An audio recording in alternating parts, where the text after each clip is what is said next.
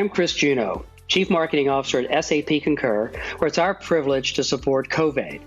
Scott Duffy's vision to bring together well-known entrepreneurs, thought leaders, and experts to help business owners who are struggling and anyone else facing professional challenges during this pandemic is exactly what we need right now.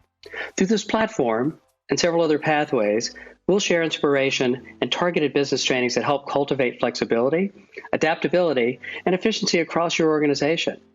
CovAID is a priority for me and for other business leaders across SAP and SAP Concur, because we understand how important it is to provide small and mid-sized businesses the resources they need during these turbulent times.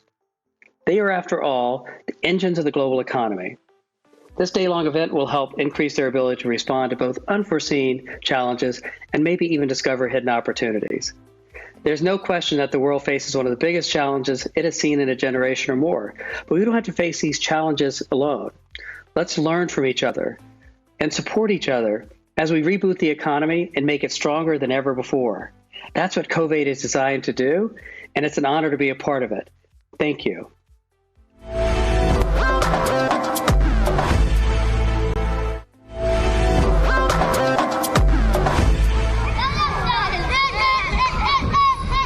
$30 million kids depend on school meals for food. And due to COVID-19, schools are closed. New research reveals that nearly 20% of young children in America are not getting enough food during the COVID-19 crisis. Eat Real is partnering with schools to get those meals and more meals to kids and their families safely. Times of crisis reveal our weaknesses. We are the richest country in the world, and yet we have a problem with hunger. We can't feed our people or even our children. 41% of mothers with children 12 and under said, the food we bought just didn't last, and we didn't have enough money to get more. This is a time when we need to feed people real food. People need real food to fight hunger and to fight COVID-19. Help schools safely feed people now. Please, give what you can.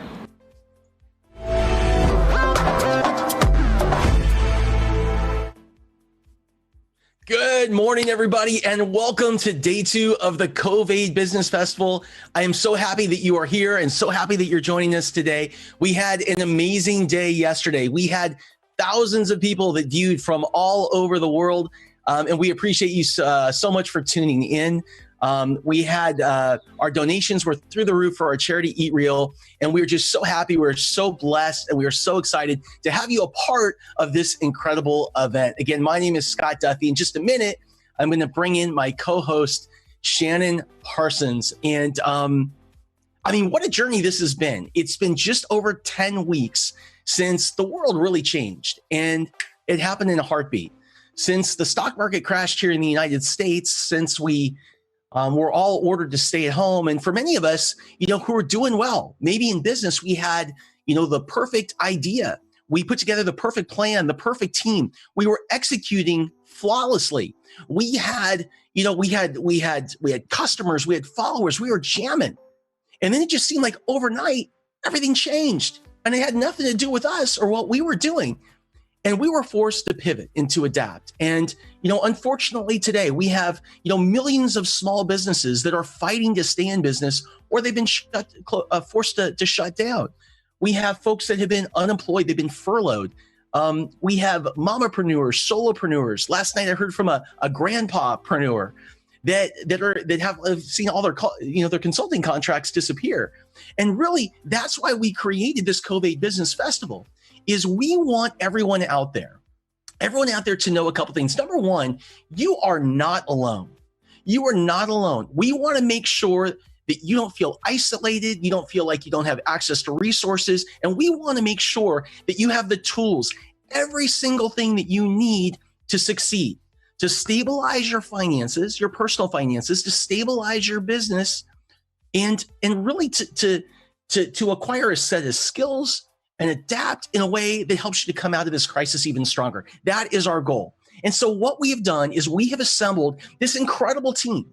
It is an incredible team of entrepreneurs, entertainers, and athletes, people that I have personally handpicked who are the best of the best at what they do. I went to my tribe and I just said, when it comes to travel, the travel industry employs more people than any other industry in the world, over 100 million people. When it comes to travel, that industry has been shaken. Who is the number one person I know who's from travel who can talk about pivoting and adapting and what to do now? Well, that's Jeff Hoffman, who among other things was the founder of Priceline.com. I asked myself, if you're in the charity business and you've seen all your donations dry up, who's the number one person in the world we could go to help us understand how to do better? That's Frank Shankwitz, the founder of the Make-A-Wish Foundation. Games are hot right now. I asked myself, look, if we were to take a look at games in the gaming industry and I wanted to build a game, where would I go? Well, I thought, what is my favorite game? Pictionary. Why don't we go to my friend Rob, who founded Pictionary, and have him share with us what you need to do in order to take a game to market? Should we license it? Should we do it all ourselves? And so what we've done is brought together a collection of people. Amelia Antonetti yesterday absolutely rocked it. Elena Cardone absolutely rocked it. And here's the thing. Our goal, again, is to bring together a group of people from a variety of different industries and from a variety of different backgrounds that can give you different perspectives, because I think that's really important today. When you're in a position where you need to shift or adapt, it is so important that you have different perspectives. You're not thinking in the same way that you were before or around the same people that are doing the same things in the same way that they did 10 weeks ago. And so that's why we've done that. And again, I had a criteria when I was selecting these people. And the criteria was pretty doggone simple. I wanted to make sure that, number one, each and every one of these people was absolutely, totally, 1,000% committed to seeing you win. That's number one. Number two, I wanted to make sure that they weren't just going to come up here and pitch. I wanted to make sure that these are people that have walked in your shoes, either turning things around in difficult times or building a company in your industry that are successfully pivoting and adapting. So people, the criteria was they had to open up. It wasn't just about sharing how great things were. They had to tell the real story. And boy, you're going to hear some incredible stories today. And by the way, we have Seth O'Byrne, who's getting ready right now from HGTV's Hot Properties. Holy cow, has he got a message for all of the realtors out there, the realtors and the brokers and people thinking about going into that space. I want to welcome and bring in a couple of people before we kick things off. And the first is my good buddy, Kent Speakman from Connect. And this is going to be really fun. If Kent is out there and he can jump in, that would be amazing. We're going to see if we can make this work. There he is. There he is. So, okay, I have to share a story with you. So Kent is, everyone in Hollywood knows Kent. Kent comes from live television production. He works huge events. Right now, he'd be working on the Emmys, the Daytime Emmy Awards, other red carpet events. He does all the big global concert festivals. And so Kent, as a traditional person from television and doing these big live events, he's going to tell you how his business changed when the market crashed. And also how we decided that wouldn't it be cool if we tried something together to take what he was doing kind of in that television world and bring it online. So he literally, he has if you know this in media, a TV like production truck is in his living room right now. Ken, I got to turn it over to you. Awesome. Thanks, Scott. Just want to make sure you guys can all hear me because I'm normally listening to my own audio. We can hear you. Yes. All right. First off, thanks, Scott. Thanks for putting this all together. This has been just an honor to work with you on. And really, it truly is. It's for all of the entrepreneurs out there that have gone through things. We kind of hit rock bottom. We lost everything within about 5 days. We had the next 5 months were filled with events, from the Daytime Emmys to big concerts and music festivals we were doing, and they disappeared. And so there was about 4 days where I was just sitting at home. I didn't know what to do, and I just said, how can I help people? And that's where it started, and that's why I think you and I bonded so well, and creating this wonderful movement, if we can call it that. Because I truly just started helping people and creating content, and it started off with I pulled in one of these devices, and we just started doing some fun stuff and making people laugh and doing some more comedy type of things, and then from there it just continued to grow. And and some of the clients that we were working with, we had the 320 festival last weekend. It was supposed to be at LA Live, huge event, and it was canceled. And then we pivoted that to do an online festival for mental health awareness. We had everyone from Miguel to Coldplay performing, and we reached so many people with powerful messages, the same as we're doing here. And so it truly was a beautiful pivot from a place of not knowing what was going to happen to being of servitude. And I think that that's the biggest message.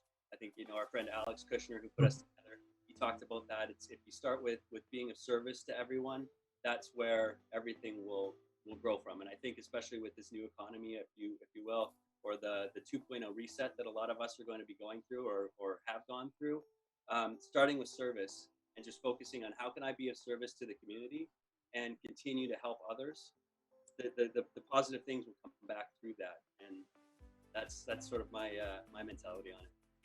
That is so awesome. And so for people who are watching, so you can see all this equipment behind you. Now, even though we're kind of in Kent's house right now, what you would see if you were there is there's like 6 different monitors. It's really like if you're from the media business. By the way, this is what I love about Hollywood and LA. Some of the most creative people in the world. Like if there's one place we're going to figure it out, it's in LA with the creativity. And if you were to look, so what's happening is Kent is pulling in a feed just like he would in television, and that feed is actually being distributed across multiple channels, OTT networks, social networks, all kinds of different things. So you may be on a Facebook watch party, you may be in a group, you may be in a thing, and you see, a couple of viewers, on that particular feed. Yesterday, aggregate, we had nearly 30,000 people that were watching the show. We had over 100,000 people click through to our promotional video, over 1.4 million people watching that video as well. But a lot of this is due to the way Kent is managing things and really pivoting into this space. And so Kent Speakman, we just want to thank you so much for all that you do. Thanks for being a leader in LA and in entertainment with this pivot. And Kent, how can people find you? So I think my name's underneath. It's Kent Speakman on any social platform, or Connect, KNEKT.TV, as well on all the social platforms. And thank you so much, Scott. Yeah, it's truly been an honor. It's really exciting working on this with you, and the messages of people that have had their, impact is really what this is about. So thank you. Thanks, brother. For making this happen. Yeah, just don't hit the wrong key over there. Whatever you do, stay focused on the right keys. All right, let's bring in my co-host, Shannon Parsons. Here she comes. Good morning. There she is. Good morning. Hey. How you doing, Shannon? Put my head over here. Good morning, Shannon. Oh my gosh. Good morning. So good. And huge shout out to Kent. He has just been a dream to work with. As everybody knows, doing stuff live, there's little tech gremlins that can get in the way, and he has just been wonderful to work with. And that's a testament to you, Scott. You always know how to bring together such amazing people, whether it's something that you're producing or your different masterminds and mentor programs. So thanks for bringing together another great team. Well, thank you. And that's the thing. We talked about this yesterday. We talked about the power of the people that you spend your time with. And we said that you are nothing more than the average of the 5 people that you spend your time with. And if you don't believe me, try this. Write down a list of the 5 people you spend the most time with. Right next to each one of their names, write down what you think they earn. Add it all up, divide by 5. That is exactly what you earn. Now, that's just an example built around finance. Here's the thing. You can do the same thing in any area of your life. People who are really fit hang around fit people. People who are out of shape, hang around out of shape people. People who are really successful, hang around people that are really successful. So the question is, who is in your tribe? And during our lives, we have to constantly keep changing it up based on where we are in our life, where our business is. But what's key is that we have to have people around us that aren't at our level, that are at the next level or at a place that we want to be, that are absolutely, totally 1,000% committed to seeing us win, that are committed to being honest with us, that are committed to pulling us up. And by the way, so you guys are all meeting my tribe. These are my peeps. And what I try and do is bring these types of people together to help entrepreneurs. Last night, I got a text from somebody who was introduced to me who says that they're the world's oldest grandmapreneur. And she wanted me to shout that out, right? So it's bringing people together, exposing them to people who've been very successful, getting those people, my tribe, together, rolling up their sleeves to help you in your business, right? To help you to move forward and really getting in the weeds. And that's what we do. By the way, I wanted to share, because so many people asked yesterday, if you are interested, if you want help and you are looking for mentorship, you need guidance, you need some kind of program in order to help you to kind of get back on your feet, here's what I'd like to ask you to do. Text "what now" to 44222. It's right below Shannon. Text "what now" to 44222, and we'll be able to share all the different things that we can do to help. Now, let me see. Shannon, I'm going to click out here for just a second, and I'm going to have you get things started while I go talk to our friend Randy Gar. We're going to bring him in just a second. Wonderful.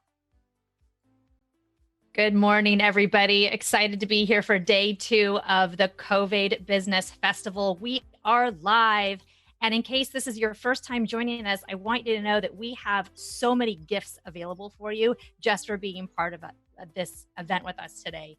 So if you go to the CovAID.KNEKT.Live, there is a gift bag full of resources in there for you to help you grow personally, professionally, and share this with your community. If you are watching us on Facebook, share, do watch parties, comment, like, use our hashtags CovAID Business.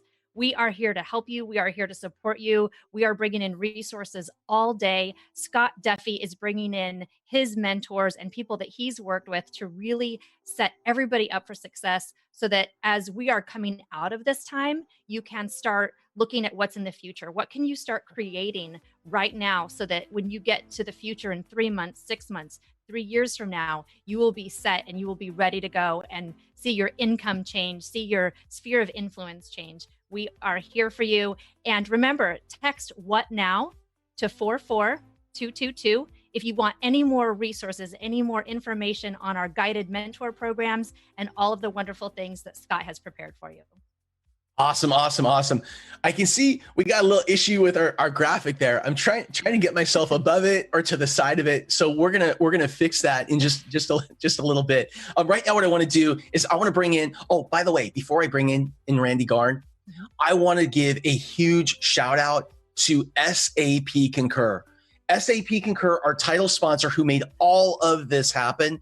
SAP Concur, events.com and helpware. Thank you guys so much. Let's bring them in. And Kent, let's do something with this graphic here.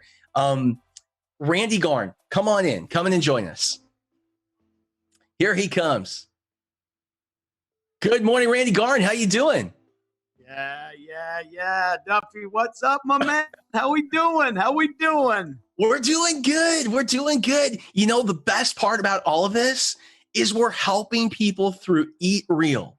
Eat Real, our charity organization, was designed to help get children and families real food delivered to their homes during this crisis period. Over 20 million kids 10 weeks ago depended on their school lunch program to eat each day. After that, with COVID, over 30, I've seen numbers as high as 35 million kids will need to rely on their school lunch program. Now, the schools are still making the food, but the problem is if you can't get there, you can't get your meal. And so what Eat Real is doing is they're bringing real food meaning healthy food, working with the schools directly to the kids and their families. So please go to CovAIDBusinessFestival.com and click the donate button and donate to our friends at Eat Real. Now, my guy, Randy Gar, how you doing, buddy? Bro, it's a beautiful day. It is a beautiful day. I got to hang out with you today and many others. So awesome. So for all of you that don't know Randy is one of my best friends on the planet. And a couple things I want to share about Randy. He is a 2-time Ernst & Young Entrepreneur of the Year. That is the highest award that you can win in the United States as an entrepreneur. He didn't do it once, he did it twice. He built a $100 million a year business plus called Prosper, which in the training business was the first real big white label or private label coaching business out there. So if you were a big coach or trainer and you had a lot of clients that would come in, it was Randy's team that could fulfill that training. Randy is a venture capitalist today. And I think one thing I want to highlight is I've never met anyone in my life, and you guys have started to see who my tribe is. I've never met anyone more effective at building relationships and then turning those relationships, because of their strength, into business. So Randy, now that we're all in this crisis together, many of us are struggling to keep our businesses. We may be unemployed. We may be furloughed. We may have seen our consulting contracts go away. And we're not in front of people every day. We're not doing business the way we used to. What are the keys to building great relationships and really using this time to come out stronger with your network? I mean, that's an awesome question, Scott.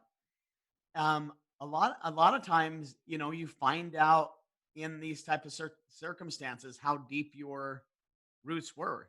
Yeah. You find out who your real friends were. You find out if you were just snorkeling or scuba diving with relationships. And I think this is a big wake up call for a lot of people. I mean, it's for real what's happening out there. I mean, another massive job loss yesterday, which they just talked about. And right now, you will understand that more than anything, more than money, more than anything else, is the deepest asset that you have is your relationships. And I always say, take everything away from me, take all my money, take everything, and drop me on an island somewhere. Just don't take away my friends and my network, and I'll be back up in business in 3 to 6 months. And I always say that, but that's actually happening now to a lot of people. Yeah. And it's like, Kate, how did I treat people before? How did I show up before? Was I a good friend? Was I good? Did I dig my well before I was thirsty? And so that's one of the things that I think a lot of people have woke up to is making sure that one of the things I always say is like, serve before you sell, and serve and give and give and give. And that's the best way to build relationships. So during this time, how are you reaching out to people? Because this is an important thing. We were actually talking to Grant Cardone about this yesterday. The difference between a text that says, I'm just checking in, versus getting on a Zoom call, versus building a tribe through a group. What is the most effective way to connect? Well, right now, I'm actually, and I've always done this. I've always had a large tribe and a large following, but I'm actually even going deeper with the most 25 impactful people in my life. And I think it is a time to maybe even take a deep breath and be like, I'm not going to waste my time anymore with people that suck my energy. I'm actually taking this time to do a deep breath and be like, dude, who are the 25 people in my life that I love, like, and respect, I can move the needle for, and that they move the needle for me. And so I also think it's a time, just like everything else, it's inventory time. It's like, what's important and what's not, who's important and who is. And so I think this is a really good time to make a list of those top 5 people, the top 15 people, the top 25 people that you want to get to know, that you have a desire to get to be with and like to be with. And this might be a good time to reach out and be like, dude, I'd love to work with you. I'd love to talk with you. There's nothing bad that ever comes out of like reaching out to somebody and saying, hey, I'm really interested in getting to know you more and see how I can help. I do that relentlessly, but I do it in very, very unique ways. Yeah. I remember one of the things that you said to me years ago is when the 2008 crisis happened is when crisis happens and we're faced with all kinds of uncertainty, what happens is at times we tend to stop. We tend to get paralyzed, and we hope. For like right now, we hope that the market is going to change. We hope that things are going to get open sooner. We hope that the government check is going to come. We hope. Hope isn't a great strategy. Right. And what you also told me is you said that the cavalry ain't coming. A lot of the times we sit there because we're paralyzed and we're hoping somebody will drop in and help us to change. But you said, Scott, the cavalry ain't coming. And you said, Scott, get on your toes now. Tell me more about that. So one of the things that actually came from Ethan and I when, we had, a little over 300 employees, and 2008 hit, we just lost almost every one of our contracts. Just like today, that was, everybody stopped doing events, and we weren't self-sufficient from A to Z. And that innovation helped us to be really good. But I remember us looking at each other, and Ethan actually said, Randy, if we're waiting for somebody to come rescue us, the cavalry ain't coming. And it hit me so hard because it was for real. Like, I had 300 employees. We had payroll to make. We had no business. And all of a sudden we just like, hey, we're going to figure this out. Mm-hmm. So I think if you take your life in that approach, then it's like, how do you get really good at critical thinking and problem solving? And you'll always be okay. The other thing is right now, build a personal board of advisors that will push you and guide you. Yeah. And a lot of that, like I just got off with my fitness coach. I'm taking this time to get in the best shape of my life.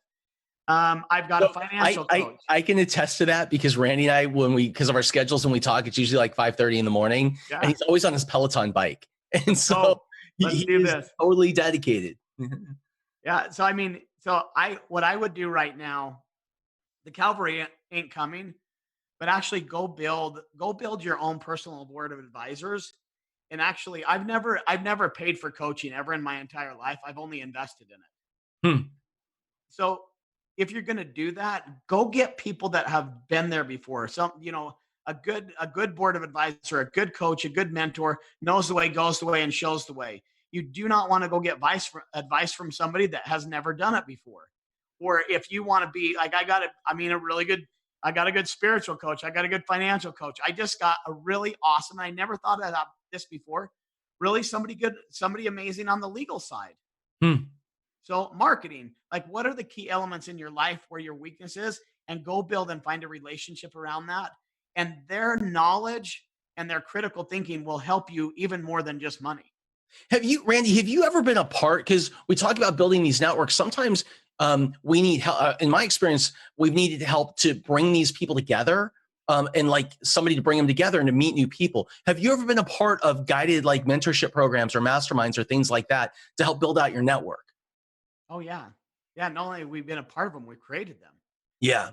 Right. Yeah. That's awesome. So, Randy, is there one final piece of advice that you want to give to people when it comes to really building out like that solid team around you that is, and it might not be the same team that it was 8 weeks ago or 10 weeks ago, building the solid team around you and getting people who are successful that you may not know yet to say yes? How do we get them to say yes to help us and to get involved with us?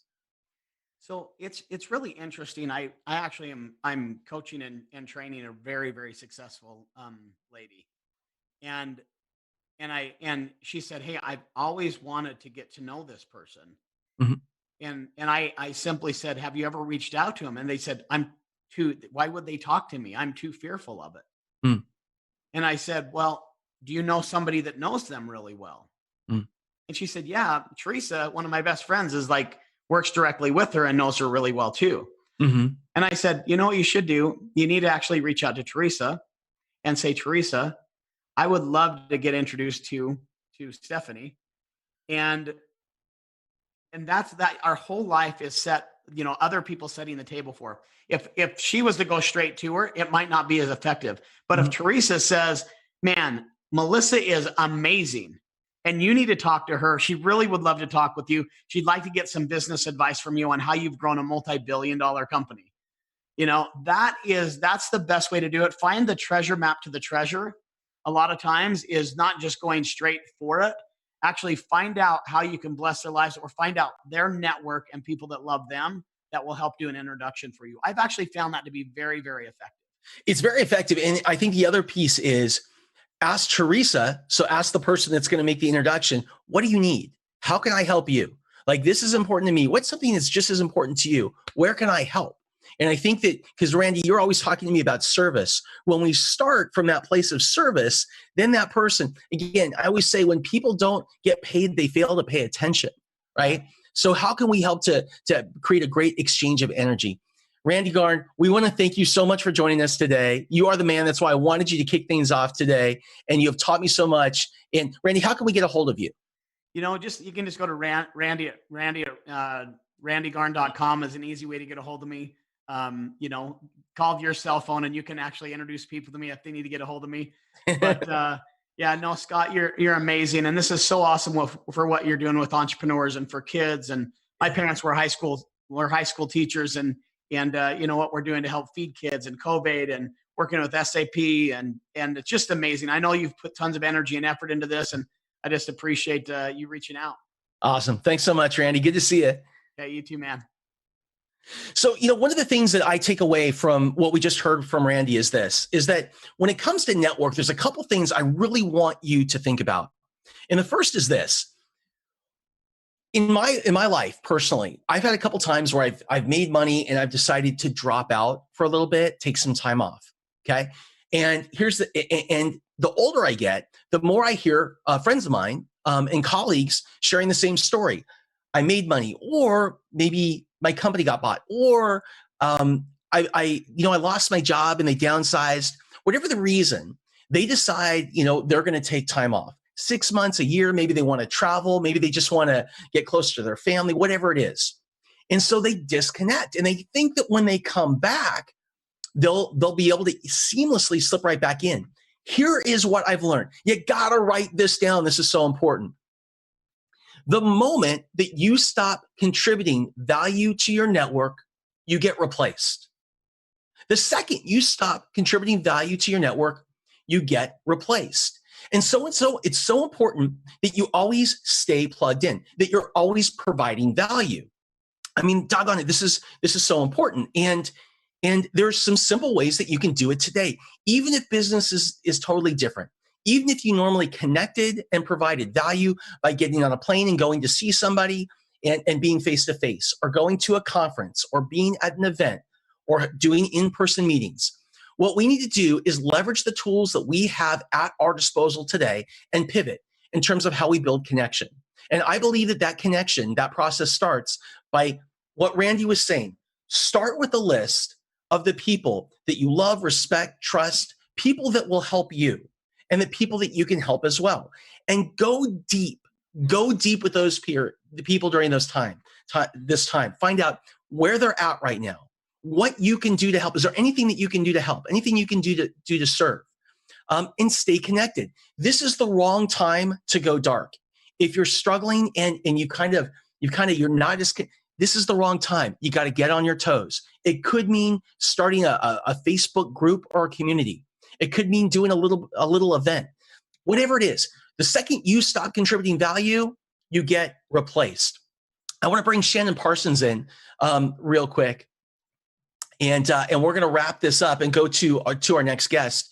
But Shannon, I just think that this point is so important. I also think that what is important is that when we are building our network now, right? So every year, just as I'm planning the new year, we talked about calendars yesterday. I write down a list of the people that I need to have in my tribe for the next year in order to achieve my goals.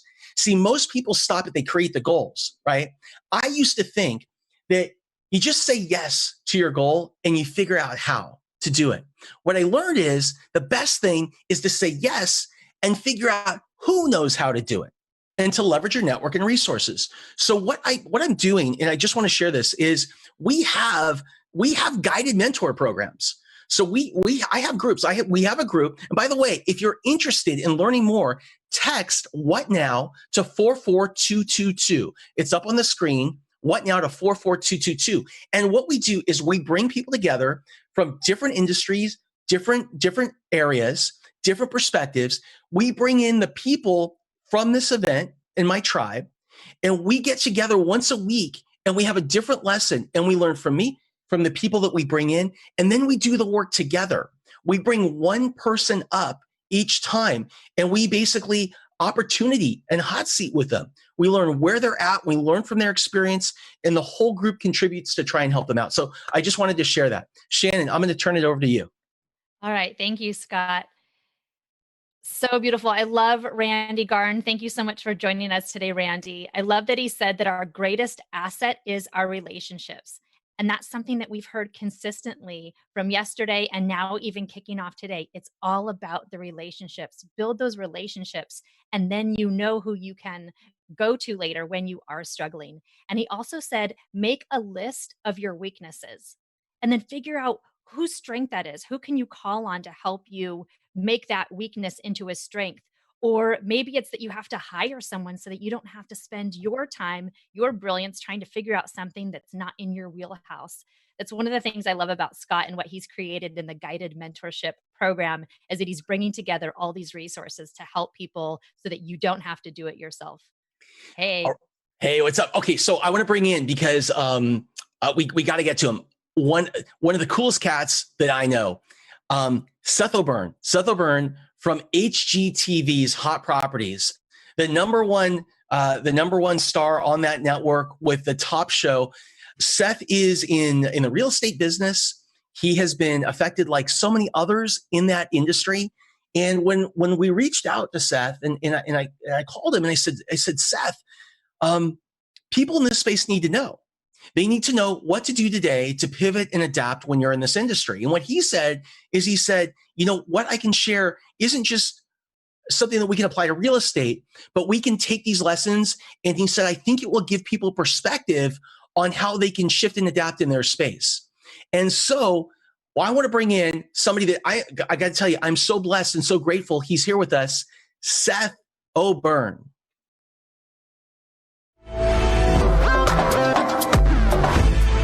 Thank you so much, Scott Duffy, for inviting me to be a speaker at the CovAID Business Festival. I'm excited not just because I'm speaking alongside David Metzler and Greg Cardone and, of course, the Les Brown. I'm excited because the spirit of this festival is something that is amazing. You know, in the world of business, oftentimes we compete with each other, but we're in a pandemic. Now is the time to work together. And so to have some of the biggest names in the world of business share their secrets to what they're doing to pivot in today's market, it's something that goes much beyond business. It's something that shows us that our economy is really a community, that none of us can do well if we don't all do well. So in the spirit of that, Scott Duffy, thank you so much for inviting me to this incredible event. And thank you to everybody who's watching. I hope that I can be of value to you today. I hope you take something away from this. You know, I started my business when I was in my 20s. And I was too young and probably a little too stupid to be scared. That ended up becoming my superpower in business because I was never really fearful in my 20s. I had a little bit more hair at that time too. That comes into confidence. I don't know, it's a weird confidence thing. You know, what's interesting about my world of business is when I came into business, I wanted to be an English professor. I kind of fancied myself with a sweater vest and kind of a mustache that keeps kind of crumbs in it after you eat a sandwich. I imagined grading poetry papers and telling stories and being wrapped up in this whole world of storytelling. So when I got an opportunity to work at the front desk of a real estate office in La Jolla, California, right on the ocean front, you know, I was just doing it for beer money.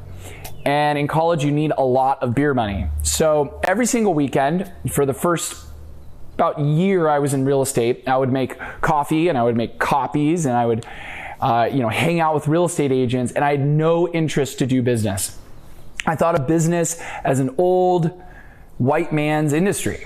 I didn't think it was a place that I wanted to live in because I wanted to live in a rich, diverse community where people that came from nothing became something.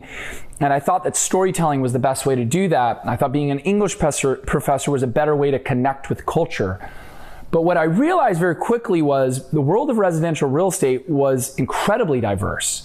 We had people who were recent immigrants. We had men, we had women, we had straight, we had gay, we had every single different walk of life was in the world of residential real estate. And it wasn't a good old boys club. This was a place where anyone could thrive. So at the age of 20 years old, I got into real estate. It was one of these industries I wasn't intimidated to get into because it was so incredibly inclusive of everyone. This is one of our great industries in America still today. And I really thought that the world of storytelling and English was too far distant from the world of selling homes. Later, that ended up becoming my other superpower, and that's really what today is all about. You know, in 2008, I thought I knew it all. I thought I had it all, and one day I lost it all. Every single major bank went under, and I had to short sell my house. I had to sell my cars. I had to give away all of my possessions. My fancy trips to Las Vegas ended, and pretty much everything I owned, I had to sell.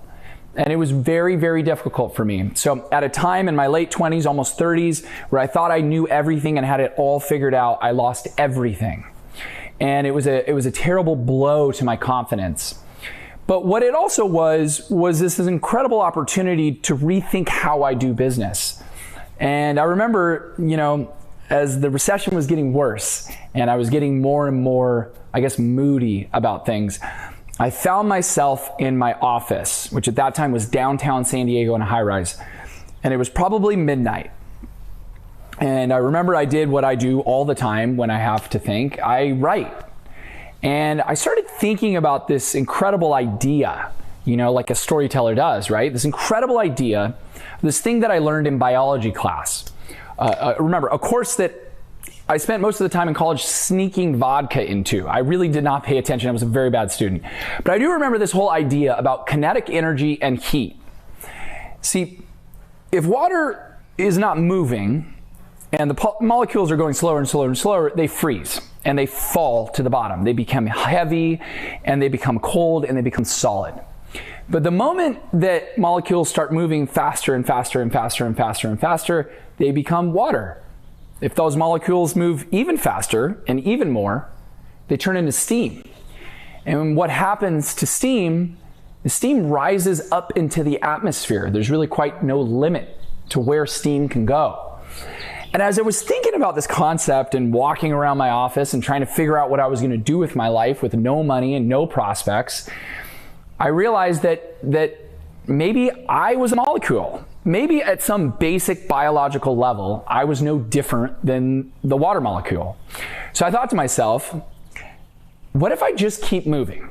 What if it's okay if I don't have the answer right now? What if I just keep working and walking and taking appointments and calling up people and going to coffees and going to drinks and going to dinners and talking about ideas, and whether or not I had the answer that day, the fact that I kept moving might get me out of this mess. And that moment I wrote something that showed me two things at once. One was the power of social media.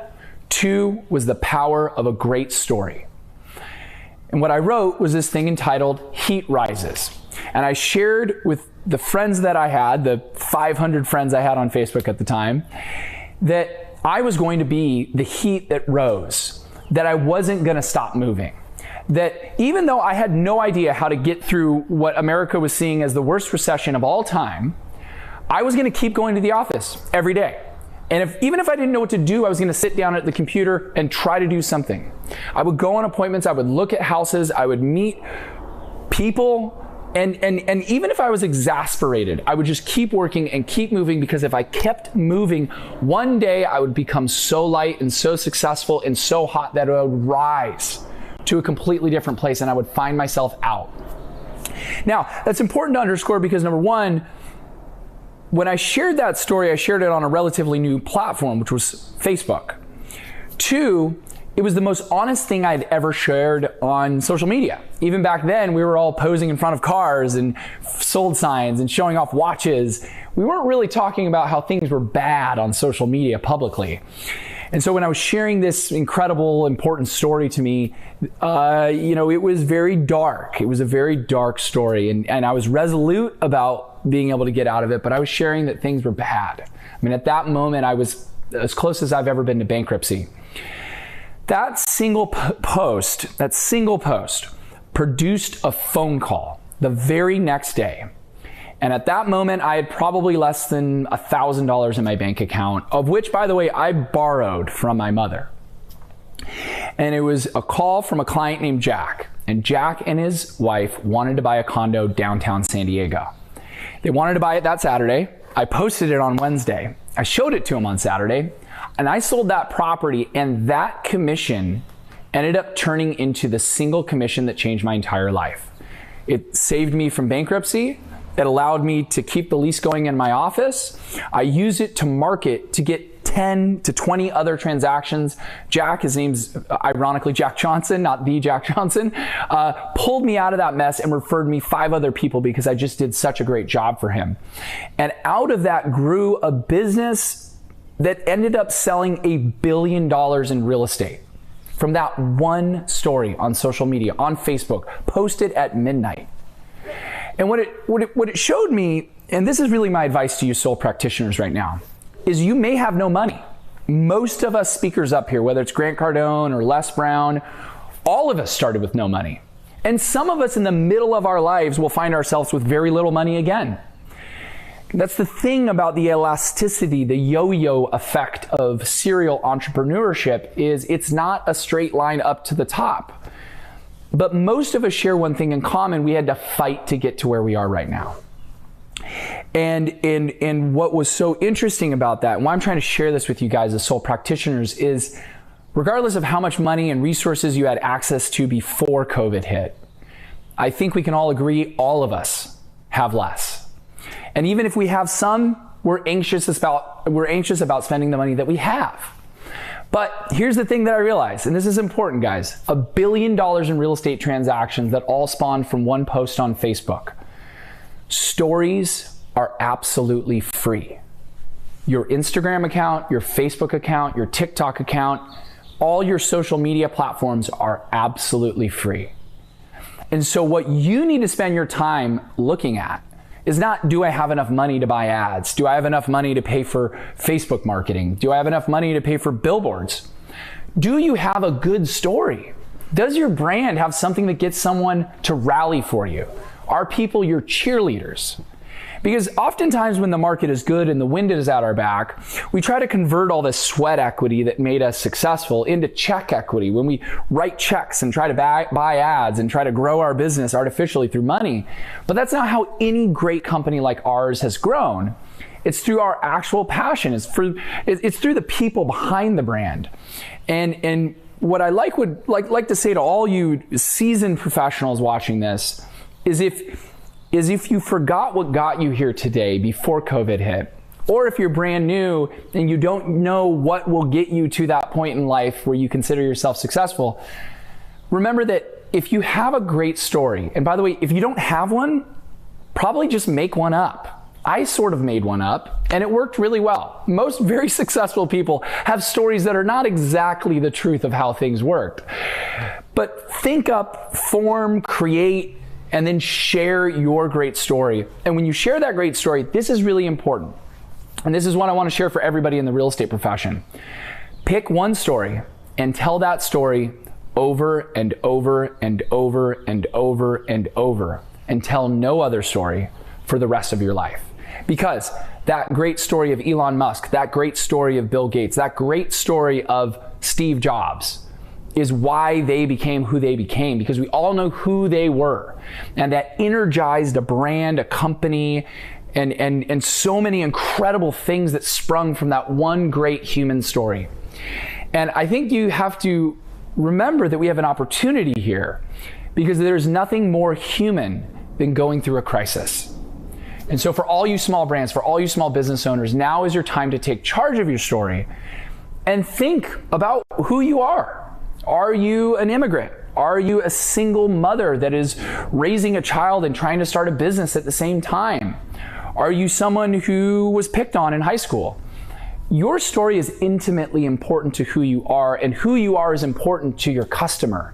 So whether you sell real estate or life insurance or title insurance, whatever you're in, your story is really, really important, and you do not need money to become successful. I built $1 billion sales business on a single post on Facebook.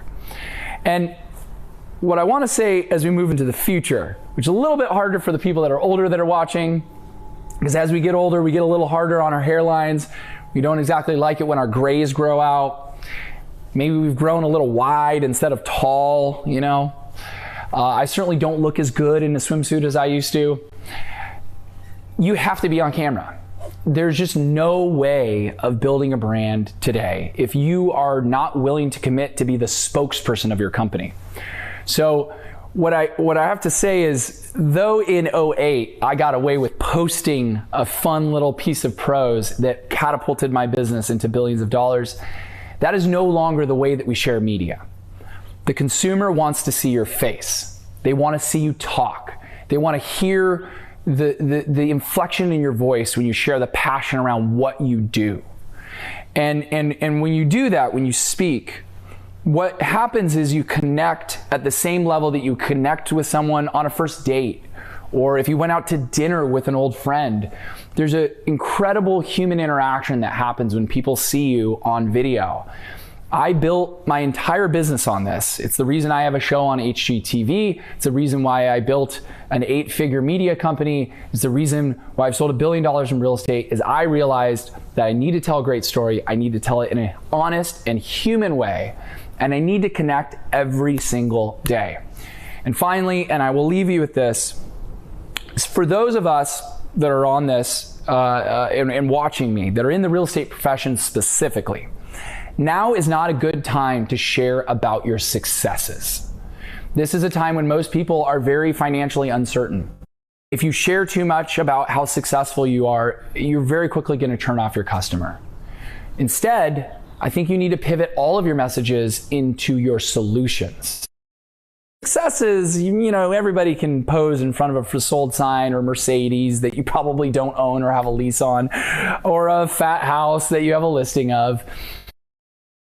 Everyone has anxiety, they have stress, they have uncertainty. Now is the time to brag about how you solve problems and put the customer in the hero seat. You are just their guide through this journey. And if you can approach your real estate practice with humility and with honesty, make your clients the heroes, but remember that you're the spokesperson and the thought leader for your industry, you can be wildly successful. If you have any questions about this, I encourage you to reach out to me directly. I'm one of these people on social media that direct message back and forth with anyone who decides to send me a message. I hope this was helpful. Scott Duffy, I want to thank you sincerely for putting this event on. I hope I brought value to someone in the audience today, even if you're sitting at home with no pants on. 2020 is going to be a weird year, but together, if we share great ideas like this, we can come out of it stronger. Thanks for watching.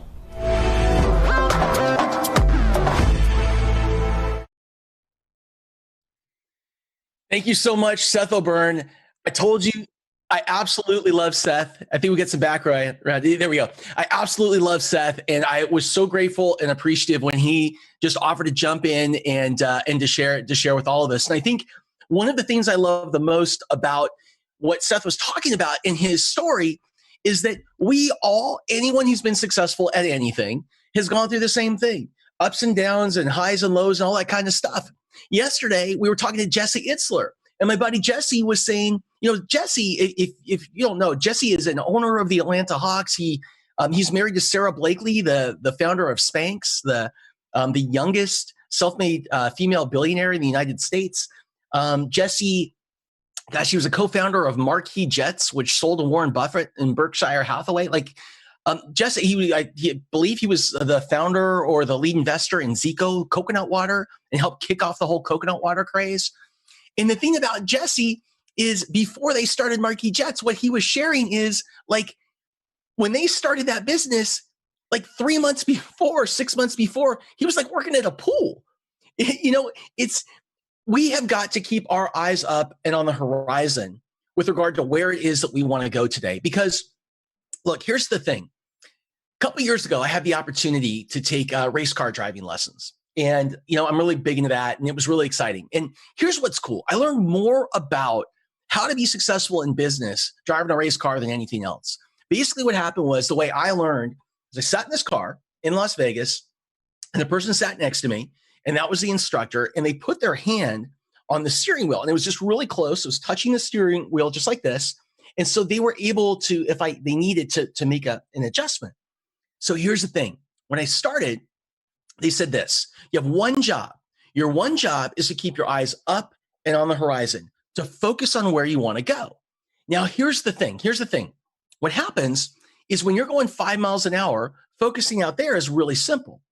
But the faster you go, the faster life, the faster business, the faster uncertainty comes at you. What happens is you take your eyes off of the horizon and you focus right down at what's right in front of you. If you're a race car driver, what that means is you look right over the tip, like right over the edge of the hood. If you're a skier, it's called looking over the tips of your skis. And because you see every drop of water, every pebble in the road, what you do is you make these fast, quick, quirky adjustments. Now, at 5 miles an hour, this doesn't do anything. Nothing to worry about. At 150 miles, this can take you into the wall. So here's the thing. The second lesson, and this was maybe the coolest to learn, was how to crash. We actually learn how to crash. The way you learn is this, is that when you least expect it and you're like starting to feel really comfortable, the driver whose hand was near the steering wheel takes it, puts some pressure, and does a little tug. Here's the thing, super scary. And what's the thing that we focus on the most or first when we feel out of control? What we focus on is what we fear most. And as a race car driver, that means we focus on the wall. So watch what happens. We feel fear. Our eyes go to what we fear most, which pulls our head, which turns our shoulder, which turns our hands, that takes us into that thing that we fear most. Now, the instructor has one more job, and it's this. As soon as they tug, they take their hand and they put it up against your head, against the helmet. And what happens is it forces your eyes back, which forces your head, which turns your shoulder, which turns the wheel and gets you back to where you want to go. So we have to keep, more important than ever, we have to keep our eyes up and on the horizon, where we want to go. Instead of getting stuck in, all I want is to pay the rent. All I want is to pay for gas. All I want is to pay for food. What we have to do right now is stay focused on our vision, because when we do that, we can make real graceful movement that gets all those things paid, but also gets us to where we want to go stronger on the other side. I want to bring in Shannon Parsons for just a minute before we bring in our next guest. Hey, What's up, Scott. Hey, I have a question for you. Yeah. Okay, so we heard from Seth that he was saying nothing is more human than going through a crisis. And you're telling this amazing story about the car. For people who are in that crisis right now, what is that first step? Because I know that you sit down with businesses all the time and you are the hand on their helmet. Exactly. But what's the first thing that you tell them? What's that first push that you give them so that they can see the end goal without getting stuck in the pebbles? It's a great question. I mean, the first thing that we have to, the way we work on is this, is a lot of the times when crisis happens, and by the way, like, I'm an entrepreneur. It feels like every day is a crisis. It is so up and down and high and low. If we level that a little bit, that's a good day. So here's the thing. It's just a different kind of thing. But the first thing we have to do is we have to get you off your heels and onto your toes. Because when we're in fear, sometimes we hold back. When there's uncertainty, we hold back. We have to get you proactive, okay, and working forward on this. So that's the number one thing we focus on. The number two thing is let's focus on kind of what you really want, what's most important, and where it is that you want to go. And then the third thing that we do is we take a look at where you are financially right now and how fast you need cash. There's some people I work with that have a lot of money in big businesses and they're generating cash, so that's not the most important concern. There's other people I work with that are recently unemployed, they're furloughed, they lost their consulting contracts. So what you have to do is you have to put together your fast path to cash.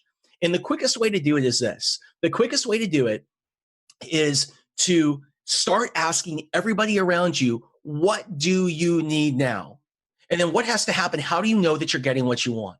You do those two things. And finally, keep an open mind to the answers, because it doesn't matter how successful you were 10 weeks ago. It does not matter. That may be your baggage today. What's most important is that you have an open mind so you can listen to all this stuff and take it in and adapt. And then part of my job is keeping your eyes up on the horizon. Oh, that's so beautiful. Thank you. And I know that our next guest is actually going to be talking about ways to find that. So I'm excited for all the listeners who are tuning in right now. Yeah. Hey, by the way, if you are interested, if you do want help in terms of any of these things that we're talking about, and you need more, or you want more guided mentorship, you'd like to work with the people that I brought on and work with here and things like that, it's really simple. If you just want more information, all you need to do is text "what now?" Just one word, "what now?" What do I do now? "What now?" to 44222, and we'll send you information. In the meantime, keep donating. We're doing awesome. Keep donating to Eat Real. Go to CovAID.KNEKT.Live, hit that donate button. We are feeding kids and families in need. Amen. Amen. Healthy food. Healthy food.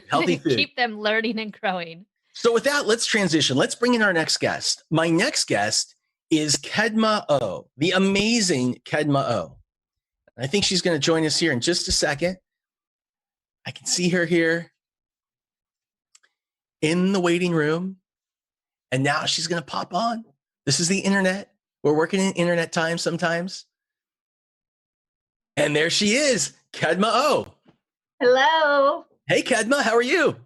I'm always great. Good, good, good. So it was really important to me. Like yesterday, we got the new unemployment numbers, and they're horrific. You know, our unemployment, if you take a look at real unemployment, like the government puts out numbers and they say, this is what employment looks like. I think they're all BS. And they're BS because whoever's the leader wants to make it look like unemployment is as low as it possibly is. But when you put back in the things that they take out, our real unemployment is worse than the Great Depression. It is really tough out there. And all of us are impacted by it. Now, you may be unemployed because you lost your job, but that's no different than a business owner who lost their company. Yes. So we're all in this together. And one of the things that people are looking for is they're looking for financial resources. They're looking for access to cash. They're looking for government programs and grants. They're looking to raise capital. They're trying to figure it out. Now, I just want to introduce you. So Kedma is formerly with the SBDC, the Small Business Development Council, that kind of sits alongside SCORE and the SBA, working with the government to help people like you and me. So when it comes, like her job was to help people to find money. That's what she does. She's also the author of the best-selling book, Target Funding, which lays it all out for you as well. So I'm going to stop. And Kedma, I just want to ask you, where can people find money today, either through the government, grants, raising capital? Where's the money out there? Well, first of all, I want to acknowledge that we are in a whole new world, Scott. Mm-hmm. However, the fact that we may have temporarily put ourselves in a predicament that we were not responsible for. We were not responsible for a situation where the government closed it down. Does not prevent us from reinventing ourselves. Yes. The reality is that in the Depression, people found ways to make money. It requires you to pivot differently.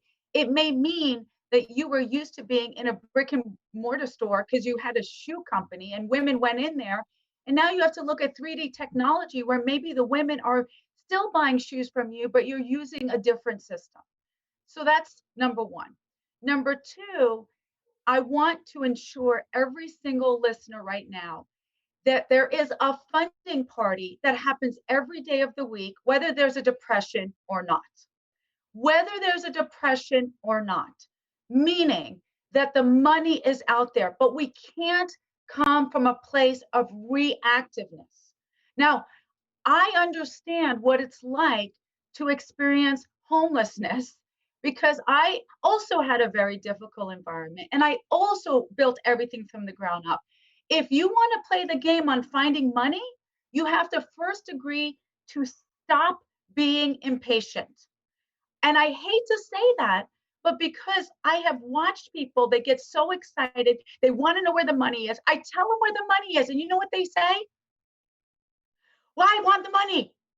I just told you where the money is. Yeah. I just told you how to get the money. So let's go into it because what we're talking about right now is where is the money? If I tell every single person right now where is the money, what percentage of them are actually going to go after the money? I think 1%. That's the problem. Yeah. That's the problem. Mm-hmm. The problem is that going after money is a technical commitment to actually doing the work. It's a funding calendar. It's a commitment for it. So where is the money? It depends on the variables. So, Scott, when people think about money, they're thinking traditionally. I know the money is somewhere in the government, and Kedma's just going to point it to me. Okay? Have you ever seen Where in the World is Waldo? Yes. This is the world I live in. Yeah. Where in the world is the money? It's dependent on the navigation of the variables. So it depends on where we're located. If you are looking and you're based in New York City, you happen to be in the Bronx right now, there's actually an interest-free loan happening right now in the Bronx for $100,000. Okay? But if you're not in the Bronx, you're not going to get the money. So first we have to think, where are we looking? So it all depends. Now we know about EIDL, we know about PPP. I've talked about this till I'm blue in the face. You want to look at your state, your county, your city. Boom. Next, you want to look at your demographic. As I look at you, I can see, unless you correct me if I'm wrong, you are a Caucasian male. Is that correct? That's right. Okay. You're probably not going to get as much funding as a woman or minority owned business. Yeah. But that doesn't mean you can't get it. We would want to look at industry clusters. So if you said, you know what, Kedma, I'm super excited about digital marketing. However, I'm noticing we're going to have an increase in cyber war or cyber threats. How do I use my digital marketing to tap into that? Mm-hmm. Now we're going to go after money around cyber. So to get the money is to first understand what are the variables we're going after. And so I can give you a laundry list of resources, but it's not going to matter if you don't fit into the target that the funder needs. Yeah. So that's really important. So we're going to talk in a little bit about raising capital, and we're going to talk about a target customer avatar. Super important. You have to be absolutely, totally clear on who it is that would invest in your business based on the criteria they've set for themselves before you go out and make your first call. Otherwise, you're going to waste a lot of time. Right. So, Kedma, so if I want to get on, I'm going to watch you, and as soon as you're done, well, we're not going to do this because we're going to stay on the program, but when the program is over today, yeah. I'm going to go and I'm going to do the work, and I'm going to do the 1, 2, 3. What are the 3 things I can do today to get started to find that money? Easy. First thing, you're going to list out, and I have a free document. You can go on to kedmao.com/COVID, specifically for this festival. You are going to first document every single variable that is tied to who you are. And one second, just so you know, everybody, in our gift bag, we send that to you. So if you just go to CovAID.KNEKT.Live, click on the gift bag, you get all of Kedma's stuff. Yeah. Sorry. Okay. Yeah. So thank you. So first thing I would do is I would just I would document all the things that are unique to who you are, just like you would if you were doing a wow proposition in business. So what's unique to you is your sexual orientation, your ethnicity, your gender, the industry you're in, the stage of your business, what you're going for. List that down. Next, from there, I want you to do a little research. You're going to take those variables and you're going to key in. Scott, you would key in, let's say, LA, digital marketing, job training program. And it will then give you back any kind of potential funds and resources for creating jobs in LA, because that's where you're based. Now, do I have to type, when I type that into Google, do I type in like Scott digital training? Yeah, you grants or loans? Do I have to add that? You would not do grants. Here's the problem with grants. Grants are hidden in many terminologies. It could be IDA, forgivable loan. So I would first begin with, you could try grants, but it may not come up because, So I would first look for what it is you need. So if you need marketing resource, you do LA, marketing, maybe marketing or free marketing resource, you would first tag that. Okay. The other things you would do is things I want you to know about. I want you to check the IDA program, stands for Individual Development Account, national program, grants, but based on certain incomes. That's a really cool program for people to tap into.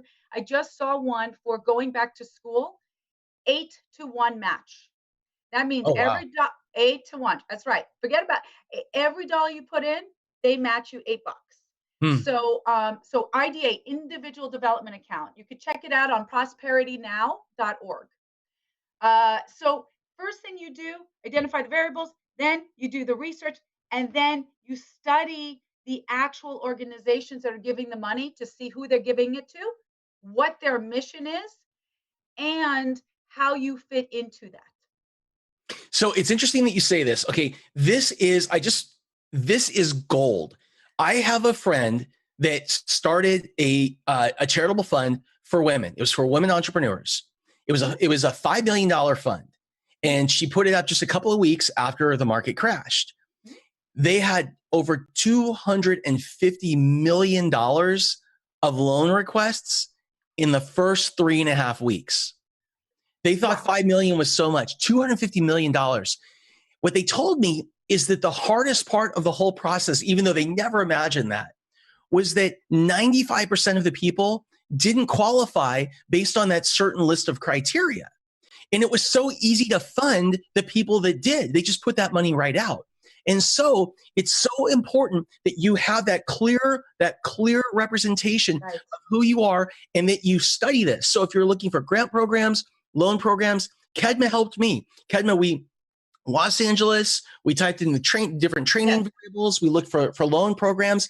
We typed in COVID loan programs. We typed in COVID-19 loan programs, Los Angeles. And I got to tell you, there was so much that came up. But what she told me is that I was totally screwing up initially because I was applying to everything. Right. And I was wondering why I didn't get it. And so she had me really look at what they wanted and just apply to those, right? You nailed it. And the one difference I will say, which is very different than angel investors and venture capitalists, is the grantors are actually looking for your powerful story. Now, how do you compete with 10,000 people that have amazing stories? Imagine if you and I were both, all variables are the same, and we're competing.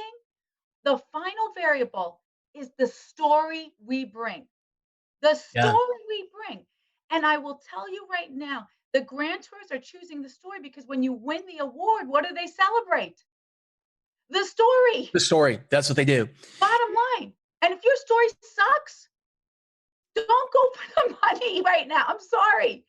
Or pivot and let's build the story together. And let's build the story. Right. Let's build the story. Yeah. Yeah. Now the story can't just be about you. The story's got to be about how you're using the money to support the mission of the funder who's giving you the money. Exactly. So this particular fund, what you would, the one I was talking about, the women's fund, is you would specifically talk about, you look at what they were asking, what they're all about, what their mission statement is, and your answers all go back to how it supports their mission statement. Because they want to use you as a news story. You know, they want to talk about, so here's the thing. KNEKT has been on my show multiple times. I have a show, for those of you that don't know, called What Now with Scott Duffy. It's on Facebook. Yeah. It's like whatever. So KNEKT comes on and we break it down for an hour at a time and we really get into this. Here's what I recommend. Go to the virtual gift bag at CovAID.KNEKT.Live. Click on that. When this is over, we're going to send you ways to get in touch with KNEKT and her books and all that kind of stuff. You'll get all of that. And then come to What Now, because you'll see more KNEKT. You're the best. Thank you. Thanks for joining, KNEKT. Okay. Bye. Bye-bye. So Shannon Parsons, I know you're about to hop back on. We're going to have to move quick because we're just a little bit behind. Am I good to get out? Yeah, KNEKT, there you go. Okay. So that was a little internet thing, right? We're doing our best, transitioning people in and out. So I want to get to our next guest here in just a second, Brandon Steiner, who is the bomb, and I'm so happy that he's here. Before I do, I want to bring in Shannon real quick. And what's up, Shannon? Hey. Hey, Shannon, I want to we have very little time, but I want to share a lesson that ties to KNEKT that's so important. We do this. So I do this with all the mentor programs, and it's super, super, super important. We build, if you're raising capital or you're looking for donations or grants or whatever, an investor avatar, okay? Here is what you need. I just want to give it to you now. Here is what you need to know. And by the way, if you want more information on these programs, text What Now, like what do I do now? What Now to 44222. Text What Now to 44222. Here's what you need to do. A target investor avatar. Okay. People who are investing money or they're giving out grants, they are in the business of either making money or supporting people that are aligned with their cause and their endeavor. Okay. Let's talk about the people who make money, the investors. So because they are in that business, the number one thing that they're trying to do is mitigate their risk. They want to eliminate as much risk as they possibly can. So they have a very specific set of criteria that they follow in order to make a decision. Okay, so let's talk about that. Here's what you need to know. Okay, this is where you start raising money. This is the number one thing you got to do first. Number one, you have to create the target investor avatar. It includes, where did this person make their money? Did they make their money in tech or in real estate? If you pitch a tech deal to a real estate investor, not going to work. If they buy your charisma and personality, that person is going to be the worst investor you ever had, because they'll never really know how to evaluate the deal or if it's doing well, and they'll know if things go sideways, they can't help. So where did the person make their money? Number two, what stage do they like to invest in? Do they get in early at the beginning, the early stage? Do they come in when a company is at the idea phase? They have a product in the market. They've got some sales. They're a certain size. So number one, where do they make their money? Number two, what stage do they come in? Number three, what is the typical size check? How much money do they invest in each investment? If you ask somebody for $5 million that invests $5,000, there's a problem. In the same way, the other way around. Next, what is their expectation for return on investment? How much do they expect to make? 1 time, 2 times, 10 times their investment. You need to make sure that you're in alignment. Next, what is their expectation on timing? When do they want to see the money come back? Today, in 5 years, in 10 years? You need to know. And then finally, what is their decision-making criteria? Are you talking to the decision maker, or are there other people that weigh in? If you start by creating that target list and only focus on those people, it's going to save you so much time and money, right? Now, here's the thing. Where do you find the information? You go to their websites or you ask. If you get on the phone with a potential investor and you say, hey, I have a question. Where did you make your money? What stage do you like to invest in? What's your average size check? What's your expectation for return on investment? When do you want your money back? Are you the only one that makes this decision, or are there other people involved? You will look like such a pro, such a rock star. They will love you because you've just saved everybody so much time. So if they're not the right person, they'll tell you who is. So again, if you want me to help you to build your target investor avatar and take you through this entire process, text "what now" to 44222. What now to 44222. With that, let me bring in our next guest, Brandon Steiner. Here he comes. I got to tell you, Brandon Steiner, who's coming in right now, I absolutely love Brandon Steiner from the moment I met him. And one of the reasons is this is a guy that is all about giving. It's a guy that's all about service. And that's just part of it. He's built some of the most successful stuff, but that's just part of it. What I really love is who he is as a human being. In addition to building the largest, or one of the largest sports and entertainment companies, memorabilia companies in the world. When I called Brandon and I said to Brandon, here he comes, there he is. When I said to Brandon, hey, I want to do something to help. I said, Brandon, would you? I didn't even get through the sentence. And he's like, I'm in. Just tell me where you need me. So, Brandon, thank you so much for joining and being here. There he is. Thanks for having me. Great. It's a tough time, and tough time. You need resolve, and you need tough people. You need to have a tough mindset. So, I hate to say this, but growing up in Brooklyn, these, you have to have a tough mindset. So you're ready for these wars, and you're ready for these this adversity. And people have to remember that we have the strength. We did. We have the strength to kind of fight through this. Hey, Brandon, what I'd like to start is just set a foundation. Could you just share a little bit about your story when you were young and how you got started? Because it's so inspiring and I think so instructive right now. Sure. One thing I wanted to say is I just started 2 new companies myself. I mean, I've got a high level of anxiety. Yeah. But something, I'm excited. I just want to just put that out there. My mental mindset is I'm not going to accept this. I'm not going to accept that, that this is going to be a roadblock and a discouragement period of time. I'm figuring out every opportunity that this adversity creates. And that's kind of the mindset, leading into when I was a kid. I mean, I remember I was 12 and I already worked 2 or 3 jobs. So I already hit the streets of Brooklyn, and I already decided I was going to be accountable. And I had a mental mindset that I wasn't going to accept the circumstances that I was in, which is living over a Glock kosher butcher, really poor, not having a lot of money, not having a lot of food, not having a lot of clothing. And, I was working every day at 12, and already I put 2 years into a whole bunch of odd jobs and delivering fruit and vegetables. And I went to my mom and I was like, listen, my mom was, my second book, You Gotta Have Balls, by the way, was my mom's favorite line. You gotta have balls, be fearless, be tough. She was a woman way ahead of her time, didn't take any nonsense, owned businesses. She never looked at men as being a deterrent, because they were inferior. Women, she always like, women are just a lot smarter and I'm a lot smarter. And so, I took a lot of that balls and that energy from her. And she said, look, if you want to have free time after school, go get a paper route. And I did. And there was a sign on the window in the store that changed my life.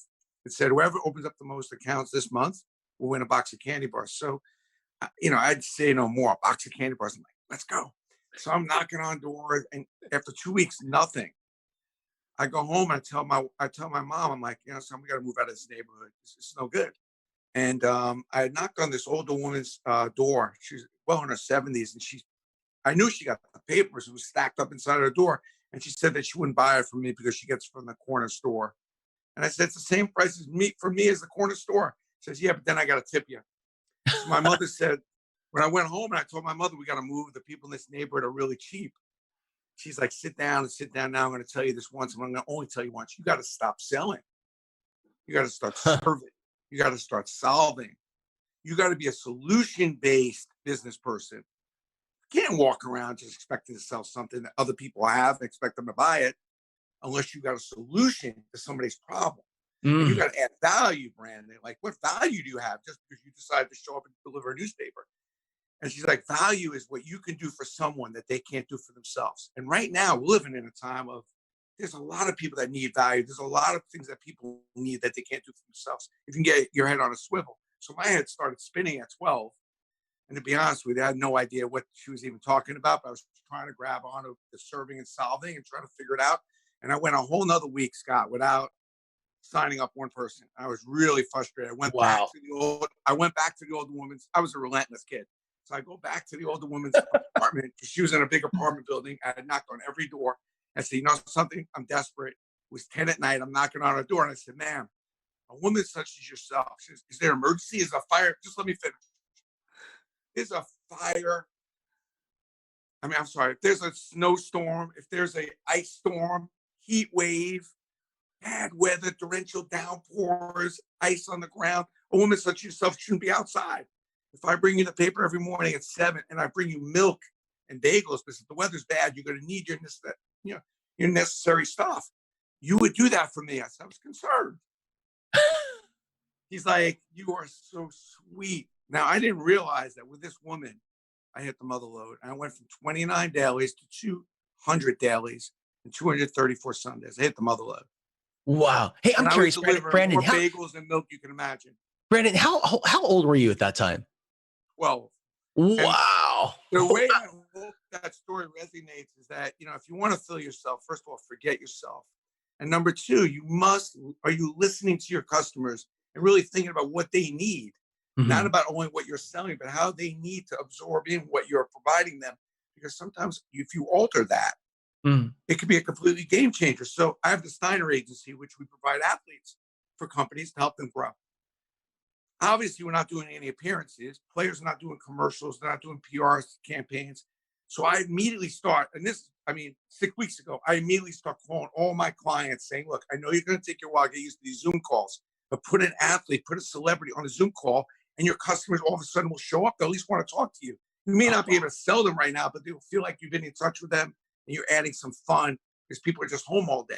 And I've been setting up Zoom calls like crazy because I pivoted. And it's just that little story about the newspapers. It's the same thing. Like a lot of times when we meet celebrities or big accounts or people that are wealthy, the first thing we think, what can I get from this person?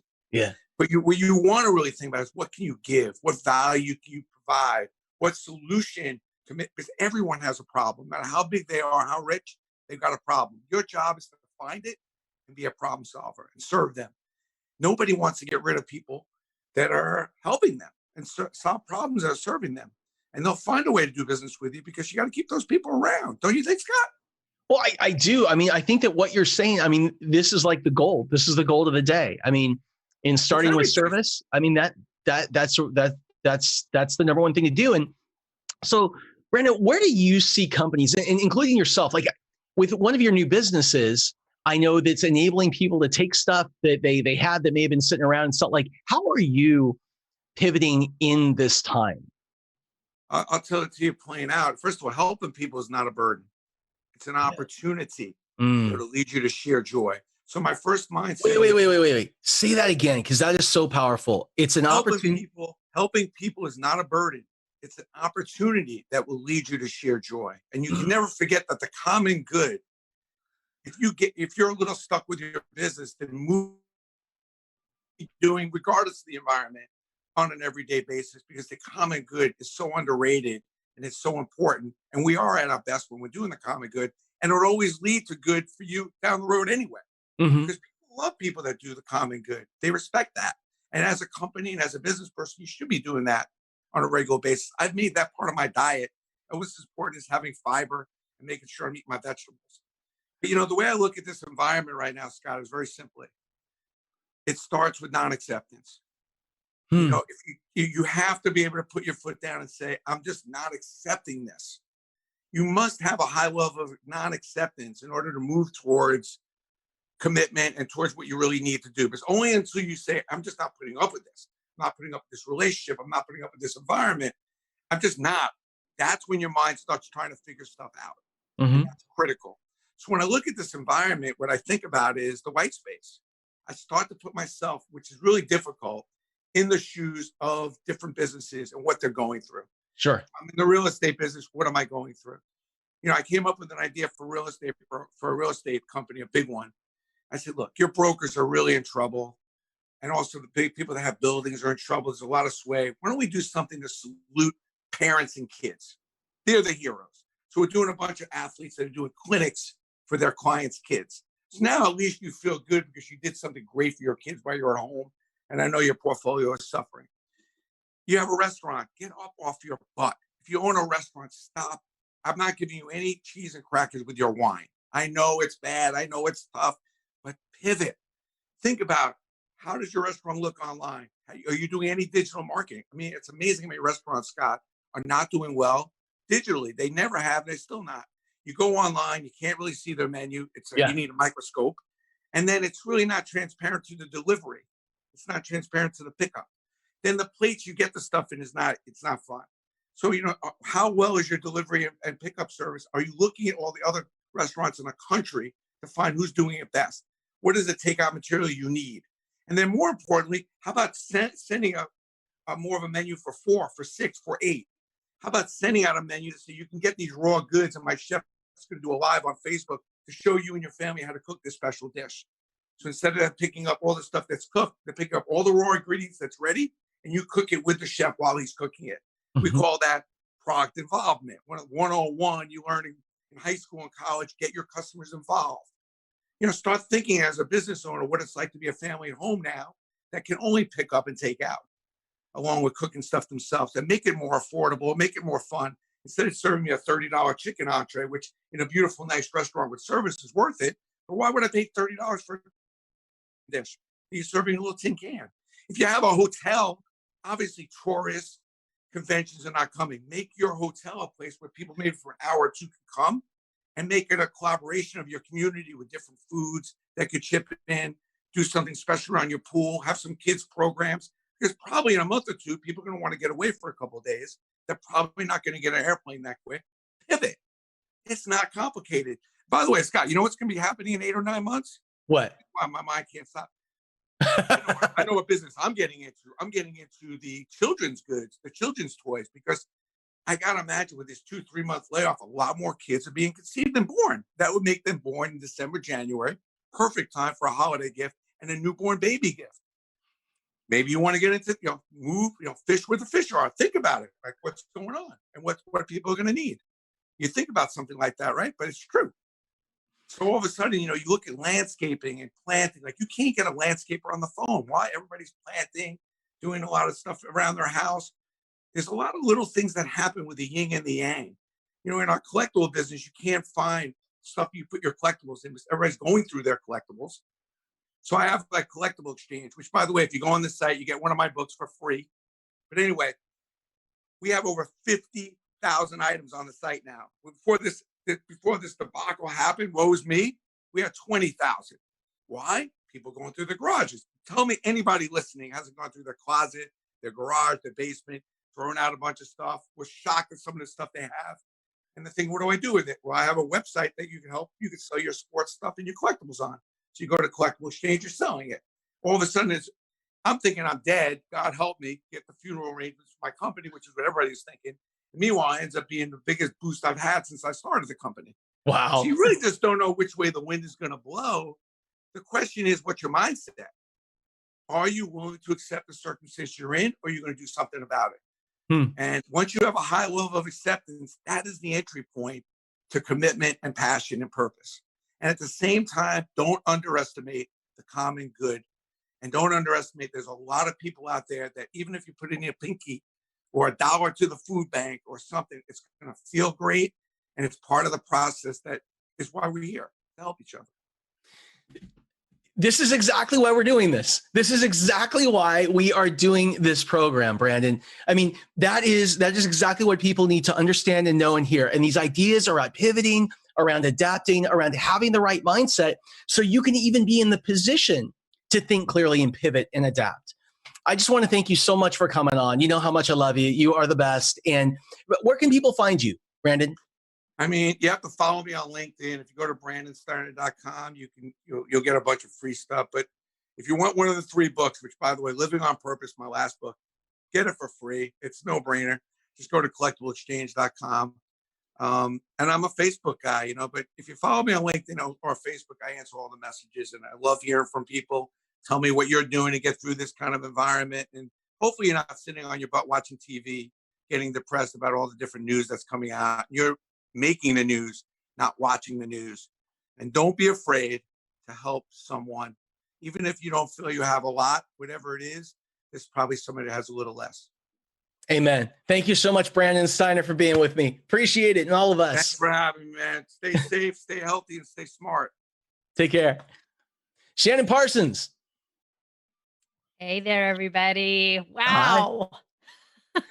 This day is just like rocket ship. Awesome. That is exactly what we're talking about. So this is like, I feel so happy right now because this is what I do is I bring all these people together regularly. We do things, and I'm so happy that we're able to bring it to all of you. And I'm super pumped. I want to go. I'm going to go off for just a second. I'm going to throw it to you, Shannon. And we have got.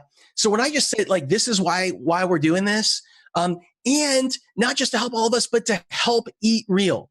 Eat Real is this charity we love and support. Eat Real is a charity that is providing real food, good food for children and families in need during these times. And so if you go to CovAID.KNEKT.Live and you click on donate, that money, 100% of that money goes to Eat Real. I mentioned Brandon is one of the reasons that we're doing this. Hazel Ortega, who's coming up next in just a minute. Hazel Ortega, who's coming up next, is one of the hottest rising stars right now in North America. She is absolutely, her message is so on point for today. It is exactly why we're here. And we're going to get to it in just a second. But Shannon, first, let me throw it to you. Wonderful. Thank you. Welcome, everybody. If you are just joining us, we are live at the CovAID Business Festival. And if you go to CovAID.KNEKT.Festival.com, we actually have a goodie bag. So many free gifts from all of the speakers that have been on from yesterday, everybody that will be on today. It's all available for you. Resources to help you grow personally and professionally. So make sure you get your copy. Also, if you are interested in learning about how Scott can help you in your business, this is his specialty. Text "what now" to 44222 and find out if this is something that he can help you with. If you have a challenge in your business and you want his eyes on it, let's see what he can do to help you, because this is something that he is amazing at. And the community that he brings together to support him is also available to you. You heard Randy say this morning, Scott, anybody that you bring in, I'm here to help them as well. So make sure you take advantage of these opportunities while they're available for you. We want you to be able to grow quickly through this and into the future. So check out CovAIDBusinessFestival.com, get your free gifts, see what else is there. And while you're in, give a little donation up for the Eat Real, saving the sanity of parents by feeding children good, healthy food, good for their brain, good for their learning. good for parents around the world. So I was just on with Brandon, and Brandon in our gift bag, he's going to put all those books. Mm-hmm. So if you want to get, isn't that awesome? The giving Brandon, keeps coming. The giving keeps coming. So for all of Brandon's books, just go sign up for the virtual gift bag, and we will send you, when this program is over, all these books from Brandon Steiner, who is one of my mentors and absolutely amazing. And by the way, I'm going to convince him to come into our mentor program and look and talk to everybody about their businesses, because that is exactly what we need, is fresh ideas on how to pivot and adapt and go industry by industry, compare notes. Because here's the thing.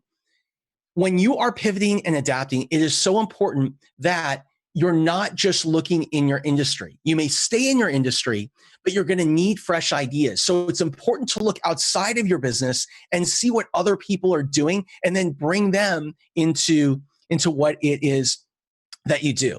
Now, I want to switch over to our next guest, and I think we are so lucky to have her here, Hazel Ortega. Let's see if we can bring in Hazel. There she is. Good morning, Hazel. Everything's looking great, Scott. Thank you.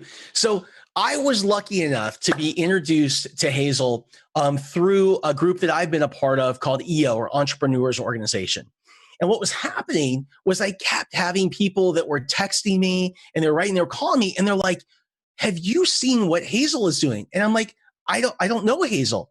And then I got a chance to meet her, and I was blown away because of the impact that she is having today. And her story is so real. And her story is something that connects with so many of us. So Hazel, if I can just start by saying this, Hazel's book, From Bounced Checks to Private Jets, is a must read. And I would hope, Hazel, can you start this morning by just sharing a little bit about how you grew up in your background, and how you really, you leveraged a situation that many people wouldn't be able to recover from, and you use that to pivot and do what you're doing today. Yeah, exactly. I'm thinking, right now we're all talking about this, great challenge and the crisis that's happening. And I think wow, if I had a movie about my life, it would be called Great Challenges and Crises. It would. Yeah. I grew up in downtown LA. We were on welfare. We had an 800 square foot apartment for 7 people. I have 4 sisters and 2 brothers. And during, growing up, education wasn't really important. What was important was surviving the neighborhood, right? There were a lot of gang members. And at an early age, I even had one of my best friends killed by a gang member when he was stabbed with an ice pick. And so that really made us tough, right? We had a lot of adversity growing up. And then my mom married and divorced many times. And eventually my mom shot and killed one of her boyfriends and went to prison. So I had to overcome all of that. I didn't finish high school, too much drama happening. And eventually I landed a job as a workers' compensation secretary. And in my interview, the attorney asked me, "You're in college, right?" And I said, "Yes." Because my dad always told me, "Fake it till you make it." And I was going to worry about that part later. And I got hired. And as soon as I got hired, the attorney started to ask me what classes I was taking. So I started going to school and played the part. And then I became an injured worker. And I got carpal tunnel and problems with my elbow and problems with my neck.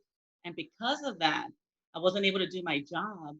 And I went back to school and I became an educational psychologist, which was not going to happen if it wasn't for that adversity that pushed me to just change everything in my life. Okay, so first of all, I'm still just trying to process what you had to get through when you were young. And it's interesting because this is like a common theme. We just had Brandon Steiner on, who at 12 years old on his paper route learned things. He had an incredible mentor in his mother, learned things that he was able to use later on in life to build a successful business. And Hazel, I look at your background and experience, and it feels like since you were born, you've been around crisis. How would you suggest that people get through? What do they need to do today to help themselves, like the first step to getting through crisis and on the other side? How were you able to do it? Well, one of the things was I had a really dangerous environment, right? And then at any moment, a young person like myself could have been introduced to drugs, to gangs, to um, pregnancy, anything like that could have happened. But my mom worked really hard to keep us safe. So right now, one of those lessons from early youth is to have a empowering environment. So I get friends that are thriving and are not in a even though it is a crisis right now and people are complaining about that. I want to hang out and learn from the people that are thriving or the people that have been challenged already and overcome challenges and learn from those people. That's where I want to hang out, and that's where I've been hanging out. My community is so important, lean in. And I also learned how to ask for help and how to accept help, which are two different things, asking and accepting help. And those are things that my parents taught me also. My dad, he was so poor. He was on drugs and he was a heroin addict and died a heroin addict all his life, pretty much. And I remember when he bought my last ring, he put a $10 deposit and then he promised to give me $10 every 2 weeks. And one day I didn't want to take the $10. I said, "You need it, Dad. Like, you don't have to give it to me." And he told me, never turn down any help that somebody wants to give you because you rob them of the experience of contributing to you. Like, Wow. allow yourself to be contributed to. And that's something that right now I'm allowing. I have a lot of people I've met through the mastermind.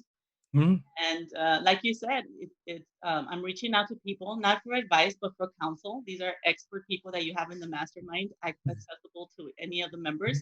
And that's a big success tool.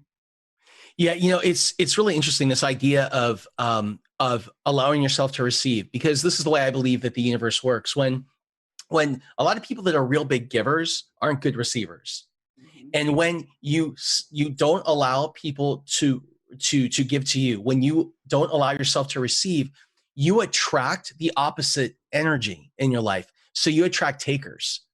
And look, if you have trouble receiving, look around you. I will bet that you have a lot of takers that are in your life.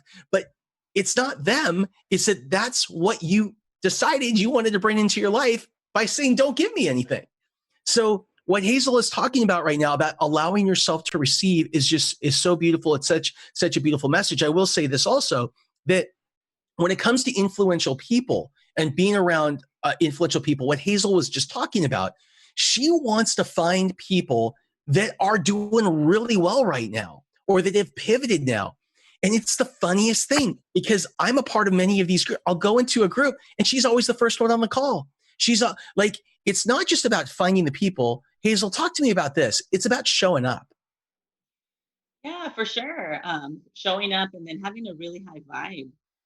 Right now, we can talk about a lot of different things that are not good. There's the conspiracy theories. There's just not good stuff. But that's not me. And I show up and I'm happy and I celebrate and I share it. And I really think that uplifts other people. If they're having a hard time and they can look at me and say like, she could do it, I can do it. It's going to be all good. And Absolutely. That's what I want to contribute. Absolutely. What is the thing right now? Like, if you could give one piece of advice, and let's focus on this, to women entrepreneurs, what would that be? Oh my God, there's so many things. But so I think one of my biggest success tools, and I share a lot. Of course, we've already heard gratitude, which goes without saying, but I please need to say it. Gratitude is what gives. You can't have gratitude and be upset at the same time. So That's always right. be in gratitude. You're alive. Hopefully you're healthy, and that's really good enough. But create a vision. I'm concerned like everybody else, but I'm not focused on that. I am focused on the future. I'm focused on where I saw myself when I'm 95 years old. I know what I look like. I know how much money I have in the bank. I know the weather. I know where I'm going to be living. And I know my partner. And so I have created a vision for myself. So it doesn't matter what's happening right now. I know where I'm going to end up. Once I start creating a vision for my life, which you saw that I drew my life and everything happened, I know I'm going to be fine no matter what. God has really good plans for me and I'm fine. Just create your vision and you'll get there. Okay. So I know you're supposed to go because I know you have someplace to be, but I'm not going to let you go yet. So I have to ask you more because you just went in a whole. So here's the thing.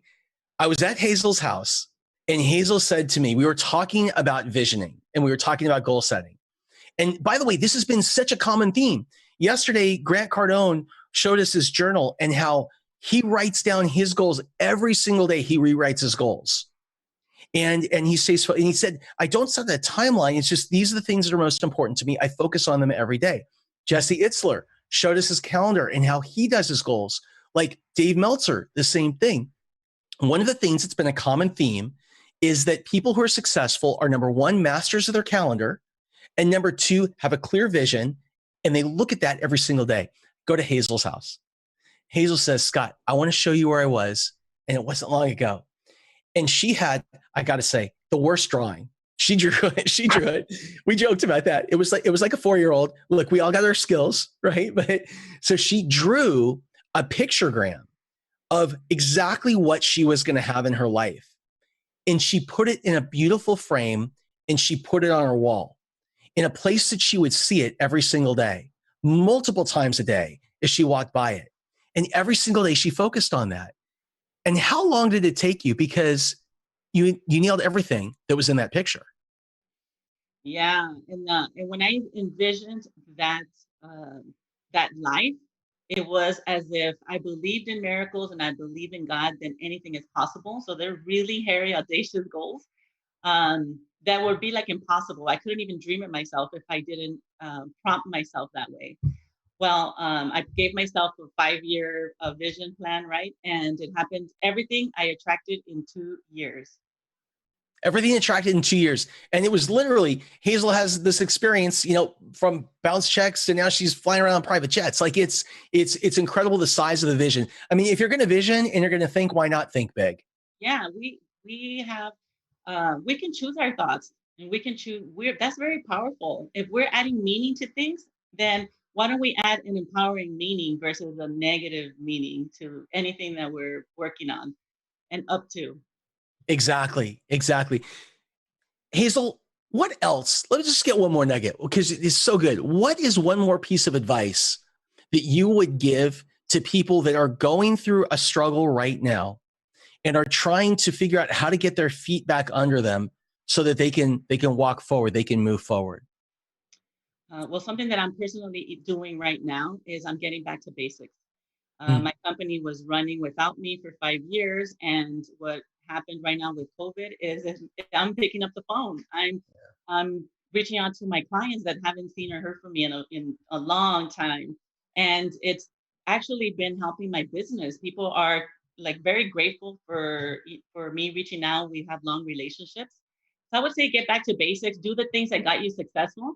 Go back there, go back to A, B, and C right there. And you're going to see that you could turn this around or get new ideas. And I do want to say something, Scott. Yeah. My company, Ortega Counseling Center, which is the largest counseling center for injured workers, started when in 2004, the law changed and it made counselors go from being able to charge $4,000 per service to only $600.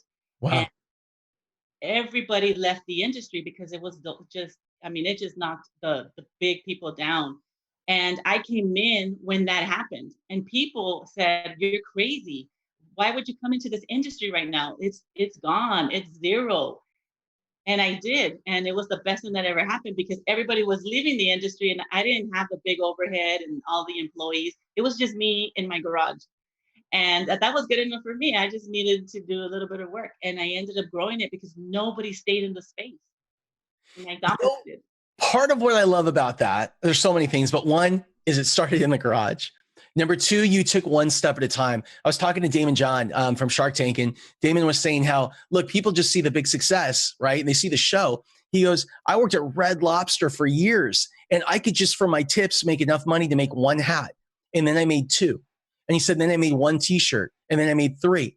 And so the thing is, it doesn't all come at once. But right now, the key is that we're on our toes, not our heels, and we continue to move forward. Hazel Ortega, you are just the bomb. How can people find you? I'm on Instagram, Hazel Ortega Official, and on Facebook, Hazel Ortega. You are the best. Everybody, Hazel Ortega, thank you so much. Bounce Checks to Private Jets. You have got to go pick it up. It is a phenomenal book. So inspiring, but also really great lessons to help us all move forward today. Awesome. Thank you, Scott. Keep up the Thanks, good Hazel. Shannon Parsons. Hey, wow. I love Hazel. She is so amazing. Such a powerful woman. It makes me proud to be one. Well, you know, so Hazel is part of our mentor group. And what she does is it's really, really cool because she goes in and she's maybe the most proactive person in the entire group, going around. She's always checking in on everybody, asking what's going on in your business. Like, do you need me to be a second set of eyes? How can I serve you? And it's such a great model. I mean, it is such a great model. And kind of like what we were just talking about, it's not just about doing or knowing what to do. It's about actually showing up and doing the work. She is always the first person, like at the meeting, on the call, at the event, and she's always the last person to leave. And so, you know, when you're going to, you know, if you want to be able to pivot out of this and you want to come out stronger and you want to leverage great relationships, you want to be able to, you know, you've got to show up and you've got to do the work. And it's not half the work. Look, here's the thing. I want you to remember this, okay? So we build this pyramid. By the way, if you, in your business, if you're looking for, you need more kind of hands-on help, please do this. Text "what now?" Just one word, "what now?" to 44222, and we'll share how we can help. But one of the things that we do, which is so cool, is we build out this matrix of who you need to have in your life. What are the relationships that you need to have? And we build a step-by-step plan for engaging, for basically attracting, engaging, and connecting with those people. And that's exactly what she does. And so I just wanted to share that before we bring on our next guest. Before we do that, I wanted to say something too. Oh, yeah. One of the coolest things that I saw at your mastermind where I met Hazel was she's building all these relationships. You've brought together all these amazing people. And when she was launching her book, all she did was make a comment, "I'm launching my book." And one of the other mastermind members said, "Oh, I'm going to do a little live video and promote it." And just from that collaboration, she was able to sell a bunch of her books. So I love how you're bringing people together with the masters and the participants. Yeah, it's amazing. That's awesome. Hey, Shannon, I'm going to throw it to you for just a second while we get ready for our next guest. If you are in the apparel industry, you're in travel, wellness, spa, tourism, you have got to stick around because Sita Thompson is going to be joining us next. And she has got some incredibly instructive lessons on how she's pivoted and adapted and how you can apply that to your business. Shannon, I'm going to kick it back to you. Thank you. Welcome, everybody. If you are just joining us, we are live with the CovAID Business Festival, and I welcome all of you. If you haven't already checked out our website, go to CovAIDBusinessFestival.com because there are goodies in there for you. So many resources from all of our speakers from yesterday as well as today. Free resources to help you grow your business and help you pivot if you need to, help you stick to it if that's what you need. There are resources there for you, so make sure you go in there, CovAIDBusinessFestival.com. While you're in there, give a donation to Eat Real. They are the charity that we are supporting yesterday and today with all of this.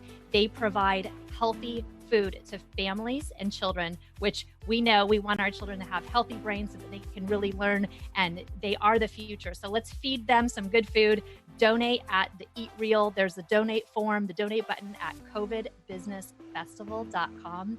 And stick around because we have so much good content today, so many amazing speakers. Scott has brought his friends, his mentors, people he's worked with all together for these 2 days to really inspire you, educate you, and help give you the tools you need to keep growing forward. And if you want Scott's eyes on your project, if you're not sure how to pivot or how to stick with it, and you want his eyes on your project, text "what now?" to 44222 and let him check it out. Let him see what he can do to help you move forward and really conquer your future. Let yourself be grateful for, or sorry, let your future self be grateful for what you're doing today. And we're back. We are back. All right. I am going to, in just a minute, I'm going to bring in Sita Thompson. I know that we are getting her ready. She's just joined and is in our waiting room right now. I wanted to thank Hazel. I wanted to thank Brandon, Randy Gar for joining us earlier today. Seth O'Byrne from HGTV, their number one host. I want to thank him for all the inspiration that he shared. Kedma O. Remember, when you are, I keep thinking about this because my text is just blowing up. There's so many people that are asking for tips on how to raise capital. So I've been off for the last couple minutes because we're building a block in today for me to share more information on that and to kind of go back to what Kedma talked about this morning on how to leverage and find government programs, government grants, and things like that in order to find capital to help you in your business, whether you are starting a new company or you're pivoting your existing business to help you to grow and to scale during this period. I also want to just keep saying this. We are going to get through this. We are going to come out stronger. We are stronger when we all work together. And that is why we have so many amazing entrepreneurs, entertainers, and athletes. We have a lot of athletes this afternoon that are coming on to share with you, not just like the good stuff. I mean, Hazel talking about the way that she grew up, and Brandon and things like that, and how they use that experience to help them move forward. Now, I think that Sita is ready. When Sita's ready, she's gonna jump in. And while we're bringing her on, let me just start to introduce her. So Sita Thompson she's the daughter of an organic farmer, Miguel Uribe, who is probably the most iconic organic farmer here in the United States. He also, down in Mexico, is credited with having one of the last truly organic native corn seeds. So he's really an icon in that country. So Sita grew up on an organic farm. Her mother was an artist. And over time, she launched a company, a new business called Sita Couture. Sita Couture was named earlier this year LA's #1 rising fashion brand in Los Angeles. And last year, the #1 up and coming fashion brand in Los Angeles. And I know business was going great. Things were doing well, and we're having some technical problems. So, okay. So,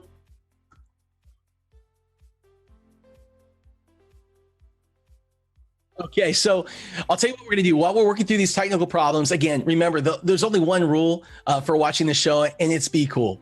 And we got to be cool because we're working on the internet here, and there's things that happen that we can't control. We're just about to get through one of these technical issues, but our gift bag. If you go to CovAID.KNEKT.Live and you click on the link to get the gift bag, we will send you all of the speakers and the sponsors who are part of this program want to give you something to help you in your business. We have free ebooks, we have free online courses, we have free online universities and other tools, checklists, tips, and tricks. Please go and sign up for that virtual gift bag because the information is fantastic. The lessons are fantastic to help you guys to pivot today.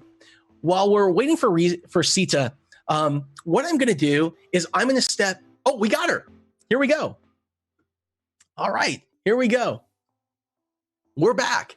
All right. So I want to welcome Sita Couture. And again, Sita Thompson. Sita Thompson is the founder of Sita Couture. I was just sharing with you a moment ago that her father, Miguel, is an organic farmer. She grew up on an organic farm. And he's recognized as really one of the pioneers and visionaries in the organic food space in the United States and in Mexico. Her mother is an artist, and Sita's company, Sita Couture, won #1 rising fashion brand in Los Angeles last year, and the #1 brand in Los Angeles the month before the market crashed. Sita, hello. Hello, welcome. Hi. Thank you so much for having me, Scott. Well, okay, so I have to share with everybody that when I first thought about doing this event, it was Sita who said, you got to do it. And it was the day that the market crashed. It was literally the day the market crashed 10 weeks and a day ago. And she said, whatever you need, I'm going to help. So it's not me that's putting on this event. It's me and Sita have really put this on from the very beginning. And so I want to thank you for that, first of all. Now, you had a business that was doing better than any time in nearly your 10-year history. And then the market crashed. What did you do?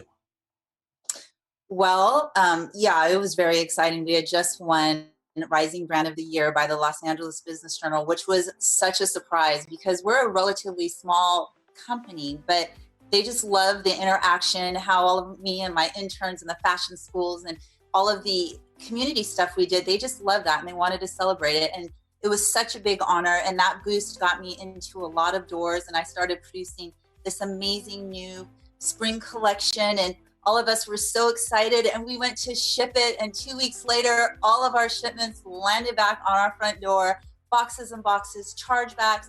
Sorry, we are closed down. We apologize from the bottom. Oh my God, it was awful.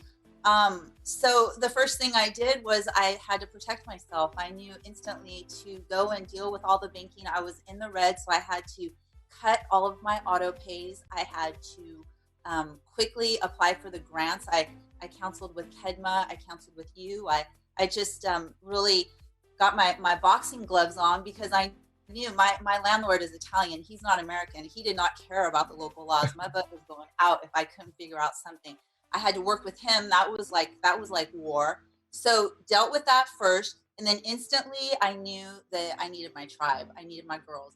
I said to some of my really good friends in the spa, wellness, yoga, art world, I said, girls, let's support each other.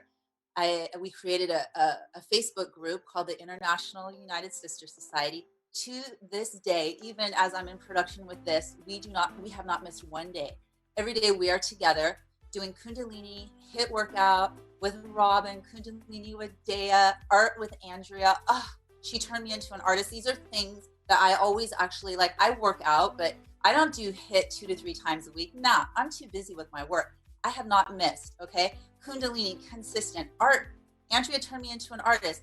And let's not fail to mention my spiritual guru, Babaji, Emily Diamond, who every week takes us on a mystical journey through fear, through shame, through things that you just want to release from your energetic field. Committed. Every single Tuesday or Wednesday night, we are together. So that stump right there of my girls, my tribe that I actually got to hone in and get closer with during this time has been pretty much probably, I would say, my root.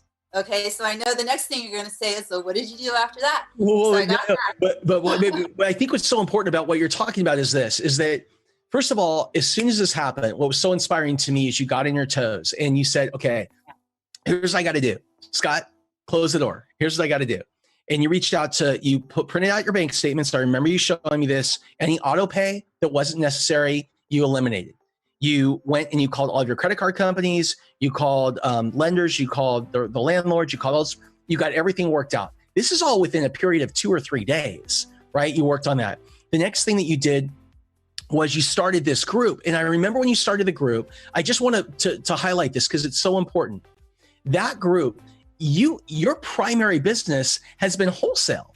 And in the wholesale business to the travel industry, to hotels and to spas and to resorts, what happened? What happened was 90% of the people that you worked with, your customers, were laid off or they were furloughed. So you said, I want to help all of those people. And that's what you did with that group, bringing them together. It was devastating. I mean, even it's not over. I mean, everybody's still, crying, figuring out like all of my massage therapist friends, not allowed to touch people, people who do face-to-face energy. I mean, it's just, so we needed to honor those emotions that we all have, because I feel really like your emotional state has to be on track, and let's drop in, let's be there for each other.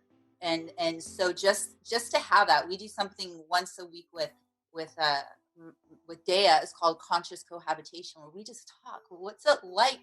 What's going on for you? And just the fact that we can talk and support each other energetically it's so strong. And it happens to be a lot of us that are also co-creating ideas to manifest other things as financially, things that we might not have done around, you know, these kind of groups. So that was really, really big. That was really big. And it was a way for us to stay in touch, because now things are starting to have dates for reopen. So as we all stayed really tightly in touch, they're like, Sita, I think we're going to open up, you know, can we do some PPE things? Shell Pink from Spa Ritual, she's like, I don't know when we're going to do it, but when we bring our customers back, we want them to have a really colorful experience, and let's vision, what does that look like? And we're sketching out ideas. And I'm like, Shell, here you go. Just a few nights before, having meditated for 3 hours together, we're not talking about work then, we're talking about our soul. But then we come when the work is ready to happen and we're still together. So very, very big. And I think what was also interesting is when you got, so you had all the, I mean, it was crazy. It was crazy to watch. All these orders cancel. You had just, and for people that are in inventory-based businesses, you can relate to this. You get the orders, so you have the best quarter that you've ever had. I'm sorry to bring this up, but you have the best quarter. You have to go and buy all of the fabric. You have to go pay to get it manufactured because you're on terms with your spas and with your hotels. Yep. You ship everything, and then everything comes back. Yes. So that's what happened.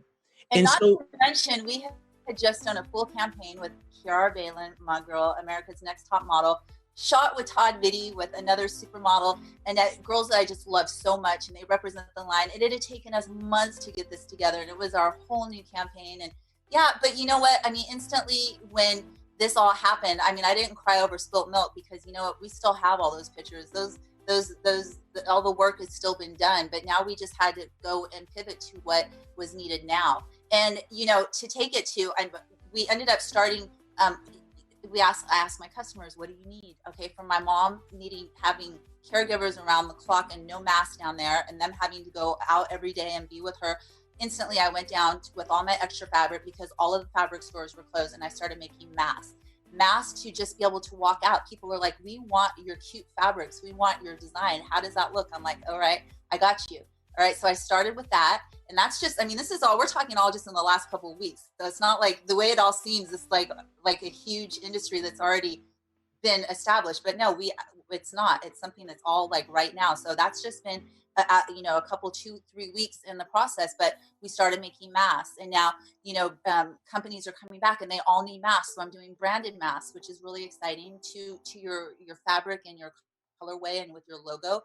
And then a really exciting thing that was another thing that I've been wanting to do for a long time was learn how to take my brand online and be able to communicate more through the virtual streams. And I have been so busy with my wholesale business, I have not had the time to do that. So I instantly got in with our mastermind people, and it's like, okay, you know, darling Sarah said, Sita, join this, you know, you learn how to pitch, do these live direct to consumer sales processes are going to be starting. It was starting before, but now, as DJ Skeet said yesterday, what was starting to trend before the pandemic is like full on.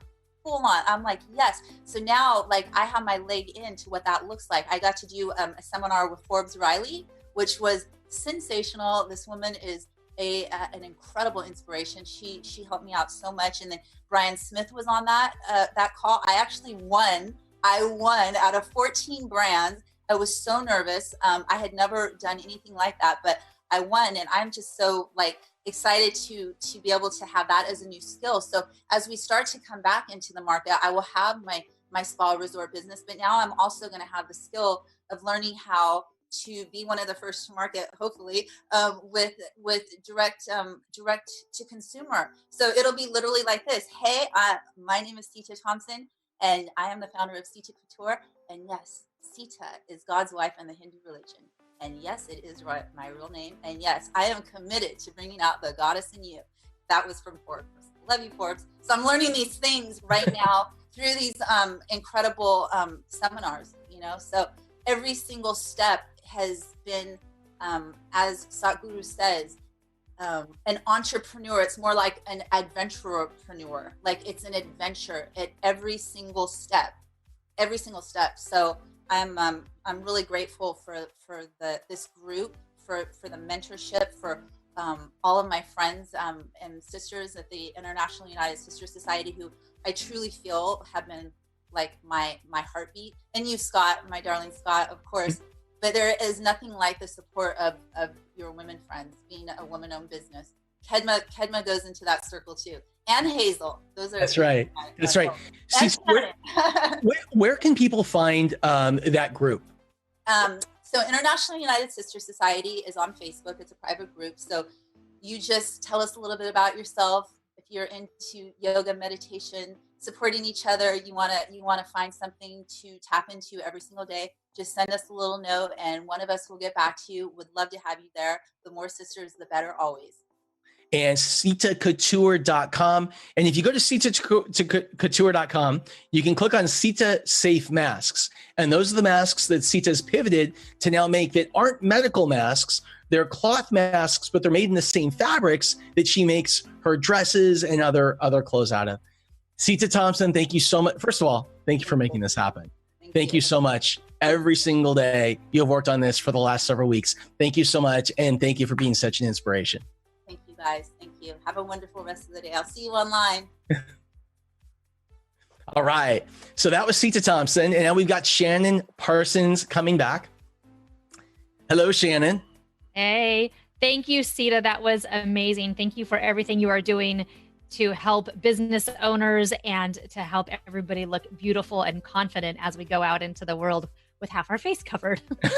Well, I'll tell you what. So what's really cool is that we keep talking about people and the people that you spend your time with and helping you to pivot. And what's really awesome is that what Sita did is she went out and was very intentional about building or recreating a tribe of people that she believed would be able to help her to get through this period. So people that were still doing really well, people that she saw pivot quickly, but she also has become a really big leader kind of in that area and in this space. And a lot of people are following her lead.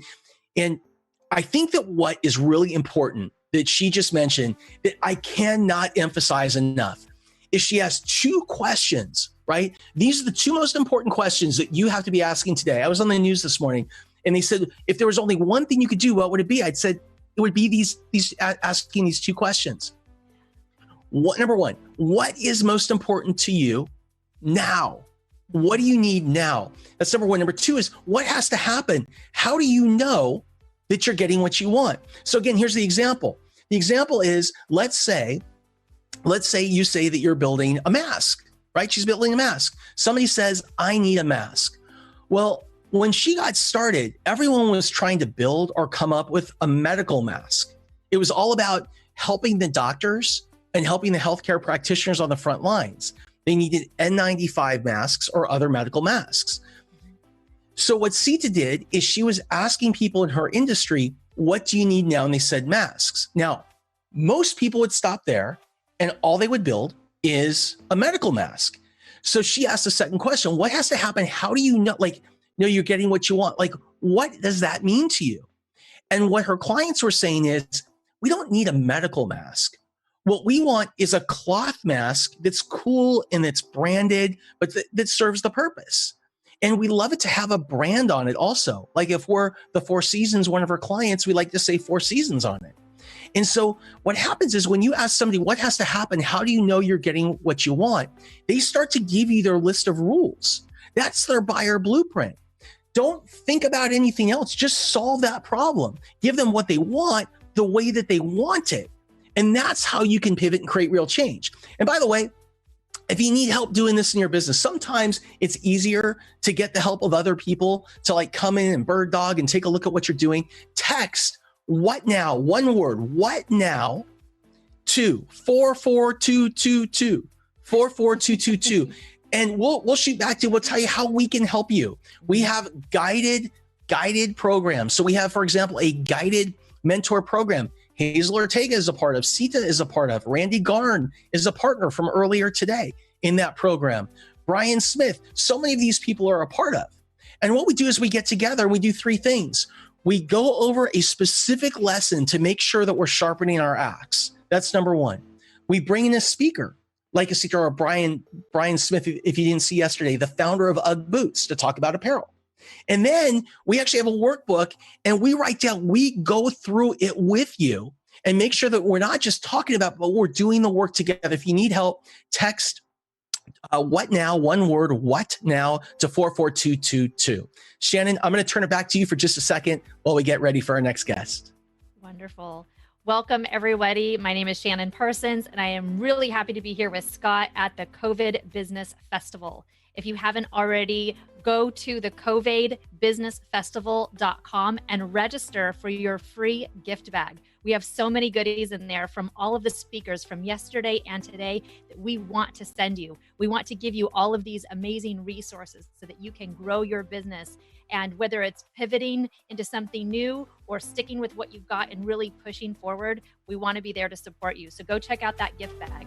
Also, while you're there at CovAIDBusinessFestival.com, go ahead and donate. We're raising money for a charity right now called Eat Real. They provide healthy food to children at schools. But right now, during the COVID crisis, they're actually delivering meals to children and their families. So let's support the healthy minds of all of these children. So donate what you can at CovAIDBusinessFestival.com. And thank you so much for your donations. While you're there, if you want to poke around a little bit, we've got lots of goodies in there. And if you want Scott's eyes on your project, if you want him to look at it, if you want his mentors and his community and his resources on your project, text "what now" to 44222 and see how he can help you, see how his sphere of influence can help you grow, pivot, stick with it, whatever you need, let him help you so that you can really move forward. We have some amazing speakers coming up today. We're going all day. It is going to be amazing. Really grateful to all of you who are tuning in over the last couple days. If you're on Facebook, share. Start watch parties. Share these resources with your friends and your family. Let's get this out to as many people as possible. There are so many available resources for businesses and entrepreneurs. Let's make sure that we are sharing the love and giving them what they need to really be successful coming through this. Looking ahead, oh my gosh, you guys, we have so many amazing speakers. And as you can see, Scott has either worked with these people or they've worked with him. This is where the magic happens. Bringing successful people together to have their eyes on your project, to get Scott's eyes on their project. This is what it's about, creating this community, creating this family, creating this sphere of influence so that you can really be successful in everything that you do. Thank you, Shannon. Thank you so much. I hope you guys are having a good time. We're doing everything that we can. We're doing our best to bring you the best information and resources we possibly can, from bringing these people who are incredible at what they do online to share how they are pivoting through this period, how they're adapting during this period, to providing you with as many free tools as we possibly can. I mean, we are just loading this gift bag with free tools and resources from our sponsors, from our speakers. And by the way, I want to just another shout out to SAP Concur. SAP Concur, our title sponsor, who came in and just did such an incredible job supporting me and supporting all of us to help make this happen. Okay, so we're looking through all of the comments online. That's where I was. And I'm trying to take a look at what are the most common things that people are asking. And by the way, we appreciate there are thousands of people that are live on this stream across OTT, Facebook, across a bunch of different networks. We want to thank all of you for joining and ask you to please donate to Eat Real. Eat Real is the charity that we support. Go to CovAIDBusinessFestival.com, click the donate button, and it doesn't matter whether it's $1 or a dime. This money, all of it, is being used to help kids and families get healthy, nutritious meals every single day during this crisis. We want to do everything that we can to feed people, everything that we possibly can. There is one way we're going to get through this, and it's together. Next, the most common question that we're getting right now in all of the streams is, how do I start? Like, what if I have a new thing I'm going to do? How do I get it out there? Like, how should I push it out? So let me just give you really quick before we bring in Baron. And by the way, Baron Baptiste, who's coming in next, I cannot wait to talk to him, because he is the biggest in the world, has more yoga studios that he's affiliated with than anybody else in the world. This is a retail business. People would come to that business and come to those stores, and that's how those store owners and partners would make money. Imagine what's happened to a business like that during this crisis. I'd love to hear from Baron how he is pivoting and adapting. It's going to be so interesting. Now, how do you take it to market? Okay. The biggest mistake entrepreneurs make is they focus on doing too many things at once. And I call this hammers and nail syndrome. Here's what I mean. If I were to give you one hammer and one nail, your job is simple. All you have to do is take that hammer back and drive that nail into a piece of wood. Like really nail that one business. Now, the odds are you may miss the first time, the second, the third time. Eventually, I'll bet that you'll nail it. Let's say give you 2 hammers and 2 nails. You got a problem. Think about it. First of all, who's going to hold the nails? Let's say you find somebody crazy enough to do it. You have to hold a hammer in each hand. You have to bring them up, and you have to strike at the same time. With 2 hammers, think about that. The odds are you're going to miss again. You may never get it right. Let's say give you 10 hammers and 10 nails. You get the point. You see, the biggest mistake entrepreneurs make is they focus on too many things at once. And so what I say is this: don't focus on everything. Focus on one thing. And it doesn't need to be the hardest. It should be the simplest. Really nail that one thing first and then move on to the next. How much should I build? So a year ago, no, it's longer than that now.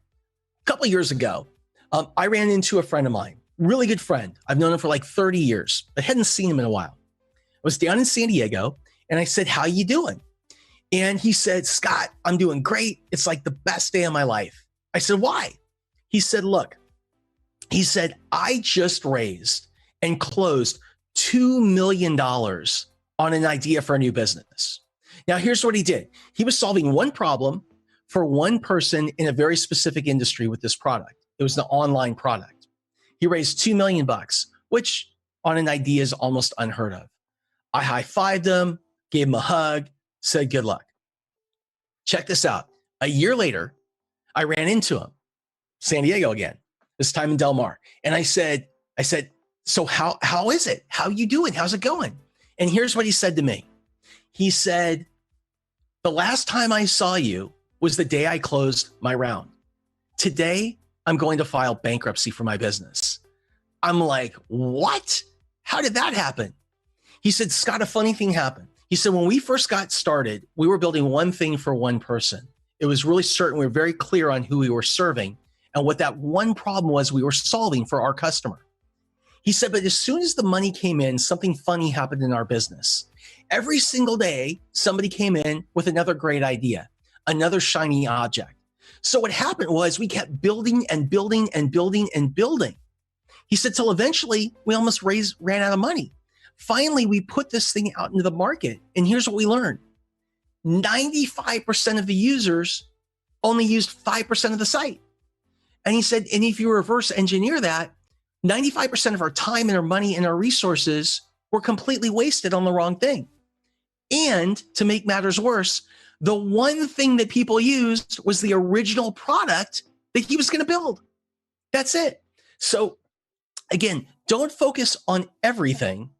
Focus on one thing. It doesn't need to be the hardest. It should be the simplest thing. And then what you do is you move on to the next. If you need help, by the way, figuring out what that is, text "what now," one word, "what now," to 44222, and we'll share how we can help. Now, another thing is, when am I ready to go to market?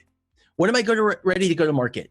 Before COVID, I would say that you're ready to go to market when you're 85% of the way there on your prototype or whatever that new product is. Today, I think 65% is good enough. Now, most people are like, "What? 65%? Like that's barely halfway there." Exactly. You see, most people think that more is better. More is better. To me, more means more time, more complexity, more money, more risk, more you're putting on the line, more stuff that you don't need. So what I say that is this: launch fast and launch often. Get your product, your service, get your sandwich, get your salad, get your yoga courses, get your new motor oil, get your, whatever it is, your new restaurant, get stuff in people's hands as fast as you possibly can and get feedback. You got to be super open to the feedback. See, sometimes people take feedback personally. Feedback is nothing more than a gift from God. Feedback is somebody being honest with you and sharing you how they would buy more of your stuff, what would need to happen, their buyer blueprint. So what I ask you is this: instead of trying to do everything and then launch it, do something simple, get it part of the way there, put it in somebody's hands, let them use it, and then take that feedback and iterate, improve it, adapt it, and then relaunch it. And then eventually what's going to happen is you're going to find the thing that everyone says that they like, or they just don't like it at all. You throw it out. If you found the thing that they like, then you test the product pricing, the product market fit. What is the pricing of this? And you ask people, how is it that you would want to pay for this? Don't guess. That's what's really cool, is we don't have to guess. And so again, what I want to do is make things as simple as possible. Focus on one thing, not the hardest, the simplest. Don't get caught up in shiny ball syndrome. When you figure out that one thing is, take it through to the end. The end is 65% of the way there. Get it in people's hands. Let them feel it, touch it, see it, get you feedback, and then iterate and adapt it. And if the market says it's no good, then maybe move on to the next thing. I think these ideas are so important.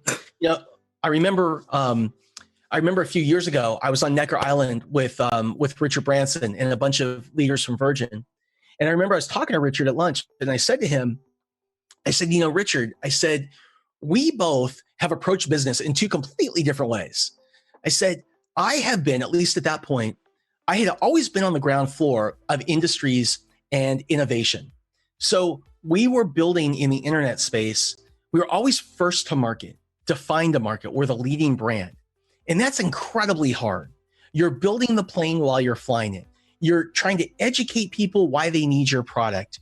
You are, the first to market usually loses. It's the second that comes in your wake that wins. It's really hard stuff. And so what happened was this. So I asked Richard, I said, how do you approach business? He said, Scott, I do it completely the opposite way. He said, what I do is I look for big, huge markets where people already have their wallets out. So I don't have to teach anybody how to spend money. And then what I do is this. I ask one person in the industry, what is one problem that you have? And I know if I solve that one problem for one person in a big market, it's $1 billion business. So, and then he laughed at me and he said, I have $5 billion businesses today. Maybe you should try it next time. True story. So here's the thing. Again, let's just make this a simple process. If you're iterating or you're looking for something new, let's make it as simple as possible. If you want more help on how to do this, you need more hands up, roll up your sleeve, then what I encourage you to do is this. Text what now, one word, what now, to 44222, and we'll get back to you and share with you more about how we can help. Now, with that, I want to bring in my next guest, Baron Baptiste. This is a guy that, there he is right there. This is a guy that I just think is absolutely incredible. I was fortunate enough to be introduced to Baron by one of my best friends, Alan Taylor, at our last mentor program, our mastermind. We were in Park City, and we were fortunate. Baron came and joined us, and he spoke to the group. And Baron, there's so much I want to talk to you about. First, you're in an industry, yoga, and an industry with retail stores that has been really affected by this market. And actually, before I ask you the first question, I have to tell everybody how kind of surreal this conversation is right now. It was about 10 weeks ago in a day that I actually spoke at Baron's event, and it was the last day of an event. Oh, no, it was one of the last days of an event. Everybody had been inside off their phones. We had just done the most amazing yoga session I've ever been in. And then I went out to do a book signing. And for the first time, people were turning on their phones. And there were like 200 people in this line. and they were seeing the news. And Baron, that was the night that the NBA shut down, that it was announced Tom Hanks had COVID, that all this stuff had happened. And the next morning, the whole world had changed. And so, Baron, first of all, I want to thank you for joining us and ask you, could you just share a little bit about your background and Baptiste Yoga and really the impact that you guys have? Yeah, really good. So good to be here with you, Scott. Oh my gosh. I just want to acknowledge you. You are such an inspiration and such a huge contribution to so many people. Thanks, brother. And, this event is phenomenal. So yeah, good work on all of that. And I'm grateful for being here.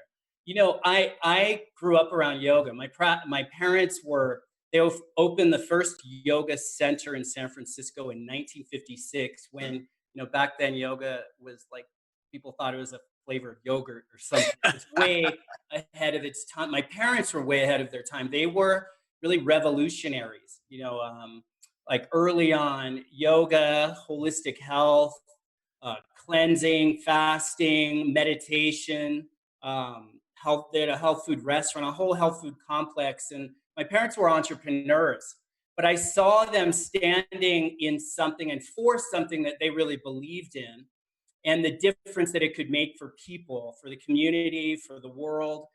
And so my parents took all kinds of slack back in the 1950s, even in the 60s. Yoga was weird. It was a new thing. Living healthy, eating raw, you know, all of that was like, now it's cool, right? Back then, you were part of a freak show. And I say all that because it was a big lesson for me as I grew up into my early 20s and started getting out on my own. And I moved to Los Angeles. I grew up in San Francisco, moved to Los Angeles, started, you know, getting in the environment there, fitness, health. I worked in radio, but I saw that even then, back in LA, this is like in the late 1980s, yoga was a weird thing. And but I started teaching. I was about 23 years old. I started teaching in Hollywood, some classes and yoga classes, but people weren't, in those days, it was a weird thing. It was kind of the Hollywood elite, you know, kind of cool, small crowd that were interested in yoga. Everyone else, not at all. But that made me start thinking, you know, I was like, I watched what my parents did. They took what was unusual, but they fully believed in it. They knew it could make a difference for people. They took what was unusual and they packaged it in a way that was accessible. Interesting. Say that again, because that's a great nugget. Yeah, my parents took something that they fully believed in. They lived it. They knew the value of it for themselves, their own lives, and for the lives of others. But then it was weird, right? It had yoga, eating healthy. It had weird connotations. So I learned that lesson that when I was being confronted in LA back in the 80s, like people weren't open to, I'd get a few people in class. I realized I had to take what was unusual, like new for people. There wasn't agreement yet for my product. There wasn't agreement. People didn't know about it. I had to make it accessible to people. I had to package it in a way that people could see the possible benefits for themselves. Like, you know, practice this, take on these practices, and you could have, you know, more peace of mind. You get more freedom, more vitality, more, freedom in your body, clear your mind, you know, like in putting it in. So I coined the term power yoga. This is like in the late 1980s, power yoga. It's for fitness of body and mind, and it sparked people's interest, you know, and I had to keep pushing for that.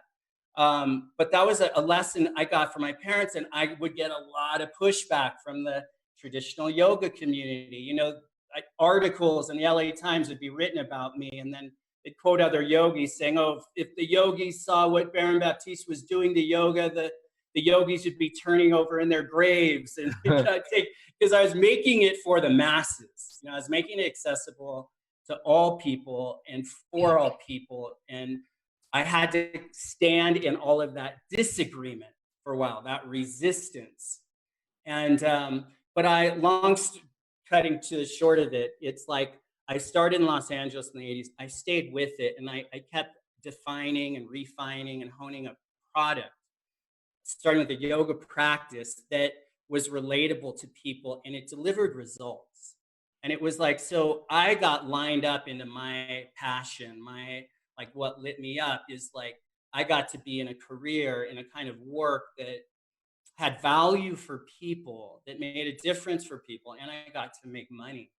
And then, And you know what? You took people along the journey. You made it relatable. I think about Yogananda and how Yogananda, when he brought yoga here, what he did is he talked to Christianity also, and it helped to make what he was talking about more acceptable, using metaphors in our business. So I have a business that I started. I sold it to Virgin, to the Virgin Group and stuff, and I couldn't explain it to anybody. Nobody knew what it was. I was like, we're an online booking tool for private jet, and it didn't work. And then one day I said, we're Expedia for private jets. And people went, oh, you book it there. And I'm like, yeah. So I think that making it easy for people with a word, like you use power yoga, with a word or a phrase to bridge the gap between the unknown and the known is a really beautiful tool and lesson. Exactly. Yeah, you kind of got to get through the noise in people's heads that they might have about a certain product, or they have their own experiences or their associations about something.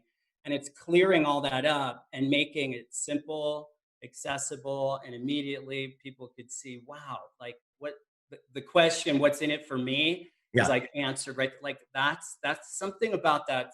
I want to check that product out. There's something exactly.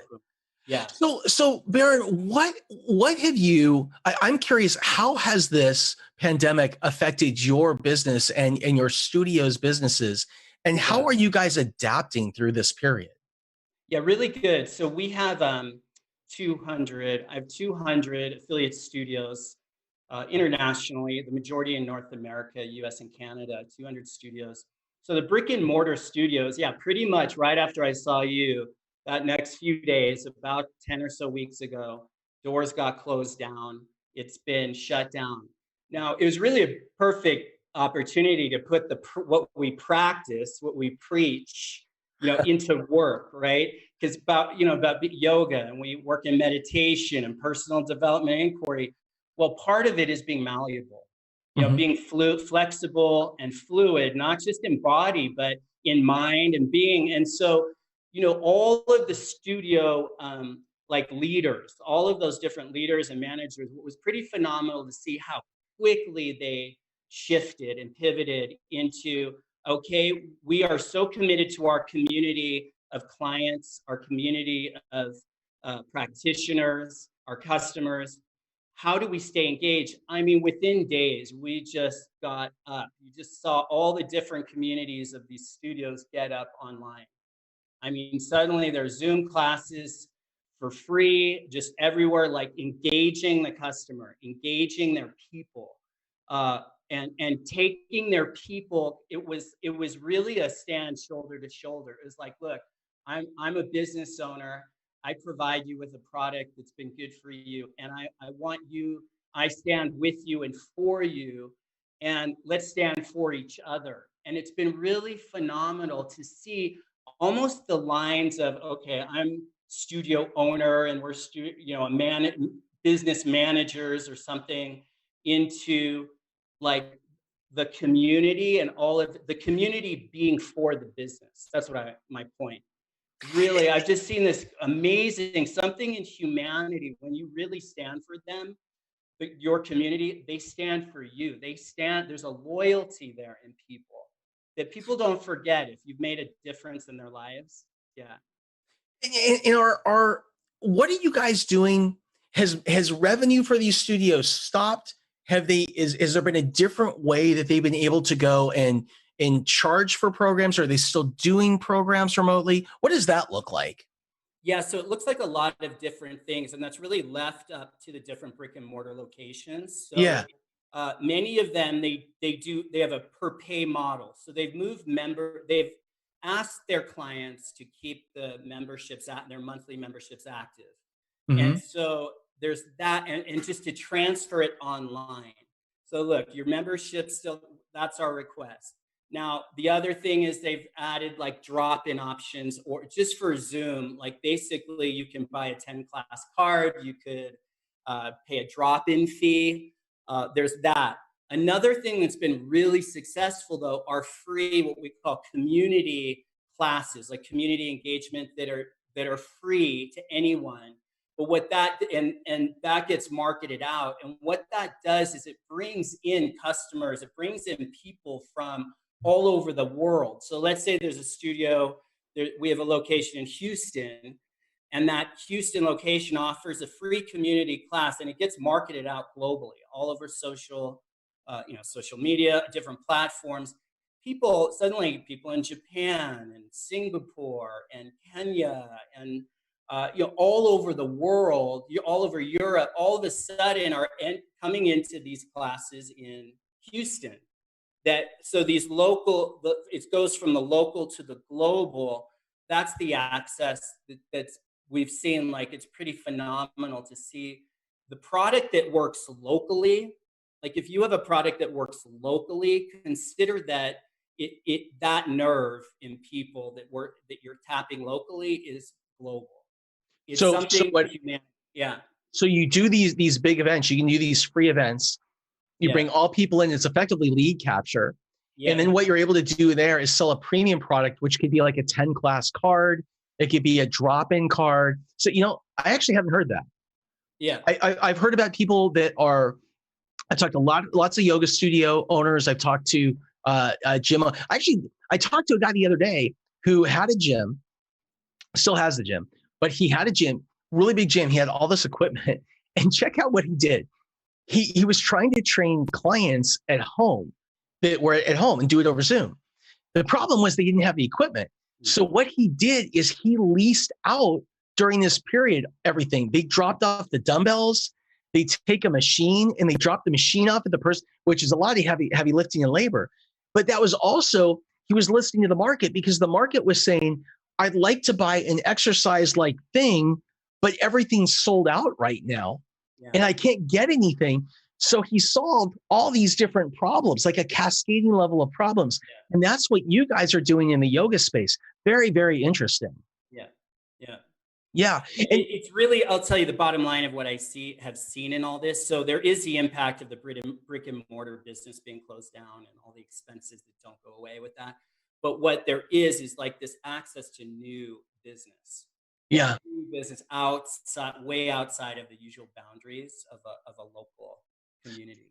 And the other thing that I hear from people that have studio-based businesses is another problem that's being solved is with the kids at home and the kids, not being in school, and they need something to do in activities.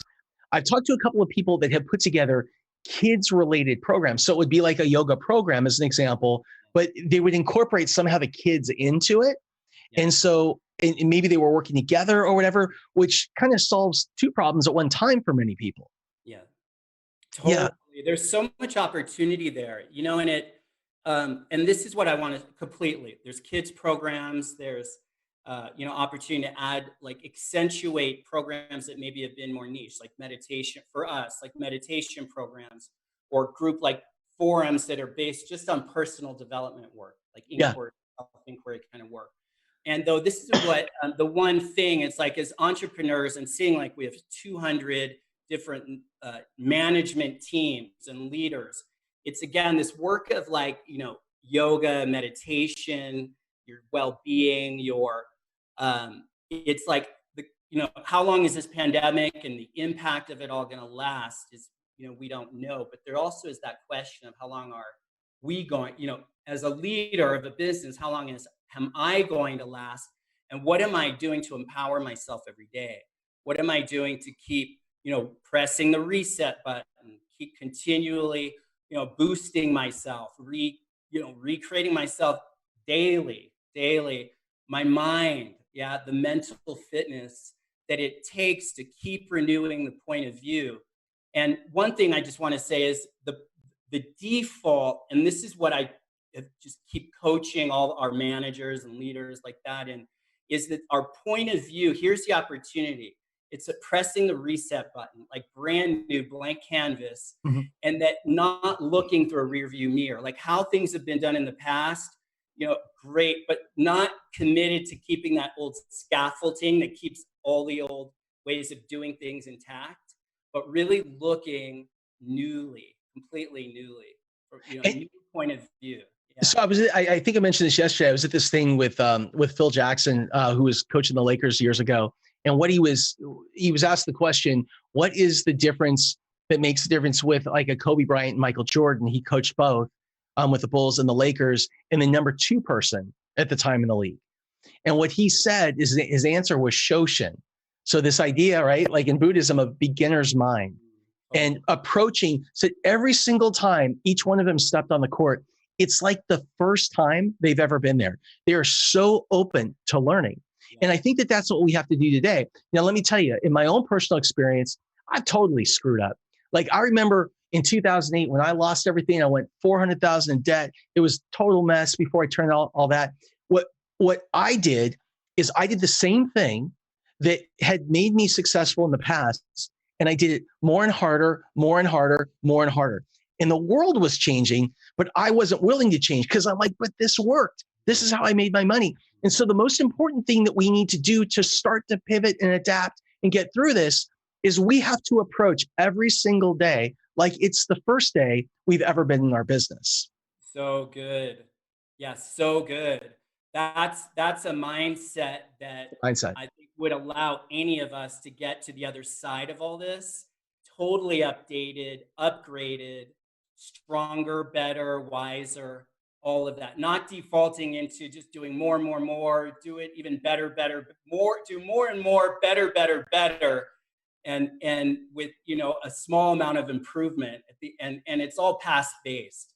Yeah. We're stepping in a new world, and to have our mindset get into the now moment and like really look newly from now. Exactly. Look new from here. Yeah. Exactly. And one other thing I want to bring up is another quick story.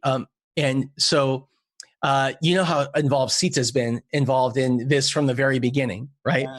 Yeah, and so we were both at your event, and we both so what's really interesting is that, and it drives me crazy sometimes, by the way, is that every day she's on with this group that she created on Facebook of women, and they're doing a different like meditation or workout.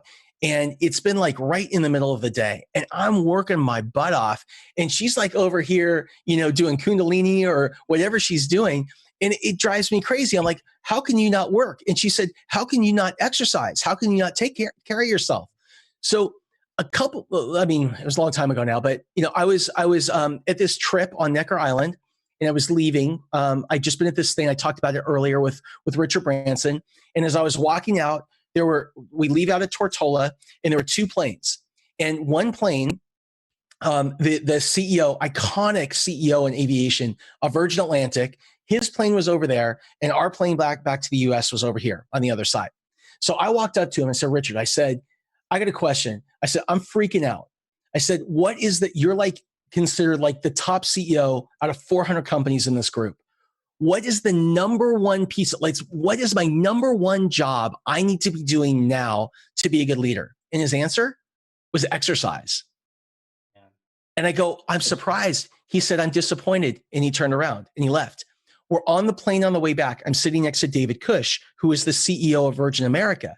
I said, Dave, you should have heard this conversation I had with Richard. I said, what's the most important part of your job? He goes, that's easy, exercise. And I said, really? He said, when times are tough, if you don't take care of yourself, you can't be the toughest person in the room. And that's what you have to be. How do you encourage people during this time to not drop their health and wellness program? Yeah, it's so good. It takes a discipline, because the default is to, hit the couch, work, and then be exhausted. But it's feeding the goose that lays the golden eggs. It takes a discipline. It's like we put up new goals, and though we can't relate to these new goals from a past way of doing and being things, we have to continually, we have new goals. We've got to update our ways of being and doing, and operating. And that whether it's some kind of movement, exercise, meditation, to me is such a key practice. It's where you can get stuff out of the way, clear your head, clear your space, but you start correlating, wow, the goals, the things that I'm up to in the world and who I'm being and the energy, the practices I'm doing that give me the energy and clear my mind. Me achieving these new goals, these new aims are actually dependent. They're not separate from who I'm being and what I'm doing. It's you start getting to be aligned. So I'm organizing myself, my life to my goals.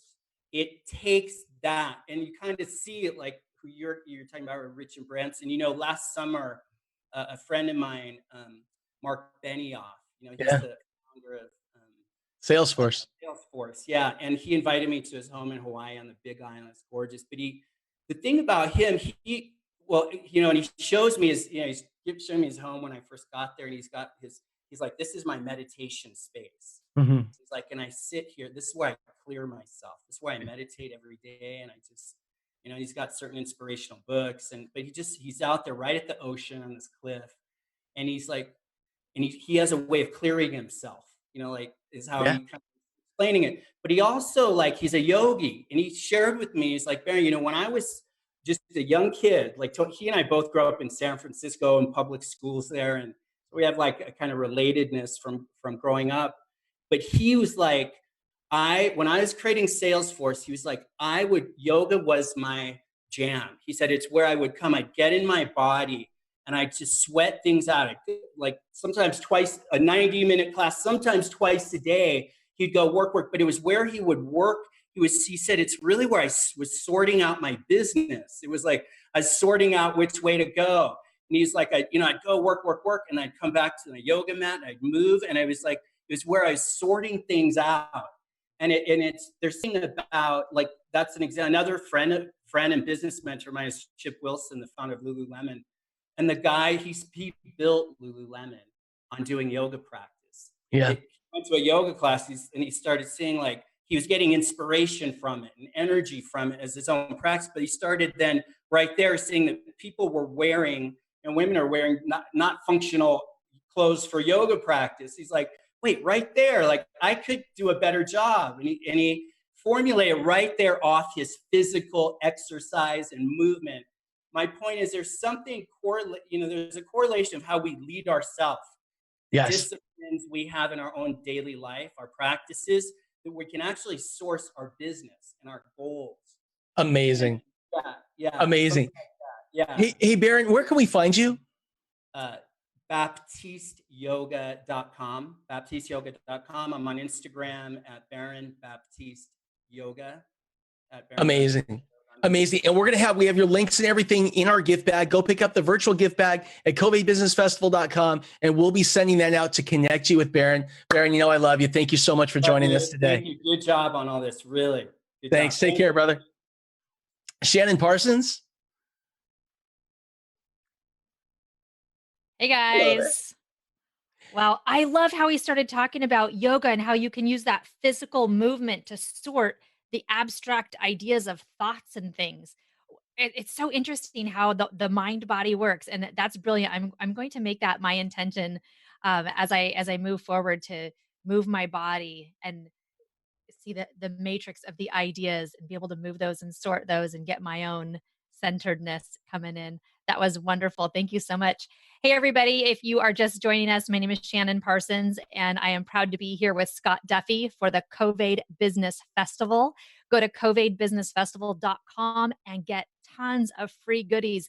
We've got a gift bag in there that has resources from all of our speakers from yesterday's live event and from today's live event, resources that will help you grow your business, help you figure out if you need to pivot your business, if you need to stick with it, and lots of tools that will help you grow forward.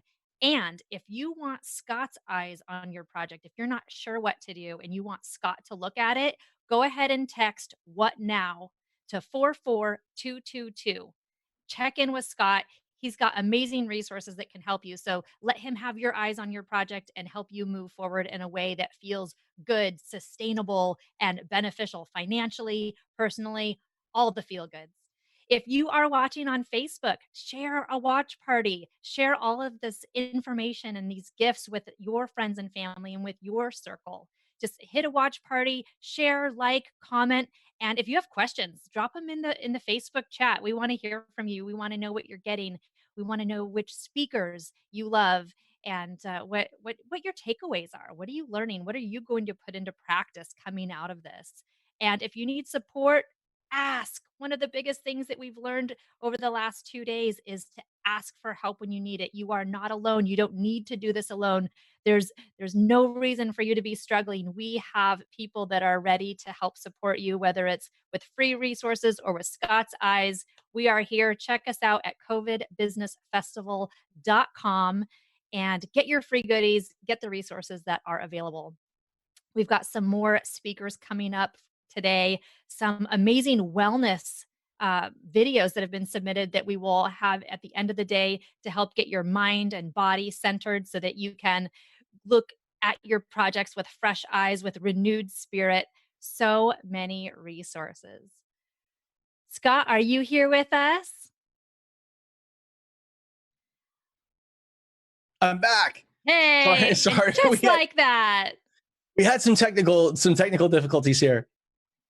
So just little tech gremlins. No, just a couple of hiccups. We're all cool. Everything's cool. Like I said, there's only one rule to being a part of this program, and it's to be cool, because we live in the age of Zoom and the internet, and sometimes things happen outside of our control. But we are back, and we have got an incredible guest I want to bring on, somebody that I feel so lucky to have a part of our program today, and that is Brandon Dawson. And I think we're running a couple minutes late. And Brandon, I appreciate you sticking around. How you doing this morning? Can you hear me? Yeah. How you doing this morning, Brandon? I'm doing great. Thank you. Fabulous.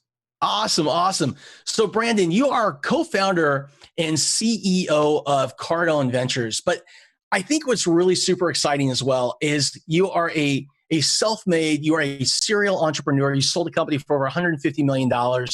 And you really got your start when you were a young kid on, I think it was like a 5-acre farm. Yeah. On a farm growing up. Could you first, because I love this story, could you start by sharing that story? Sure. So I was a 2.4 GPA, loved athletics. I was a football player. And my junior year, I did something stupid. So my parents, who were going out of town, decided to ground me and tell me I needed to pick the walnut orchard. And that money was the money my family used to put my brothers and I into this small Christian school that we went to in Corvallis, Oregon. And I had this chick I was so hot about, and I knew that there was no way between football school and picking the walnut orchard I was going to have any time for anything. That Friday I went to school when they peeled out of town. And I saw a note on the senior locker saying senior fund drive. They were raising $1,000. So I went to the head of the senior class and said, if you come out and help me pick up some walnuts, I'll contribute to your senior fund drive. I thought maybe a few people would show up, but like 70 or 80 people with their family and their brothers and sisters all showed up. We picked that walnut orchard pristine in 3 days. And I didn't even get my hands dirty. You know, when you pick up walnuts, your hands get orange and stained for a month. I didn't have to touch anything. I didn't do anything. I sat in a chair and I ran the calculator. And then an amazing thing happened. The parents all wanted to buy all the walnuts. And as a 2.4 GPA and horrible in math, I had to make up a number, which I did. Well, instead of the $5,500 every year my parents targeted, we raised $8,500. So I paid the senior class, had a pristine walnut orchard, and I learned 3 valuable lessons. One, the art of scale. The more people you throw at a problem that have a specific goal, the faster it will get done. Second, price is only an issue in the absence of value, because those parents didn't value the walnuts or the work. They valued the love and the demonstrated care that they gave to their kids before they moved away, and then they bought all the walnuts. So the third piece there is, just because you hate doing something doesn't mean that thing. For me, I hated walnuts, doesn't create some other impact in life. So talking about the impact is more important than talking about the what you do. And so I know that you guys work with so many companies, big companies, little companies. What are some of the biggest things that you're seeing companies do today to pivot and to adapt and to reset themselves in this market? Yeah, well, I just put a book out at cardoneventures.com/emergency, cardoneventures.com/emergency. And it's called the Emergency Business Response. And basically, it is all the elements that cause businesses to get into a state of crisis or emergency. And then it's exactly what to do when you're in that moment in order to make the best decision across the spectrum of your business in order to get the best outcome, not only to survive, but then to thrive. And what businesses are doing right now is a lot of business owners are making reactive decisions based on fear, insecurity, risk, unknown, and that pulls them further away from their long-term prospect or opportunity. So we're trying to keep them on the rails, make good, safe, sound decisions, make educated, proven, fact-based decisions, and relax. And then you can position and fight for today and position your business for growth to tomorrow. And a lot of people are just trying to figure out how to do all that. What if you could only do one thing from what you guys share, one thing that is the most important thing to get started on that pivot now, what would that be? Fortify your customers, fortify your financials, and fortify your long-term perspective. Don't concede any of those three things right now, or you're going to find yourself in bigger trouble. And what are some tips?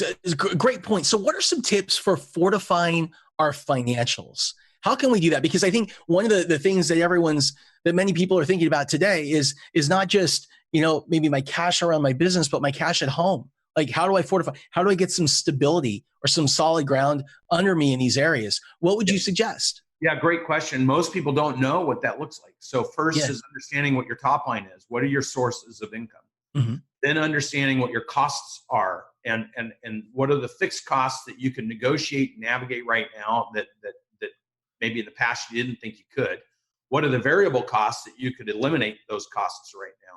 And then what's your profitability? And then what's the cash derivative of that? And how do you pull revenues forward? How do you pull money forward without giving up what you have today, and having a very clear strategy around that so you can match your expenses to your revenue sources, to your cash. So what's required right now is going to a daily cash management of in, expense out, and cash reserves, and fighting every day to try to keep or maintain some level of cash reserves while you're generating whatever revenue or revenue source you can, and mitigating and minimizing all expenses you can. And you have to be micro-focused on that. And that's such a great point, because I think sometimes when in crisis, what entrepreneurs do is they just don't want to open the bank account. They don't want to go online. They don't want to open the statement. They don't really want to see where things actually are. But there's never been a more important time than during crisis to get on and take a look at every single day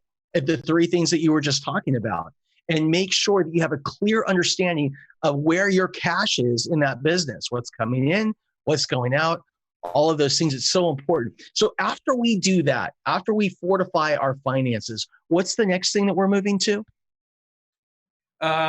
Pulling revenues forward. So you fortify, you have awareness, understanding where you're at, pull revenues forward. In your expense line, identify your key assets and resources to the business. So you got to understand, if you got 10 employees or 15, what are the 3 to 4 or 5 that you must have? Mm-hmm. What are the 3, 4, or 5 that are good to have? And what are the 3 or 4 or 5 that you might need to eliminate in order to preserve your ability to sustain, but still do more work with less resources? So working smarter, not harder, is a prerequisite when you're in a crisis or an emergency as well. What is, like, as entrepreneurs, we have all had highs and lows and ups and downs and things like that, and things that we have to work with. What is the toughest time that you've kind of experienced in your business career, and kind of what did you do in order to get through that period? Yeah, I had lots of bad times, but the worst time was right when I went through all my bad times, figured out a strategy in 2000, 2001, and really was going through explosive growth, high profitability growth. And my private equity called and said, we're liquidating the fund you're in, so we want you to sell your business at an indicator where the business was getting ready to just crush it. And they forced me to sell it. The worst part was I was unwilling to do it. So they fired me and brought somebody in to sell something that was just a piece of gold. And that was the worst time. But then I had to assess how I found myself in that position. And I was still responsible for it. So I recalibrated and started my last company, making sure nobody was in the decision-making or in my equity. Yeah, it's such an important thing. So many times entrepreneurs, they'll go and for example, they'll raise money and, they get focused on maybe protecting the wrong things. So for example, they just want to hold on to as much equity as they can, but they don't know or think about something like preferences, or they don't think about certain rights that they give away. And what they realize is they've held on to all the equity, but they've given somebody else all the rights to do things like throw them out of the company. You got to be so careful. 100%. Yeah. What is one more lesson that you would want to share to people today that, these are businesses that may be struggling to hold on. Maybe they're being forced to close. It could be people recently unemployed or furloughed that are trying to figure out kind of, what do I do? What is next? What would you share with them? Yeah, the first thing I do is go to cardoneventures.com/emergency, and I download the book on exactly what to do in lots of those situations. But what I would tell them is, you've got to change your perspective. A Navy SEAL buddy of mine, we're having this conversation, and he says, you're halfway up the sheer cliff, and you look up and you see how far the top is, and you start panicking about how far you have to go and all the things that could go wrong and what happens if you fall, and you start spending all your energy doing the what ifs and why ifs and I wish ifs versus one good grip and one good footing at a time, one good grip, one good footing at a time. You'll find your way to the top and you'll be like, I made it. So taking your point of perspective from this big overwhelming thing to one good decision each day that you can do that will move you closer to success, because you will find your way there. And trust me, when you do, moving from a CEO, founder, leader in an environment where, the economy's good and things aren't that hard, to a crisis leader, coming out of that, you'll be 10 times more impactful. So whatever good stuff you did coming into it, you're going to be so much better coming out, and maintaining that point of perspective so that you can keep your energy high and make great decisions right now. Absolutely love it. That is so good. That is golden. And by the way, what you just shared with us, we're going to have that in our virtual gift bag. So go to CovAID.KNEKT.Live. Just click on the virtual gift bag and sign up. And after this event, we're going to send it to you because we want to make sure you get all those free gifts. That is amazing. Brandon Dawson, thank you so much for being here. I really appreciate it. Hey, it's my pleasure. Thanks for having me. Take care, brother. Take care. Shannon Parsons. Hello to you. We're going to bring you on for just a second while I get ready for our next guest, Andre Reed. And I cannot wait to talk to Andre Reed, who is not only an NFL just icon, but also one of the most inspiring people that I've listened to. And so we're going to bring him on in just a second. I'm going to kick it to you. Wonderful. Welcome, everybody. My name is Shannon Parsons. And if you are just joining us, we are live at the CovAID Business Festival. If you haven't already registered, go to the CovAIDBusinessFestival.com because we have gifts for you. We have a whole gift bag full of resources that will help you in this crazy mixed up time that we've never experienced before in our history. So go to the CovAIDBusinessFestival.com, get your gifts. They will help you professionally, personally, wherever you're at in your business. There are resources there for you. Also, if you want Scott's eyes on your project, text "what now" to 44222. He is available and willing to help small businesses, entrepreneurs, whoever you are, whatever you're going through. If you want his eyes on your project to see how he can help you, go ahead and reach out to him. That's why he's here. He's available right now because he's at home just like the rest of us. So take advantage of that time and that opportunity.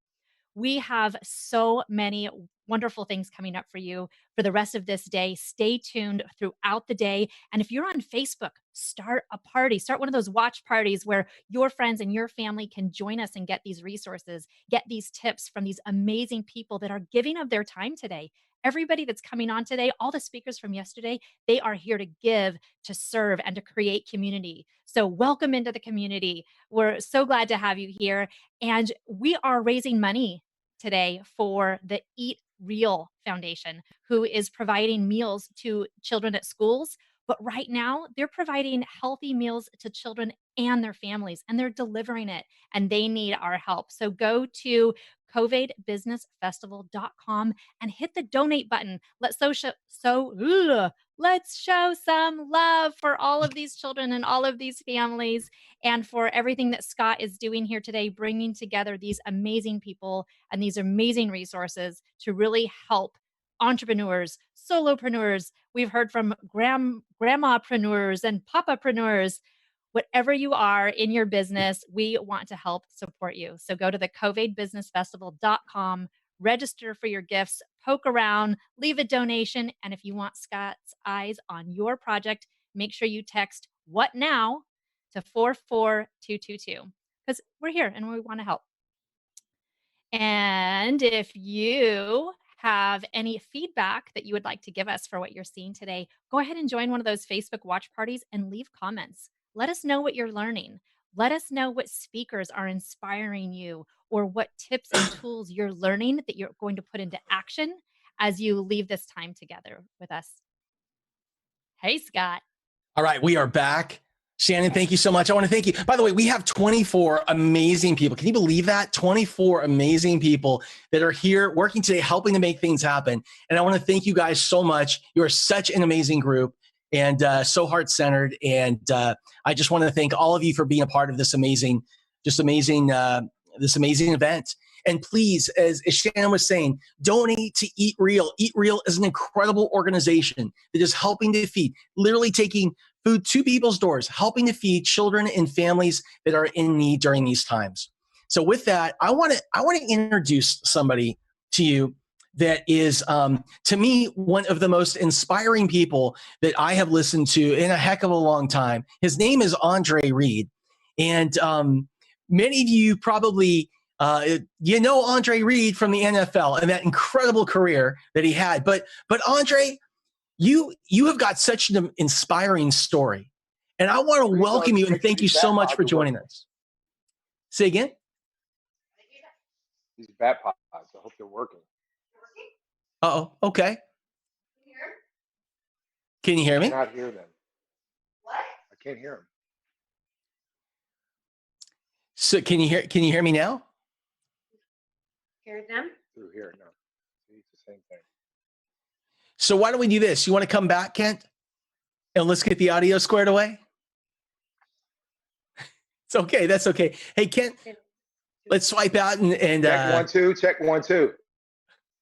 You guys can probably hear you. I got these bat pods in my ears, so I'm trying to do it this way. Okay. Andre, you got me? Yeah. Yeah, I can hear it on her phone. Okay. Okay, so you can hear me on your phone. I think we're good. We can square it away. You know what? We have feedback. So Kent, let's pull out and let's work out the audio issue and we'll come right back. Because we're getting the feedback. Oh, that was earlier. That's right. Okay, Kent, let's pull out.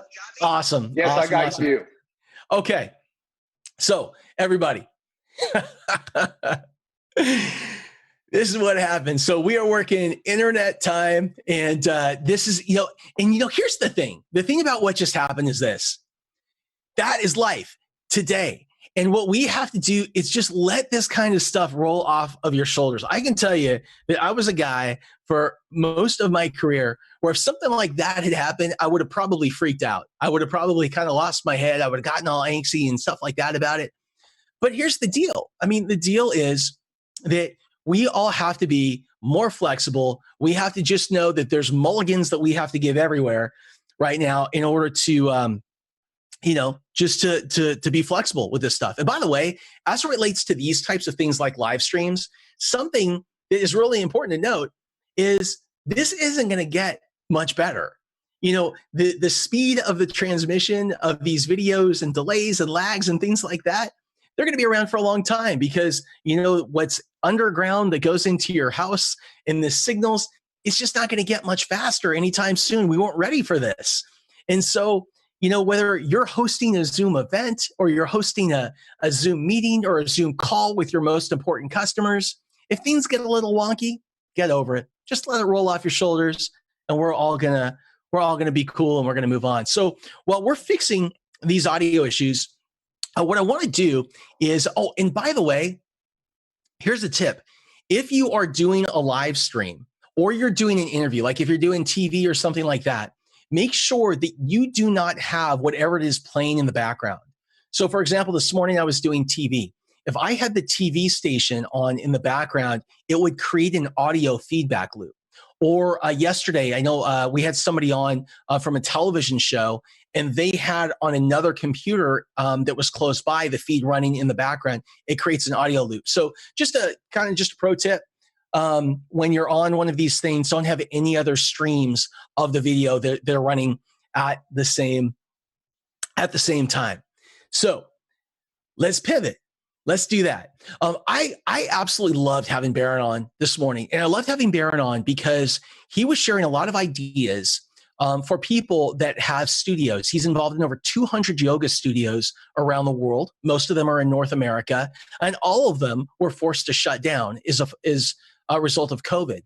And he shared with us some ways that he was generating leads, really just using this crisis to generate leads for his business that are converting into sales. They're having these big and marketing these big free yoga events. They bring people in, and many of them are new leads. And then what they do is they offer a couple of different products and services. They offer a 10 card. So you get a card, a 10 card or class card that you can get. And they also have a drop-in pass as well, which is I think that's a pretty cool idea. I also shared, I love these pivot stories. Let's pivot to that. So, when you ask the two most important questions that we talk about, when we ask those questions, what we do is we start with what has to happen, what's most important to you as the customer, number one. And then number two, what has to happen? How do you know that you're getting what you want the way that you want it? So again, a person, you ask them, you say, hey, I'm going to start an exercise program. What's most important to you about an exercise program? And they say that it's easy to use. Well, we all have a different definition of easy to use. So the next question is, what has to happen? How do you know it's easy to use? And everyone has their own rules. This person says, well, you know what? It's easy to use because it's on a device, and it's on a mobile device, and it's on iOS because I have an iPhone, and it's an app, and it's a one-time payment, not a monthly subscription, because I don't know the way things are going to be in the next couple of months. They give you their buyer blueprint. And when you're there and you're open enough to hearing what the market has to say, you can adapt. So again, some of the amazing adapting stories that we've heard over the past few weeks, the alcohol manufacturers, the alcohol distillers that ask these questions to their customers who are saying, we need hand sanitizer. So they went from producing alcohol to hand sanitizer. Or auto manufacturers that re-engineered their assembly lines to create ventilators. Or hotels that were trying to figure out how to use, as an example, how to take their existing janitorial staffs and leverage that workforce. And by leveraging that workforce, what they did is they went and they asked the market, what do you need? Where do you need people to clean? And all these big warehouses like Amazon, they all need a new level of cleaning, right? And efficiency. And so what they've done is they've re-engineered their staffs to provide a different level of cleaning, not in the hotels, but in warehouses. We've had apps like OpenTable, which is where you go to make a reservation at a restaurant. The OpenTable software was what powered the reservation system for most of the restaurants in America. Well, when restaurants got shut down, what do? So they asked their customers, what's most important to you? And what has to happen? How do you know that you're getting what you need? And people said, hey, we don't want to wait any longer in grocery lines. So what they did is they worked with the grocery stores in order to pair things up, in order to enable people to make reservations to go to the market. Talk about fitness studios and yoga studios. We shared what Baron is doing today. I shared a friend of mine. He went to Zoom classes for his exercise, his weight training type of coaching that he did. He had a gym, and we had a problem. The problem was he couldn't go to the gym. It was Mitch, my boy Mitch. And so what happened was he went out and he talked to his customers and he said, who wants personal training in your home? If you don't have the equipment, I will lease my equipment to you. And they moved his equipment into people's houses. Then there's companies like Hoardly. Hoardly's a company that did virtual closet organizing. Think about that. They have to come into your house. So what did they do? They pivoted and they adapted. And they did it in a way where they created these guides and these Zoom programs to be able to go in the house with you and help you to get organized. Timely, doing virtual painting classes. James Corbett Studios in New York that is bringing his salon service to people's homes. So again, I just like to share, while we're getting things ready here, different ideas on how companies are pivoting and adapting. And hopefully one of these things becomes like an aha moment for you. An aha moment that when you add these things up leads to the breakthrough that helps you to move forward. Now, what I'd love to do is I'd love to bring in my next guest. My next guest is Mitch Thrower. And let's see if we can bring Mitch in. And we're going to come back to Andre Reed in just a little bit. Mitch Thrower, do we have you? Hi, Scott.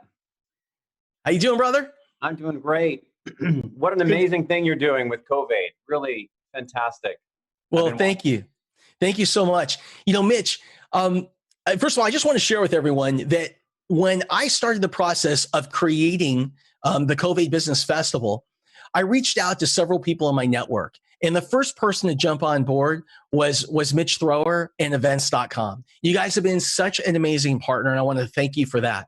Now, Mitch, oh my gosh, it's so timely that we're talking. Mitch is a guy who was, he used to be the publisher of Triathlete magazine back in the day.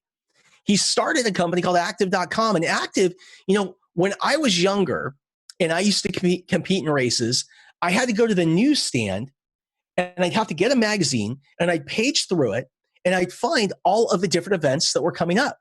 And then I'd tear out the page of the one I wanted to compete in. I'd fill out a registration. I'd fill in my credit card, or I'd put in a check and I'd mail it. Mitch said that ain't efficient. And he brought that whole process online. Active sold for over $1 billion, got bought back, sold for over $1 billion. And then he started with Stephen Partridge, events.com. Mitch, you probably touch more events than anybody on the planet. And people's events, in many cases, have been shut down. How in the heck are you seeing people that throw events pivot and adapt today? Yeah, Scott, that's a great question. I think the event industry, like many industries, was hit hard and fast. And event organizers around the world, they are very industrious and very entrepreneurial folks.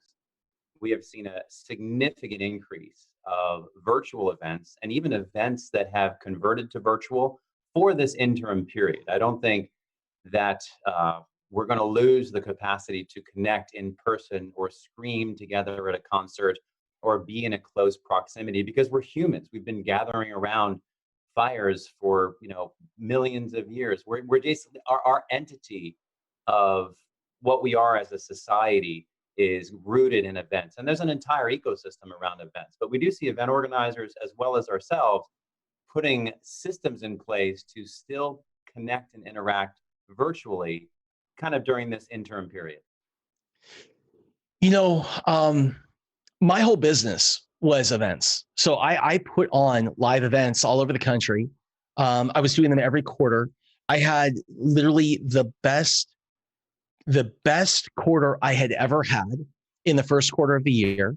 We had thrown a big event in Park City. We had 2 more planned for this year. We had 3 planned for next year. And I went from, the best event I'd ever done to being completely shut down in that space. And so many other people are in the same position. What are 1 or 2 ways that you've seen people like me adapt successfully and not just throw an event, but generate revenue from the event? And I think, some of the speakers that have been on before, I think it was Jesse yesterday who said, today's business that you're in is to be in business tomorrow. I think it was something along those lines. Yeah, so it was Dave Meltzer. He said the purpose of being in business today is sometimes to be in business tomorrow. Yes. And so I think one of the things that we're looking at from an event organizer perspective is, to postpone and to look at the delay and to make sure that you as an entity have the capacity to generate revenue today, is to look at your event not as an event, but as a brand. Because if your event is a brand and you can generate revenue through merchandise, through virtual, through affiliation, then you become a much, much stronger entity. And I've been to some of your events, Scott, in the real world. I think thanks to you, I even did the Navy SEAL event with you and jumped out of a helicopter into the ocean with the Navy SEALs falling around, and we, played in the sand together, which was being screamed at by Navy SEALs. So taking things like that online may not happen, but look at what you've done with COVID. I mean, look at you as an example of how you've pivoted not only your brand, but your capacity to help other people. And really, that's the event industry is just a microcosm of how we all need to change during the time of COVID, because things have changed. I mean, in times of change, you need to change. And that's an area where a lot of people, I think, are getting hung up, is they're trying to do things the same way, and they can't. Well, it's true. I mean, I probably held on hope for about an hour. That's not true. I probably held on hope for more like a couple of days that things they weren't as bad as they seemed when this first happened, that we weren't going to have to stay at home, that, I was hoping that things would kind of turn around faster and we would open up sooner. I did that for a little bit, but then I realized that hope isn't a good strategy. And so again, it's about getting on your toes. And we're all learning this live streaming, this online event space, this whole thing. But I think that what's really incredible that you just talked about is, don't think of your event as a one-time transaction type of thing. Think of your event as a brand. And if you think of your event as a brand, you can then have several different extensions of your brand into different kinds of products and different kinds of services. I remember talking to your team, and they were sharing with me, because your team sat down with me and they showed me all the different events that had been taking place over the last month and what was where people were making money. And it was always the brand extensions. That's what it was. That's true. People in the event industry, they tend to think of their event as, I'm going to sell tickets or registrations, and that's right, maybe I'll sell sponsors. That's not the right way to look at the event industry. That's not the way to look at yourself as an event. The way to look at yourself as an event is, I am a brand and I am providing a service, and there are all kinds of things around that service. And, when you sort of snap out, just as an event organizer or just a general person in business now, and you snap out of that fog, the COVID fog or whatever you're in as a result of the situation you're in, maybe you're working from home, maybe you're, struggling financially, whatever it is, when you snap out of it, the first thing to do is to really take inventory. And take inventory of your finance, your health, your family, your friends, and your business, and look around and see what's missing. But not just what's missing for you as a business, but what's missing for the customers that you used to be serving and for the customers that you can serve now, because it's filling that need.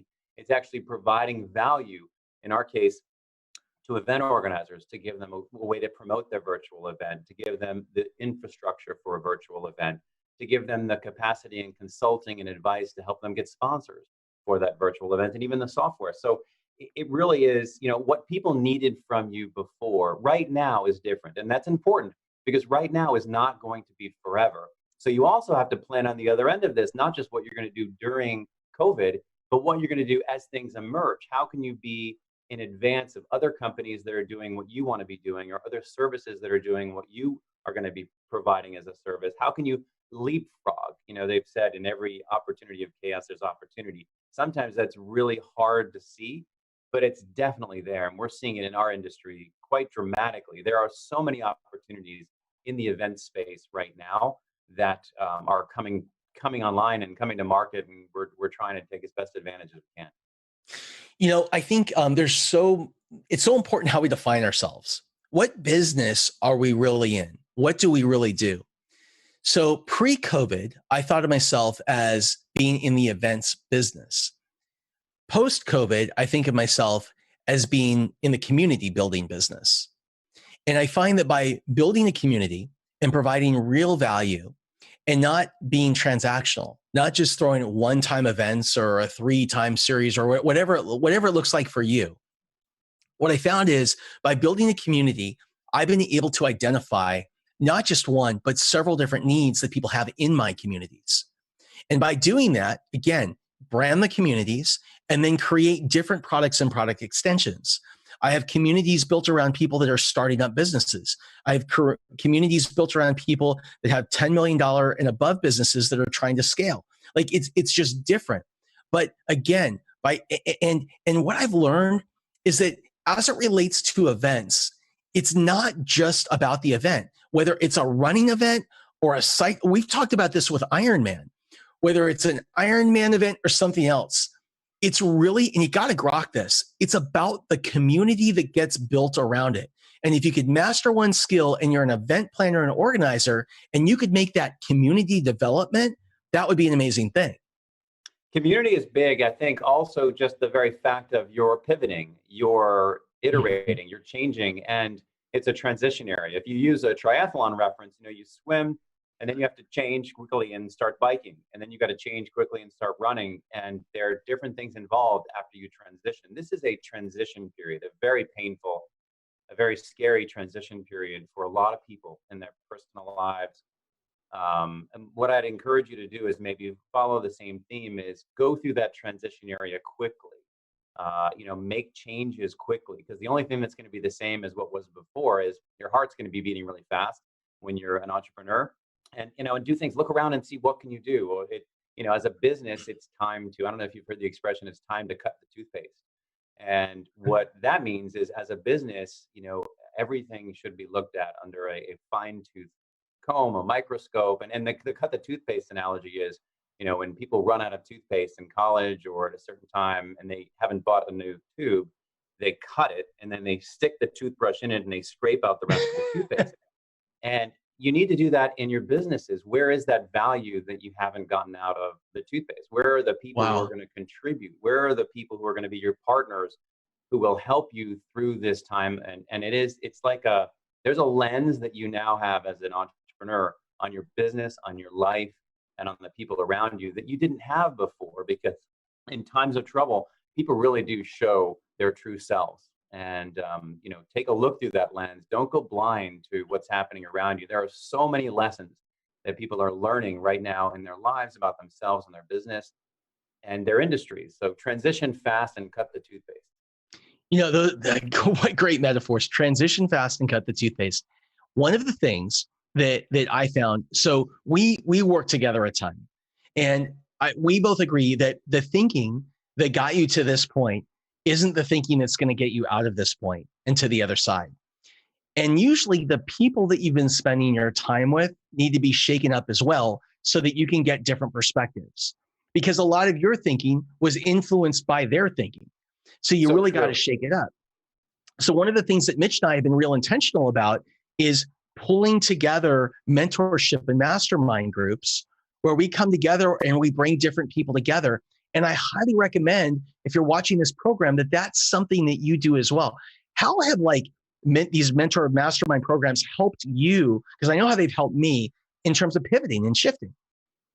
I think we all live a life where we have our God willing, wonderful families. And then we have the folks that we work with, but there's kind of that no in between zone many times in people's lives, where you can talk to someone who, from a business perspective, doesn't have an agenda, or from a family perspective, doesn't have all of the emotion wrapped into it. Mm-hmm. And that kind of mastermind reach out of being able to take the time and invest the time. And you said something really important, and I've heard it throughout, is, you're the average of the people that you're spending time with. And it really is true. Like, who did you last call in your cell phone? Yeah. Where are you spending the time?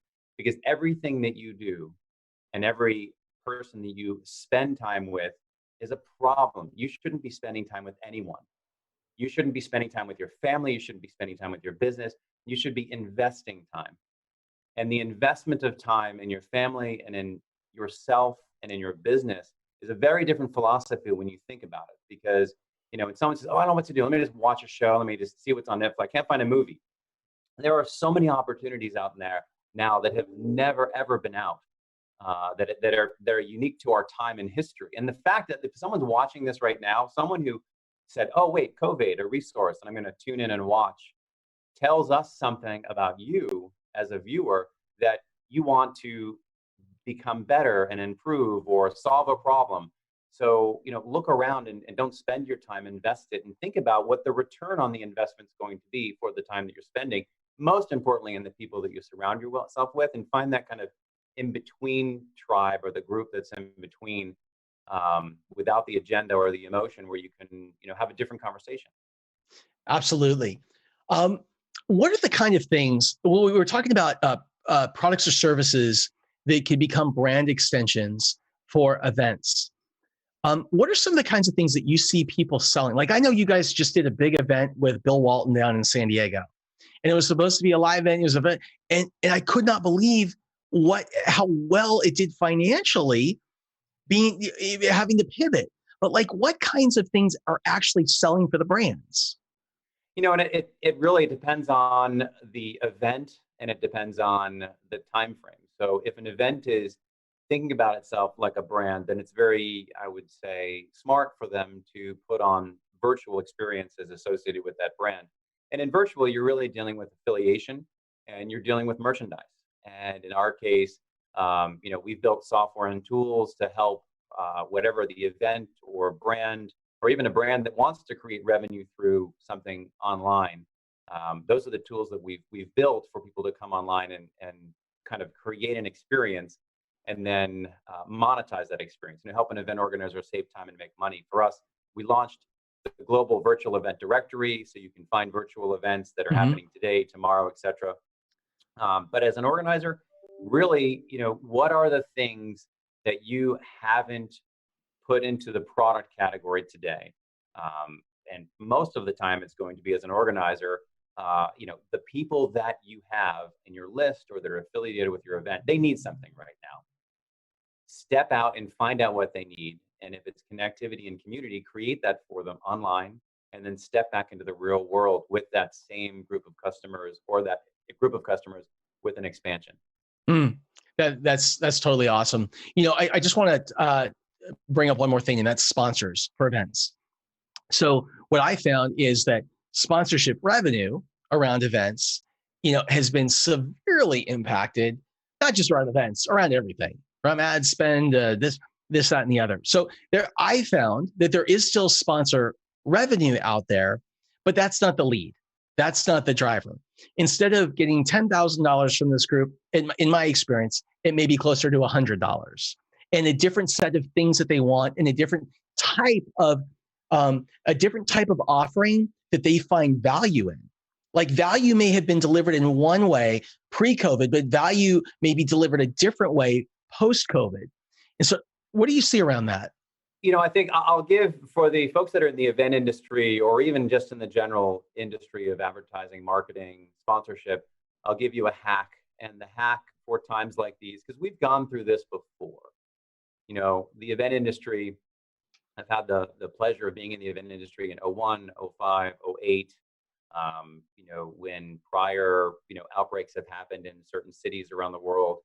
And what happens when you look at the, kind of your access points for sponsors, people say, oh, pay me this and you'll get blank. And that blank may be engagement with a customer, et cetera. But what all sponsors are looking for is they're looking for sales. They're looking for revenue.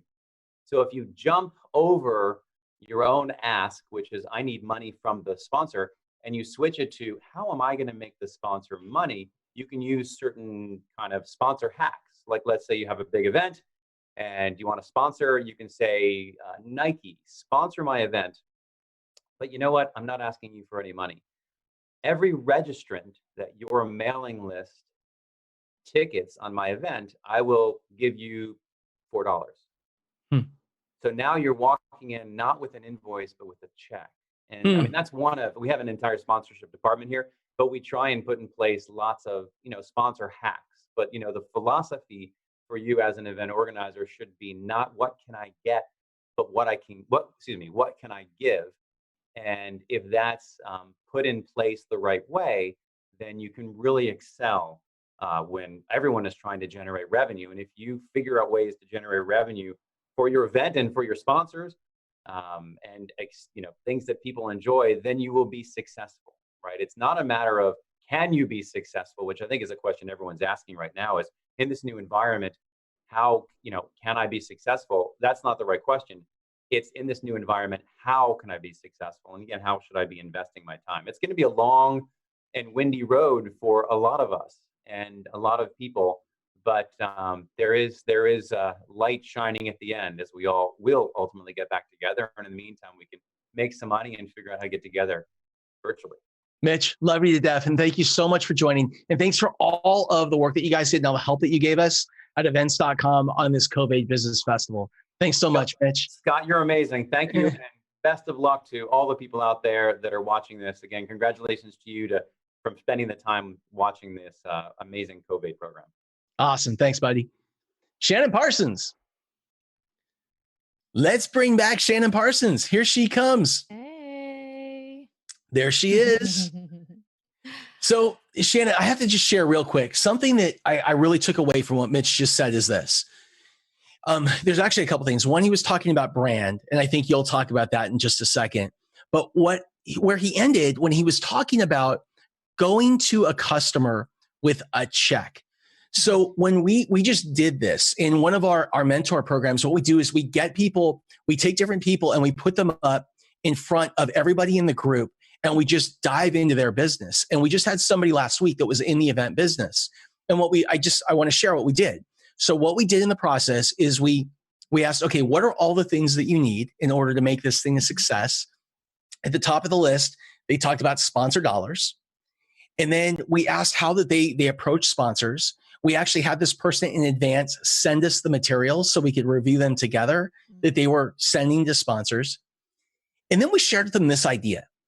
I want to put myself as somebody who's selling, I want to put myself in my buyer's shoes. So I have to ask myself, what is most important to that person? And how do I make them look like an absolute hero inside their company? And if I really ask them and I understand that, then what I do is I shape the offer in a way where they're so excited because they're going to see how they win personally and how the organization wins. Without ever mentioning that it's just a lot more likely that you're able to get things to move. And when you ask a couple questions, what's most important to you? And how do you know that you're getting what you want? If getting money, making money from this event is important, then what Mitch was saying about figuring out how to come to them with a check is amazing. Hey, I'm going to get ready for our next guest. I'm going to kick it over to you, Shannon. Wonderful. Hey, everybody. Thank you for joining us. We have had an incredible lineup so far, and there are more amazing people coming today.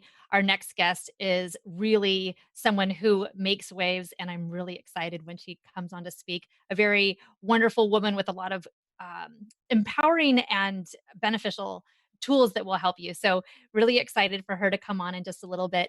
If you haven't already gone to the CovAID Business Festival website, I encourage you to go do that now. CovAIDBusinessFestival.com. There is a gift bag there for you with resources that will help you grow your business, will help you either pivot or stick with what you got. But either way, we want to help you move forward in your business, whether you are a solopreneur, multiplepreneur, small business owner. There are tools and resources there for you. So make sure you get your copy of the gift bag at CovAIDBusinessFestival.com. And while you're there, donate. We are raising money today for the Eat Real Foundation, who provides healthy meals to children at school. Now, right now, while children aren't at school, the Eat Real organization is actually bringing food to the kids' houses and bringing enough to feed their entire family. And this is healthy food that is going to fuel their bodies and fuel their minds. So donate what you can, and let's make a big difference in the worlds of those families.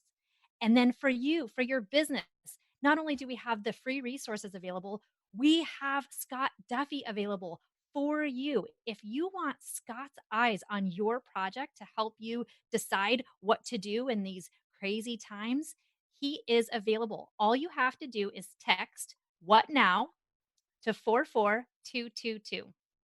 Scott is more than happy to look at your project and chat with you about what's going on in your world and really problem solve with you. What can you do right now? But what can you do for the future? How can you set your sights on the future to really make sure that you are moving in the right direction? He gave the analogy earlier of driving a race car, and when we tend to turn our faces towards the problem, the instructor will actually push their hand on your helmet to turn your eyes back forward and focused. And that's what Scott wants to do for anybody who's interested. So make sure you reach out. This is the time. He's home like the rest of us. So get his eyes on your project. He's ready to serve and to help you grow. Again, go to the CovAID.KNEKT.Live for all of the resources and to connect with Scott.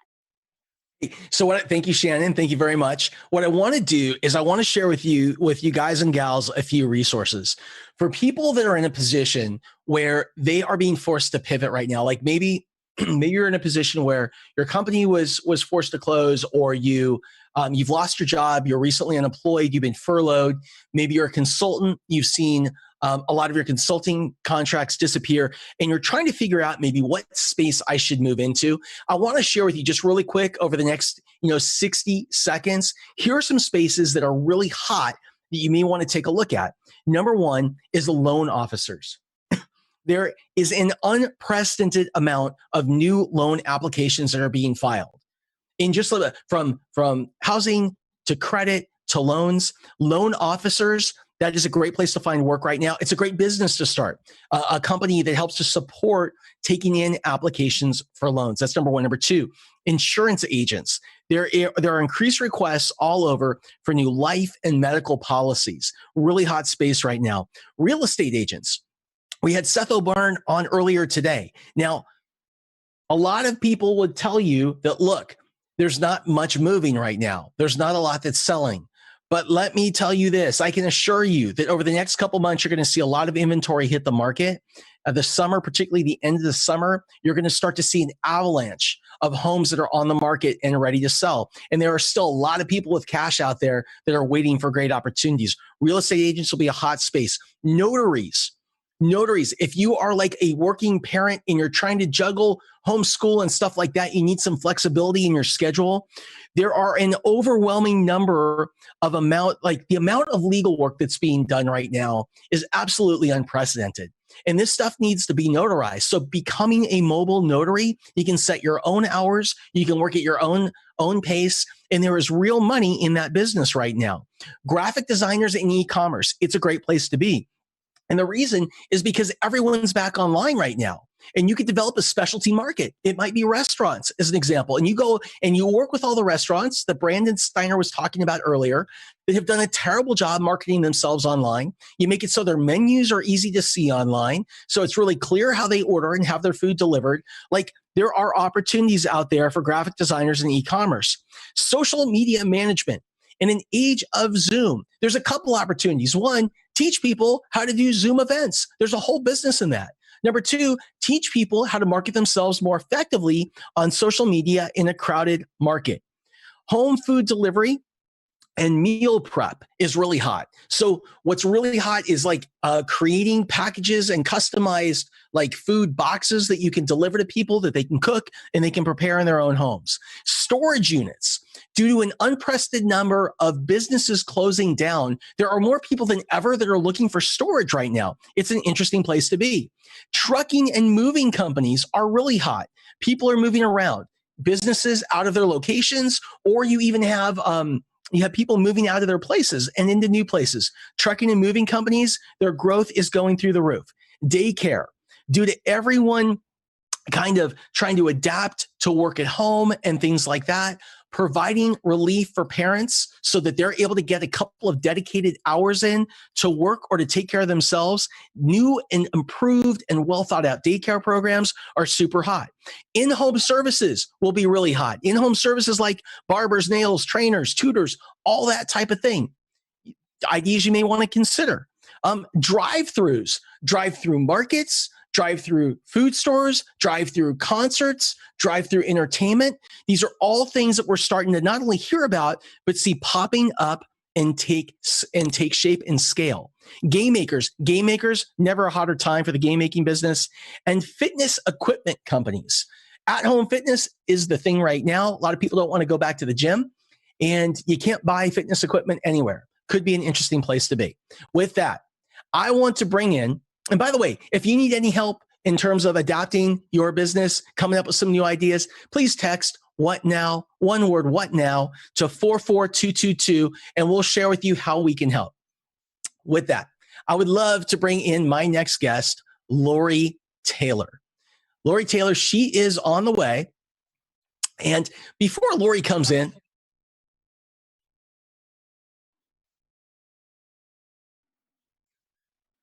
actually, we're bringing Lori in just a little bit. We are going to tips from Todd Durkin. Our man, Todd Durkin, is going to join us here in just a second. And while we're getting that ready, take a break, take a break. You are what you eat. Make sure you're taking good, healthy snacks. Hey, real quick nutrition tip. I think it's important to understand you are what you eat, truly. Remember PFF, protein, fat, and fiber. Protein, fat, fiber. So when you look at your diet, when you look at your nutrition, whether it be meals or snacks, I like doing 5 different times a day when you're eating breakfast, lunch, dinner, 2 snacks on that protein. How much protein are you eating every single meal? Make sure you eat enough protein. Fellas, I like to say 1 gram per pound of body weight. Ladies, about 0.6 to 0.7 grams per pound of body weight. Protein is also going to help satiate your appetite for sugars. So if you're craving sugars, have more protein in your diet. It's going to help you. It's also going to help you build lean muscle tissue if you are working out, which all of you should be working out if you've been listening to my tips as well. Fats. What are good fats? Avocado, great fat. Fish are great fats. Almonds, nuts, great fats. So eat good fats, very good for your body. And also fiber. Fiber, fruits and vegetables. Lots of fruit. Full of fiber. It's going to help your digestion process, help your organs. So lots of fibers in your body. And lastly, hydration. You got to make sure you're hydrated up. I say half your body weight in fluid ounces of water. Half your body weight in fluid ounces of water is going to help you be properly hydrated, which is going to help all systems, including your energy. On that. So there's your you are what you eat lesson. I've got more tips for you, both on training, on nutrition, and on mindset. Take a look. I've got a free resource right down there. Take a look. CovAID.KNEKT.Live. Get in there, opt in. I've got some great tips for you. Remember to snack well today, eat well, and get after it. Get your mind right, baby. We'll see you on the other side. Back to you, Scott.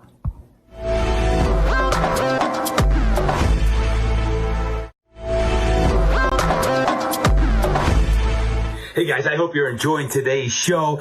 Unbelievable. The CovAID Business Festival is rocking and rolling. My name is Todd Durkin, the author of the new Get Your Mind Right book. As a matter of fact, if you want to get some of my great gifts, they're in the gift bag. Check them out. There's some great gifts in there. You got to register. They're all free, but you have to register. Just go to the CovAIDBusinessFestival.com and you can get not only my mindset hacks, but there's some workouts in there and everything else that you're going to want to get. So check it out today. Hey, I want to talk about extreme personal care.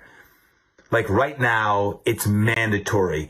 Extraordinary, extreme personal care is mandatory now. What is it that you need to do to ramp up and amp up your own personal care? I'm talking everything from workouts to your nutrition, to your energy, to your nighttime routine, things I've talked about on these Get Your Mind Right high performance tips to give you little breaks. But I want to challenge you today to think about your own routine.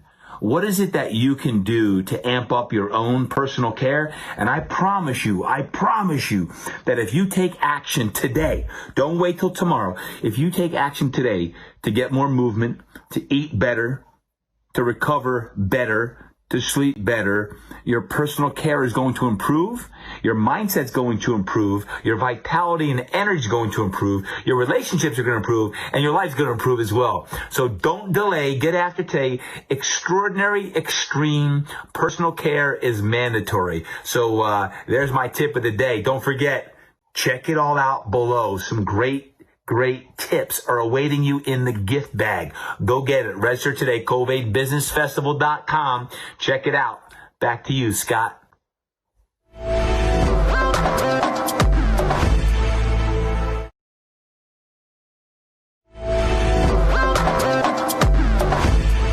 Hey guys, I hope you're enjoying today's show.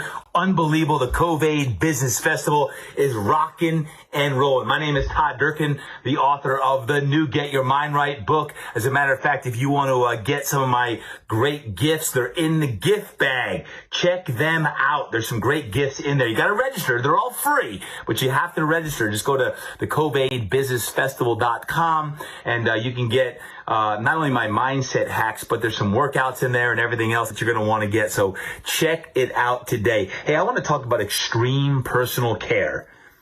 Like right now, it's mandatory. Extraordinary, extreme personal care is mandatory now. What is it that you need to do to ramp up and amp up your own personal care? I'm talking everything from workouts to your nutrition, to your energy, to your nighttime routine, things I've talked about on these Get Your Mind Right high performance tips to give you little breaks. But I want to challenge you today to think about your own routine. What is it that you can do to amp up your own personal care? And I promise you that if you take action today, don't wait till tomorrow. If you take action today to get more movement, to eat better, to recover better, to sleep better, your personal care is going to improve, your mindset's going to improve, your vitality and energy is going to improve, your relationships are going to improve, and your life's going to improve as well. So don't delay, get after today. Extraordinary, extreme personal care is mandatory. So there's my tip of the day. Don't forget, check it all out below. Some great tips are awaiting you in the gift bag. Go get it. Register today, CovAIDBusinessFestival.com. Check it out. Back to you, Scott.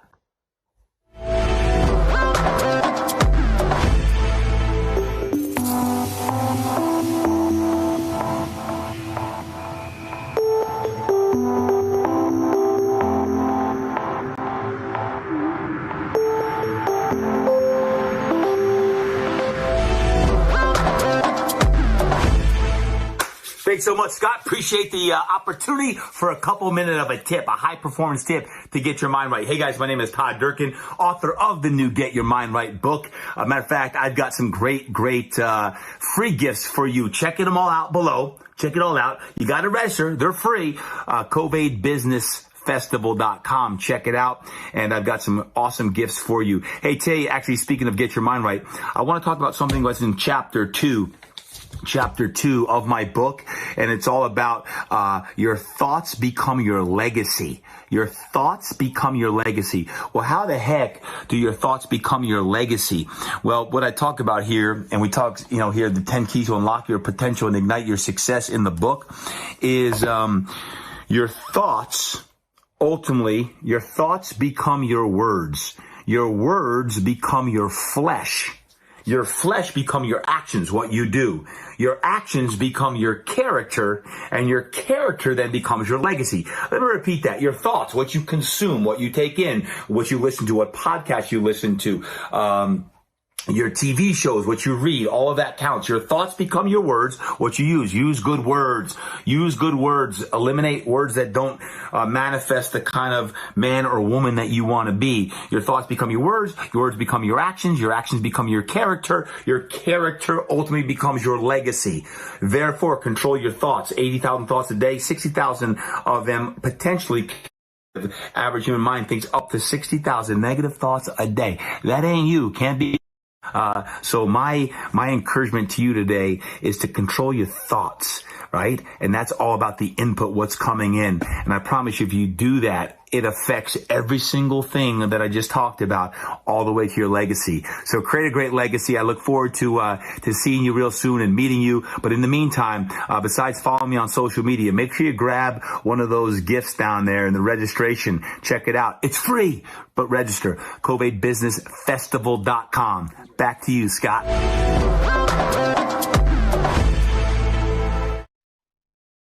Welcome back, everybody. It is so good to see all of you. Hold on one second right here. There we go. We are back. I want to thank all of you guys for joining us today and watching the CovAID Business Festival. We are streaming live across all social media. We are on Facebook, YouTube. We are on Instagram, LinkedIn. We are also all over on OTT networks. We have had thousands of people join us today and watch and share and start watch parties. And look, there is one reason that we're here today, and it's this. Our goal is to help all of you entrepreneurs, you solopreneurs, mamapreneurs, dadapreneurs, contractors that have been affected by COVID. Maybe you're a person who is struggling to save your business or being forced to close. Our goal is to help you to do three things. Number one is find tools and strategies to stabilize yourself, stabilize your finances. Number one. Number two, stabilize your businesses. And number three, learn tools and new skills to pivot, to adapt, and to come out of this period even stronger. And what we've assembled and you've had an opportunity to learn from over the last 2 days are people who are the best of the best at what it is that they do. People from a variety of industries to give us different perspectives on how to approach this crisis. And one of the things that we've been sharing along the way are tools and tips and tricks that people are using that are working now. And, as I was putting this event together, the area that I really spent the most time on taking a look at and really I just got to say travel. As a guy that was in the travel business, I had an online business that was tied to the private jet industry. The company was like Expedia, but it was for private aviation. So basically, you would be able to go online, do a search for a private jet. We aggregated all the supply and demand in one place, and you'd be able to buy a charter, just like you would a seat on an airplane. And when the market crashed in 2008, we lost that business. But here's the thing. I love the industry. I love the people. I love the community. So when I look out there today to see how travel has been affected, it's just, it's terribly upsetting to me. Travel is the largest single employing industry in the world. Over 100 million people are employed by the travel industry. And this touches everything from hotels to jets to spas and everything in between. And when I was putting together this event, I thought, who in the world would be the best person that we could bring on, not only to talk to folks that are in the travel industry, but so much more. And the first person that came to mind was my good friend, Jeff Hoffman. Jeff is a serial entrepreneur from Priceline.com and UBid. But, even more than that, Jeff is the chairman of the board at Global Entrepreneurship Network. And he provides incredible perspective to all of us, again, to show us how we can pivot and adapt and come through this period even stronger. So I want to welcome you, my friend, Jeff Hoffman. Thank you for joining us. Sure. Thank you very much for having me today. How's the day been? It's been good. It's been good. We're all on this end. Like what we're doing here, it's all new. 8 weeks ago. It is, but it's, as much as, we'll never discount the horrors, right? And the losses of this moment in time also created some great opportunities for people to seize as well, right? The smartest thing we can all do is come out stronger than this went in. So there's been a lot of learnings about how to do that, both personally and as a business, ways we can make ourselves stronger during this time. Can we start by talking about personally? I remember years ago, I worked for Tony Robbins, and he said, you can have all the big goals in the world, but if you can't get out of bed in the morning, you got a problem. How do we stabilize ourselves personally or adopt the right mindset to get through this? So, I've been doing this thing, Scott, that I've been calling the 3 R's about repurposing, retooling, and redeploying. So the middle one is the answer to what you said, which is retooling. And a lot of people, like you said, having trouble getting out of bed. There's fear, there's uncertainty, there's financial stress, there's kids at home that weren't supposed to be. There's all these things that are causing people a lot of fear and stress. So part of what you need to do is occupy yourself in positive, progressive things to do. And so I started thinking about the fact that this is a wonderful moment in history to upgrade yourself. You should come out of this as Scott 2.0, whatever it is. And the way to do that, I've just been using the term retooling yourself. So what I've been asking people to do is to sit down and take a good, long, hard look and say, what is something I wish I knew? What is a skill I wish I had? A topic that I wish that I could study, something that I've never learned. I'm going to give you an example in a minute. And I've been asking people that. And it's been all over the map. One person told me, he goes, you know what, Jeff? He said, I read about AI all the time, but I don't really know what that is. So you know what he's doing now, Scott? He's dedicating about 90 minutes a day. That's just 90 minutes out of every day. And he is taking a free online applied artificial intelligence course. Nice. Another person that I was talking about after that sent me an email of this free online course in parenting. There was another one, a little like online sort of university almost for homeschooling and teaching at home. It depends on there has to be some way you want to upgrade yourself. I saw somebody do one that was on improving your communication skills. It's a free workshop.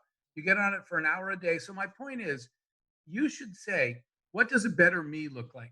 What are areas I can improve? What are things I can learn? What's something I never had time before COVID to research? And there's probably a completely free online course you could be taking now. You'll feel better about yourself, and you'll come out of this with skills or abilities that you did not have when all of this started. That's retooling.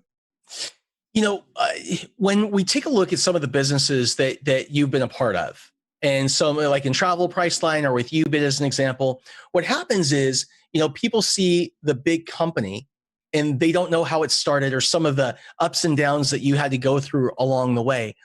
Can you share maybe one of the more difficult obstacles that you guys had to get around, just to provide perspective to people about how we all go through this journey, and it's a very similar journey, and how you overcame it?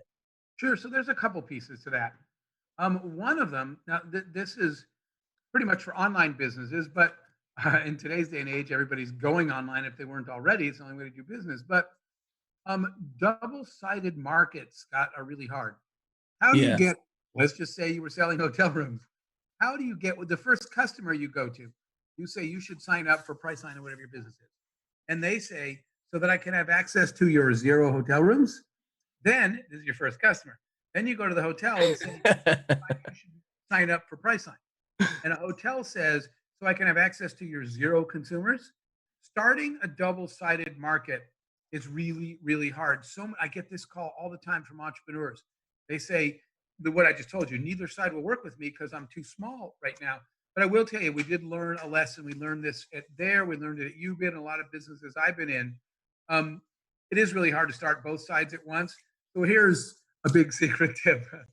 Lock up the best supply. Quit worrying about the buyer and go get the best supply.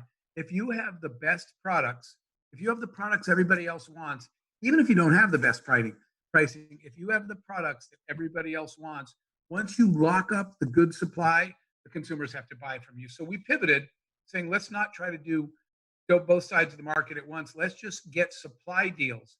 And they're hard to get. You start with smaller vendors. You say, give me some inventory. Let me show you my stuff. One city, one vendor. You grow it and you platform it. But anyway, that's the answer, is lock up supply. The other part, just one more thing, is that we had to go through, that everybody else does, is when you are small and you start approaching big players, maybe it's a Marriott hotel chain or an American Airlines, you know what they say? They say, wait, we are going to stake our reputation and our customers on some little startup that might not even be here tomorrow. Nice try. It's hard when you're little to get there. So what you need to do is you need to platform. You need to stair step your way up. What we had to do was back down, go to a small regional airline, say, give us, or hotel, whatever your business is, right? Give us one city, give us a pilot program, give us the test. If we do well in that city, give us the state. If we do well in the state, then you can go national. If you can prove it in any one country, then you can go regional, then global. You build a stair step, but you tell the people on the next stair, watch me, keep an eye on me. Because when I show you I can do this, in the city of Atlanta, then I want you to give me the whole Southeast. And if I show you I can hit these numbers there, then you should give me a national deal. Tell them what you're going to do. Tell them what you want, but do not expect the big people are going to do business with a little company before you prove yourself. It's such a great point. And also this idea that I used to think that when I would partner with a bigger company, with an earlier stage company, that it would make me better. A big brand does not make you better. I think it exposes your flaws much faster. Yes, if you're going to stumble, which you are when you first launch something, you don't want to stumble on the big stage. You want to stumble on the small stage until you get it right. You are correct. And you hit on another really important point. For a business in general, being bigger isn't better. Being profitable is. And too many people think that it's all about volume. What I got to do is get as many customers driving from the top line, be as big as I can. That is not the goal you want. Now, granted, the story doesn't apply now, but you guys probably know for 11 years, Amazon did not turn a profit. If you were a shareholder in Amazon, you had 11 years of getting nothing out of that investment for a long time because they were focusing on big and not focusing on profitability. So there are, you really, again, it's being big isn't what's important. Being efficient is. Focus on the core economics of your business model and get them right before you worry about scaling. That's what killed. We've seen that in so many cases in companies like WeWork, right? It failed miserably because they said, let's just get as big as we can and we'll figure it out later. Turns out you can't figure it later. That's hurting Uber. Yeah. I know some of the people messaged me that saw me on Fox News talking about the fact that their stock's down 44% from the IPO, and that right now, even the CEO said, I can't figure out a way to ever get us to profitability. All they did was say, let's get big, and they didn't focus on the core economic. Get profitable, get efficient first before you worry at all. Big isn't always better. Let me ask you this. The word travel is it's a big word. There's a lot of different, you got air and hotel and cars, all that kind of stuff. Can we hit on a couple different areas in the travel industry with some ideas of kind of where you may see these areas going? So for example, in the hotel business, I have so many friends that own hotels or they own like franchises to hotels. What should these people be thinking about? They've been forced to close for weeks now and will be opening back up. How do we keep them in business? So, a few things. By the way, a really important note when people think about the travel industry, which is probably, I think it is the world's largest employer. But when you think about the travel industry, you think about airlines and hotels and cruise lines, right? They got the $25 billion bailout for the airlines, and there was a hotel and cruise bailouts. But here's something people don't know that you can look up at the USTTA, the Travel Association. 86% of all the people worldwide employed in the travel industry are entrepreneurs and small business owners. Wow. So a small slice of people work for those big companies, but travel is so big that 86% of the employees do not work for a big chain. So they are friends of yours that own a small hotel, right? Or a boutique hotel or a bed and breakfast. It's not all the big chains. So it's even tougher for them to survive because they didn't have the bulk of the cash reserves, et cetera, of a big giant hotel chain. But to answer your question for travel, let's do hotels first. They're going to have to become much more hyper local. What I mean about that was, we just want you to come check in the hotel. We were going this direction, but not very fast. Just book a room, come stay in our hotel. Hopefully you'll use our bar and our restaurant, but what you do all day is really your concern. We want you to stay in our hotel at the end of your day when you get there at night and eat here. They can't do that anymore because for the immediate future in a post-COVID world, not only do I obviously want to know how you're keeping my hotel clean and safe, right? That's pretty obvious. Yeah. But if a hotel says yes, I'm making this up as I go, but I'm answering your question. Yeah, it's great. If, as a hotel owner, I say this is a list of certified clean, meets our standards restaurants in this neighborhood. There are 3 gyms that we have personally visited, the staff from the hotel, that follow all the procedures. We'd recommend these 3 gyms. Maybe we even have a discount for them. These are the restaurants that we have personally visited that we can tell you it's okay to eat here. So they're going to have to get more involved with making me feel okay to stay. That's why I said hyper local, to stay in their hotel, because I don't know what's around it. And I suddenly am concerned with when I step out of your hotel, where can I go that's safe around me? What makes me feel comfortable? So that's my message to people in the hotel business. You're going to have to partner with the local community, and you're going to have to set standards, and you're going to have to share them with the hotel guests to make them say, I'd rather go to that hotel because they've already picked the right people that I should do business with, and how I should spend my day when I'm there. Wow. So how about spas? By the way, those are amazing ideas. What about spas? I have several friends that own spas in the US and outside the US. These are high touch industries. What do you do in that kind of space? Yeah, again, theirs is a little harder. There's no doubt, because there are people that it's going to take them for a while, much longer, I think. In some, by the way, this is also very geographic. Geographic, right? Because some states, if you're, in Georgia, restaurants are open. In Florida, restaurants, parks, beaches, barbershop, hair salons are open. Not the case in New York. Not the case in California.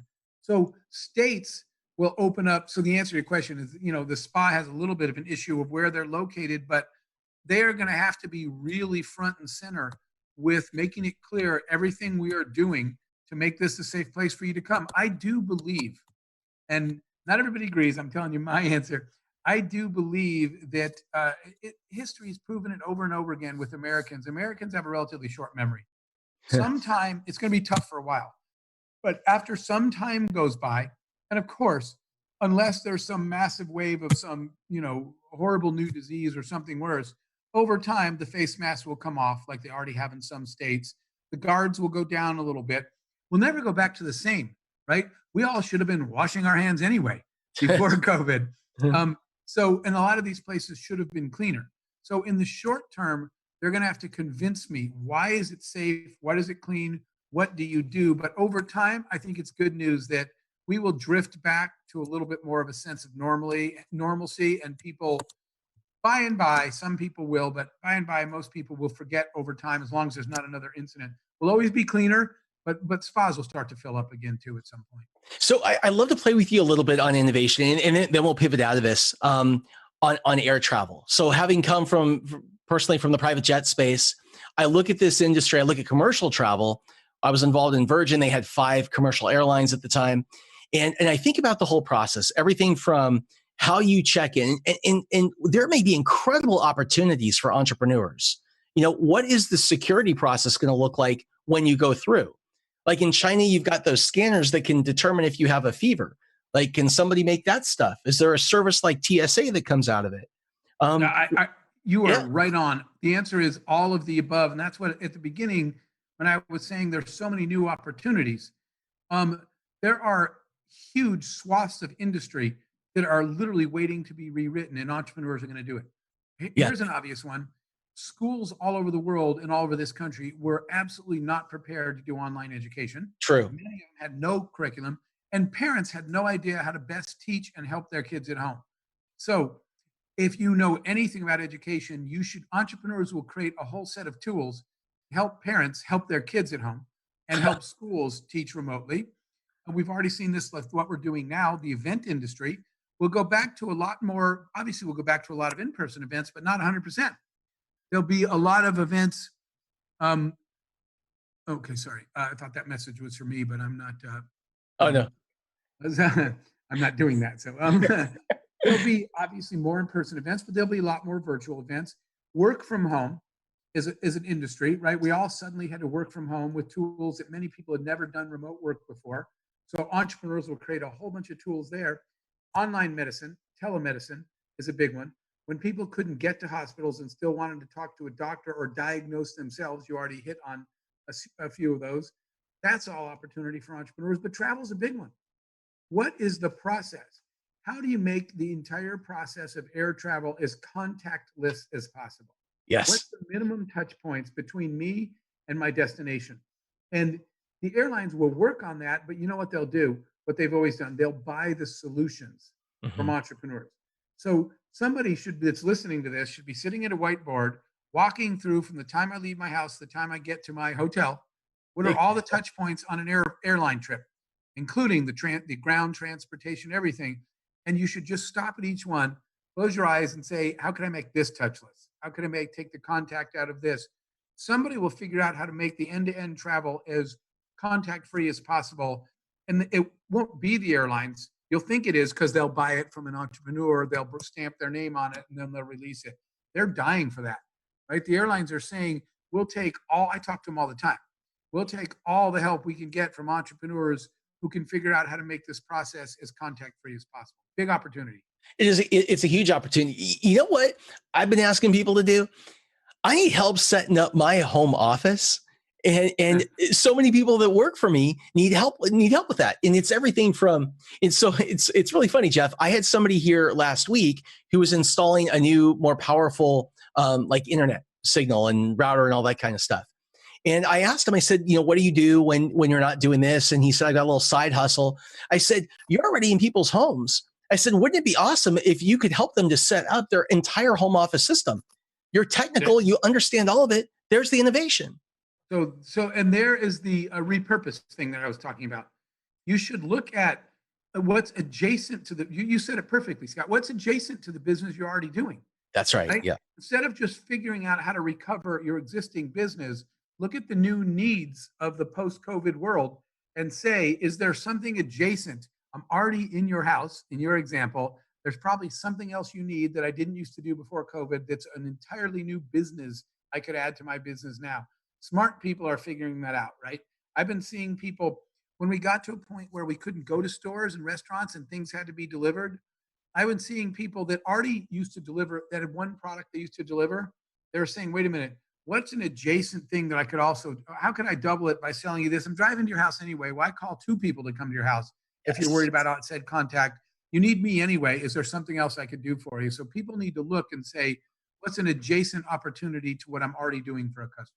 That is like, that's going to be the catchphrase of the rest of the show. What is the adjacent opportunity? Because that defines it perfectly. Hey, go ahead. No, you go on. I was going to say, this is kind of like on a different path, but you do a lot of media. And so I'm constantly seeing you in the media. There are a lot more people that are getting in front of a camera than ever before. Do you, whether it's a Zoom camera or another kind of camera going, what are some tips that you would give, or is there a tip you give when answering questions from people in the media to really come off, as best you can, to put your best foot forward? Yeah, so we've been doing, I think you have seen, with just a quick side note, we launched our own grant program at Global Entrepreneurship Network. Sure. And teamed with an entity called Hello Alice, and it's myself and the singer Pitbull. Because right now we're working on Latino businesses. We launched something to save small businesses by giving out $10,000 grants. And when we launched this, and just because he is already in the media as a singer, we've been doing a lot of television recently, so a lot more appearances. So in recent weeks, I've had a lot more experience with that. And I think the important thing, first of all, brevity wins with the media, because the more you talk, the more likely your message is to get confused, garbled, or watered down. So brevity wins in media appearances. It is more important. It's smarter for you to say, okay, let me make sure I understand, to repeat and reframe a question than it is to answer what you think they asked and be wrong.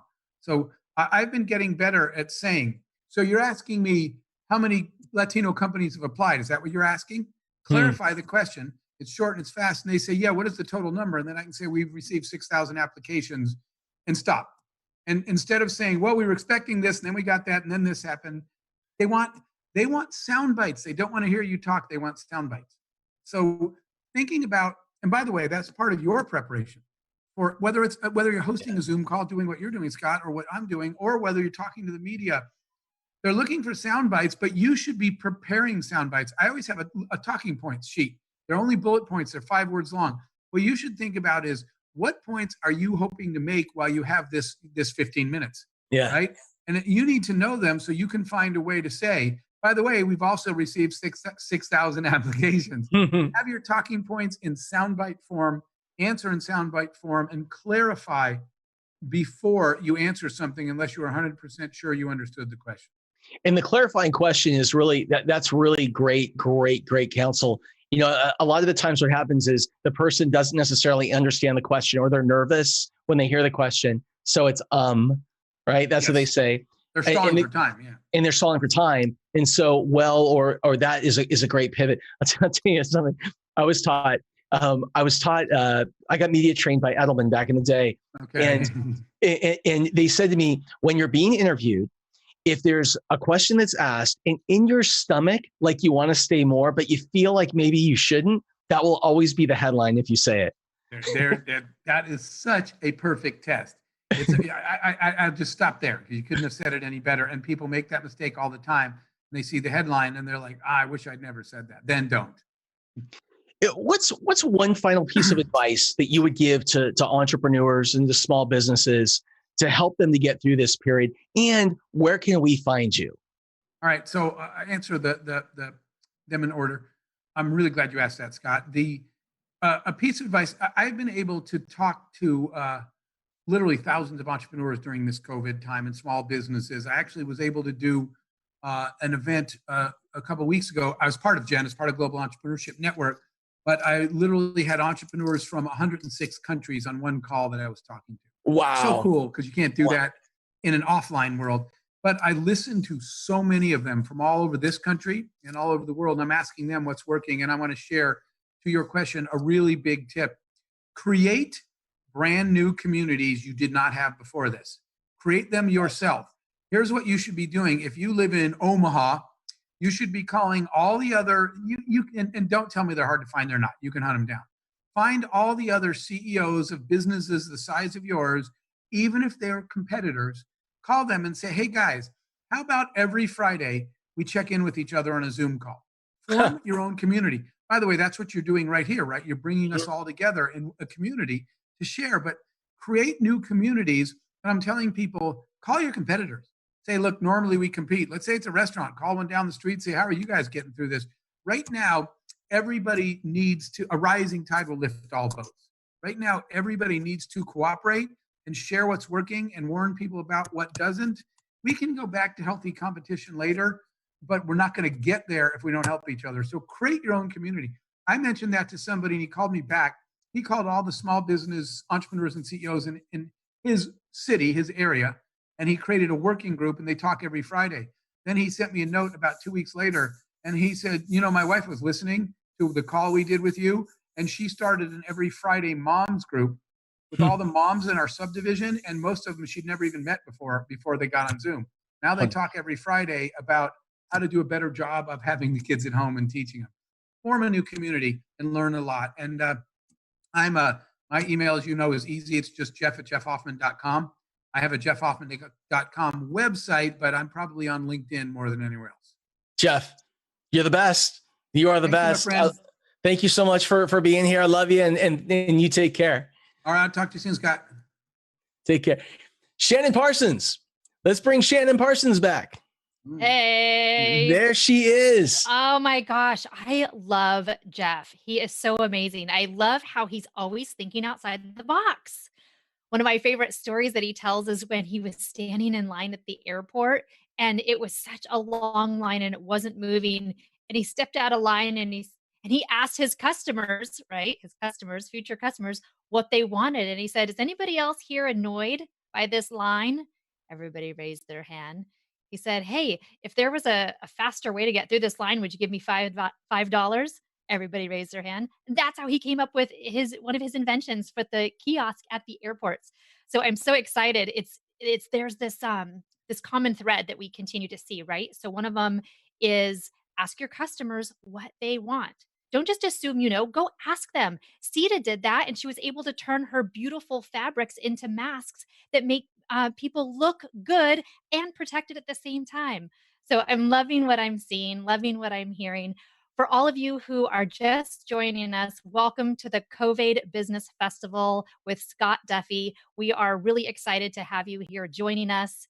And if you haven't already done so, go to the CovAIDBusinessFestival.com because we have a gift bag there for you filled with resources from all of our speakers from yesterday, speakers from today, so many gifts that are ready to be given to you to help you grow, whether you are a solopreneur or a multiple entrepreneur, papapreneur, grandmapreneur, it doesn't matter. There are resources there for you. And if you are a small business looking to really scale and expand, there's resources there for you, including where to look for money, where to find funding. So many amazing tools are available for you. So go to CovAIDBusinessFestival.com and make sure you register.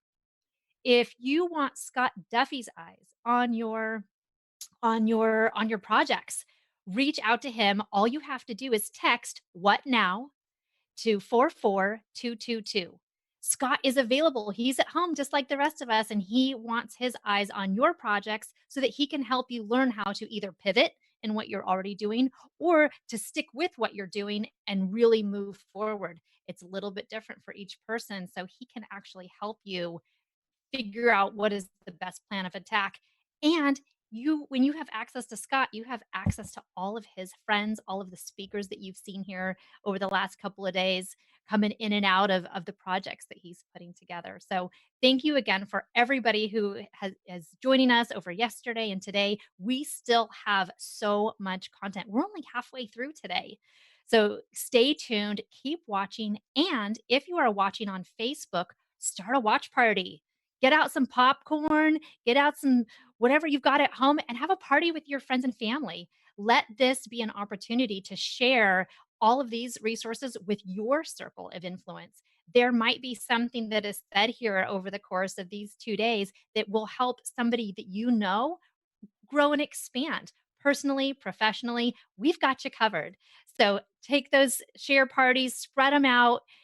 Go to the CovAID.KNEKT.Live. Make sure that you are getting your free resources, because Scott created this event to help you. He also created this event to help family and children.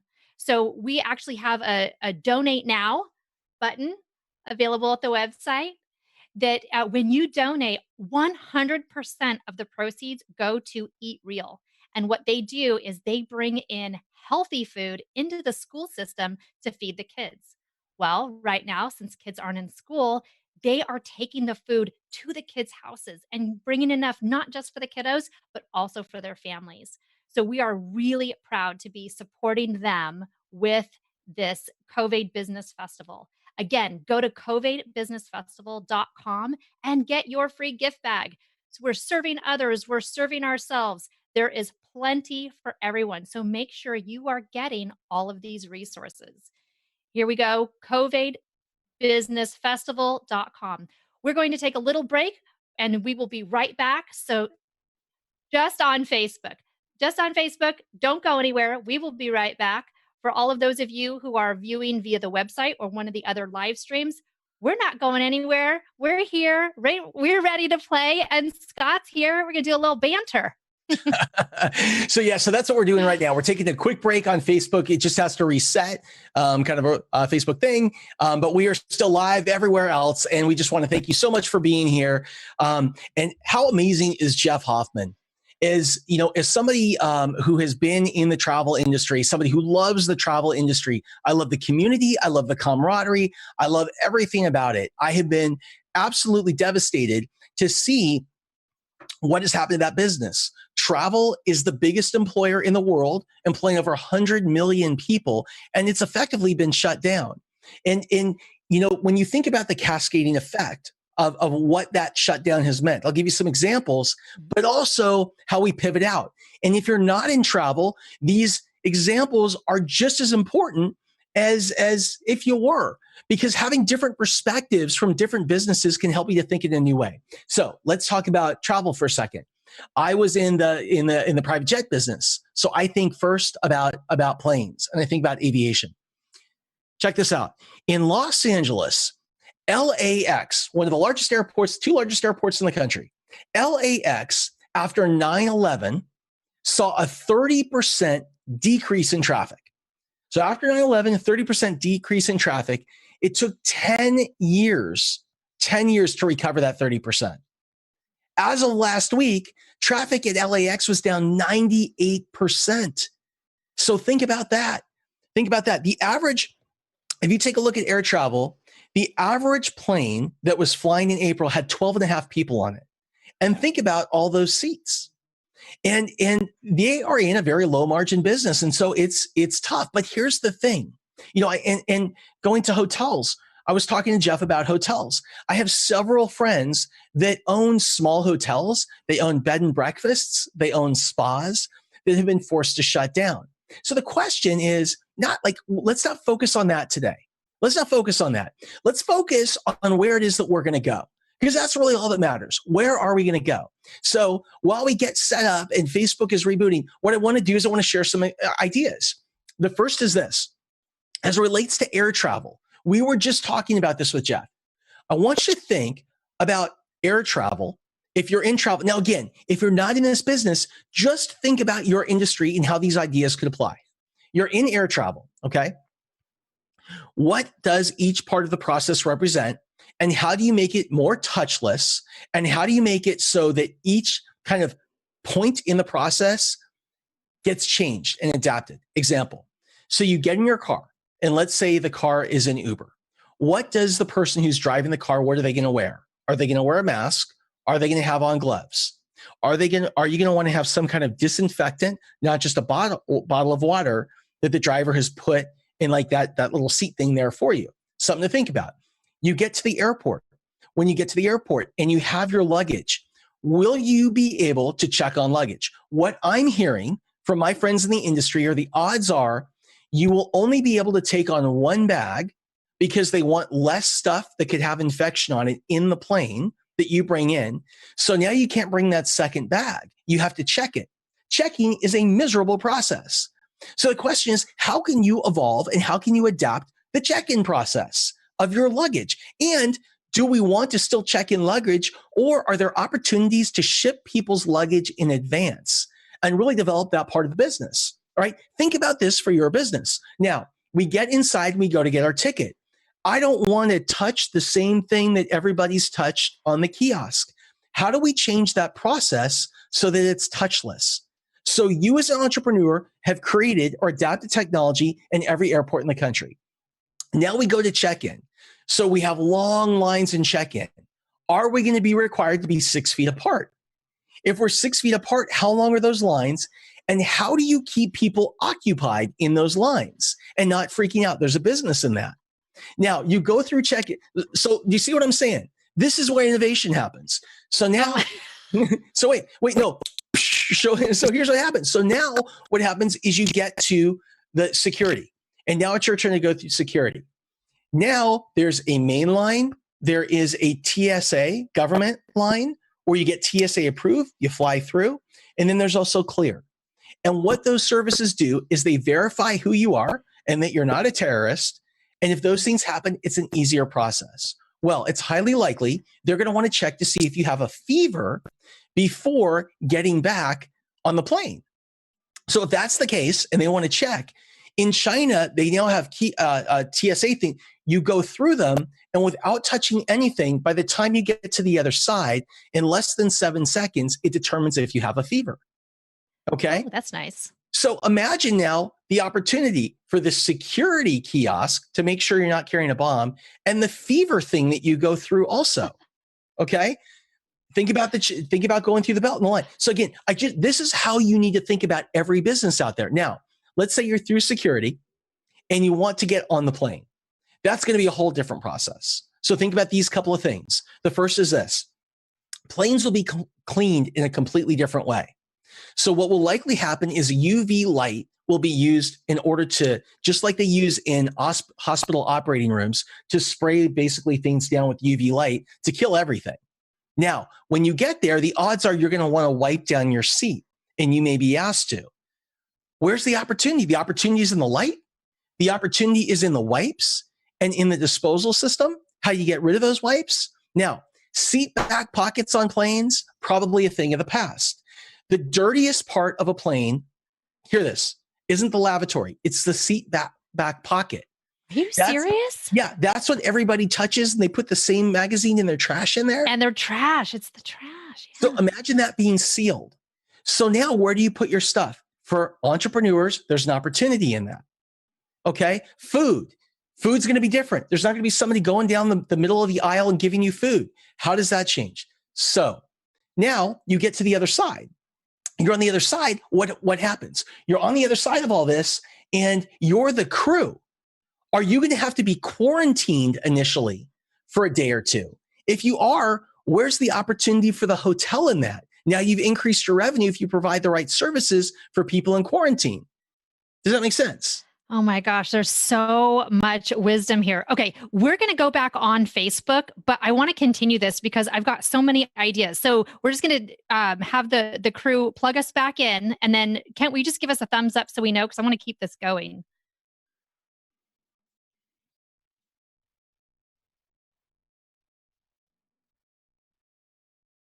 Perfect. See you guys in 1 minute.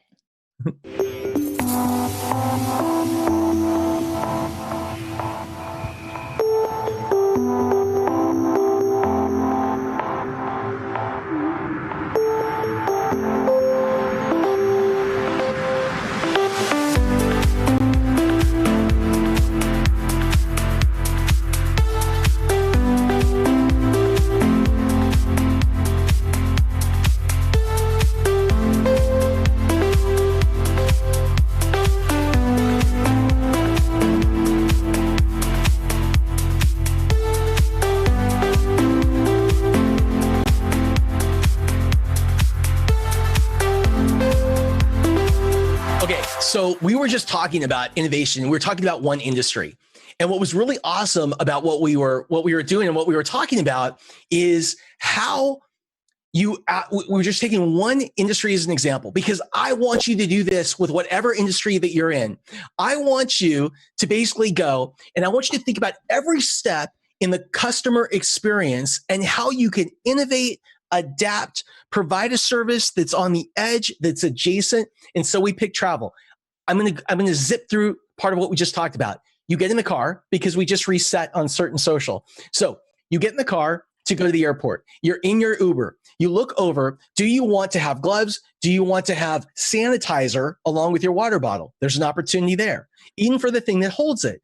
Is the person who's driving going to wear a mask? Is there going to be a camera pointing at that person that Uber puts in the car to make sure they're wearing a mask? Now you get to the airport. It's time to check in. Odds are you won't be able to take 2 bags on a plane any longer. Just one. They want less germs that you bring into the airplane. So you have to check everything. Check-in sucks. So what does the process look like? How can you make it easier? Maybe we don't check stuff in anymore. Maybe we ship it in advance. Some of my friends do that, but I don't know how you do it. You just take the mail store. Can you make a business out of that? Now, let's say you checked in. It's time to actually check in. What do? You go and you walk in, and once you get into the check-in place, I don't want to touch the kiosk. What gives me the skeeves right now is I go to the grocery store, and if my thing isn't working, like my Google or Apple Pay, I have to touch and enter my credit card code that every single person has touched that day. Same at the airport. So how do we do this? How do we make the kiosk, the process of checking it, touchless? There is so much money in that. Now that we've done that, we go in, we go through security. Okay, so there's the old thing where they check to see if there was like a bomb on you and you took off your shoes and you went through that thing. They're going to want to check to see if you have a fever. If you have a fever, well, what would happen if you went, like they do in China, through something that looks just like what you go through to see if you got a bomb on you, but this thing, check to see if you had a fever.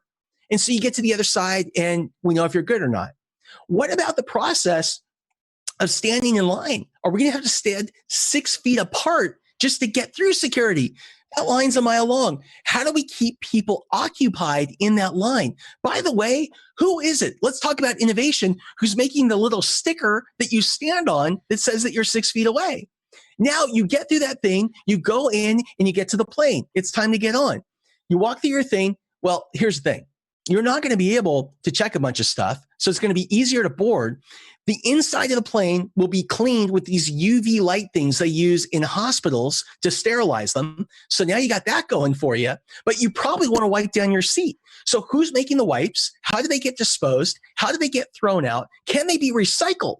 Right? How do we innovate in that space? Now, behind the seat, you have the seat back pocket. That thing's going to be shut.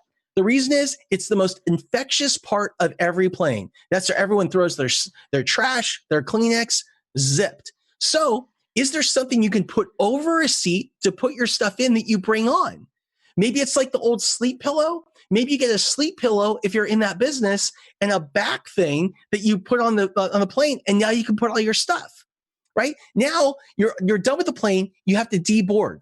What they're doing in some countries, I'm hearing from people in the air business, is when you deboard, they're going to make you check to see if you have a fever again before you can leave the airport. So now you have the same process going out. More innovation, right? Does the crew have to be quarantined? More innovation. Anyway, we're just talking about travel. If you're not in travel, it doesn't matter. We want to look at parallel industries today so we can put ourselves in the best position to adjust and adapt. And all I'm saying is, let's look at what you do and think about every single step of the customer journey and figure out how we make it touchless, how we make it cleaner and safer and healthier, and what we can do to create adjacent businesses alongside it. Make sense, Shannon? Oh my gosh, I love it. And one of the things I really love is that I've seen you do this in action with some of the clients at the masterminds that you hold. So it's so cool. You know, we hear these ideas and we think, oh yeah, that sounds great. That sounds great. But to have someone like you actually walking me through it side by side. Okay, what's your next step? What's your next step? And creating a game plan. That is so amazing. So I'm really excited that you're giving all these nuggets, but I also want people to know that that's one of your specialties, is looking at people's businesses and doing these steps, looking at them one at a time. So here's the thing. I don't just come up with this stuff. So I'm in groups with people that are in the industry that talk about this. And so like Jeff Hoffman, who was just on from Priceline.com and Ubid and one of the biggest leading pioneers in the last 100 years in the travel business, we get together and we talk about these things. And so you're right, Shin. So what I do is I have mentor groups, and I bring people together in these mentor groups. And what we do, people from different industries, we bring them up. We bring them up onto the front of the room or on a Zoom call, and the whole group listens to the customer journey about their business. And together we work with our different perspectives to help you figure out how to innovate. I mean, this is what we do. And this is how we've been able to pivot so fast. So by the way, if you're interested in learning how we can help you, or if you'd like to become a part of one of these mentor journeys where we roll up our sleeves and we get in your business and we help you out, just text one word, what now? As one word, what now, to 44222. 44222. Shannon, who do we have up next? Oh my goodness. Who do we have? Oh, we have Sadguru. This is true. So a year ago, I was looking, I'm a big, for those of, no, I don't think anybody would know this. My major in college before I left school was religious studies. So I am incredibly passionate about people and why they do what they do and why they believe what they believe. And so I study the 8 major religions and I pull inspiration from all of them. And over the past year, I have been incredibly inspired by Sadguru, a yogi and a mystic out of India. And one of the things I love about Sadguru is he started as a business person, as a businessman, before he went on this other journey. And so he's able to speak to both groups. And I know that there are a lot of people watching from the travel industry, from the wellness industry, that are a part of this whole vibration. And so I reached out, actually Sita, I said, I don't know if he would do it. And Sita said to me, I know that he would. I know that he would. We reached out to Sadguru. He asked to join from India so that he could share some ideas about how we get through this together, and really from a more centered spiritual place. And so, Kent, why don't you let us know when you're ready with Sadguru and we can bring him in. Before that, oh, we are ready to go. So Sadguru from India.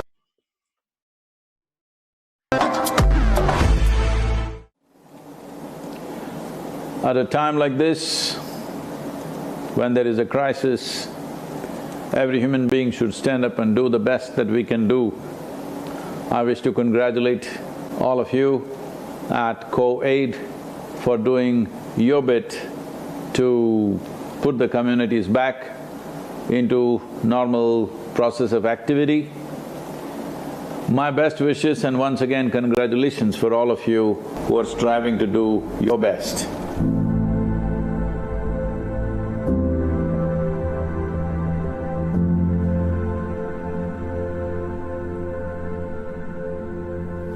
See, it's going to be a challenging terrain, no question.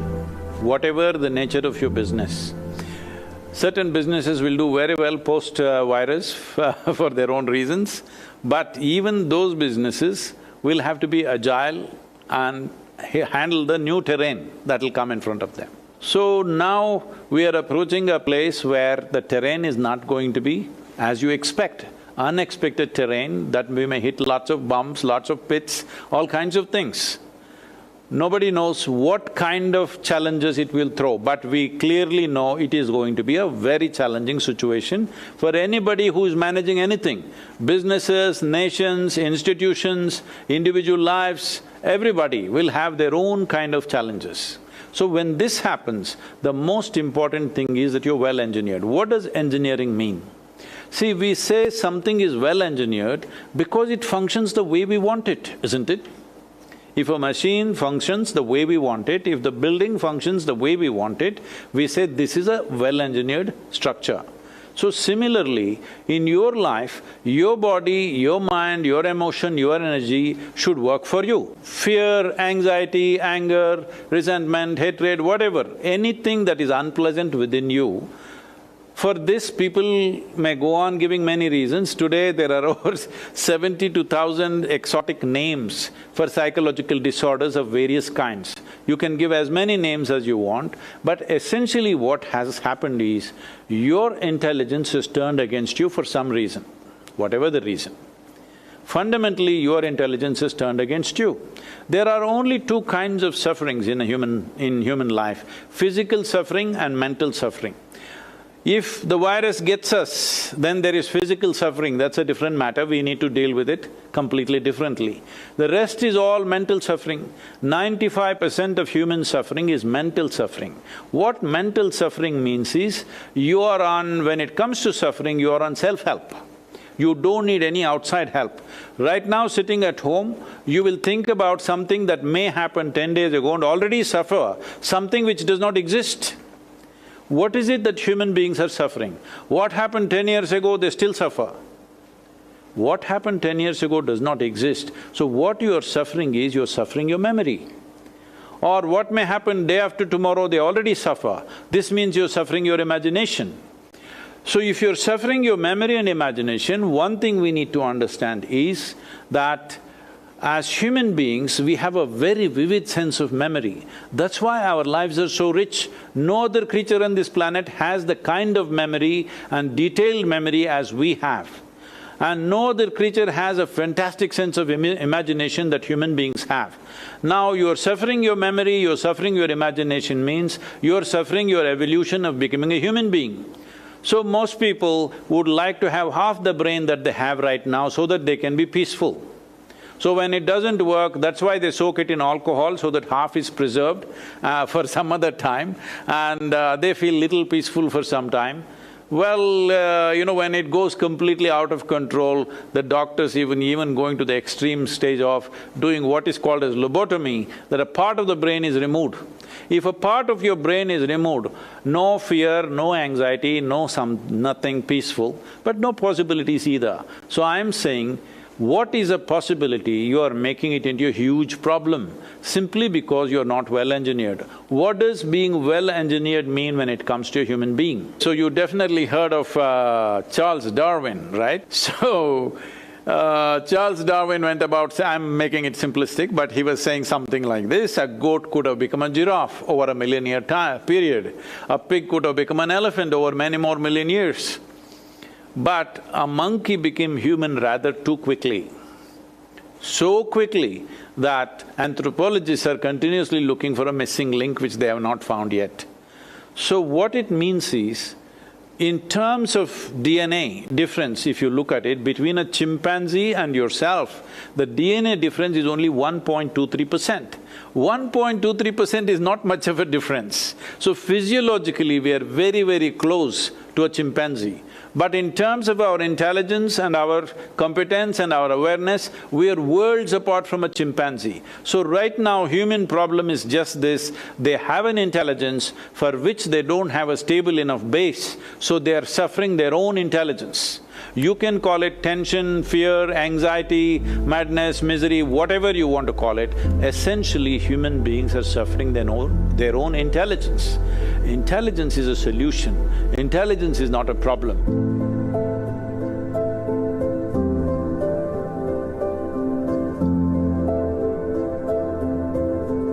Unfortunately, most people are experiencing this as a problem.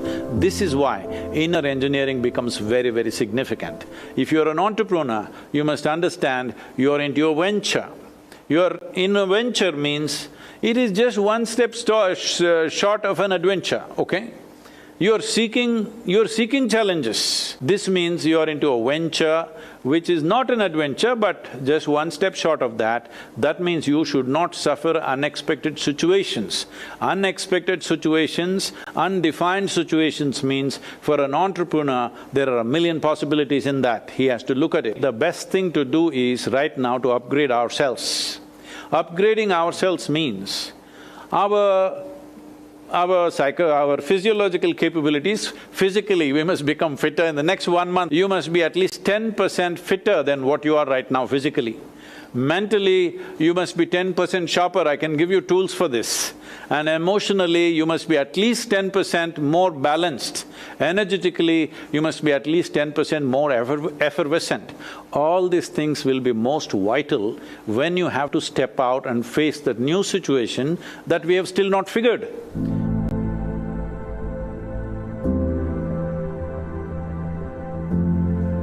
At times like this, when you are not clear what is the way ahead, inspiration is a dangerous thing.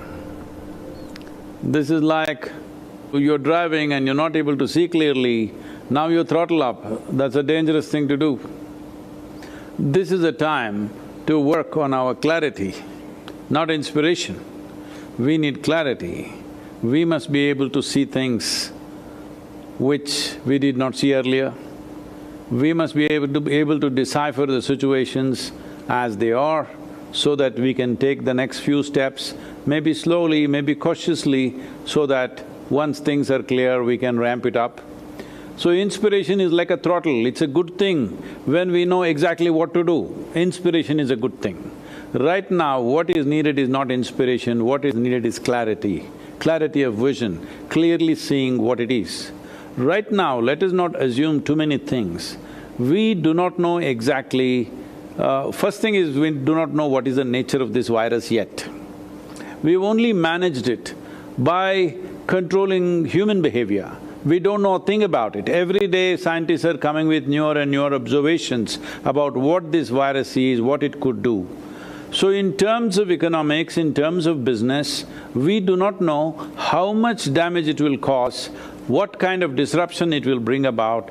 Nobody has a clear estimate of what it is. We are hoping that by July end, everything will be back, but most people are estimating by September we will be back.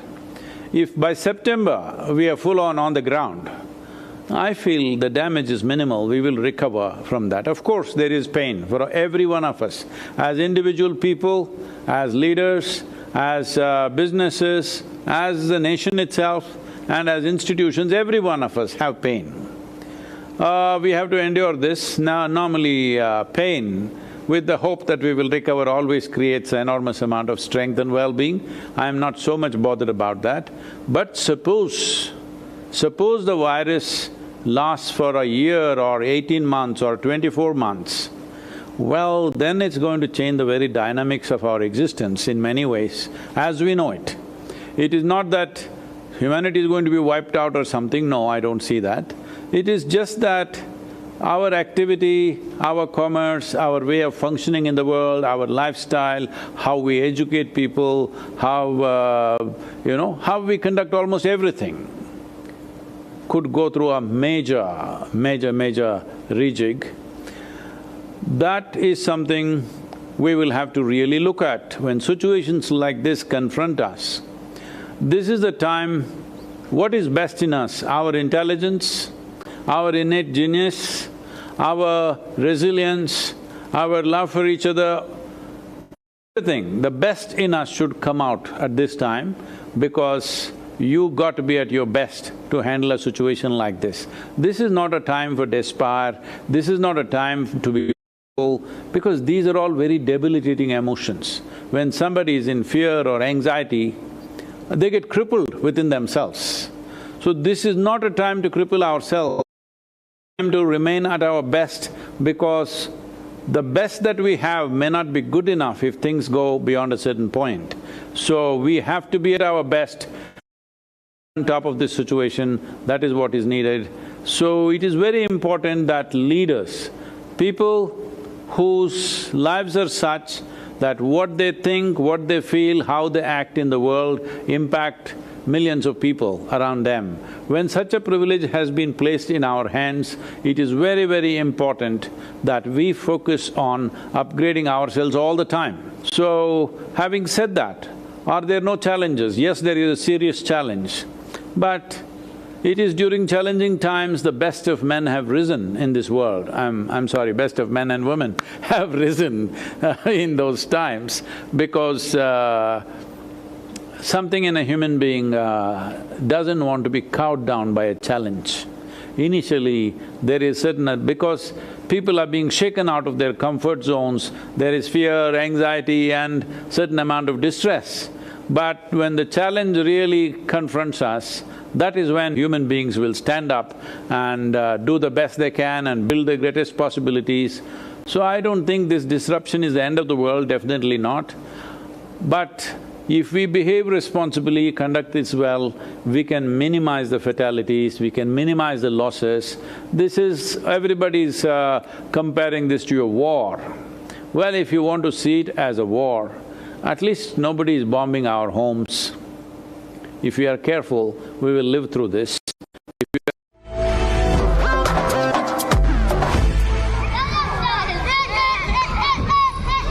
30 million kids depend on school meals for food.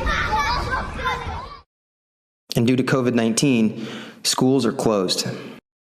New research reveals that nearly 20% of young children in America are not getting enough food during the COVID-19 crisis. Eat Real is partnering with schools to get those meals and more meals to kids and their families safely. Times of crisis reveal our weaknesses. We are the richest country in the world, and yet we have a problem with hunger. We can't feed our people or even our children. 41% of mothers with children 12 and under said, "The food we bought just didn't last, and we didn't have enough money to get more." This is a time when we need to feed people real food. People need real food to fight hunger and to fight COVID-19. Help schools safely feed people now. Please, give what you can.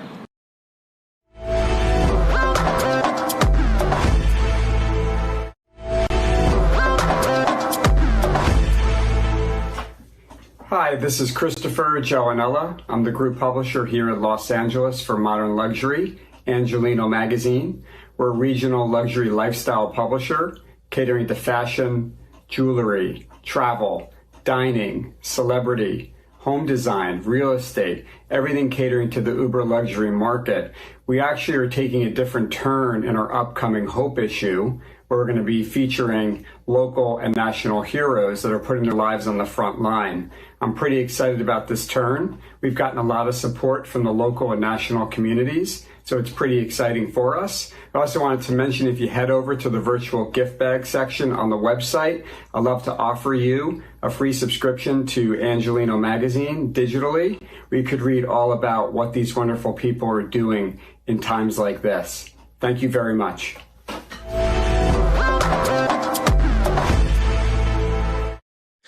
Welcome back. We are so happy to have you joining us today at the CovAID Business Festival. This is day 2, and we've had an amazing day today. We have brought together some of the top entrepreneurs and entertainers and athletes in the world, people from a variety of different industries and backgrounds who are sharing with all of us what they're doing to pivot and to adapt and really, you know, what they're doing to not only stabilize themselves personally, stabilize their businesses, but set themselves up to come out stronger on the other side of all of this. Now, we just heard from Sadguru, which was, for me, it was an incredible moment. I love what Sad had to say, but also just the fact that he wanted to jump in and spent so much time with us over the last week, really talking with us about impact and how we can help each other. One of the things that he kept sharing was how we will get through this. We will get through this stronger if we approach it together. And that's really the spirit of what CovAID is all about. If you go to CovAIDBusinessFestival.com, CovAIDBusinessFestival.com, click on that virtual gift bag. Again, all of our speakers, our sponsors have provided free tools, free products and services for you to use to help you to strengthen your foundation as we move through this crisis. Free digital ebooks, free online courses, free memberships to online universities. Again, all things to help you to move forward. Now, in just a minute, I'm going to bring in my buddy, Sean Whalen. And what we're going to talk about is something that we talked about doing probably 2 years ago, maybe even 3 years ago now. You see, one of the things that I decided to do, like I share everything. And I think that you've seen that over the last couple of days. I share the good stuff. I share the bad stuff because we all go through it as entrepreneurs. The challenge is most people don't want to talk about the hard stuff. They're afraid of it. They're embarrassed of it. They may feel ashamed of it. And so they don't open up. Well, I can tell you that in my experience, one of the times that I had, there's my buddy Sean. One of the most difficult periods that I went through was just after 2008. And I've shared that with you already where, I was having what I thought was the time of my life. And in a very short period of time, we lost everything when the market crashed. We lost everything, went 400,000 in debt, lost the business. And it took a long time to turn things around. And mentally, I just kept going deeper and deeper and darker until one day I ended up, one night I ended up in a church parking lot in Newport Beach. And I was about to make some really bad decisions. And I called a suicide hotline. Hey, Sean, I think you've got your, we're hearing feedback if you've got your thing on. So I called a suicide hotline. And again, I was about to make some really bad decisions. And before you know it, I'm not even sure what exactly happened, but the car was surrounded and somebody was there talking to me. And that was how I got out of that time. And I think there's a lot of people right now that are probably kind of in their own tough place. And I shared this with Sean Whalen, who was just so amazing the way that he talked about his own personal experience and he got through it. And Sean, I think that this may be the most important conversation that we have today. And I feel so happy that you're here to have it with us. Sean, founder of Lions Not Cheap, thank you for joining. Thank you, my friend. Good to be with you. Thank you. Would you mind sharing a little bit kind of about your personal journey and what you shared on social media about your experience kind of going into a dark place and how other people, if they're having a rough time, can get through it? Yeah, absolutely. I mean, first of all, thanks for putting this together and for inviting me here. You and I share similar stories. I was born and raised in a single parent household, much like many other stories where I built business from the ground up and found a lot of success in my early years. And to make a long story short, I went through a really difficult period of time where I questioned why I was even here, why I was even alive. I thought that money and things would be the ticket to the happiness, and I was successful by all the checks of the boxes. But inside, I didn't know who I was. I didn't know what I believed. I didn't know where I really stood. And I went through a transition where I too didn't want to live. I ended up one night after going through a really nasty divorce and a bankruptcy, putting a 9mm in my mouth and contemplated that perhaps it would be better if my kids were raised without me. I was this human wrecking ball that just seemed to be going through life and bull in a china shop, if you will. And I went on a journey at that point in time afterwards in trying to figure out why I was even here. And so for me, it goes all the way from the stance of being, if you feel like you're at the top of the mountain, to being broken down to nothing and rebuilding and restarting. And one of the things that I'm eternally grateful for is to have that opportunity. And I feel like a lot of people get stuck there. I was stuck there for a while. I was stuck there in this feeling of I didn't have any value. I didn't have any worth. I didn't know who I was. Nobody liked me. Nobody would bank on me. Nobody would ever do business with me again. My family hated me. My friends thought I was an idiot. And I went through a really, really dark period of time. And it was me going into the true nature of like self-love, of really understanding that the things that I had been through had actually made me a better father. I have 3 kids. I have a 17-year-old, a 14-year-old, and a 10-year-old. And me going through heartache, me going through depression, me going through contemplation of suicide, me going through light and dark actually made me a better father. It connected me more to the world and to people. And I shared one day this story on social media years ago, and it ended up going viral. I had a couple hundred friends on Facebook and just use Facebook like everybody else does to watch funny videos and post family pictures and stuff like that. And I ended up sharing some real darkness about my journey, and it ended up going viral. It reached millions and millions and millions of people. And I found that it resonated very, very tremendously with a lot of people. I went from a few hundred friends to now almost 1 million followers between Facebook and Instagram. And over the last few years, I've found that as I've shared my truth and my darkness and my light, like it's resonated with people. And I have found literally millions of people come to appreciate the message of that. And I realized too that I'm not that different than very many other people, and very many people aren't that different from me. We all struggle. We all have battles. I have just chosen to open my world up and acknowledge those things and talk about those things. And it's been a really beautiful experience for me.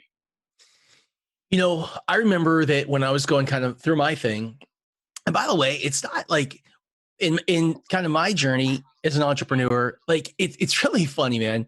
I look at my resume and, you know, I was on the ground floor of these companies. They became these big brands, you know, and CBSSports.com, NBC Internet. I launched FoxSports.com with a couple of guys and Virgin. And it all sounds so great, but man, the highs and the lows in between, it's just part of entrepreneurship. Right. And Sean, I think when we first talked about this, the thing is, nobody wants to talk about it. And that's why I'm so grateful to have you here. I remember, and I was getting really emotional. I'm afraid I'm going to start crying here because I remember how painful that period was. And I remember that when I think I got dark, I didn't, it's almost like you become irrational. Sometimes it's hard almost to get yourself out of that mindset. And people don't understand that have been there, what it's like when you're in that mindset and how it's really hard to make decisions. What do you tell somebody when they are truly depressed? What's the first step they can take to get out of that and move forward? In a world of antidepressants and doctors and therapists and books and clinics and coaches and seminars and all of this other stuff that literally revolve around this topic, my answer will probably take people by surprise, but I have found and am seeing more and more and more that it's the only way to not only navigate through, but to make it to the other side. And the answer is simply this: tell the truth. Tell the truth. Wow. Because I was listening to Jordan Peterson recently, and this is something that I have noticed as a coach. I have almost 700 clients around the world, and I meet literally hundreds and hundreds and hundreds of people that were like me, that are depressed, that you and I, middle-aged men, women, the whole thing. And Jordan Peterson talks about something very fascinating that I personally lived through. You know, when my friends would ask me, how you doing? I'm good. Let's go golf. Let's go play. Right? We're always good. And then all of a sudden, Bob kills himself. I'm like, wait a second. I just golfed with Bob and Bob was fine. What the hell? Exactly. Jordan Peterson shared something that really brought this reality to life for me, where he's like, we live in a culture where we go into the doctor, right? And this might be a counselor, a marriage therapist, an emotional specialist, a psychologist, a psychiatrist. We're going into these doctors with a broken leg. And what we do is we say, hey, my head hurts. And so the doctor plays with your head and he pokes and he prods and he looks in your ears and runs some tests and they run a CAT scan and they do all these other things. And he's like, well, I think I know how to help you. I'll do this or take this. And you're like, thanks, doc. Mm-hmm. And you leave and you do what they tell you to do and your leg is still broken. And so then you go to another therapist or coach or counselor or read another book or watch another video or cry with your girlfriends or your guys over some wine or some beer for another 1,000th night in a row. Mm-hmm. The truth of the matter is we're going door to door to door to door to all of these remedies and we're lying. We're saying my head hurts and you're getting these specialists that are looking at your head and has nothing to do with your head. It's the fact that you won't acknowledge the fact that your leg's broken. And if you just went in and said, I am depressed, I am frustrated, I am sad, I am suicidal, I have these thoughts and these feelings, then we could remedy things. But for years, I lied. I told everybody I was good. I told everybody I was fine. Look at my Rolex and my cars and my houses. Like, I'm good, man. And inside I was drowning. And I think something really, really, really powerful for people to understand is you don't need, and again, I'm not saying this as a blanket statement. There are people that antidepressants work for and things like this, but we don't need more of counselors and therapists and books. Jesus, there's thousands of books that have been written on self-help and motivation and how to change your brain and not be depressed. The simple answer and the simple remedy to every single ailment on this planet is truth. And so if you're in a place right now where you're struggling, where you are depressed, understand that everyone around you is just as fucked up as you are. Everyone around you is dealing with things. They're dealing with their own demons. And so you went to the church parking lot. I did the same thing. No one knows how bad I hurt. No one knows how bad my divorce was. No one can know. I can't tell my buddies. And so I pretend I was an island. and it's lonely there. And I can tell you that you're not an island, friend. If you're dealing with if you're dealing with depression and these things, you're not a fucking island. There are literally thousands and millions of people around you that are dealing with the same things. The remedy, the way for you to navigate out of this reality and out of this place of depression and contemplation of darkness is truth. That is so powerful. You know, we have somebody that we're going to bring on later today, a good friend of mine, Michelle Patterson. And Michelle was, among other things, here in the California Women's Conference. And she was 17 days. We may talk about this later, 17 days before the conference. And it was, everything's great. Everything's great. Everything's great. And what happened was it was actually $1.5 million in the hole. They weren't going to be able to open things up. And she called me and she said, I don't know what to do. She didn't want to share. And she'll talk about this. And here's what happened. She made a list. I said, you know more powerful people than anyone I know. I said, let's make a list of the top 20. She called every single one of them and she said, okay, to your point, the truth. This is where things really are. And not one of them said, I'm disappointed in you. How can you do that? What are you thinking? They all said, why didn't you tell me sooner? I've been through the same thing myself. Exactly. Right? Yeah. And there's a lot of people that are stuck in that spot. I was, and I can say this, and you can say this, Scott, because you and I've been there. I've been there.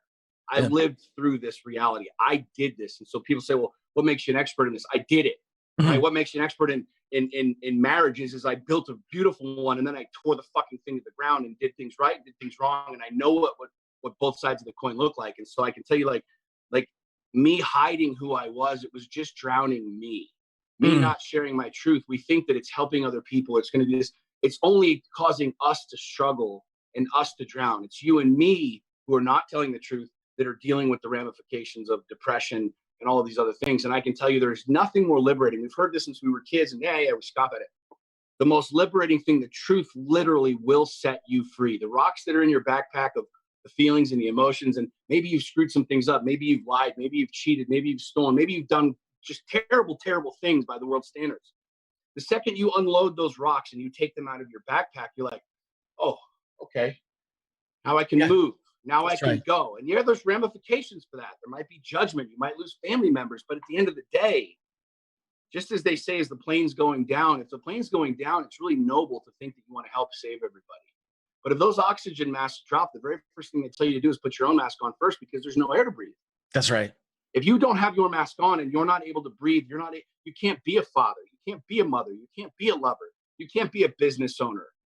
You're literally suffocating, but trying to help other people breathe. And so sharing that truth and opening yourself up, it will sometimes be dark. It will be humiliating. It was humiliating as hell for me to talk about after my divorce, how arrogant and prideful and egotistical I was. And that was the first post that went viral. As I told people, like, I was a dick.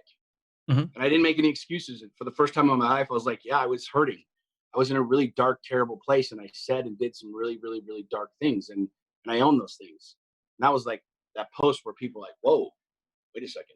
I feel like, and they're probably like, wait, I feel like that too. Can we talk? I had literally hundreds of thousands of people over a few months reach out and say, I was there, I get it. But there were people initially, like some of my ex-wife's friends, who right when I posted that, they're like, yeah, he was. Yeah, I can tell you story after story about how big of a jerk he was in their divorce and the whole thing. And it was the most liberating thing. And I didn't do it for her. I didn't do it for us. I did it for me. Yeah. I did it because I wanted to not be angry anymore. I wanted to be able to breathe and to live. So amazing. Hey, Sean, where can, first of all, I cannot tell you how much I appreciate you coming on and talking about this and how much I love you for doing it. How can people find you? You can find me at SeanWhalen.com, lionsnotsheep.com. I'm pretty easy if you're on social media. I really appreciate it. Sean Whalen, thank you so much for being here. You're the best. Appreciate it. Thanks, bro. Take care. So I want to share something really quick. First of all, I'm so grateful for Sean for coming in and telling his story, because again, unemployment today higher than the Great Depression. When you take a look at real unemployment, there's so many issues out there with regard to job layoffs and people losing their companies and furloughs and stuff like that. It is so easy to feel like you are all alone. It is so easy to feel isolated. It is so easy to feel like you're the only one going through this. In my own personal experience, when I suffered through tough times, it was like I was so embarrassed I didn't want to share with anybody else. I was taught, put on a brave face. All these things. I want to share with you in like 2 minutes what I did to turn things around. This is how my life changed. The first was this, and it was a great mentor of mine, Dave Meltzer, who we had on yesterday, who helped get me there. The first was this. I decided to take total accountability for everything in my life. Just total accountability for everything. It wasn't the market. It was that I wasn't prepared. It wasn't that person. It's that I didn't do what I was supposed to do to get my head stronger, right? It was all, I took accountability for everything in my life. That was number one. Number two, I forgave myself for all of it. And I got to tell you, for me, that was the hardest part. I forgave myself for all of it. Number three, I said, I am going to learn the lesson in everything. And number four, I'm going to be grateful for it. And that took a long time, figuring out how to be grateful for it. But here's how I started, because the start was so much momentum. I put on my phone years ago, and I still have it today, a gratitude alarm. So every single morning, here's what I do. The alarm goes off every single morning. And what I do is I say thank you out loud and 3 things that I'm grateful for. And then I get extra credit. In the evening at 7:30 at night, I do the same thing. The gratitude alarm goes off, 3 things I'm grateful for. That's 6 things a day times 7 days. 6 times 7 is 42 times each week. I'm now reprogramming my brain to do this, to shift and to focus on what I have versus what I don't have. And what that did over 30 days is it gave me so much momentum. It really completely changed my mindset. And even though things weren't getting any better in terms of results, the way I was thinking got better. And because the way I was thinking got better, what I was focusing on and the results I got started to change over time. What I found, by the way, is when I turned, it was interesting because things started to get really good. And I was the right results, the right people, the right this, the right money. But there was like a lag time for me feeling like I was totally out of it because there were old debts or things like that that came up during that period. And so that's just part of the process. So I highly recommend the gratitude alarm. One more thing. This is what I do now. If you really want extra credit, like if you're committed and you really want to get out of this, or you just want to develop the strongest mindset you have, you got to start from love. You can't give what you don't have. You got to love yourself. You got to love your customer. You got to love what you do. So here's what I do now. In the morning, when the alarm goes off, I start with 3 things that I'm totally grateful for. That's number 1. Next, 3 things I love about myself. That may sound so cheesy, but here's the thing. Sita said to me one day, she said, how much do you love your kids? And she knew the answer, with everything that I have. And she said, what would happen if you loved yourself as much as you loved others? And I thought to myself, I was like, wow, that's really powerful. And she said, you can't give what you don't have. You want to give more love. You don't love yourself. How do you do that? And so now it's 3 things I'm grateful for, 3 things I love about myself, and then 3 things I forgive myself for. I got to tell you, if you do that over the next 30 days, if you're in a tough spot, you do that, I guarantee you that things will start to shift. I want to bring Shannon Parsons in here for just a second. Hello, Shannon. Hey, everybody. Good to see you. Good to see you too. Tell us what we got coming up. We actually have Jen in the waiting room waiting to share some of her magic with everybody. So very honored to have her here.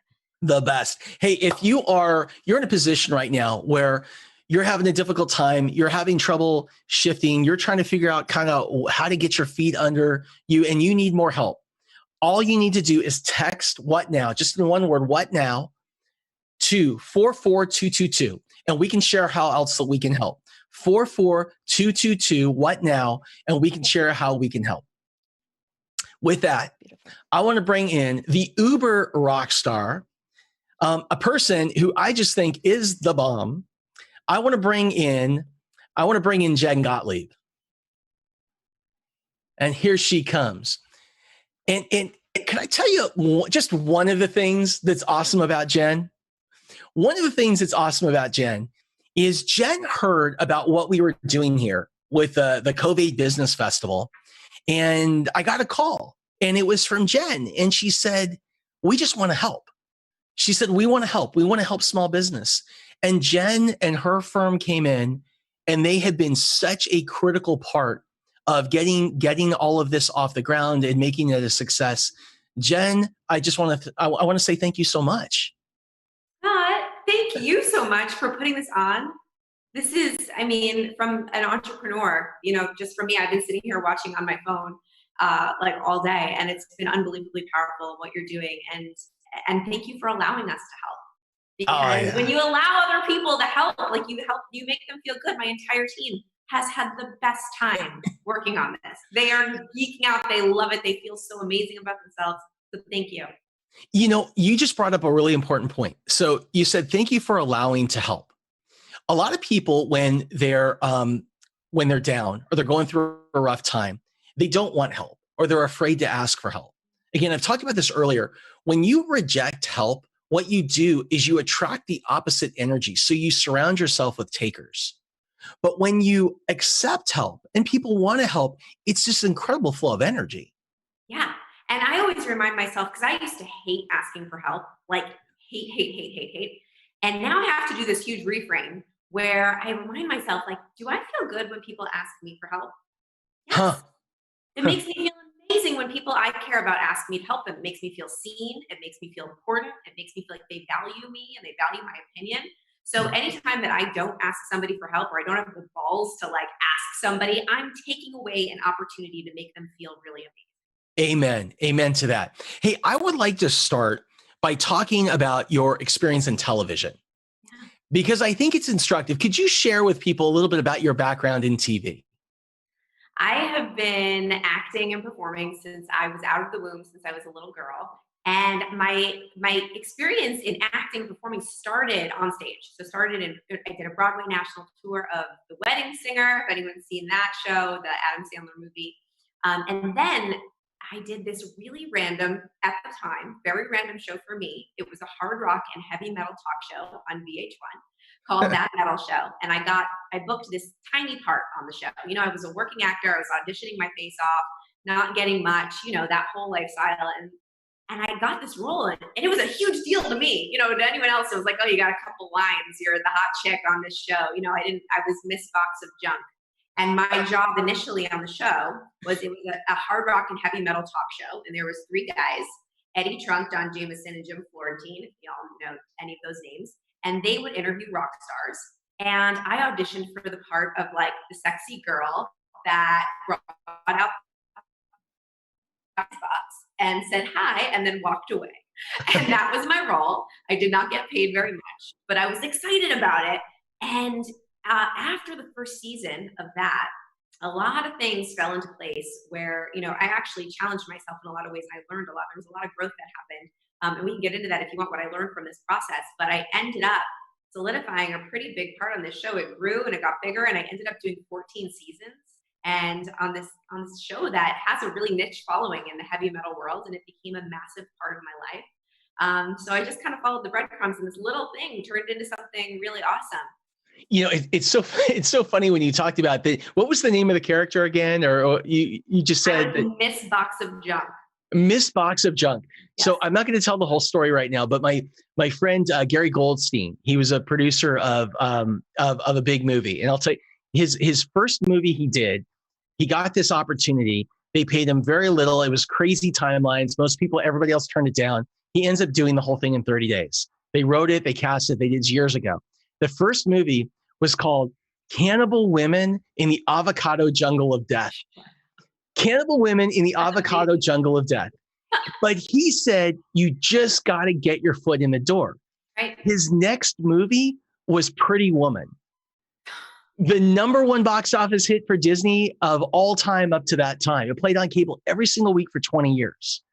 So you just got to get in. You got to get in the game. You can't connect the dots looking forwards. You can only connect them looking backwards. So you never understand. Wait. That was really powerful. Say that again. This is a Steve Jobs quote. It's not my quote, but it is my favorite quote of all time. You can't connect the dots looking forward. You can only connect them looking backwards. And Amazing. The reason I love that, I'm so obsessed, is because, and this is so relevant to what we're going through right now, because, when you're going through the crap, or you're going through a weird time. Like I was on a heavy metal show and I had like a couple lines, like you don't know why it's happening. You don't, and it kind of sucks. And it's not fun, or it is fun, it's confusing and you don't really know. But Scott, tell me if you've ever looked back at a bad time in your life and thought that didn't provide any growth, or that didn't mean anything. It's always the best thing that ever happened. And it always makes sense when you look backwards. So if we can remember that everything we're going through is a dot that's going to lead somewhere, and one day we're going to be able to look back and it's all going to make sense, then it's such a great reminder, and we can learn to be grateful for these times, even though it seems hard. And what's really cool is while you're going through that process, I know that one of the things that you did is you focused on building great relationships and becoming this super connector in the media business and outside of it. So tell us about the process, because you're going through this, you're putting these jobs against stuff like that. How do you become a super connector? Everybody is a super connector. First of all, it's a mindset. You just put on your super connector hat and anybody can be a super connector. But one of the things that I learned about being on this show and being on TV and being in the entertainment industry is to always treat everybody as if they are the gatekeeper to your dreams. No matter how small, or, I was working on Universal Studios on the lot, it's Sony Universal, right? So there were so many people that were working there, whether you didn't know if somebody that you were sitting next to at lunch was the person that was running the camera, or if they were the biggest producer in the entire world. Like you wouldn't know, everybody looks the same. So it really forced me to just be so open to treating absolutely everybody as if they were the biggest producer that could get me on the biggest movie. And just by doing that, I ended up making such beautiful, amazing connections with all kinds of people. And those connections and relationships ended up leading to things that I would have never expected. So I would say the first thing to becoming a super connector is being open, honest, vulnerable, and being okay, like treating everybody the same. Like not being like, oh, I can't get anything from that person, so I'm not going to talk to them. Everybody could be the gatekeeper to your dreams, or everybody could be one connection away to the thing that you want. That is, I think that's my favorite quote of this entire program so far. That is, always treat everyone as if they are the gatekeeper to your dreams. So we have a mutual friend, Randy Gar, and Randy was on. He was on this morning. He kicked off the show. Awesome. Yeah, and Randy tells he tells a story. Told me a story one time about, and I know he'd be okay with me sharing, where he'd been working on a deal with a group of people for a long period of time. And Randy is a super connector, pulls everything together. They go to New York to sign the deal. They're in the elevator on the way back, and one of the partners in this deal was really rude to somebody on the elevator, really rude to this person, and everyone else was really turned off. They get off the elevator. This person gets off at the same floor as the group that Randy's with. And so they go into the conference room, they sit down. The person they're supposed to sign the biggest deal of his life, the person comes in and says, guys, I've decided we're not going to do the deal. And the person said, they all say, why? We flew out here. This is the big signing thing. We got a party tonight. He said, somebody in that elevator was rude to my wife. And he said, because of that, you're the kind of people that I don't want to do business with, because I'm all about character. You got to treat every single person like they're the gatekeeper to your dreams. That's the best quote ever. I'm glad you love it. I live by that. So Jen, so today you have a nationwide PR firm based out in New York. What are 2 or 3 tips? It is so crowded out there. I mean, we've been talking about this. Everyone's at home. Everyone's on social media. Nobody's spending, money to advertise on. Very few people on kind of radio and print and TV. It's all coming online. Everybody is here. Yep. How do you stand out? How do you get PR in such a crowded market? There's so many things that you can do, but I like easy takeaways, like bite-sized tips. Okay. So we always say that the true unfair advantage when it comes to getting media is your connections and your relationships. That's why we are called Super Connector Media. So, a lot of people think, all right, I need to write pitches and I need to just email like producers and journalists I don't know. But these producers and journalists, they are getting thousands of email pitches in their inboxes every day.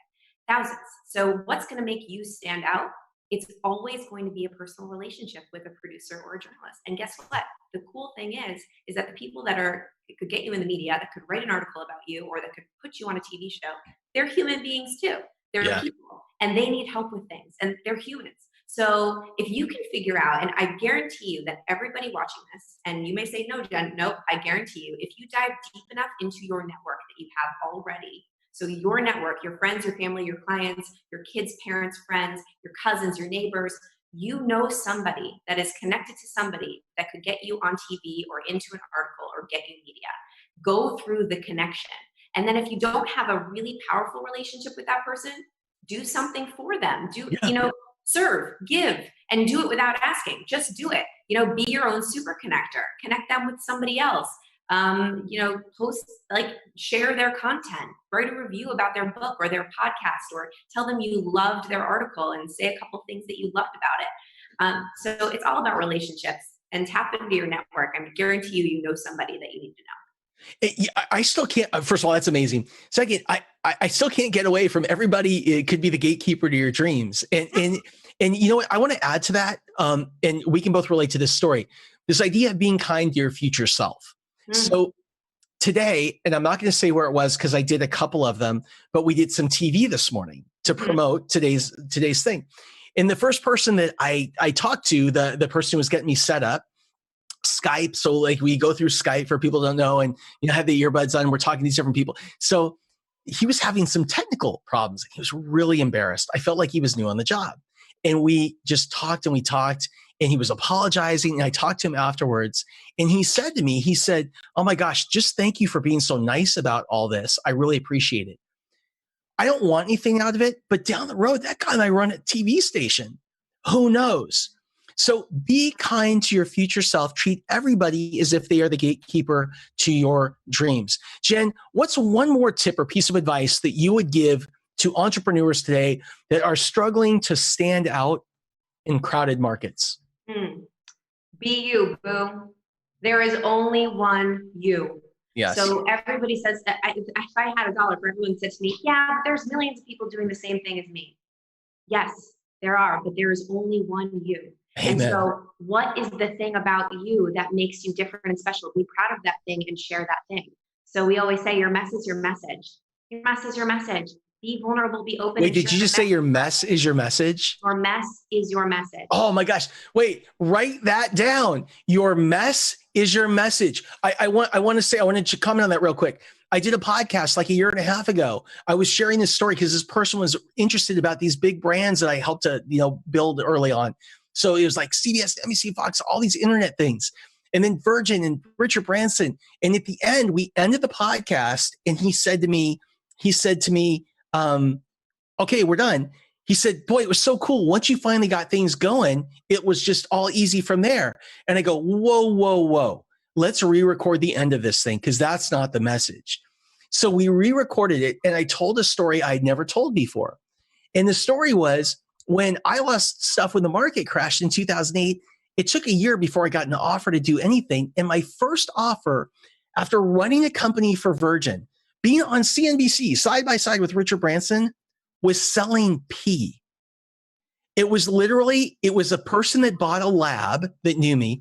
They specialized in processing urine. And he said, I want you to sell this. Go to all the doctor's offices that have you pee in a cup. They give it to us. We spin it. We give a report. They give it to the patient. He said, I want you to be my pee sales rep. This is a true story. And he said, I have a vision for you. In 1 year, you're going to be the king of pee. That was the first job offer I got afterwards. And so here's the thing. When I said that, it was the most liberating moment of my life, just to be truthful. And that mess became the thing that for the next year got people to connect with what I was talking about. Yeah. Your mess is your message. Yeah, that's it. That's why it's the same thing with Miss Box of Junk. I'm like the pea guy and Miss Box of Junk, the same thing. Because people don't you can't relate to perfect people. So if you put out a version of yourself that's perfect, that's not messy, no one's going to be able to relate to you. right? People want to work with people they can relate to. So if I'm like, oh my God, Scott Duffy, you had a low too, where you were selling pee. Oh my God. Yes, I want to work with you because I had a moment like that too. Maybe I wasn't selling pee, but like I was Miss Box of Junk and I had one line on this show. Like, you know, so if your message is your message, that's how you're going to attract people. That's how you're going to stand out. Exactly. Jen Gottlieb, thank you so much. Hey, where can people find you? Superconnectormedia.com. Superconnectormedia.com. Jen Gottlieb, thank you so much. And thank you for all that you do. I appreciate it. Thank you for this, Scott. Thanks, Jen. Bye. You know, before I bring Shannon back in, there's another person that I really want to thank for all of her help on this project. There's so many people, but Kim Marshall from the Marshall Plan. She has been very involved in terms of helping with our messaging and our strategy and PR and connecting us within the wellness community. And just another shining example of people stepping up and really jumping in to help the entrepreneur community. I loved what Jen had to say. I absolutely love what Jen had to say. Let's bring Shannon in.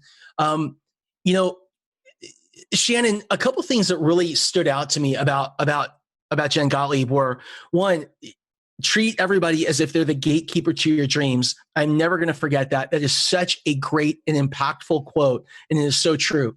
That's number one. I think number two is, you know, this idea that if you want to stand out, okay, if you want to stand out, you got to start by serving.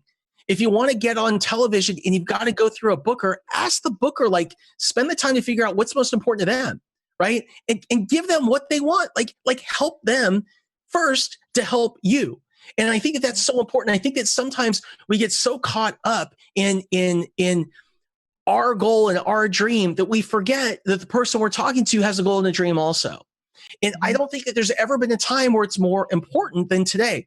So in our group, so Jen is part of our group. So many people today over the past couple of days are part of our mentor programs and in our masterminds.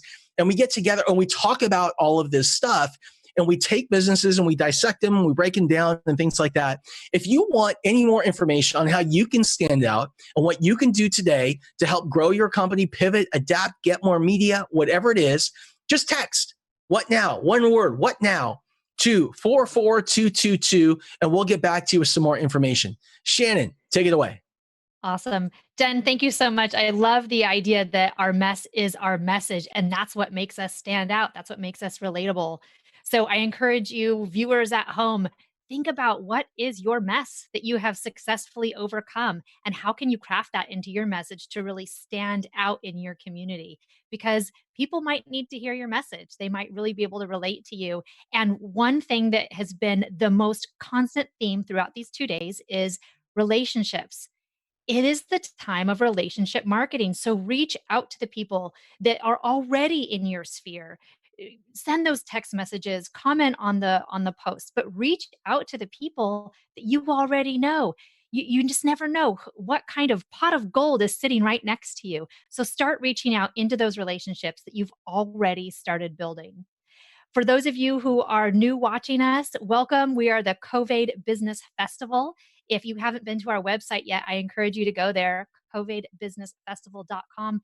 We have a goodie bag for you filled with free resources that will help you grow your business, give you resources you need to either pivot or stay where you're at, find funding, whatever you need. There are so many resources in here.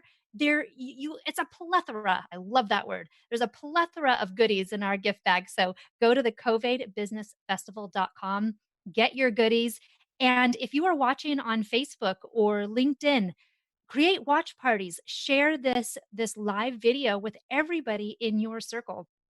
There are so many people in our communities, but also in the world that could use these resources to help them grow, to pivot, to push forward and really stay focused on their goals so that they can come out of this stronger than ever.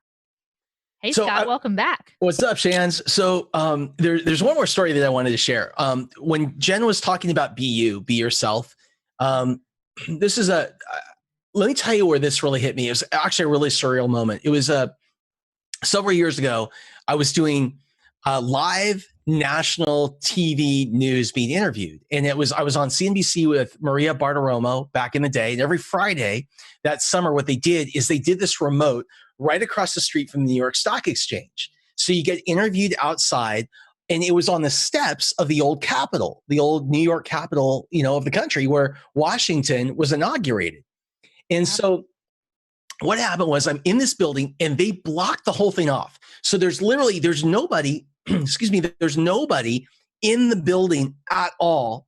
And then there's this little set outside that faces the back views of the stock exchange.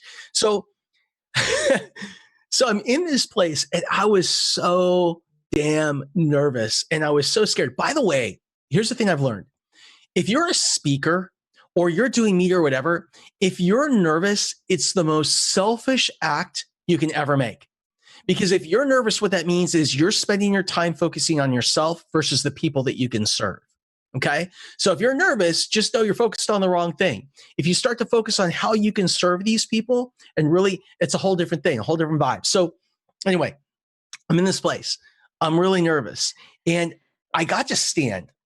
I'm standing, I went behind this rope, and there's a block on the floor.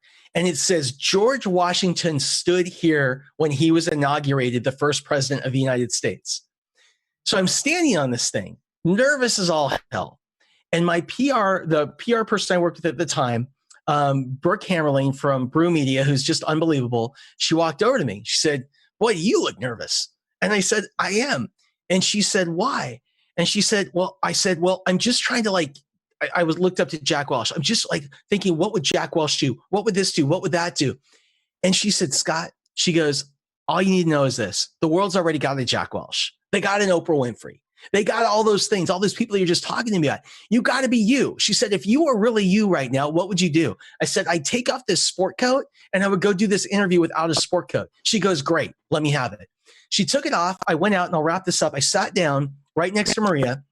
And the first thing I said to her, was they go, please be gentle. It's the first time I've ever done this. And then she said, where's your sport coat? And I said, I don't feel like wearing one. It's not me. She goes, that's really cool. So here's the amazing thing. Just be you, because that's all the world wants. Okay.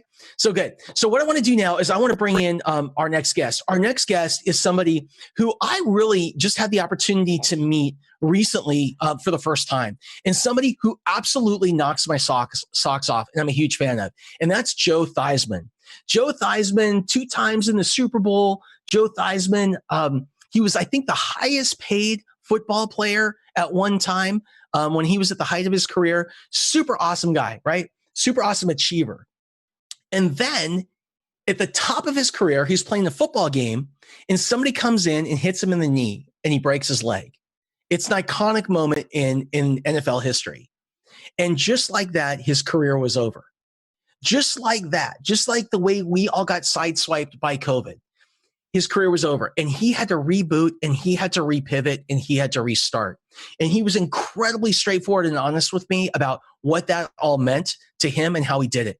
And so what I want to do is I want to reach out and bring in our friend, Joe Theismann, and just send him mad props and love for being so open about his experience and tips for all of you.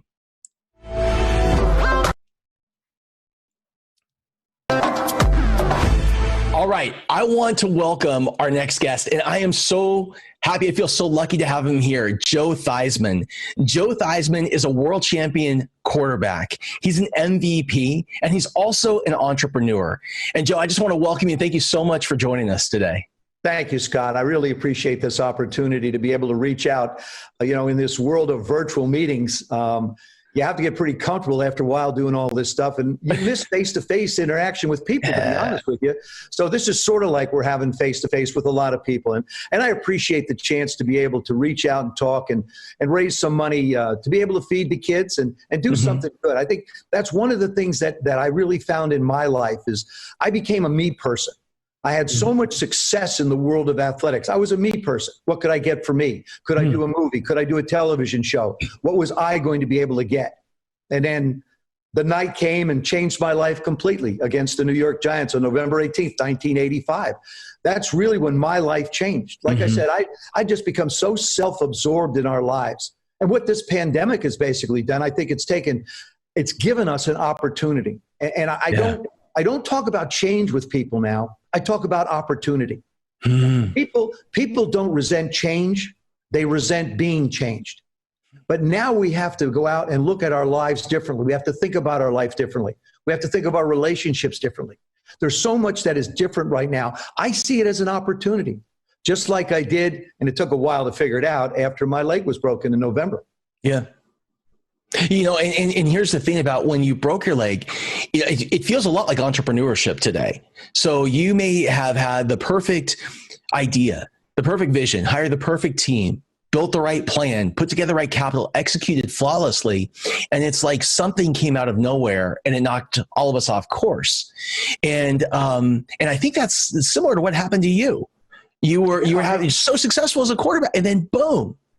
What I did is basically a microcosm of what we're experiencing now. I had it all. 1984, fourth highest paid player in National Football League. Wow. I think somewhere around there, I would have been actually, from a salary bonus standpoint, I would have been the highest paid player at $1 million a year. That's something to sit on now when you look at some of the numbers that the guys are getting. And good for them. God bless them. Yeah. But I thought I had it all going along. World champion quarterback, MVP, do all those accolades. And then all of a sudden, bang, it ended. November 18th, 10:05 p.m., 1985. I went from quarterback of a Washington Redskin football team, star, quote unquote, in the National Football League, to a hospital patient. Wow. And for me, that night, it's as vivid as can be. I mean, in my mind, the good Lord enters our lives in different ways. And this was sort of a wake-up call for me. I didn't realize I was on the path I was on. And I guarantee you, Scott, there's a lot of people out there today looking at their life and saying, I didn't realize I was on this particular path. Yes, things were good. Yes, things were going well. But all of a sudden now we're forced to look at other venues and other paths that we have to take. And that happened to me on that night. I'll never forget walking in the locker room. We were in the midst of a so-so season. Walked in the locker room, got myself dressed and ready to go. And just as I left that locker room, I was thinking, this is going to be good. I'm a little superstitious. So we used to have that Redskin logo right above the exit. So I'd hit it for good luck for 12 straight years, except on this night, I got up from my locker. I started out of that locker room. I hit the logo and I said these words: tonight, your life is going to change, Joe. Wow. Little did I realize I was into prophecy. Went out on that field, wow, in the first quarter, threw a touchdown pass. Figured, look out, world, Joey's back. The Joe Theismann that I love so much is back. We turned to start the second quarter. Coach Gibbs calls a flea flicker. Suffice to say, I'll explain it quickly. It's where I hand the ball to our fullback, John Riggins. He runs towards the line, stops abruptly, throws it back to me. I should have a wide open receiver down the field. He's covered. I look to my right for my safety valve. He's covered. Now, all of a sudden, Lawrence Taylor grabs my left shoulder, swings around, fractures my right leg, open compound fracture. Sound like two muzzled gunshots right out here. I laid on the field, seemed like it was eternity. It was only about 5 minutes. From the knee down, my leg is completely numb. Joe Gibbs comes out and kneels down next to me. He looks at me and goes, Joe, you meant so much to this football team. Joe, this is a heck of a mess you've left me in. Oh, sorry. We both laughed about it. And they wheeled me off that field. And all of a sudden, Joe Theismann, the football star, Joe Theismann, the football player, the Joe Theismann that I thought was so special was just a hospital patient. Wow. And it wasn't, and believe me, right now people are doing the same thing. This is not an easy transition. Don't kid yourself. For those of you that are watching this right now, I know this is not easy. I've been through that before. But I'll tell you something. You can come out of it the other end. You just have to go back to the foundations that gave you a chance to be what you are and who you were before all of this started. And that's the important thing. There is a foundation there. We just have to modify it a little bit. Like I said, it's not a change, it's an opportunity. It feels like we were talking earlier, and I think we were talking about the off season. We were talking about pauses. Yeah. And you said something that was really amazing to define kind of the period that we're in right now.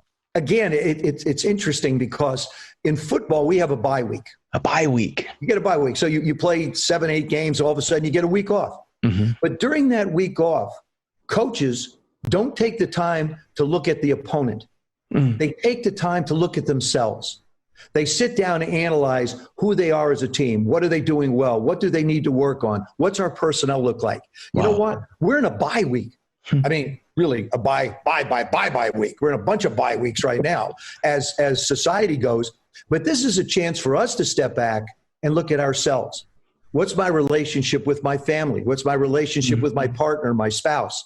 What's my relationship in the world of business? How can we virtually handle customer service in a situation where you can't get face-to-face with people? Yeah. You know, I do cameos, for example. And somebody sent me one yesterday and said, hey, look, I need you to talk to my team. We deal with customer experiences. I said, wow, what a challenge that is. But you know what? It also gives you a chance to learn more about your customer, things you wouldn't necessarily take the time or have the time to be able to do. See, one of my favorite sayings is the day you stop learning is the day you stop living, Scott. I think that's so important for people to learn every day. Take the time to learn every day. Exercise if you can. Get yourself into a routine. I put a collar and a jacket on today because I want to be professional. Yeah. Sure, I could sit here, you know, in a T-shirt. I could sit here in a sweater. But to me, that's not professional. I want to talk to people. We have to get back to being professionals, whatever it might be, whatever that you feel comfortable in doing what you do. But we have to find that again. You know, we've gotten pajama and couch comfortable. Yeah, we have. What is that thing? So first of all, when you had the injury and your football career was eventually over, did you have a backup plan, or were you in a position where you had to figure it out?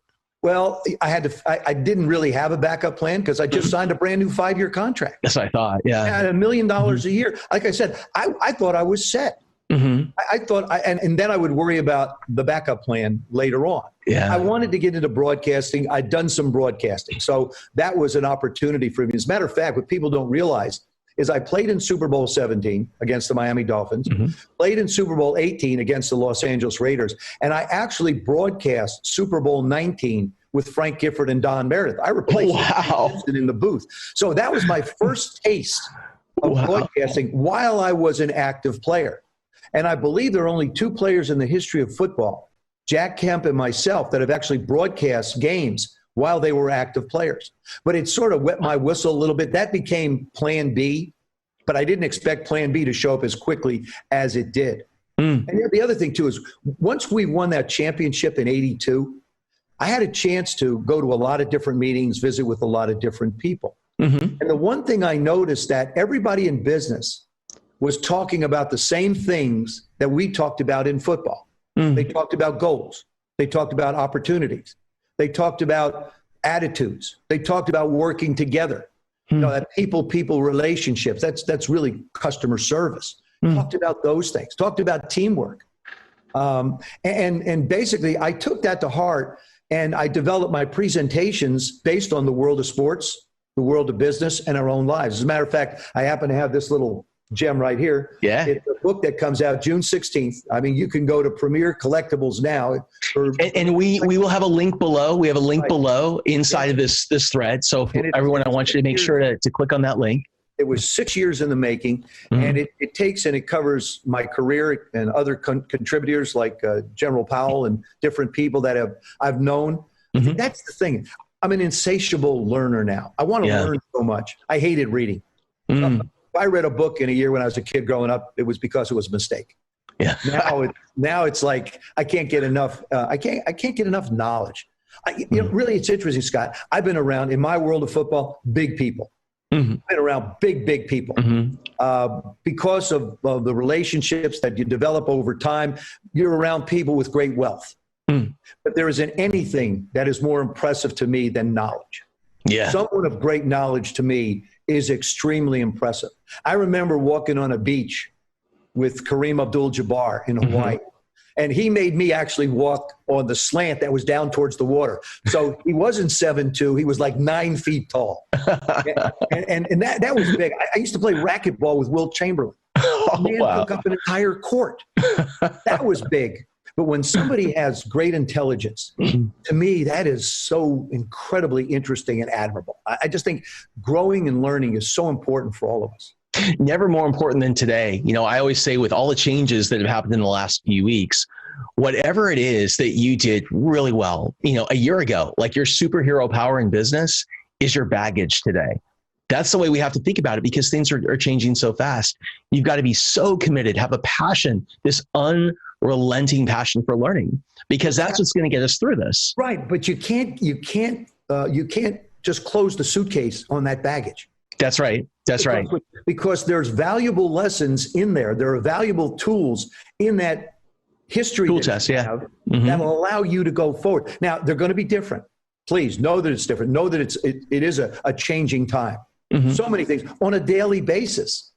We wake up tomorrow morning, we don't know what the world's going to look like. That's right. In the financial world in particular. I mean, one day it's up, the next day it's not. You're sort of trying to figure out, how do I put food on the table? How do I manage my life? How do I manage my business? Will there be a business? I was listening yesterday and they talked about the fact that when people start getting back to work, more and more people get back to work. They may not go back to the same jobs that they've had. Yeah. So we don't know. And so you talk about a plan B. You have to have something to build a foundation on. The great pyramids are not built with the point in the ground. That's a great expression. You need that foundation to build from. And those are the things that got you to where you were. Now modify them. So, a question I have is, there's so many people that are broadcasting for the first time. You know, everyone is their own media company today, it seems, with these types of things that we're doing. What are a couple of tips that you would give to people that are in front of a microphone and a camera for the first time? Maybe they're interviewing people or they're sharing information. What have you learned in over 20 years of broadcasting experience? I think, first of all, on a computer, look at the green dot. Down at the screen all the time. And that's one of the things. I mean, I've had to learn to do that. As far as being on television goes, don't try and create situations. Be yourself. You're there because people respect your opinion. You're there because you worked hard to get to learn things so that you can share information. You know, yes, you say things that, you know, you regret. Gosh knows I've said enough things where it's open mouth, insert foot. I mean, I've done that on a number of occasions, but you want to be able to explain yourself. And if you're going to present an opinion, make sure it's based in fact.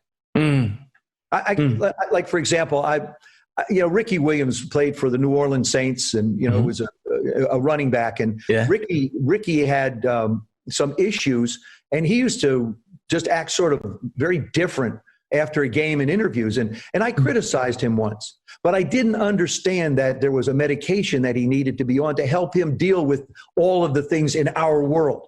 I see. I was ignorant to this fact. And I've apologized to Ricky on, you know, when I get a chance to see him, or if I publicly get a chance to say it, as I will now.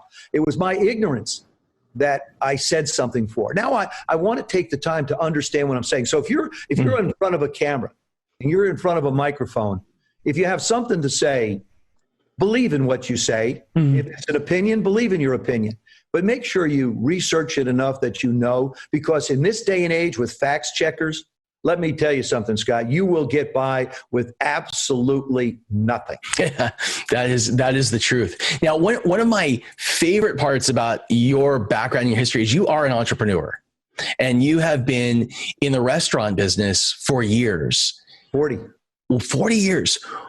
What advice or what counsel can you give to people that are in the restaurant business today? Is there anything that you're learning or doing to pivot or adapt to help all of our friends out in this industry? Well, we're constantly trying to adapt to what, you know, everybody calls it the new normal. I don't even think you can say new normal. We're adapting to a new life, a new business model as it is. I think, first of all, is trying to retain the people that work there. And I don't like the term employer, and I don't like the term employee. I never have. I prefer terms like associates and partners, because we're all in this together. I call them business terms of endearment. That's the way I like to refer to people. So the partners and associates that we have in the restaurant business, first of all, we want to be able to keep as many people as we can. We want to keep them employed. Now, because of unemployment, to a large degree, people are making more money, say, hey, I don't need to go back to work right now. But you can't look at it right now. And an opportunity for people to come back to work. You will eventually need to work. You can't stay on unemployment in an indefinite period of time. So eventually you got to get back to work. And we want to be able to find out what's going on with our people. How are they doing in their lives? What can we do? My restaurant in Alexandria, Virginia, for example, we want to provide through our kitchen, we want to be able to provide foods for the elderly. We want to be able to do things we can in the community, sort of get the place up and running again, get everybody comfortable again. I think that's the hardest thing right now. And the way the program is set up, so many people in the restaurant business and they're not going to have enough people back to work. Yeah. So that's why it's important that we and I say this, if I was the governor of a state regarding the restaurant business, I would say this to everybody out there. Listen, I'm going to open your restaurants up 25, maybe 50%. But I'm going to ask you in the industry, in the restaurant industry, you police it. I don't want the police going there. I want you to police it. I want you to make sure that there's social distancing, that you have dividers up, that you're seating in every other booth or every other table. People aren't close to one another. I want to also have to work together. It's important that we do this together. So hold yourselves accountable in your own industry and make sure that, because if you don't, I'm going to have to shut you down. I don't want to. Yeah. I don't want to stop your business. But if you can't do what we did to get to this point, then we're going to go backwards. And we don't want to. Hey, listen, turn around, look behind you. You don't want to go there. No. I am not a person that likes to look in a rearview mirror. I'm a windshield guy. Every now and then the bug hits the windshield, but it's a heck of a lot behind you. Joe, I'm so grateful that you spent this time with us. You are amazing. You've been such an inspiration. I've always been such a big fan, and we just want to thank you for all that you've shared today. And could you share your book again with us? Yeah. Again, the link is below in the comments. How to be a champion every day. You can go to premiercollectibles.com/champion, and actually there's signed copies there. The book actually comes out June 16th. It's available on Amazon and other bookstores. I appreciate it. And like I said, it's a labor of love. A lot of the things I talked about, a lot more things. It's a business book. It's got football stories, but it's a business book. It's a life book. And like I said, the world of sports, the world of business, they all parallel one another. And that's the essence of it. But I appreciate this chance to be able to raise some money for Real Eats, to give us a chance to be able to help other people. That's the most important thing, Scott. Amen. And that's why you and I are having this conversation. This isn't about me. It isn't about you. It's about what we can do to give people something to hold on to. Maybe in this last 15 minutes, there's something that I said where you say to yourself, you know, I didn't think of looking at it that way. Exactly. I don't have all the answers. I'm trying to play Joey Appleseed. Just throw some seeds out there and see if they grow for you. Awesome. Joe Theismann, thank you so much and have an amazing day. You too, buddy. Take care.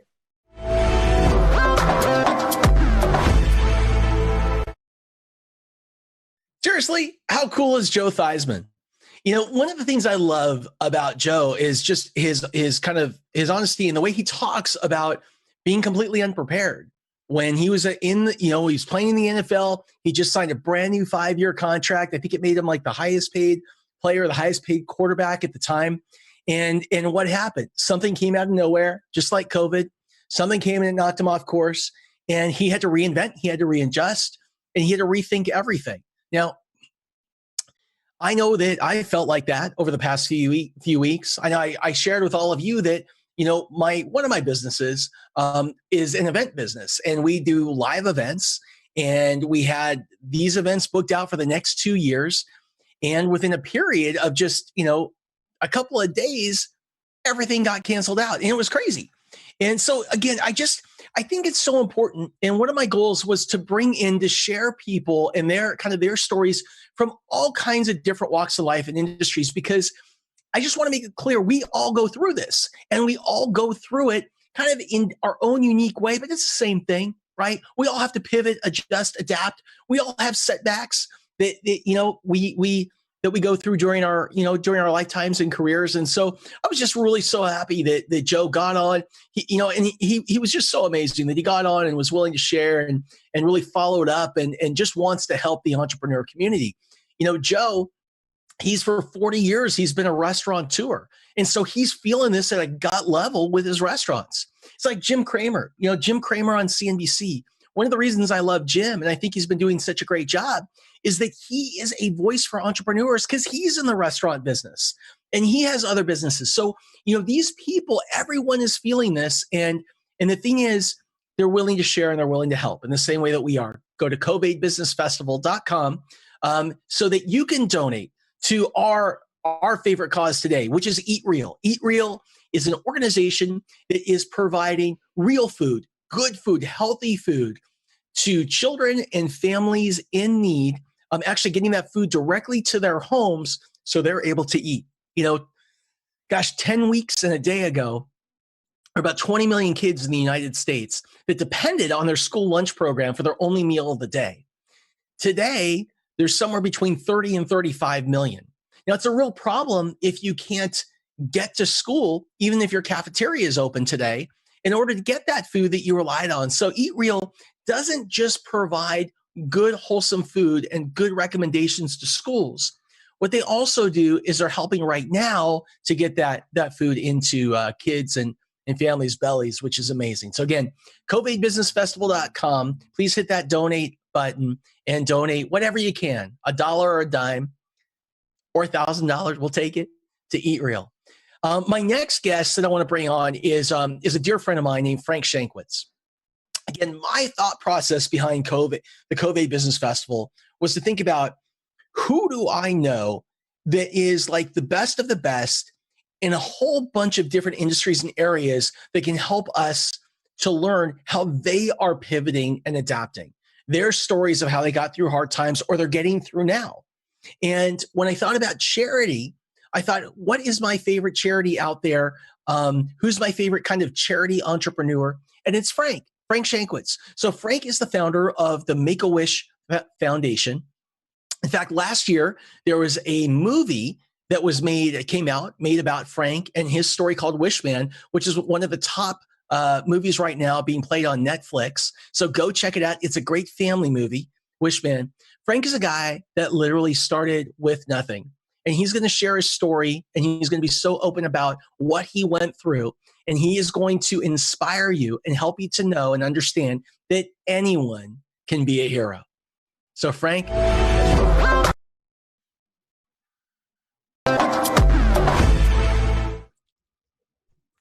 I want to welcome our next guest, a really good friend and somebody I respect so much, Frank Shankwitz. Frank is the creator and the co-founder of the Make-A-Wish Foundation. He was also the Make-A-Wish Foundation's first president and CEO. Today, he sits on several boards in the charity space and just has so much amazing information to share. And before, Frank, I just have to share this. Last year, a movie came out that was based on Frank's life.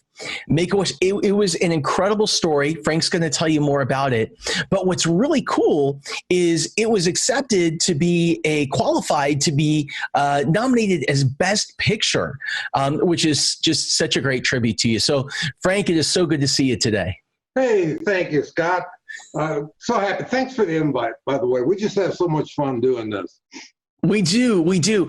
So the story of the founding of Make-A-Wish, we'll talk about that in just a second. But where I'd really like to start is your background as an Arizona State Trooper and really how you grew up, because how you grew up and the way you grew up and what you built in your lifetime, it's just so inspiring. Well, yeah, and not unusual. I'm a war baby, World War II baby. Mm-hmm. Not unusual for a lot of kids in that area. But my parents split. My father had custody when I was 5 years old on a playground, kindergarten playground. A lady grabbed me, said, "I'm your mother." Had no idea who she was. Wow. She me off, kicking and screaming.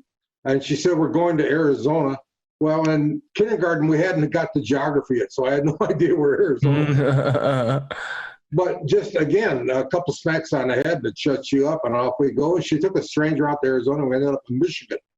Wow. And because she had some contacts up there to work, up in northern Michigan, the Upper Peninsula. And pulled into a campground, and there's a tent, and she said, "This is our home."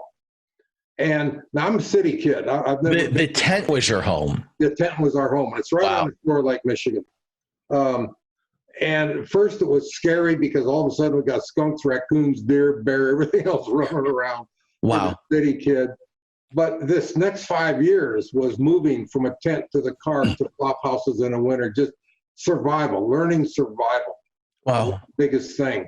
Always hungry. I seldom saw her. She was either working daytime or whatever she was doing in the evening hours. But it also taught me how to take care of myself, how to kind of survive, how to just turn those things, negative things, into positive things. At 10 years old, my father found us, called the local authorities to have arrested. She threw me again in a car. Off we went to Arizona, finally on the trip to Arizona, which took 6 weeks because she didn't have enough money. So she'd go one day, get a job at a restaurant, get enough tip money for some gas, a little bit of food, sleep in the car, on we go. Ended up in a little town called Seligman, Arizona, which she knew that area, but just outside of town, ran out of gas, and it's the first time I saw her cry. And she said, we have no money, we have nothing. And a rancher stopped, said, what's wrong, what's going on, can I help you? She explained the situation. He said, I'll get a gas can, we'll put some gas in your car, you follow me back to the ranch, and we'll help you out. By helping out for the next 6 weeks, now I'm 10 years old now, the next 6 weeks, we slept on his kitchen floor. Very small place, not enough bedrooms, but we had some bedrooms, but we had heat. And this is the wintertime now in northern Arizona. It's already snowing in that. We had heat. We had breakfast every morning. Biscuits and gravy. I still love biscuits and gravy. But I got a job right away at 10 years old, working full-time washing dishes. And this is the first time we lived in a town because she's always on the outskirts. It's always on the move.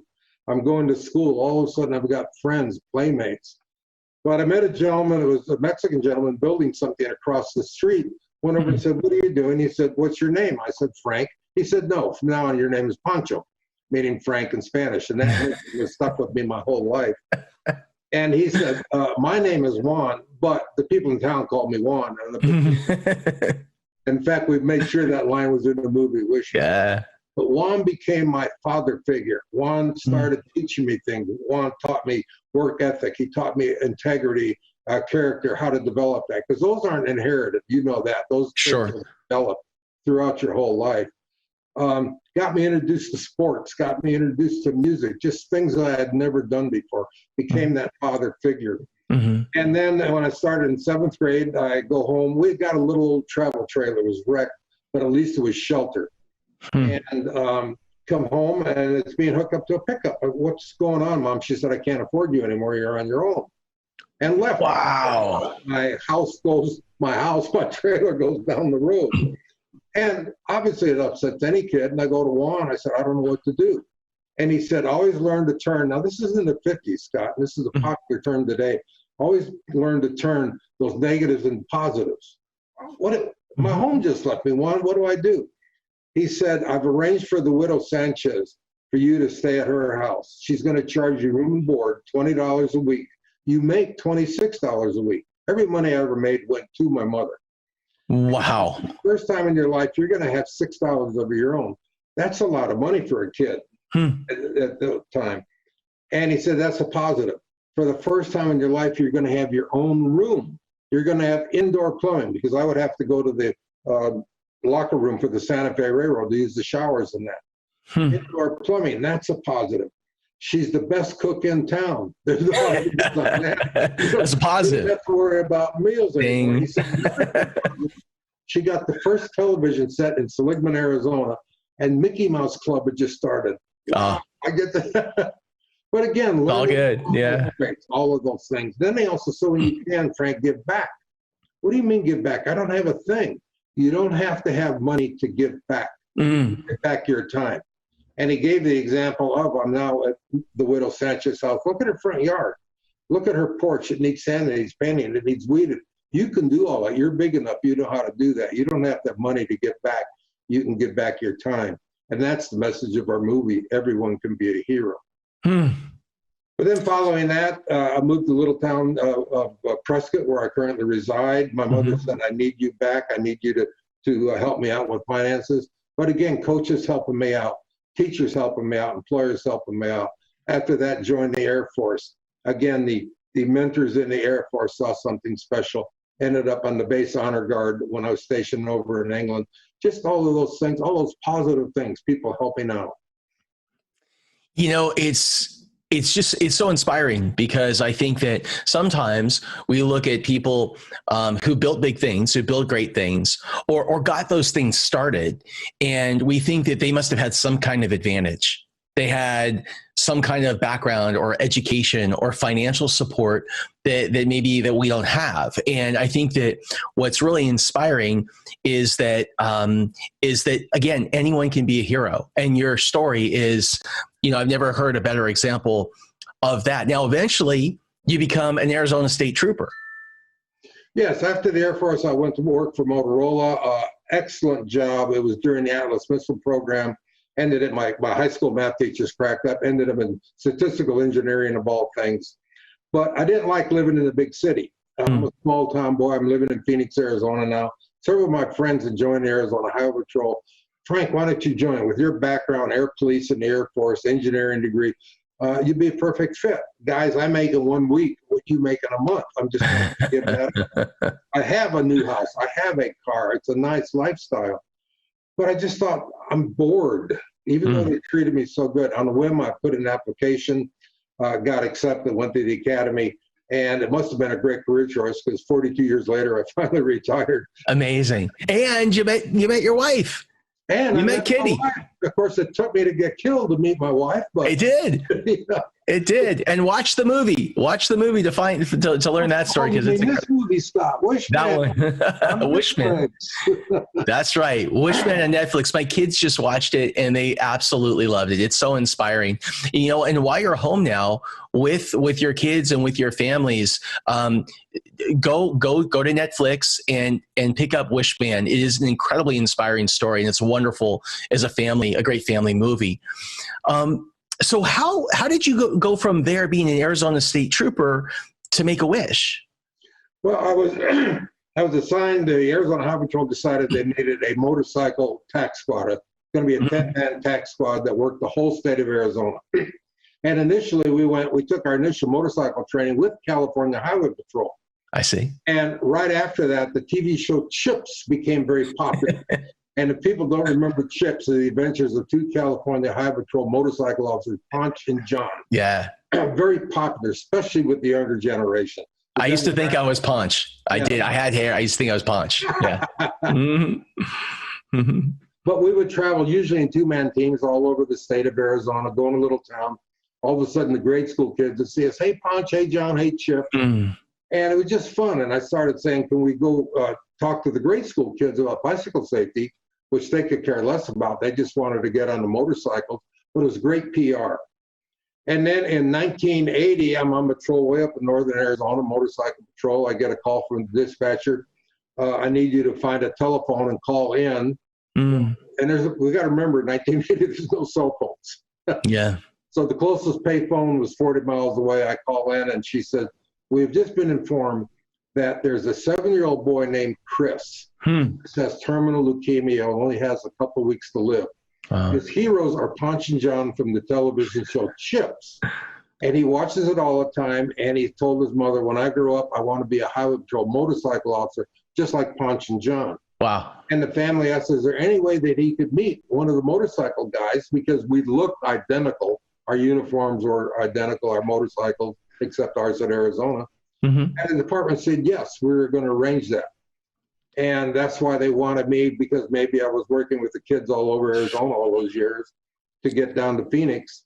And with his doctor and his mother's permission, we picked him up in our state police helicopter at his hospital and flew him to our headquarters building in Phoenix. And they timed it so as the helicopter is approaching the landing zone, I'm just pulling up to the landing zone. Now, I never met this little boy. I didn't know what to expect. He's in a hospital in IVs. But I look, and here's his face plastered against the helicopter door, looking out, just a big grin. It lands. He jumps out of there, runs over. Hi, Chris, can I get on your motorcycle? This boy's having so much fun. And Chris became that day to become the first and only honorary Highway Patrol motorcycle officer in history, complete with a custom-made uniform we had made for him, his own badge, which is still assigned to him today. But more important, his motorcycle wings that we wear in our uniform that made him an official police motorcycle officer. And unfortunately, Chris passed away a couple of days after that. Now, our commanders learned that he's been buried in a little town called Kewanee, Illinois, and asked, he said, we have lost a fellow officer. I want you and your partner to go back and give him a full police funeral, which we did. Now, again, this is before the days of internet. Sure. The local TV stations in Phoenix are picking this up. They're transmitting to Chicago. We get to Chicago airport, the TV stations met us. TV stations notified this little town of Kewanee that we were coming there to bury this little boy, but they also notified the Illinois State Police and the county police in that area, which met us at the funeral home. Wow. Several state police officers, county, city officers with full funeral procession for this little boy. He's buried in uniform, his grade marker. Amazing. The trooper. But coming home, Scott, I just thinking, here's a boy had a wish and we made it happen. Why can't we do that for other children? And that's when the idea came to me, maybe 30,000, 5,000 feet over Kansas or somewhere. Foundation to let a child make a wish and we'll make it happen. And it's not like you started this this organization with a bunch of money and a fancy building. Where did you start the Make-A-Wish Foundation? Well, it started in Phoenix, Arizona. But again, how do you do that? And then again, before internet, I go to the library. Everybody library cards. Yeah. How do you start a nonprofit? But the hardest thing was in Arizona, and plus IRS rules, you had to have a minimum of 5 board members to the foundation to file the paperwork.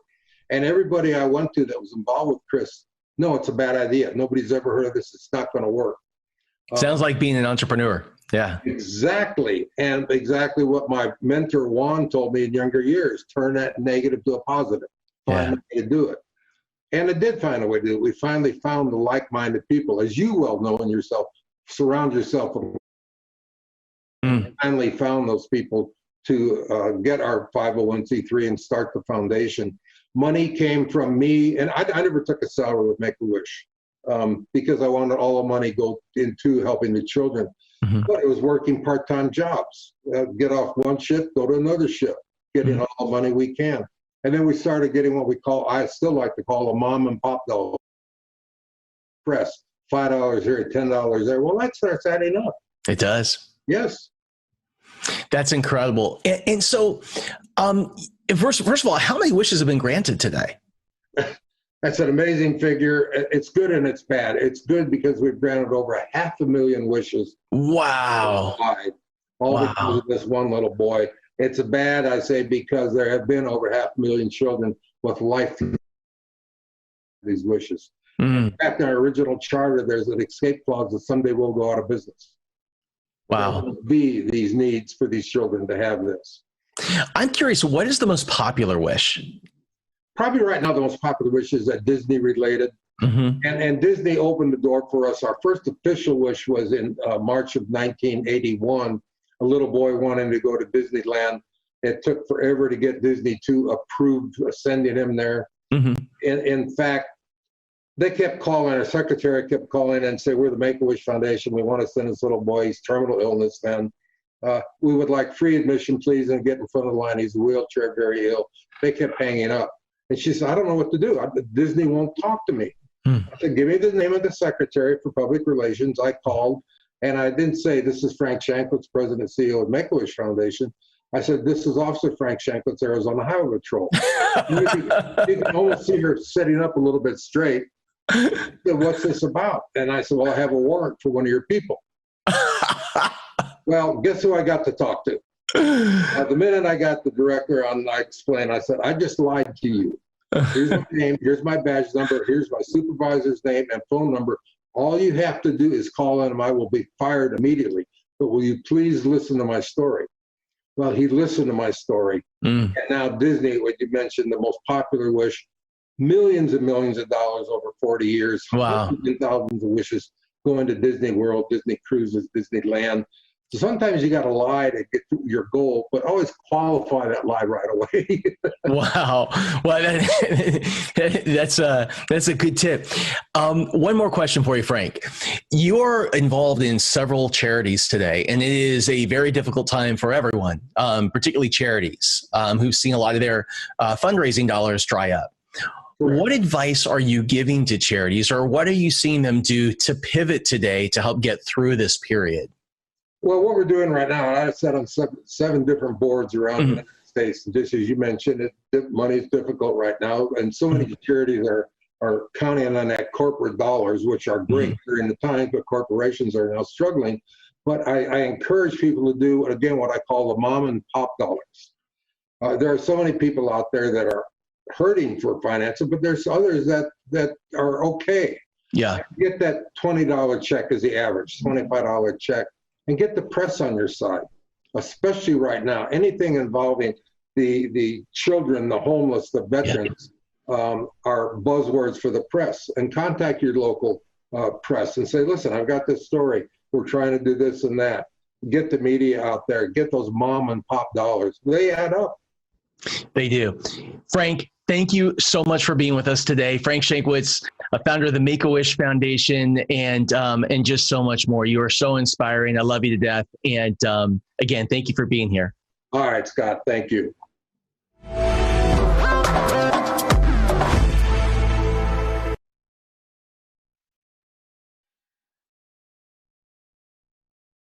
So that was Frank Shankwitz. And, you know, when we started to, when my buddy Greg Reed and Frank got together to create the movie Wishman a few years ago, it was really cool because I was a part of that project and had the opportunity to go down to Seligman, Arizona, which Frank was talking about earlier in our interview, where he spent a good part of his childhood.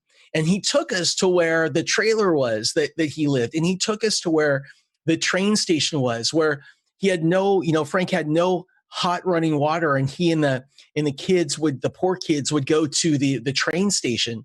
And the train station had this area that created steam, and it would heat the water. And they would use that water to take a hot shower. And they allowed the poor kids in the neighborhood to do that. And, what's just really awesome is that, it's all about mindset. It's all about being around great people. And that's really what it took for Frank. It took, and we had the opportunity to meet the person that he was referring to, who really gave him a shot. It takes one person to make a difference in another person's life. And I really want to ask you to do one thing. I mean, we only had one rule for the last 2 days as it related to the show. And the one rule was this: I wanted you to be cool. And what I meant by be cool is sometimes a stream, for nothing that we can control, it's just the internet or social media world, might go up, it might go down. Somebody's camera may be off, the sound may not be so great, whatever. It would just be cool. We let it roll off. I'm going to ask you for something else right now. And I really want you to listen. And I'd really love you to help me with this. Watch out for others right now. If you see somebody that may have kind of gone off the grid, and they may be having a hard time, or somebody that is suffering, but you won't talk about it, but you have a sense, or somebody just seems like there's something not quite right because of all of the pressure that they're under, I want to ask you to please reach out to that person and stay in touch. Don't let them fall off. And I want you to fill their mind with positive stuff. Positive energy, positive energy, positive energy. And let's help them to shift through this period. We don't want anyone to feel alone. We don't want anyone to feel like they are without resources. And that is what this event in this spirit is all about. Please go to CovAID.KNEKT.Live. CovAID.KNEKT.Live to do two things. Number one, donate. Donate to our favorite cause, Eat Real. Eat Real is providing meals for children and families in need during this crisis. And number two, please click to get access to our virtual gift bag. So we have assembled a virtual gift bag where all of our speakers and sponsors have been providing incredible free products, free ebooks, courses, clinics, classes, checklists, all that kind of stuff for you.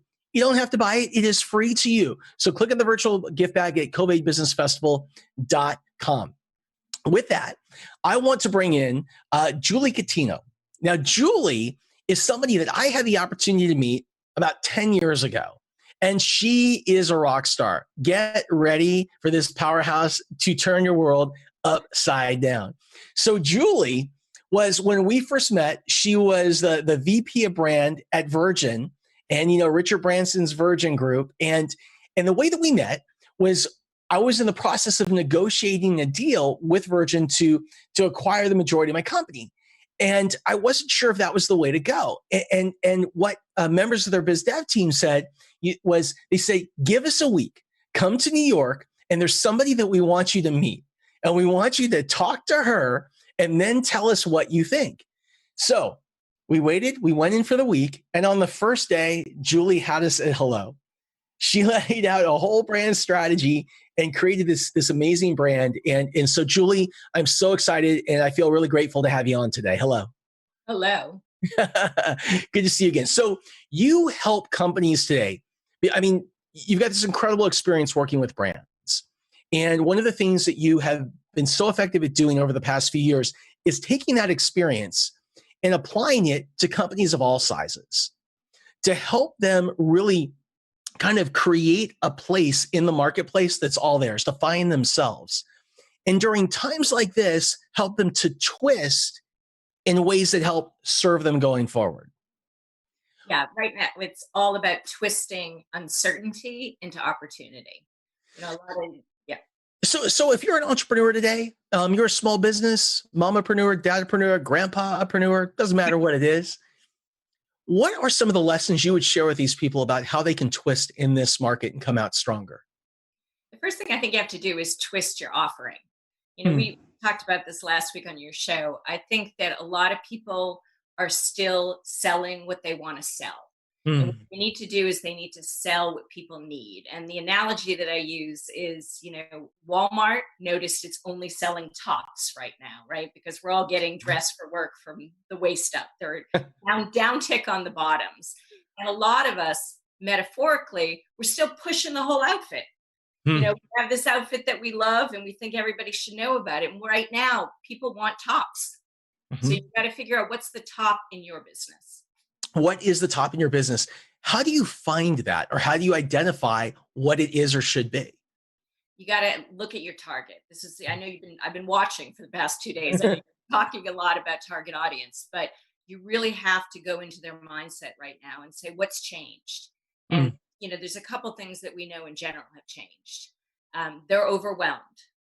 They're scared. They're uncertain, right? So in that kind of climate, people usually want to buy shorter, more accessible, sometimes more affordable, but more directly impactful products. So you sell them a 10-week coaching plan if what they're trying to figure out right now is how do I just, you know, keep my business alive. Right, right. And that's really important. You know, one of the things we talked about yesterday with Amelia Antonetti was how entrepreneurs, they get focused on a long-term vision and corporate CEOs get focused on the 5-year plan. But in crisis, we got to focus on what is right now. And sometimes I think the purpose of being in business today is to be in business tomorrow. So how do we twist what we have to offer to help people today? Yeah, you got to boost your brand immunity. That's how I've been talking about it. You know, we've been talking a lot about our physical immunity. Your brand needs to be healthy for tomorrow. So you've got to look at what you're really good at, what people need, what brands in other categories are doing a great job, and what lessons can you twist from them. And can I give a couple examples of people that I'm working with and what they're doing? The best. So, this helps people more than anybody because we can relate with the metaphors. It's amazing. Just go for it. Okay. So I know you've said you've got some speaking engagements canceled. I had 3 in May that were canceled too. Yeah. But at every speaking engagement that I go to, which is live, there's always a photographer there, right? Many photographers. Well, those people aren't photographing anything anymore. But I've seen photographers twist to become presence coaches, right? So rather than going to these live events, which aren't happening, they're coaching people over Zoom, how to increase their presence, how to dress, how to have the right backdrop. And they're getting a lot of business, which is going to set them up for when the market opens, you know, in the future. Fantastic. You know, I think is like such a smart idea. You know, I've also seen realtors, again, another category, small business owners. In New York, where I live, you literally can't walk through a house with somebody, right? So these realtors are twisting to become staging experts. So they're keeping in touch with their clients who are going to be on the market soon and saying, what can we do to stage your room? Show me, take your laptop, walk room from room, and let's make sure we're setting up your house so it will sell when the market opens, right? Coaches, I work with coaches of all different sizes who are offering micro coaching now, not 8-week programs, but 20 minutes, 3 times a week. Just get on, the Zoom again with a micro coach, get set up for the day, get set up for success. Fantastic. I mean, those are all great ideas. If I want to twist, are there 2 or 3 things that I should keep in mind? Like, let's say today I'm looking at my business. I said, I got to reinvent things from the ground up, or I want to rethink things from the ground up to make sure that I am really putting my best foot forward when it comes to me and building and representing my brand. Where do I start? Start with the consumer, start with the customer, right? You and I both had the pleasure of working with Richard Branson. Richard always says, an entrepreneur is somebody who answers a problem. So what are the problems your customers are having right now? Start with the problem, start with the customer.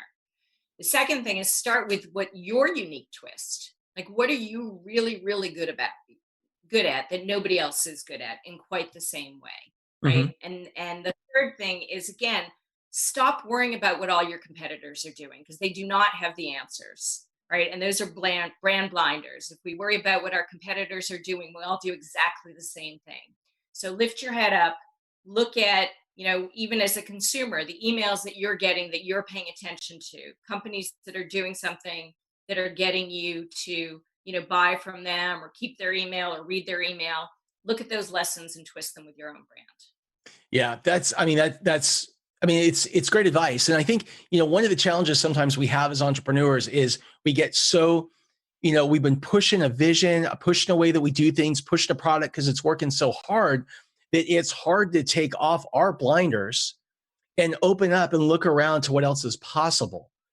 If you're a brand, you're building your brand, how do we do that? Are there any ways that you would suggest we look around and open up for inspiration that may help us to come up with creative ideas to rethink about how we put ourselves out into the marketplace? Yeah. Well, I think, again, it's about experiences, right? And so how can you create that experience when it's mostly virtual, right?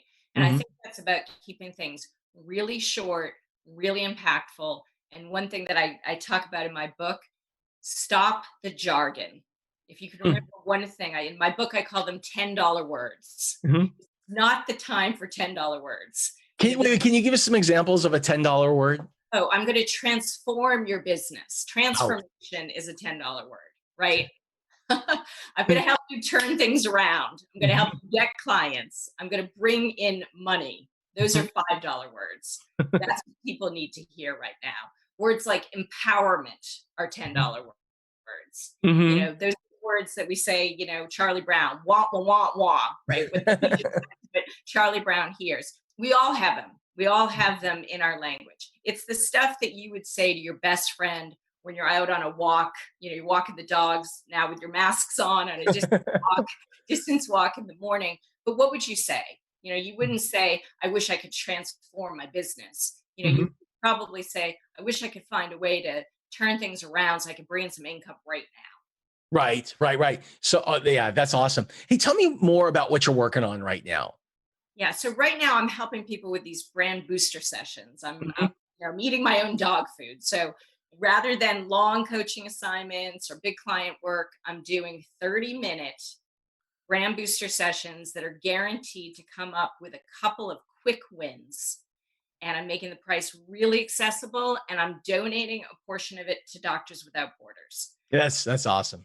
That's what I'm consulting with people right now, is to say, make it short, make it the right price. And if you can, twist for good also, which is what you guys are doing with the feeding program, which I think is amazing. But you try to connect your business with a good cause. It makes it easier for people to buy right now. And frankly, we should all be doing our part. Amen.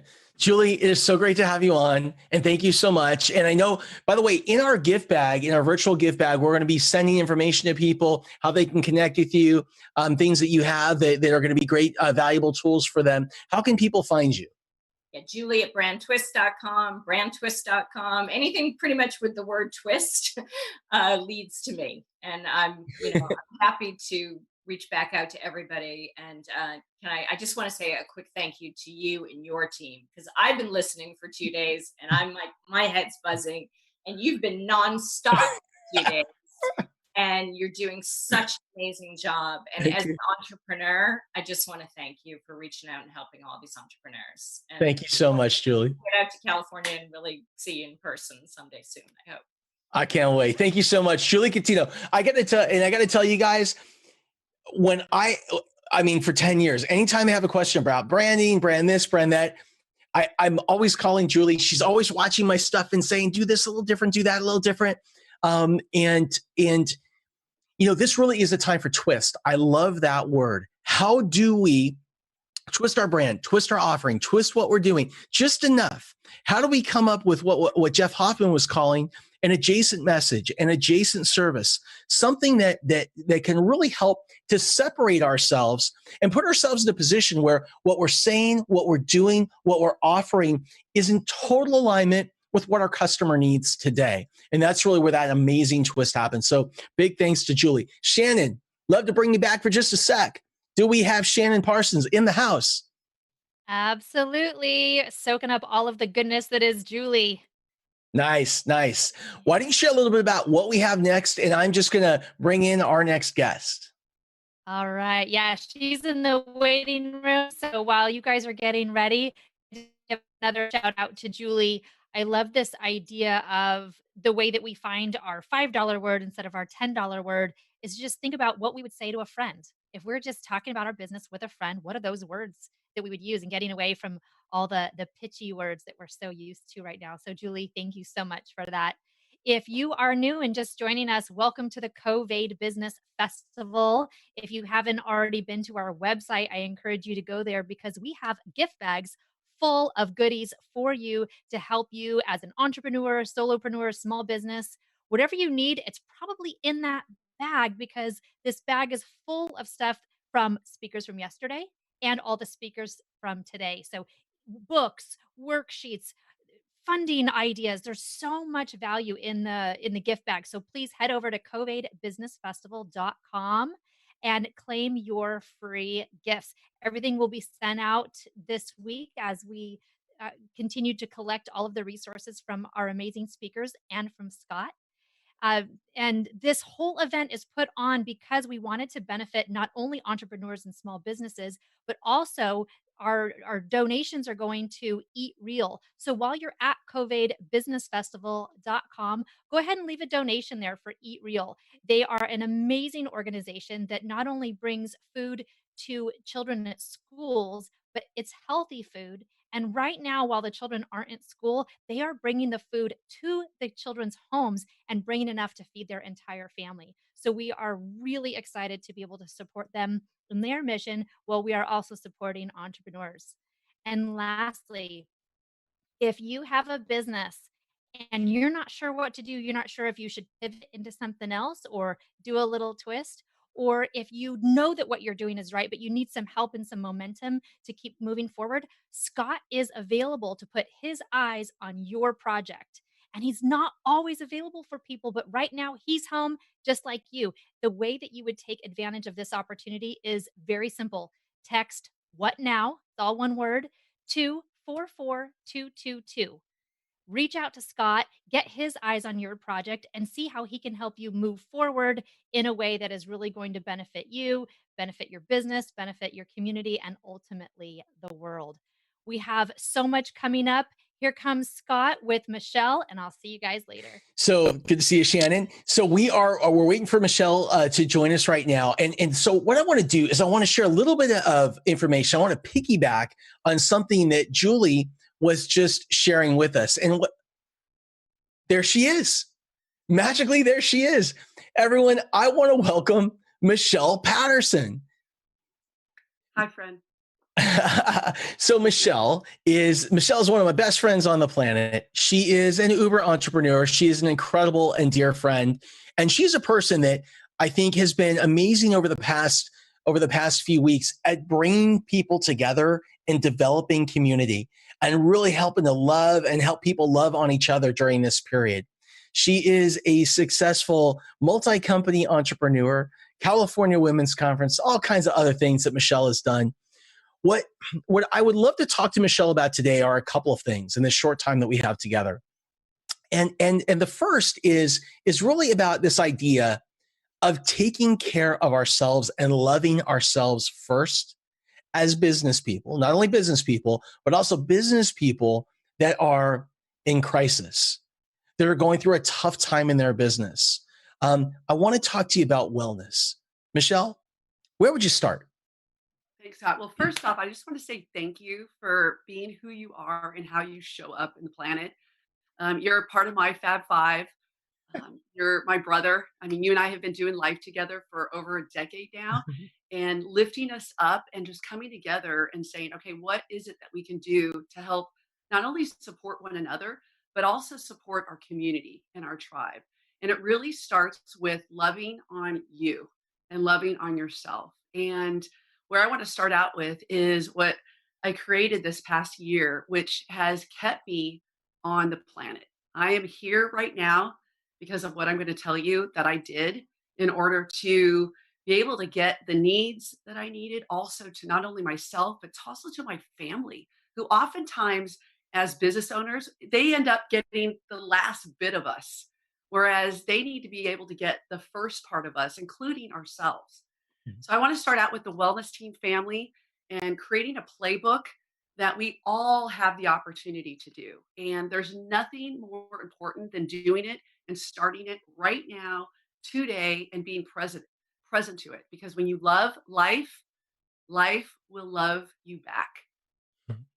So amazing. So amazing. And you got to Wellness Plan. That wasn't the place that you started.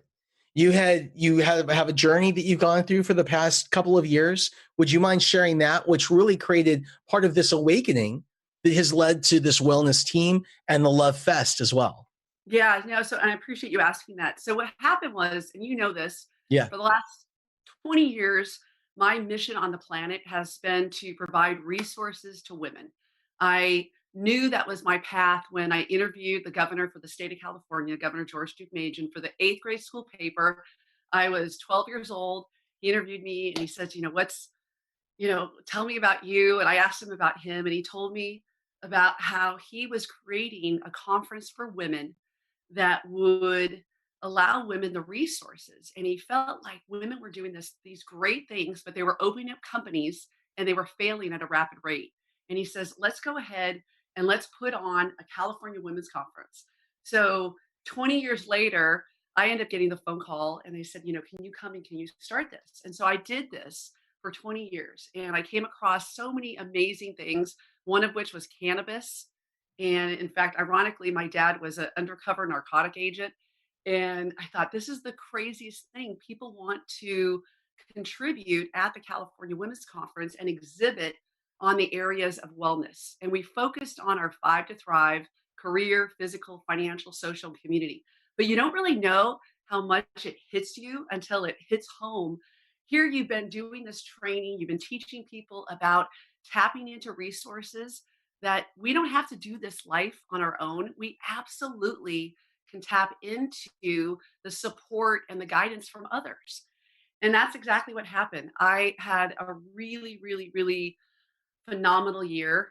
Ended up having a conversation with my family and my doctor, and it went something like, you have stage 4 breast cancer. It happened on April 15th, where I was told that I had 90 days to live. And this was the journey that I was on with stage 4 breast cancer. And I thought, you know what have I been doing my entire life is going out and looking for healthy options that weren't part of fake news. They were coming truly from a place of, hey, Michelle, this is something that can help. This is something that can support you. I wasn't being sold. There wasn't fear tactics. I wasn't using any type of stigma, but I was really looking at the situation for what it is and what facts I can bring back. And so the first thing I did is just get really real with the situation. I was told that I had gotten cancer because of stress and environment. I didn't have the BRCA gene. My family had never had cancer. Breast cancer wasn't in my family. And it was, you have gotten to the point where there's so much stress in your life and your environment is not set up. And the first thing that they told me that I needed to do was you need to bring in 100% joy into your life. That was the first thing. And I talked to you about that as I cried with you one night where we were just like, fuck, you know, like, how do I get out of this? You know, Duffy, I mean, how do I get out of this? And I had put on, you know, North America's largest women's conference, and I had broken 5 Guinness Book of World Records. And we had done International Women's Day where we did 20 countries, and I had done all this stuff. But now it was time where I knew I didn't want to show up to the pearly gates in 90 days and have God look at me and say, what did you do with the gifts that I gave you? You know, did you squander them? Did you, you know, really get after it? You know, did you spend your last waking moment promoting cannabis? I mean, what did you do? And what did you do to help you? God put me in this body with this soul. And I think we all need to start realizing that is we don't know, you know, except for you and our co-creator, you know, when we're going. You know, we don't know that when we get into a helicopter ride, that's going to be our last helicopter ride. We don't know that. And I had an interesting, very, very, very life, you know, awakening moment this last Sunday, where I got a phone call from my business partner, who we were in this group, and she said, you know, we've lost Kotso, our business partner, where we were putting on our event for Dr. Joe Dispenza, and we were pulling 400 individuals together, and we were actually doing the Wellness Team Family. So this has all been coming up, and I thought, you know what, I need to go back to what I know, and that is seek it out for myself. And then once I figure this out, I can absolutely share that. So the first thing is, again, is what is in your life right now that is either lifting you up energetically or it's depleting you. What is coming in your life that's adding stress? Because I believe that we get to decide how we want to respond and how we want to let things into our internal ecosystem, our playground, and how we want to respond. And oftentimes what I found was when I was going through and evaluating this is that sometimes the culprit was me. I was the bully on my playground. And so no more of that, no more of interacting with folks that don't know how to show up for what my needs were, and also for me to show up for what their needs are. So what I did was I took stock. The second thing is I said, okay, who is it that I'm interacting with? I have 90 days on the planet. Who is it that I am going to let in to my playground? And I really came up with a short list, and I put together what I was working on already, and that was Women on Boards 2020, as well as having it set up where we're out there being on boards. What about our own personalized advisory board? What happens when you have a WTF moment? What is it that you need? You need, and that third piece is you need your wellness team family. And so I started looking at who am I spending time with? How are they showing up? And if I had a conversation with them about how I need the conversation to go, and am I being real? Am I showing up where I have no stigmas, no fear tactics? And I felt like that with, especially because I went out and I had 45 doctor's appointments. I started meeting with my family and I let them know, I said, you know, this is my wellness journey, meaning I am going on, it's like a wellness wedding, and I need to get really in touch with what brings in 100% joy and what doesn't. And then I need to go ahead and really have an honest conversation, a transparent conversation about what that looks like. And I started having conversations with everybody that was part of my team. So if you can imagine, in fact, it looks like this. It's called the Flower of Life. I know you know this already because I'm on your wellness team family. You're on my wellness team family. And I started going out and saying, okay, who is your plus one? How are you navigating through this? And I started finding individuals out there that had the answers to the test and recognizing that individually, individually, we don't have all the answers, but collectively, we absolutely do. And so what I did is I started interviewing the individuals that were part of my wellness team family. Mm-hmm. And I put that on a platform called The Real Share. And I started sharing what experiences I was having and being a catalyst for others to share their third-party testimonial. They weren't getting paid for it. Nobody was coming in saying, you know, please say these great things about me. I'm your doctor. Will you say this? Or worse is, if you don't do the highest form of chemo, if you don't do XYZ, if you do this, you know, you're dead in 90 days. To me, it's like, what? Who's talking? You know, Michelle, what I think is amazing is, you know, you were first given kind of that diagnosis over a year ago, right? Just over a year ago. And you immediately got to work. And you immediately, you know, what happens today is, it doesn't matter what the crisis is, whether it's a business crisis or a health crisis or a financial crisis, you know, it's not what happens to us, it's what we do with what happens to us. And you immediately got off your heels, you got on your toes, and you said, I am going to put together the best people. I'm going to build a wellness team. You said, we went through this together. You said, I'm going to take a look at every area of my life, and energetically, is it feeding me or am I feeding it? Is it pulling energy from me or is it bringing positive energy to me? And you literally put your list down of people in your life. If they weren't, you cut them out. Activities, you cut them out. And you focused on what was really important to you now. And I know your family was at the top of that list. And I think one of the things from your lesson that I've taken away is this. It's that it does not matter what happens to us. It is how we respond to what happens to us. That's number one. And number two, you got to be so careful about the people that you put around you. If the people around you aren't the kind of people, like, make a list of the last 20 people that you talk to. And if those people aren't lifting you up, if they're not feeding you energetically, just hit delete, get them out of your life. And I know that's one of the places you started. Well, let's talk about this as an example. So my sister, I absolutely love. My sister is a CEO for a phenomenal company. That's a wellness company. I mean, she does incredible things with your dietary plan and putting together meals that the entire family can benefit from, and really taking into consideration the different issues that the family members have. I mean, she's doing amazing things.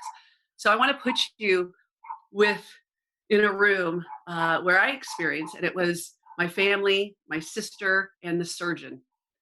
And I went in, and so I'm being told I have 3 options, which I am proud to come back and say, The Real Share, we have uncovered hundreds and hundreds of healthy options for you to tap into that applies to your career, your physical, financial, social, and community. We have found that 7% of the planet are doing those 5 things only, and they're having stress come into their life. And they're not communicating with how they need individuals to show up, because it's not as simple as just saying delete. I would love that. So my sister, I'm there, and the doctor is saying, you know, well, gosh, Michelle, you know, it's spread, you know, it has metastasized into all parts of your body. So it's in your L1, it's in your lymph nodes, it's in your spine, it's in your sternum, she started going on. So my comment back to the doctor was, so you think I got a chance? Exactly. So when I, you know, and for me, that's a way of really alleviating the stress, because think about it. I am in a WTF moment. I am in flight and fright. I am not being my best because I am not in a creative space. And so for me, what I needed at that time was, you know what, let's crack a joke. I mean, none of us know when we're going to go and so forth. And so I said this, so you think I need a chance? And my sister says to me, and again, my sister loves me so much. And my sister says to me, Michelle, this is not a time to be making jokes. And I look at her and I said, this is exactly the time to be making jokes. Mm-hmm. If I want in my wellness journey to be laughing my ass off the entire way through, that's exactly what I'm going to do. And instead of stuffing it, instead of feeling then resentment towards my sister, I was able to communicate with her what I needed to be on my playground and how she can show up.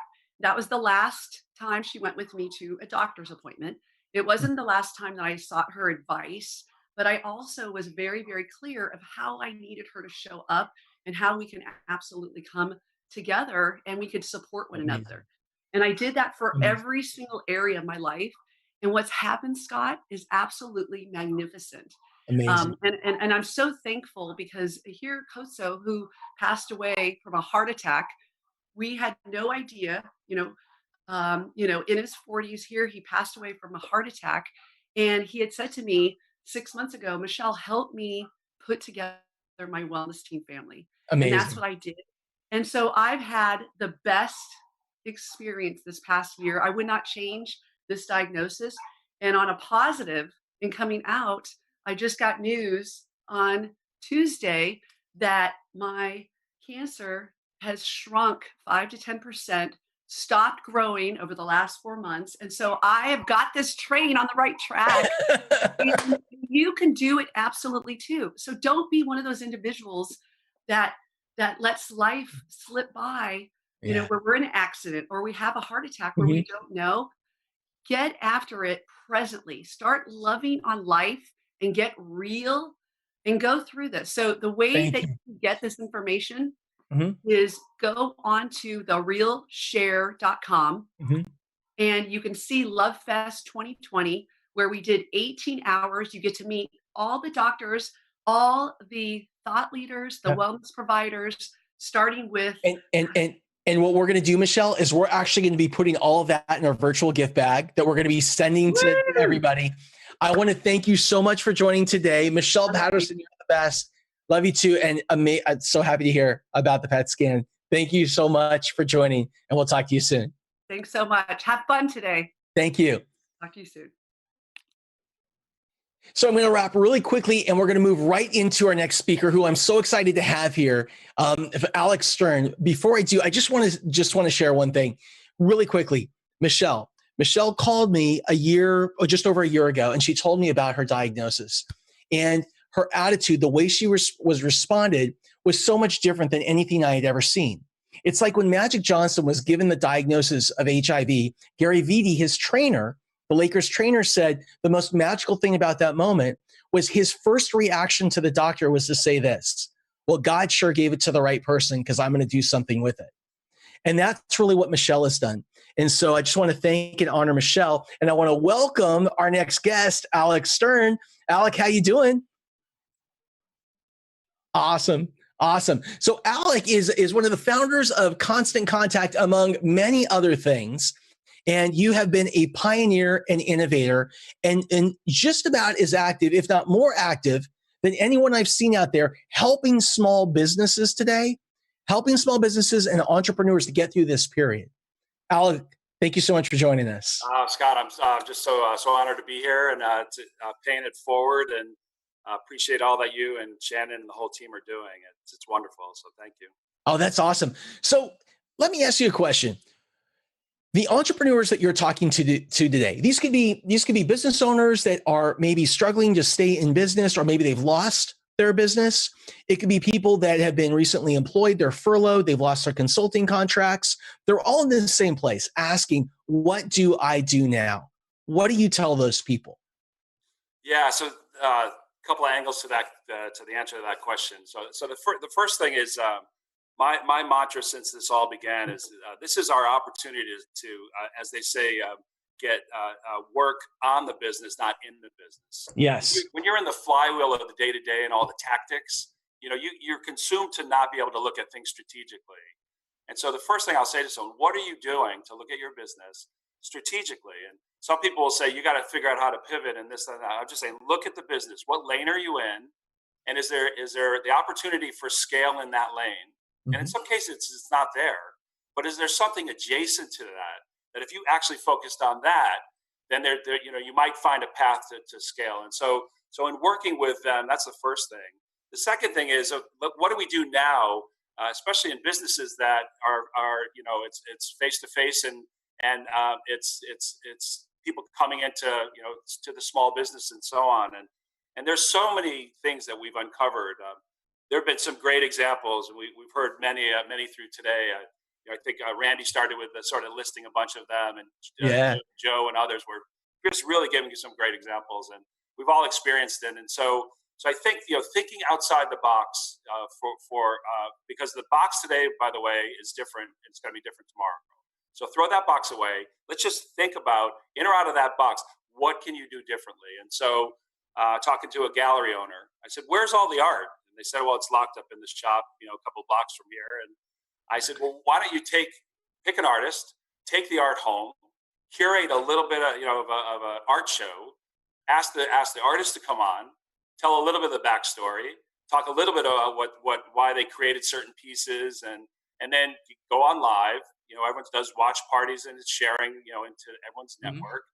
And lo and behold, they sell a piece of art. Well, and it wasn't from their network and their customers. It was from someone in the family of those 2 degrees of separation to that person who was a customer who loved that gallery. So again, thinking of things that you can do that this new virtual thing is here to stay. And now you've got to figure out how it fits into your business one way or another. And now more than ever is a great time to start exploring opportunities that will just be kind of the way you can weave this into the business going forward. When you guys were launching Constant Contact, were there any moments where everything went sideways, or anything like it, where you guys are like, you know what, we just got to throw this baby away. I got to get a job, and somehow you figured out a way to pivot or recover out of that. Can you share something that may have happened in the past and how you guys saw yourself out? Yeah. So there's a couple of things. First, I want to say, so imagine I had done had some success with a couple other startups prior, out of the eight that I've been involved with on the founding team or a co-founder. 5 exits, 2 IPOs, and 3 acquisitions. So some stuff had happened prior. And so when starting Constant Contact, no salaries, we're all sweat equity and all those stories you hear about. Of course, my mom was like, you have 3 mortgages, you're gonna go bankrupt. And just playing forward, on Facebook with the day we had an IPO 10 years later. She's the one in all caps on Facebook saying, "I always knew it would be a great success." So you can imagine in the earliest days, there were a lot of obstacles. And so the thing I want to just mention about that, obstacles occur and they just repeat and they're always there. And so we wake up in the morning, we go to our office on a piece of paper, we write the obstacle on the top of the list and we put a little empty box next to it. And we hope we can check it by the end of the day. And we don't. And not even sometimes the end of the week. Sometimes it carries over and it starts weighing on us. And I guess you need to have figure out how to solve that problem. And so the thing that we learned early on is we're not the first one to have the problem. So we had to seek counsel and advice from those that had succeeded in knocking down the obstacle, as well as finding those that failed, so we can learn on both sides of the coin. And then can you break that down into smaller bite-sized pieces and knock pieces of it off to get rid of it? Because if you get the muscle memory with dealing with those obstacles and those big issues that hit you, then sitting right behind that, I guarantee is a bigger one. Knock that one down, and guess what? There's a big one behind that. So we had our series of those that happened, but we figured out a way to deal with those. And in life, I deal with everything with humor. And I've got my stories, and I was just really appreciative of what Michelle was talking about with my own diagnosis of a cancer, that in the middle of it all, and said, okay, I'm going to treat this like everything else in my life. I'm going to tackle it. Yeah. I'm going to move on. I'm not going to let this own me. But the bottom line is that,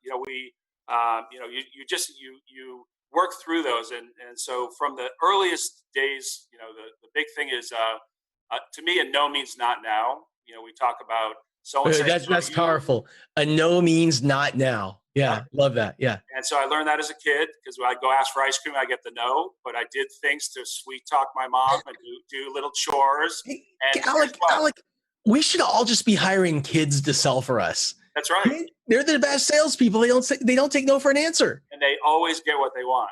They figure out how to get what they want. So which I did. And of course, I would get the ice cream at the end of the day. So when I moved into business, we heard no's top to bottom. No one's using email as a marketing tool. No one sells to small business. Everyone has an inbox. What do they need you for? Et cetera, et cetera, et cetera. but because of getting out and talking to our target customers early and saw how wide-eyed they got with the opportunity we were presenting them to level the playing field for small business against big box competitors, we said, okay, we're on to something.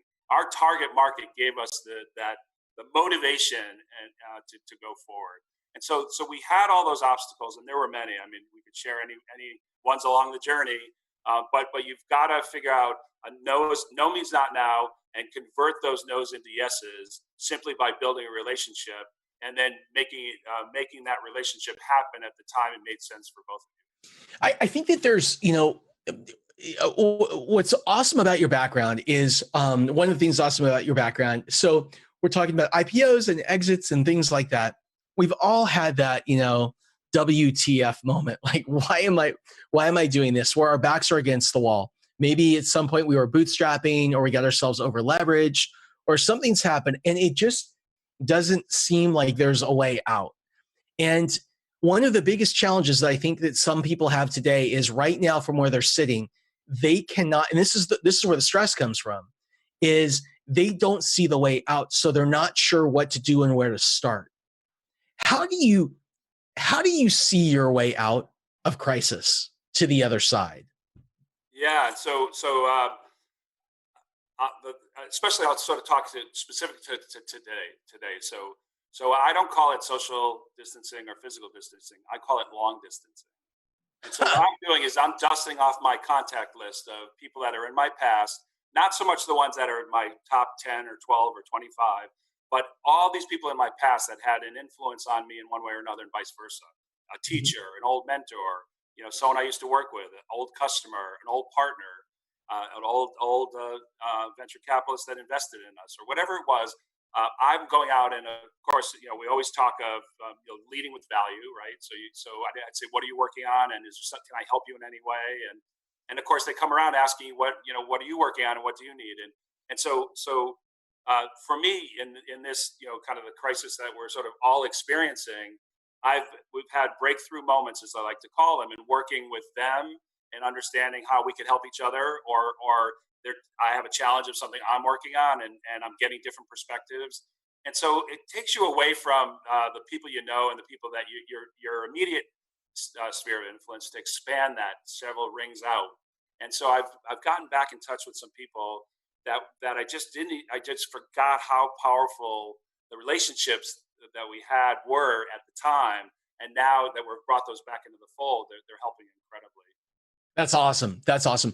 So one final question. If you could give one piece, there's only one piece of advice you would give to an entrepreneur or small, and say, this is the one thing I would do now if I were you. What would that, and I know there's a lot of different if I were you scenarios, what would you tell them to do? Wow, I've got several, so I'll pick one. I think the bottom line right now is it's go time. Like, we're sitting here thinking about what we're experiencing, right? So 2 days ago and yesterday, guess what? We're sheltered in home for the most part. I'm here on the East Coast. We're a little slower to come back around, so we're sheltering at home and just trying to avoid the spread and all the other things. And so doing that today, and guess what I'm doing tomorrow? Same. So get over it. Like, whatever the situation is, if there's limitations to what you can and can't do and whatever, just get over all that. Well, that'll all come back around. This is your opportunity to realize that that when we come out of this, there'll be more for you, and you just have to be ready for it. The time's not going to happen when we get back out there to be like, okay, what do we do now? Like, now's the time. So it's go time for us to all work on either self-development or our businesses, right? If you want to take up an instrument, now's the time. You want to write the book, you want to take up meditation and a yoga practice, whatever those things are for your personal well-being, that now's the time. And then on the business side is also to just think about, where's your business today? Where can the business go in the future? Let's look at the vision of that business. And are you on that path to not just the plateau you were at before, but how do you go up to that next level? So it's go time, and take advantage of the fact that everyone right now has a little extra time to take that phone call, to maybe look at your product or offering and give feedback. You talk about launching something, you want to launch it fast and you want to get out there. Well, bottom line is, you have an opportunity to get to the people you need to, even though you're not physically walking in and seeing them. And so all aspects of this is, no hesitation. Bring it. It's go time. Awesome. Hey, Alec, how do we get a hold of you? How do we find you? Sure. Yeah. So best thing is my website is Alec Speaks, ALEC speaks.com. When you get there, as you see on my social channels, a little bit more info on me and some of the stuff I've been doing. And I'm paying it forward as much as I can. And so again, this is a great opportunity. I appreciate having a chance to be with you. And we're so aligned in our thoughts on a lot of things. We'll be picking some of those topics up later. We're going to be talking tonight. Yeah, we're going to be. It's go time, baby. It's go time. I'm going to be right here. So fantastic. Hey, everybody. Alec, thank you so much. Alec Stern, I really appreciate you being here. We'll talk soon. Sounds great. Take care. Take care. All right. Fantastic.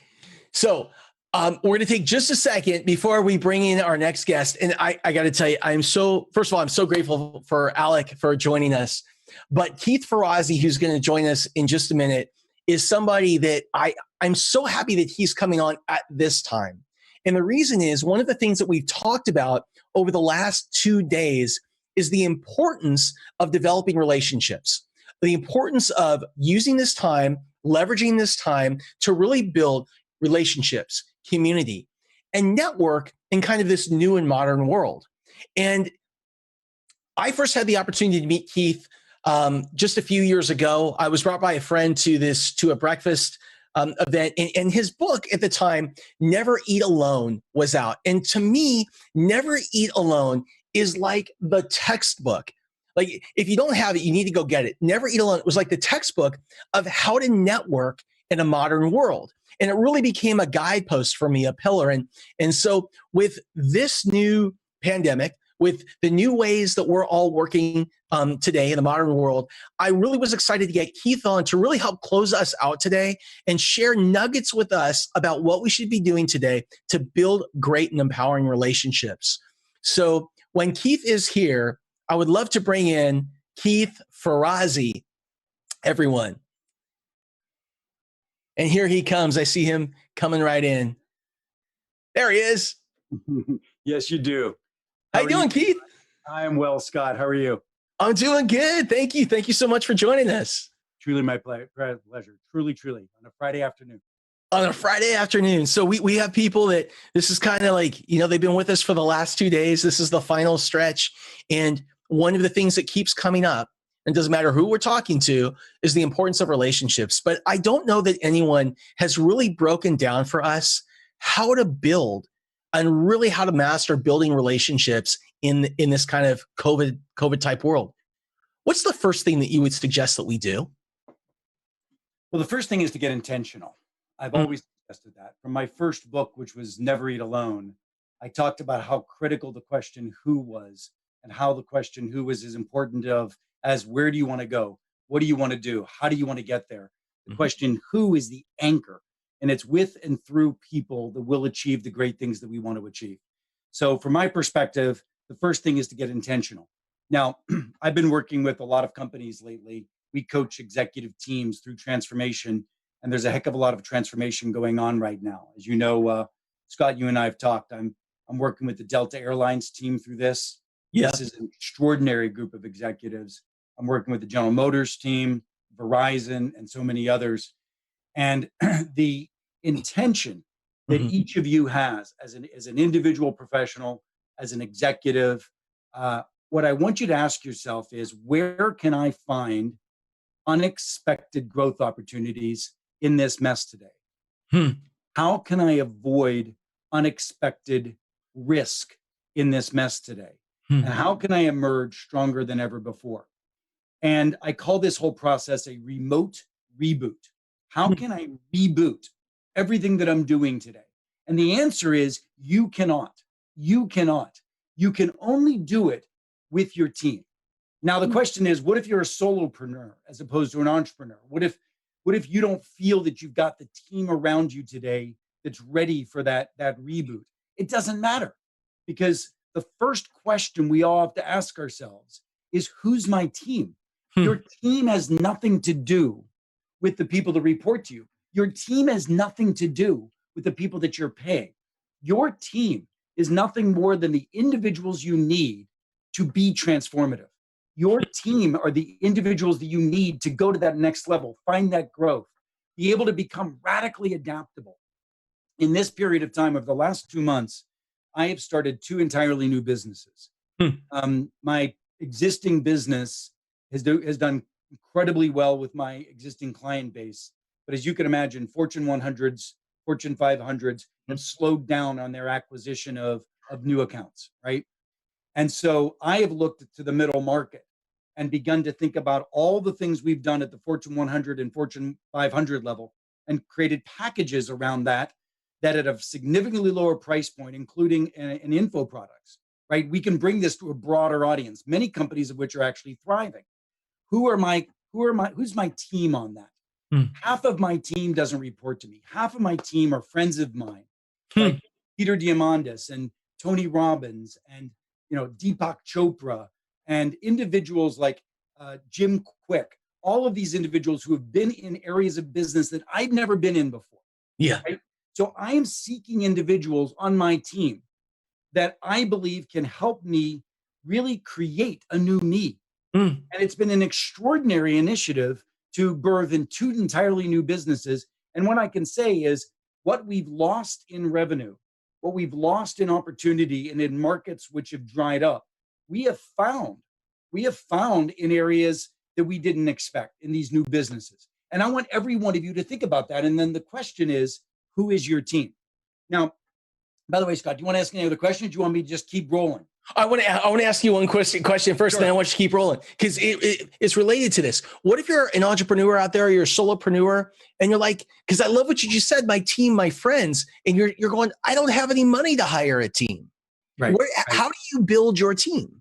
Yeah. So, by the way, all of this is laid out in my new book, which I know you're aware of. The new book is called Leading Without Authority. Leading Without Authority.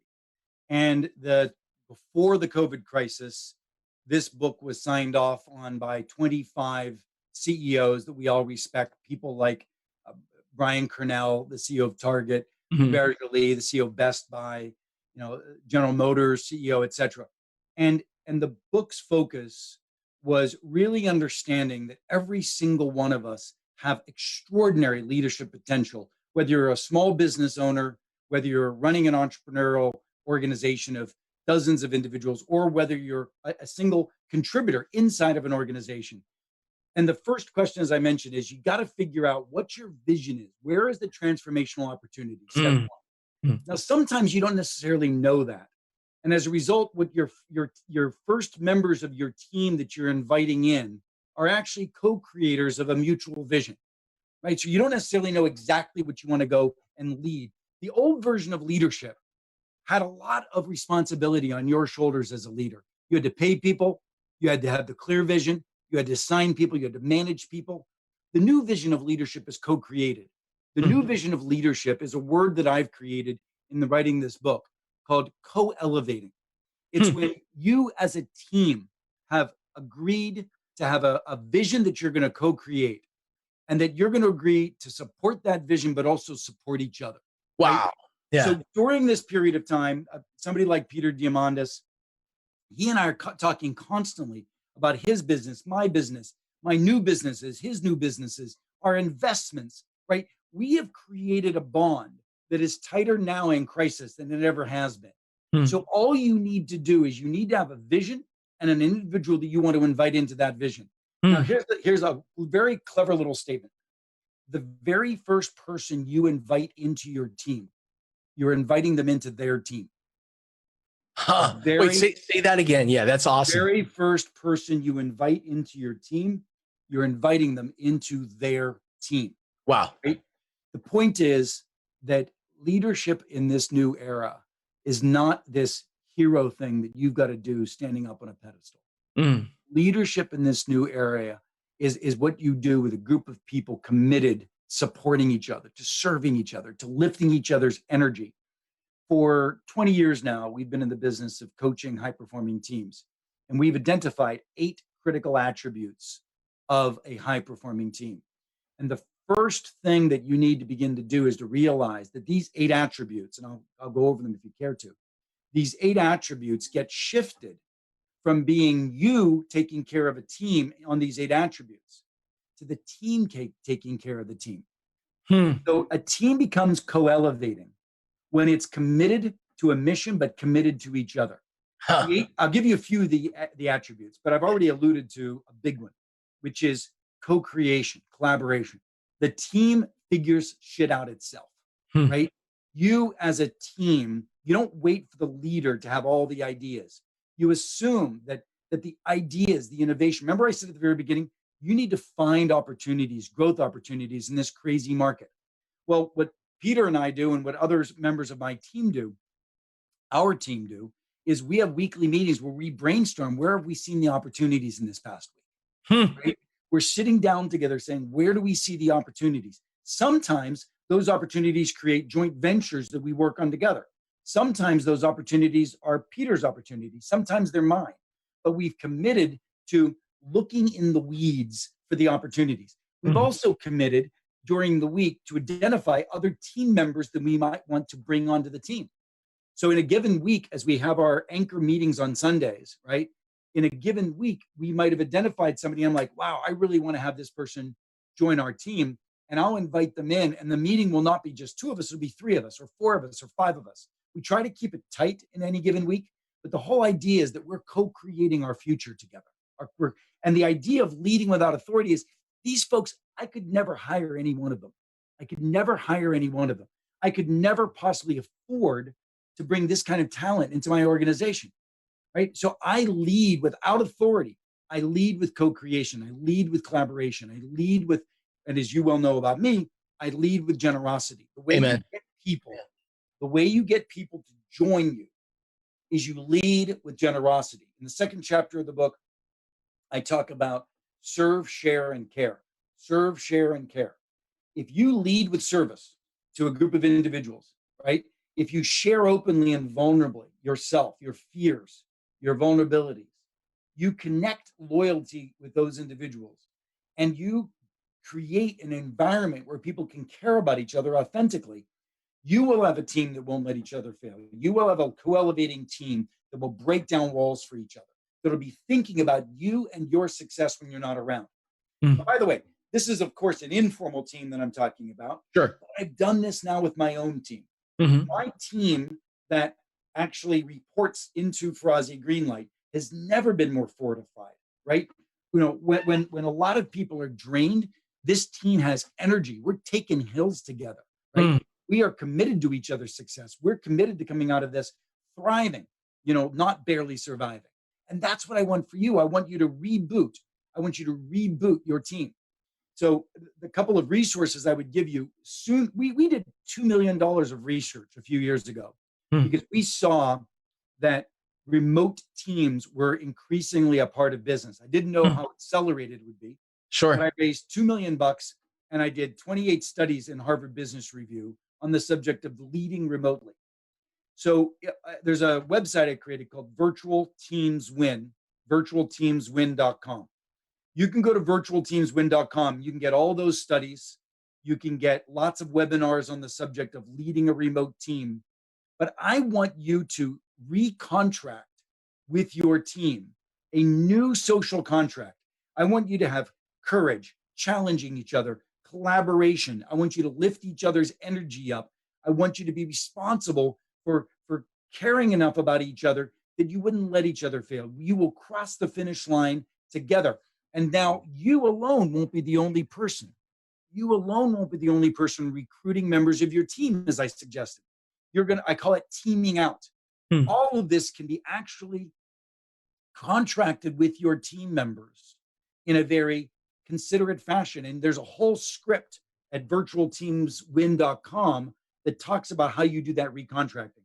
And I'm really hopeful that that's the kind of thing that can be really helpful to our viewers in capitalizing on this crisis and turning it into a growth opportunity for everybody.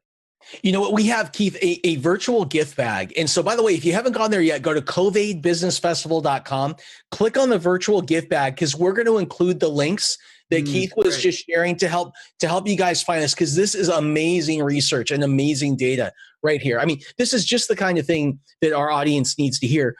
are there one or two more tips that you can provide that can help us right now when we're at home to build deeper relationships with our customers or our prospects so that we come out of this stronger? Yeah. Well, the first thing I've done is I've created what I call a pinging list. You know, to ping somebody is just to stay on their radar, right? Yeah. Stay on their radar. And that's a word I created many years ago that I think is used now a lot. So I've created a pinging list. It's a pinging list of 50 people. And I keep it in my smartphone. And it has everyone's name and everyone's cell phones. And I'm just going through on a periodic basis, loving on people, letting them know I'm there for them, asking how they're doing. As I get information, I log it right under their name in the smartphone. And I remember that, you know, somebody over here is struggling. Like, I for a while was struggling with my fear of my mother, who's 89 years old, with asthma, and she wasn't wanting to stay in the house. Right? So, you know, it's little pieces of information that I've collected from people that allow me to show my care, my intimacy, my connection with individuals. And I write it down because I give a damn and I want to remember. So I go through these lists. You care. I care. You've got to care. Yeah. You've got to care. And, you know, as I said, serve, share, and care. If you create this list, you'll create loyalty. And I have to say, among that list of 50 folks, I did not expect to get revenue. I expected that, well, this was an opportunity to, you know, draw down on the savings and build relationships. That was my intention. But you know what? I've now birthed 4 new clients out of that list of 50 that might not have been the same size of contracts that I used to get, but they're very sizable contracts, and they really help on the core part of our business that's been our traditional part of our business. At the same time, I'm going through individuals who are brand new. Like I said, I've got Leading Without Authority coming out, by the way, today, right? This book's just coming out right now. Nice. Very Congrats. so you can rush to it. I don't know if we said this. We decided to video an entire video course around this book, which I'm giving away for free to anybody who purchased this book between now and next Tuesday. Oh, that's So amazing. People, it's giving away this book for free. And so all you got to do is just buy it and then shoot us the thing, and we'll send you the video course. But the point that I'm making is the people who have helped me with this book, I've been awe-inspired. I mean, so many people are going through so many things, but this is an important message. You know, in a world that's transforming like this, I wanted to give you the tools that you needed to thrive and lead without the traditional authority, without the traditional resources, without the traditional team, without paying for all of those resources. I wanted to give you those tools. And my friends have really stepped up in beautiful ways. And I didn't expect it. I was just looking to be in service, looking to touch base with folks. And these people are like, hey, I see on your Instagram, you got a new book coming out. How can I be helpful? I was just talking to Jack Canfield before we came here. And he was like, hey, listen, send me some information. I want to make sure my audience knows all about your new book. What a beautiful thing. Yeah. So cool. I just led with generosity. I led with intimacy. And what I've been getting back has just been extraordinary. It's been beautiful. Wow. Keith, I just want to, I know how busy you are. I know how you work with the biggest companies, the biggest brands on the planet. And I know they all need you right now, and we need you also. And it's so cool that you came on and are here to help our community. And thank you so much. And we're gonna put all of your links and the links to all your things in our virtual gift bag and send those out so that our members and our people watching, and we've had thousands of people watching from all over the world, can come and find those products.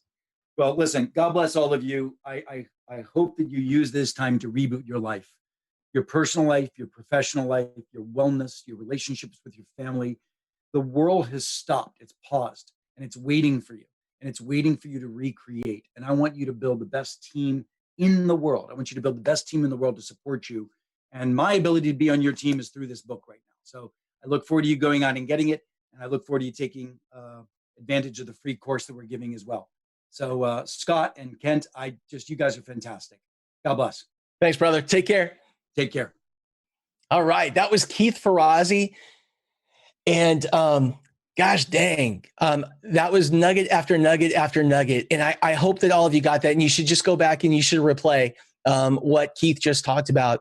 Ideas for not only building your network and building a power network in today's modern world, but also how to build team.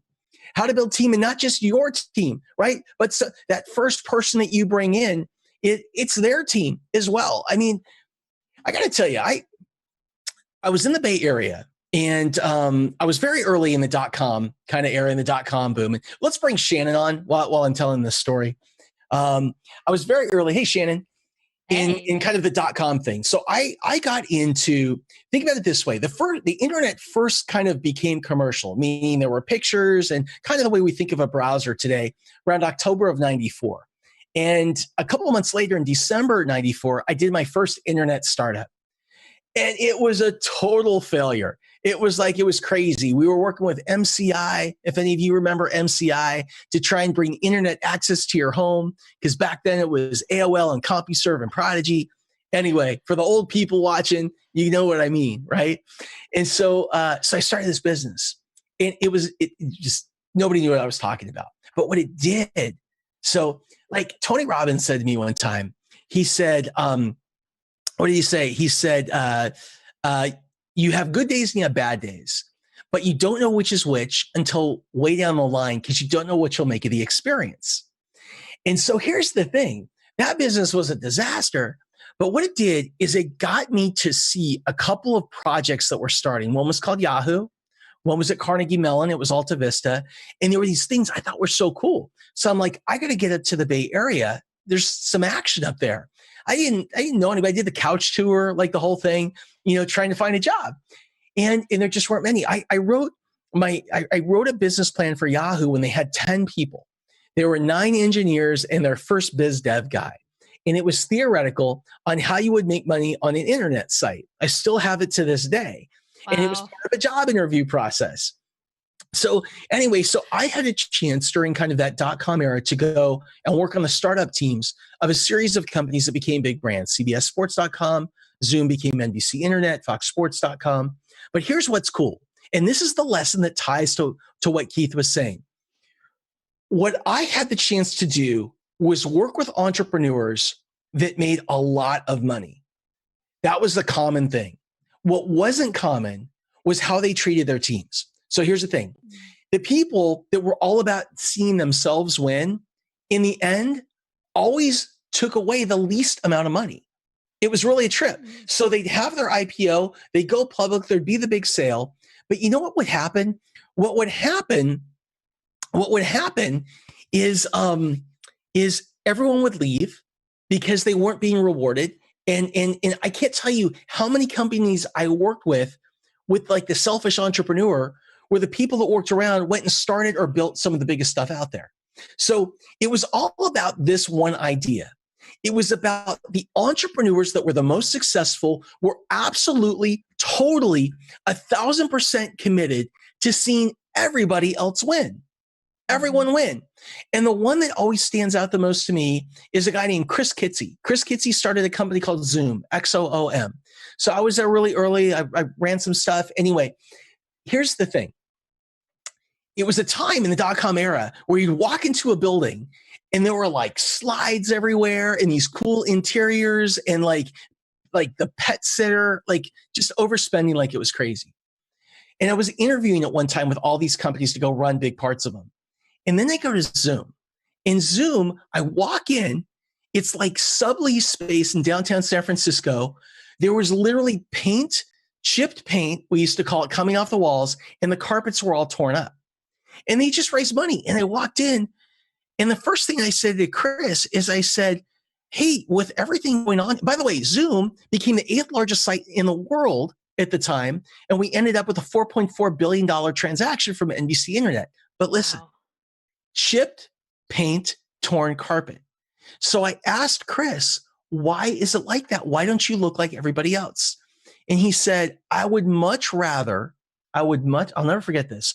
I would much rather take the money that we have and invest it in people. Let's build and let's invest this in people, and let's not make this my company. Let's make it our company. Let's ask them, would they rather spend money on great people or repainting the place? And by bringing everybody in, he built a tribe around him. And what was different about Chris is he'd done like 4 companies before that, 3 or 4. And there were so many people from those companies that came back and worked with him. They didn't leave him because he was absolutely So here's what I think. I think you need to have a vision.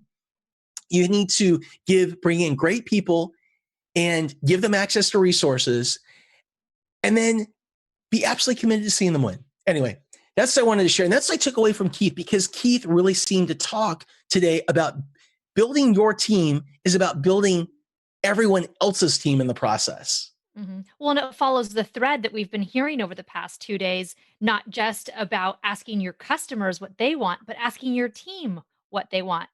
You know, do you guys want a slide or do you want a bigger income? It's all about asking. We think we know, but instead of just going with what we think we know, why don't we get the vision? Why don't we ask and then build? Oh my gosh, it's so amazing. I love it. Yeah. So, hey, by the way, if we're just about to wrap up today, we have a couple of speakers left, but before we do, I just want to say, if you need help in your business, if you're a person that needs help, you are an entrepreneur, you're a solopreneur, you're an intrapreneur, you're a grandmapreneur, you're a mama, it doesn't matter what it is. All we need you to do is this: text "what now," one word, "what now," to 44222. We have a bunch of programs and ways to help you to move forward. And they range from everything from watching this video. We're taking this entire series, we're making it a video broken into sections. We have speaker notes, things like that. If you couldn't watch the whole thing, it's there for you. We have 30-day quick starts. We have a program that I run. It's a 90-day program where we get together as a group and we actually do work together. I bring the people that have been on for the last 2 days and they go hands in, hands on, roll up their sleeves in your business. Again, just text now for more information to "what now" at 44222. Shannon, I'm going to go say hello to our next guest if you want to take things away. Beautiful. Thank you. All right. While Scott is getting our next couple speakers ready, I'm just going to invite you guys to go to the CovAID.KNEKT.Live if you haven't already been there. If you are just joining us, we've been live for 2 days and we have a couple amazing speakers that are still coming in. So don't go anywhere just yet. Actually, probably my 2 favorite speakers. Before they come in, go to the CovAID.KNEKT.Festival.com and make sure that you register for the gift bag. We have gifts from every single speaker from yesterday and today that are going to be sent to you absolutely free. All the resources that you need to be able to pivot in your business or stick with your business, get ideas on funding for your business. There are so many resources in there. Just go to CovAID.KNEKT.Festival.com, poke around a little bit, see what we have available. And while you're there, we are raising money for our charity, which is called Eat Real. So leave us a donation in there. 100% of the proceeds go to Eat Real. And what they're doing is providing healthy food for children in schools. And right now, since children can't go to school, they're actually taking the food to the children's homes and bringing enough to actually feed the entire family. So we are incredibly honored to be able to support their mission while we are supporting all the entrepreneurs and small businesses at home. So much goodness. We're creating ripples everywhere we go. Excited to be able to be bringing in our next couple people. Scott, who do we have next? Well, Dan Clark is coming on next. And so let me just tell you, I know he's coming in soon. There he is. I see him popping in. Dan Clark is, I'll tell you what, I'm going to tell you something that is very personal, but it does relate to Dan. And I know he'll make a joke out of this because he is a jokester. Here's the thing. There are 3 moments kind of in my life in the past several years professionally that have really stood out. I would say the first is this. The first is yesterday, to kick off the show, we brought in Les Brown. I mentioned earlier when I was 20 years old, 19, 20 years old, I got in a car accident. I had 2 brain hemorrhages. I dropped out of college. I had to kind of reset and reboot. I was in bed for a long time. I picked up a habit. I started listening to motivational books on tape. And one of the people that I listened to, somebody gave me, was Les Brown. And ever since then, my favorite kind of motivational, pure motivational speaker has been Les Brown. I study him. I watch him. I love him. So a few years ago, I was always so nervous. Like I've met Michael Jordan and Kobe, all these people, but for some reason, Les Brown would make my knees shake. And I had a chance a few years ago. I was speaking and I got off the stage and Les was there and had seen me speak. And I'm like, oh my gosh. So anyway, so we start to talk. Anyway, Les ended up becoming he became the first person to endorse the first business book that I wrote. And he said something to me that was really special at that time about my ability to speak and communicate. And to me, that was something that just kind of got in me. Second thing is the first time I did national news with Richard Branson. So we were on Fox Business News, and I had check this out, it was a 7-minute segment, and it was with Stuart Varney. So we go on, and we're actually in the green room. And if you've never been to like CNBC or Fox or CNN, you go in these rooms that are like warehouses and there's lights. It is so intimidating. It's like being in a football stadium that's all like flashing at you. So I look at Richard in the green room and I go, I have never been so nervous in my life. And he says to me, he tries to talk me down. He's really cool. We go out and I'd been media trained. There were 3 things I was supposed to say, and that was it. So I sit down, Richard's here, we do this thing with Stuart. Richard and Stuart fight about global warming for 6 minutes and 59 seconds. There's 1 second left. Stuart looks at me. He says, Scott, I'm sorry we couldn't talk about Virgin Charter. We'll talk next time. I said, thank you. That was it. So we're walking off the stage, and here's what got me. What got me is Richard looked at me as we were walking across, and he goes, you did a great job. And I said, Richard, I didn't do anything. And honest to goodness, he stopped me in my tracks. He looked at me eye to eye, put both of his hands on my shoulders, and he said, Scott, look me in the eyes. He said, Scott, you did a great job. And I always want you to remember that I said that tonight. And that meant so much to me because he cared.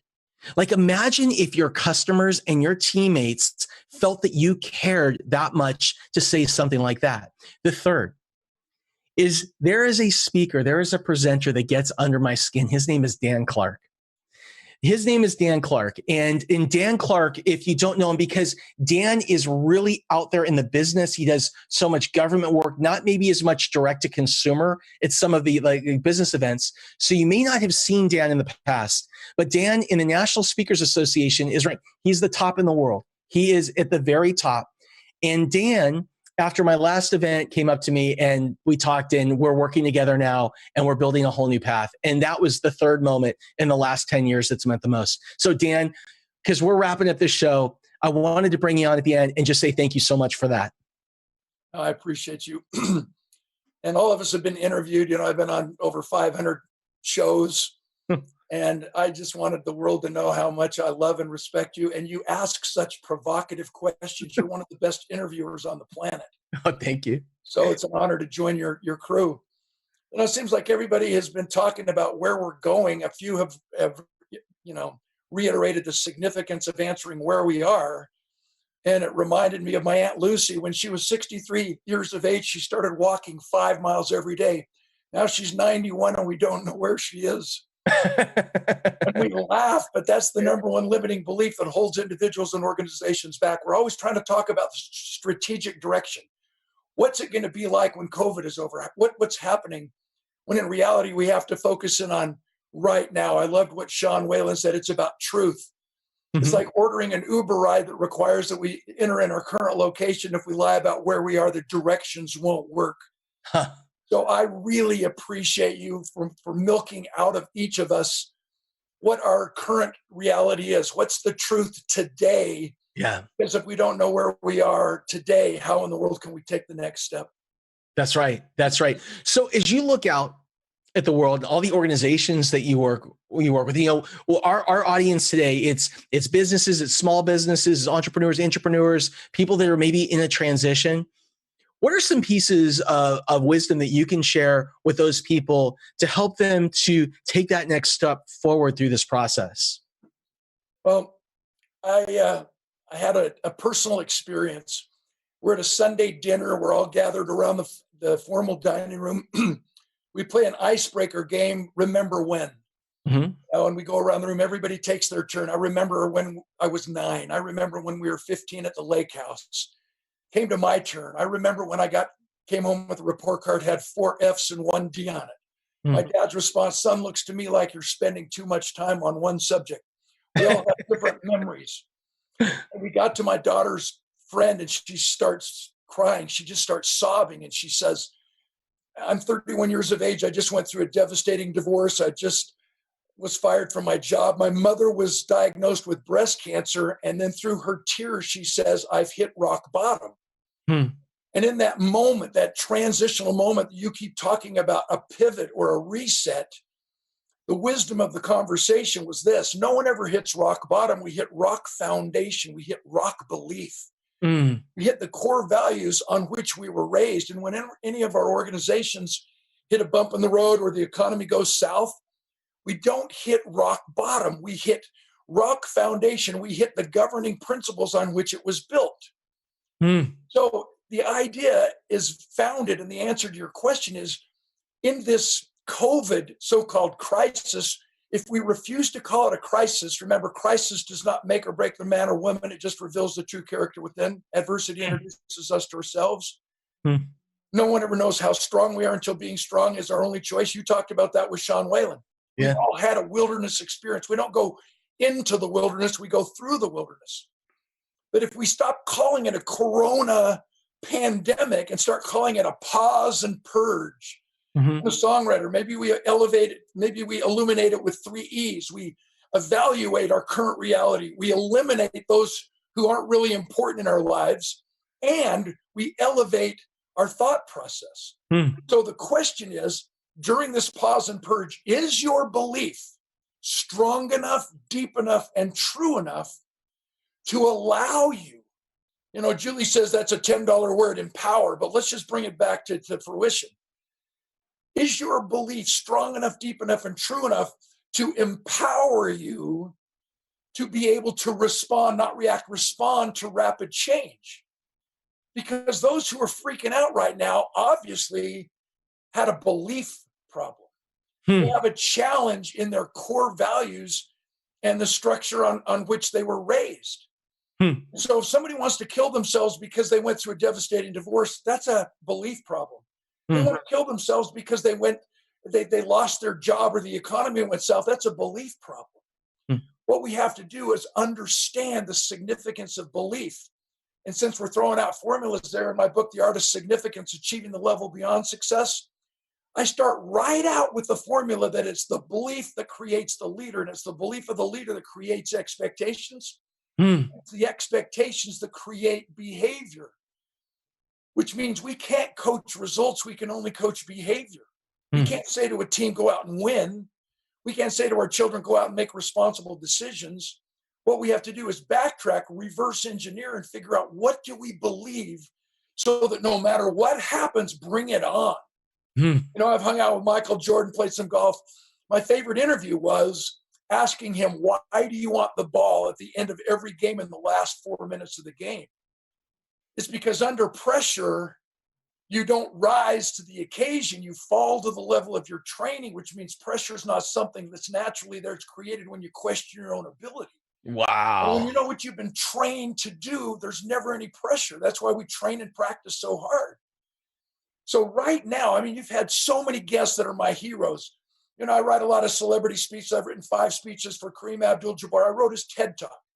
After he delivered that TED Talk and it went over so well, Keith Ferrazzi finds out who wrote his speech, calls me out of the clear blue within the next couple of hours, and he practices what he preaches: generosity, serve. You know, the transference, that's the definition of sales is the transference of trust. It's the service before self. It's turning every sales pitch into a serve pitch. And when he acknowledged my contribution and we started that conversation, I've never talked to him since. And because of this amazing program you've put together, I'm going to do something definite with our friend Alex Stern. I'm going to do something with Sean Whalen. I'm definitely going to do something with Keith Ferrazzi. I'm definitely going to do something Hoffman, our Priceline guy. They don't know it yet, but I guarantee that if you're going to have another one of these business summits, I'm calling it, we're going to have some sort of a collaboration that allows us to leave one another saying, I like me best when I'm with you. I want to see you again. Huh. Interesting. So if you're a person that's struggling with your belief system right now, or actually, let me put it this way. Let me put it different. You've lost your job, or you lost contracts, or you don't know if your business is going to get through this. You believe that you're on your way out, you're on your way down, you're not going to be able to pay the rent, you're not going to be able to pay for food. You believe these things. What do you do? You know, like I said, my book, The Art of Significance, it was published by Penguin Random House because of my buddy, Simon Sinek. We have the same publisher, Adrian Zach. And he's famous for saying, you know, the goal is not to do business with everybody who wants what you have. The goal is to do business only with those who believe what you believe, so they choose you, not just somebody who does what you do. So what we have to do is understand what we fundamentally have learned and been force-fed our whole lives. And we learn it from medicine. In medicine, prescription before diagnosis is malpractice. So we've all been trained to believe to get a better answer, we have to ask a better question. My renegade maverick personality, which is my message that I take to I've worked with most of the Fortune 500 and sports teams, NFL teams, is it's time for us to question the answers. So let's just go right to Farazi's focus and passion for building teams. What I want to do is ask everybody, how many of you agree that it's all about team, with the thousands tuned in? And most everybody would raise their hand. Wrong answer. It's not all about team. Teams lose, Cleveland Browns. Teams lose, my Oakland Raiders. Teams lose, New York Yankees. Teams lose. Are there companies going bankrupt right now as we're on this Zoom call? Absolutely. Whoever said it's not whether you win or lose that counts probably lost. And yet you're going to hear consultant after consultant say there's no I in team. Who came up with that genius idea? There's no I in sucks either. There's no I in last place. There's no I in loser. But if you want to play that game, there's two I's, you're winning. First I represents independent individual preparation. Don't let me be the weak link. Please don't let them run 95 yards through my 3 feet of real estate to score the winning touchdown and defeat my team. Second I in winning is interdependent collaboration, a commitment to making everybody around me better, which means that, yes, it is about team. At the end of the day, they don't give Super Bowl rings out one at a time, but the teams that win have the greatest number of individual I players on them. So it's one thing to build a team and focus on the team and figure out who you want on your team. But if you're on the wrong team, you will still lose. What we have to do is figure out a way to focus first on individual preparation. And when we develop the me, and everybody says, no, but you have to develop the me. And then once you understand me and how you fit into the team, that the acronym TEAM, together everyone achieves more, makes sense. But if you want to win and then consistently winning, two I's in winning, you have to transform that acronym into FAMILY, families, forget about me, I love you. And that's when we win. Teams lose. What we have to do is understand what Muhammad Ali taught me as a house guest back in 1988. I was a Golden Gloves boxing champion. He was my hero. And in that 5-hour dinner and conversation that we had way before Parkinson set in, he says, Danny, there's a difference between training to fight and training to win. And what we have to believe is that it's not enough for us to say, I will do my best. We must succeed in doing that which is necessary. So we have to share that belief in order to form a winning team, a winning organization. And that's our goal. Let me just give you one last little structure as you're antsy to ask me another question. When I work with organizations, small businesses, Fortune 100, Fortune 500, when I work with sports teams, the culture creation formula is the same for families. And here it is, follow me. A culture, every culture is created between the strongest belief, the highest expectation, and the best behavior that the leader lives by, and the weakest belief, the lowest expectation, and the worst behavior that the leader tolerates. So what we have to do to change our team, to change our family, to change any part of our business or our relationship is to make sure we don't just practice what we preach only what we practice. So when I go in and work with the major corporations, I just did a 3-hour Zoom training with the Coca-Cola bottling and distribution executives. 3 hours talking about culture creation. Do you have the right belief system in place, and are you living by that? And then what you can do is elevate what you tolerate, and suddenly you have changed the entire culture and focused in on what matters most, and that is, what do you really believe that will sustain you in rapid change? Amazing. You know, I had this story. I haven't thought about this in years. I was in New York several years ago, and I was with FoxSports.com at the time, and we were out at dinner with Muhammad Ali's manager, and she was telling a story. It was an incredible story about how the Parkinson's had really set in. And during this one period of time, he was really going through a terrible shaking period, and had a big speech. And it was the first time that she had seen him in a position where she did not think he was going to be able to do it. And so somebody went up to him while he was standing on the side of the thing and said, Muhammad Ali, Muhammad, I have a question. Who is the toughest fighter that you ever faced? And he said, Joe Frazier. And he said, I want you to pretend that Joe Frazier is out on that stage right now, and your job is to knock him out. And what she told me was, it was magical watching him, because his body went from totally shaking uncontrollably to complete stillness. And he walked out and he did his thing, and he came back off and he went right back into it. Absolutely. So it's amazing what the mind and the body can do together. You know, it reminds me, one of the things that I always have a pre-conference, a free speech conference call to get the ideas from the event planner so that I can customize my messages. One of the messages that they always want me to talk about is complacency. So I go back to that experience at Muhammad Ali's home, watching his greatest fights on his big screen, 1988, before Parkinson's set in. Yeah. After the day was winding down, he puts his big old hand around me and he says, Danny, do you have any questions? I said, yeah, champ, you've been 3-time world champion, which means you've been defeated by 2 inferior opponents. Why? He said, I got complacent. I said, what does that mean? He said, I forgot that once the fight begins, I no longer hold the title. I've put it up for grabs, and I must fight as hard as I did the first time I won it to win it back. You got to be brilliant at the basics. That's what I'm talking about. This is not a pivot, bro. This is not a reset.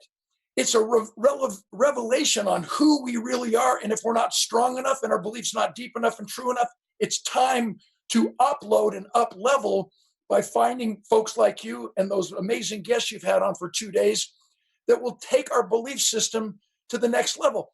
Let's just be honest. Let's just talk truth. Do you agree that some things are true whether you believe them or not?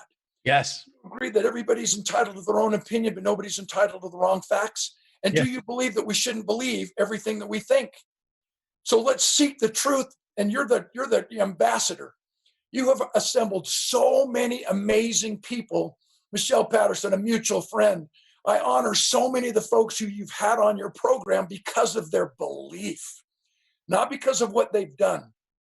And if we've engaged in this last dance, watching the documentary on the Bulls, and especially, the 6 world championships, highlighted and led by Michael Jordan, you'll realize that he never talked about a shoe deal, a contract, a money, a new endorsement. He was focused on one thing: becoming the very best basketball player he could possibly be. We raised 4 children. One of our mantras, the only person you need to be better than is the person you were yesterday. This all translates into the corporate structure, the corporate world, which we can keep alive in a live experience, even though it's a remote economy now, and do it as virtual keynotes. I've been doing so many of them because we understand that team building isn't really a physical belly-to-belly experience where they sit around round tables. Here's a box of popsicle sticks, some rubber bands, and some paper. I want you to make a boat. That's not team building. Team building begins and ends with belief. Mm-hmm. And when we can share that same belief, and everybody in the organization shares the same belief, we create what I call a culture of significant partner leaders, where winning is personal, self-mastery is permanent, and leadership becomes automatic because it's now influence we lead with and without a title. So it's so critically important that you keep putting these programs together, because we only need one nugget of wisdom. Cordone, don't call somebody and say, how you doing?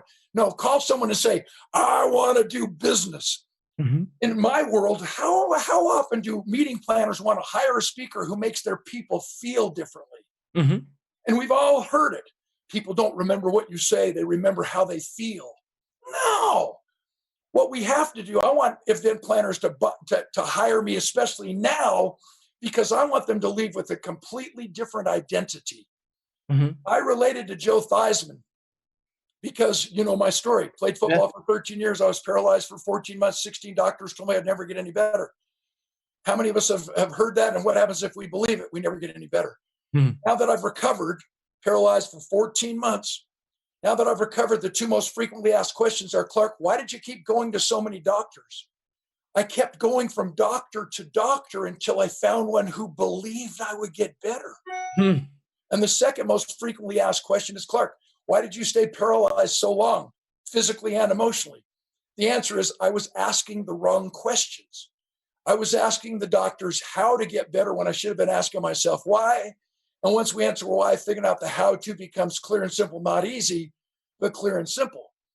So all we have to do is wake up every morning and say, why am I here on this earth? What am I supposed to do? Why do I have this person in my life? Why do I want this person on my team? Why do I want to create a personal board of directors like Michelle suggested? Why should we tune into this? Well, you've already said it. We become the average of the 5 people we associate with the most, which means we must be willing to pay any price and travel any distance to associate with extraordinary human beings, even on the internet. Even on the internet. So the question is, what's an extraordinary human being? It's somebody who triggers more passion, creativity, imagination, and innovation so that we can contribute to everyone as you always do and really and truly leave saying, I like me best when I'm with you. I want to see you again. May I just share something from my musical background? I've got some gold records in country music. Some of you would really appreciate some of my hits, like Had I Shot You When I Met You, I'd Be Out of Jail by Now.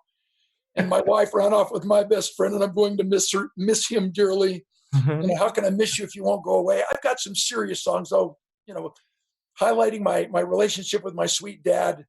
When he passed away, I wrote a song, Special Man, lyrical hook. Any male can be a father, but it takes a special man to be a dad. Mm. May I just point out to just prove the power of belief and kind of contradict something that one of your guests said. We all know knowledge is power, but it has no heart. Mm. We don't learn to know, we learn to do. All the information in the world is going to make a person successful. It's like the guy who has 3 PhDs, one in philosophy, one in psychology, one in sociology. He doesn't have a job, but at least you can explain why. Funny. So reason leads to conclusions, but it is emotion that leads to action. So I love to ask my audiences, how many of you, how many notes are there in music? And everybody plays the do, re, mi game, go back to their childhood. And they always answer 7 notes in music, and they count them A, B, C, D, E, F, G. Contraire, mon frère. In the year 1685, a very famous music composer in Western Europe decides he wants more options. He's the guy that put the black keys on the piano. So if you look at the 88 keys on a piano, there are 7 white notes and 5 black notes, a total of 12 notes in music. What the heck does that have to do with anything that we're talking about today? For 2 days about leadership, about management, about coaching, about educating, about parenting, remembering that the culture creation for all of those is exactly the same. What does music have to do with that? Everything. Every single song ever written was written with the same 12 notes. Do you know this? The only difference between one song and another song is the order in which those 12 notes fall and the timing and spacing in between the notes. So the key question that we need to bring up as we wind down these 2 days is, what's the difference between a hit songwriter and a lousy songwriter that have access to the same 12 notes? What's the difference between a very successful, significant entrepreneur and someone who's just struggling? What's the difference between a great banker and a lousy banker? They have access to the same interest rates and the same economy. I drive 45 minutes one way to bank, and never once have I ever asked what the interest rates are on my loans. Mm. If money becomes the topic of conversation, it means that the presentation is weak and the relationship is non-existent. So the answer to all of these is the same answer to our first question. What's the difference between a hit songwriter and a lousy songwriter? Passion, creativity, imagination, innovation. What's the definition of an extraordinary person?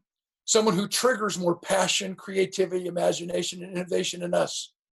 with that belief, as we already talked about. It's not enough to say, I will do my best. We must succeed in doing that which is necessary.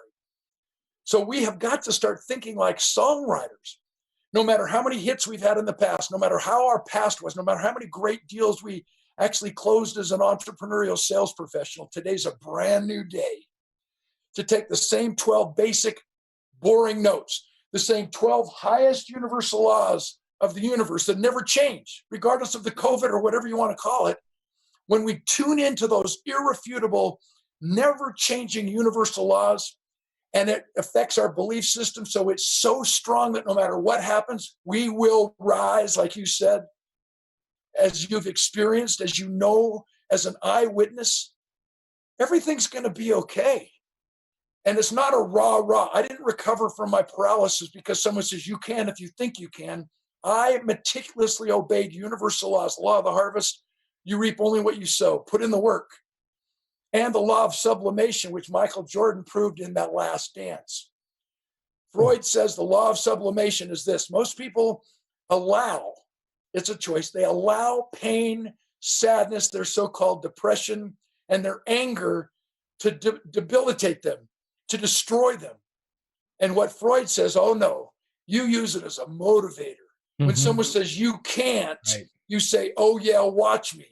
Michael Jordan was driven to become the very best basketball player he could possibly be. And because he surrounded himself with those who challenged him, he also made his teammates better and his competitors better, which allowed him to become one of the greatest basketball players of his generation.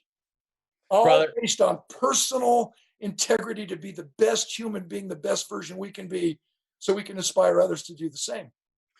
Brother, I cannot thank you enough for coming and closing things out for us today. You know how much I love you, and such, I mean, there's so much there. There's so many nuggets. I can't wait to break it all down. But, I think that we all together have an opportunity to make an impact, to make our own ding in the universe. And this is the time for people to stand up. It's a time for people to get off their heels and get on their toes. It's a time for people to come from nothing but love and nothing but service, and really pay attention what's important to others. And Dan, I know that that's the DNA that you're made of. And I thank you so much for being here today. I appreciate you so much. And just remember, as a songwriter, we're not trying to write songs for everybody. The goal of every recording artist and songwriter is to have a platinum selling record, which means you've sold 1 million copies.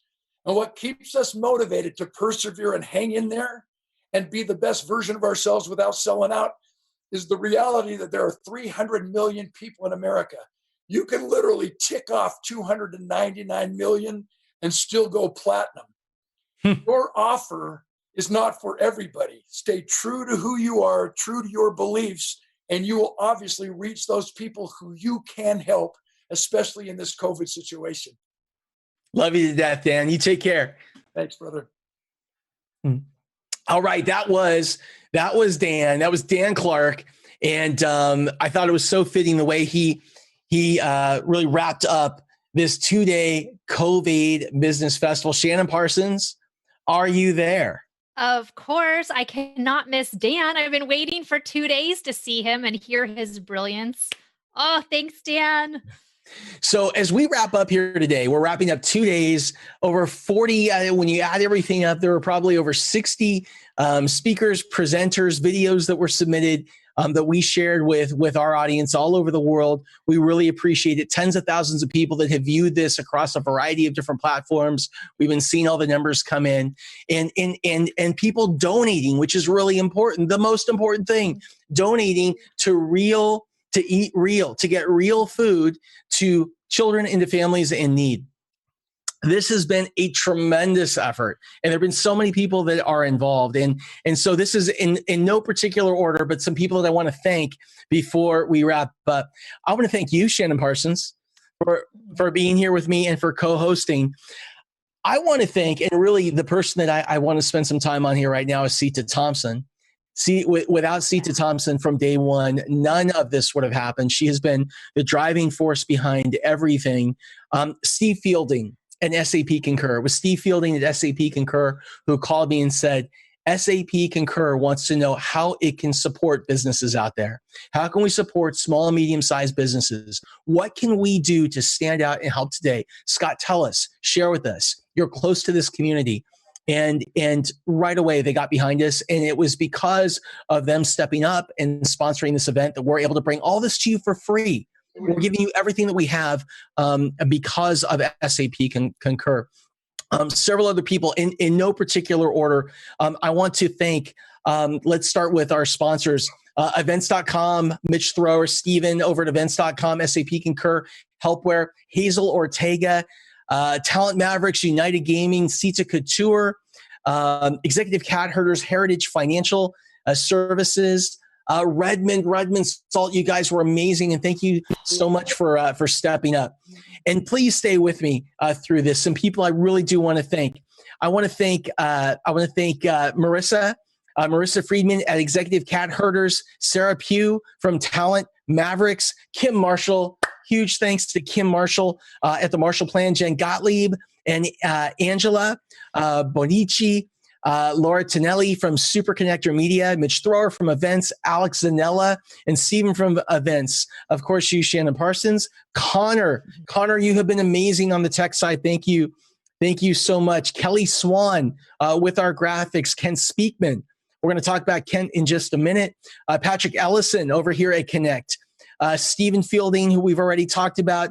Teresa Villano from VPR. Todd Durkin from Fitness Quest. Compass Real Estate. Thank you so much for everything. I want to thank Kyle, who helped us so much with graphics as well. We have this started with two people, me and Sita, and really three, then Steve, and became almost a 30-person team. I want to thank everyone, all of the speakers that came out and supported us. Thank you so much. And the sponsors. These are people, my friends. I mean, I almost felt terrible for asking. They get 75, 100. A couple of these people get $125,000 a speech, and they just came on. They donated their time to help everyone out. I want to thank you guys so much and just give you love and tell you how much I appreciate all of you. If you need help, if you're looking for help, I want to help you. There's a couple ways. Come every day, Monday through Friday, 10 a.m. Pacific to 11 a.m. What Now? That is my radio show, What Now? You can find the live broadcast on Facebook. You can listen on Dash Radio, or you can download the podcast. Also, if you need help, or you're looking for help, you're looking for ideas, you're looking for community. If you want to become part of a community with all these people that we have been talking to for the last 2 days, text What Now, one word, What Now, to 44222, 44222. I want to thank Alex Kushner and the team over at Icon Media, and then Kent Speakman, who took a truck, a television production truck, literally put it in his living room so that we could just test and play. We're adapting on this end too, and trying to figure out how we can leverage what's done in traditional TV and bring some of those ideas to online, and maybe one day find a common ground that looks pretty cool and acts pretty cool and all of that stuff. Again, one more time, I just want to say thank you to all of you. And to all of you, I think about the time, back in 2008 that inspired me today, a time where, doggone it,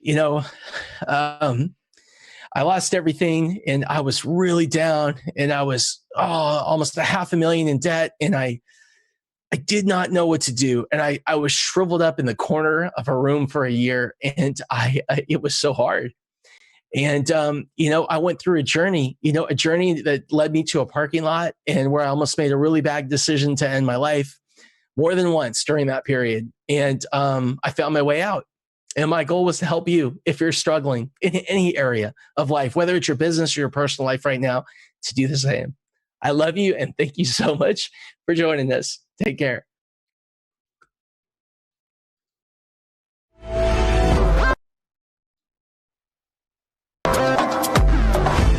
Scott, happy to be joining you for the CovAID Business Festival. I believe wellness sector will skyrocket, and what we've been advocating with Global Wellness Day since 2012 resonates more than ever. Global Wellness Day will be celebrated on June 13th, 2020 on Saturday around the world with a 24-hour live online event. Here is the video that we have prepared especially for the pandemic. What an interesting place this world is. The same can be said for humans. We enjoy summer, excitedly wait for winter, then we say, I miss the sun. We understand how much we love where we live when we stay away from our home. We appreciate our friends more when we are separated from them. We notice we want to sing along to a song when the music stops. We cherish the beautiful moments, but long after they have passed. And we start to know the value of wellness when our health is at risk. Unfortunately, that moment has come. The health of all, not just a few, is in danger. Regardless of the country we live in, our careers, bank balance, religion, language, and race, nobody has a special privilege. For almost a decade, Global Wellness Day has been focusing and practicing the importance of living well and taking care of oneself. Eat well, exercise, do a good deed, spend time with your loved ones. We truly believe in strengthening your physical and mental immunity. We recognize it's easy to say, but harder to apply. As the name Global Wellness Day suggests, it's one day of the year, a celebration that takes place every year on the second Saturday of June. This special day may last for 24 hours. However, the message is for a lifetime. Life is actually a day, and that day is the day you really choose to live. Dear world, maybe for the first time in this modern era, we are at war in which we do not know the cause or solution yet. You may say it's too late to live well. You may say, I wish I entered this situation in a better physical, mental, and spiritual state. You may say, I regret my current lifestyle and bad habits. But still there is hope. This year, there is no need to wait for June to celebrate Global Wellness Day and remind the world to live well, because you can change right now. You can make today the turning point of your life and turn it into the most valuable Global Wellness Day. The pandemic can take away everything from you, but nothing can take your free will and hope. Choose to live today. Start taking care of yourself right now. Inspire your loved ones to live well. Spread hope and positivity. Celebrate every day like it's Global Wellness Day. In the end, not only will we make ourselves better, but the whole world. If there is hope, there is life. If there is life, there is hope.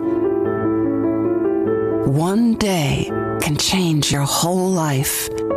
Global Wellness Day.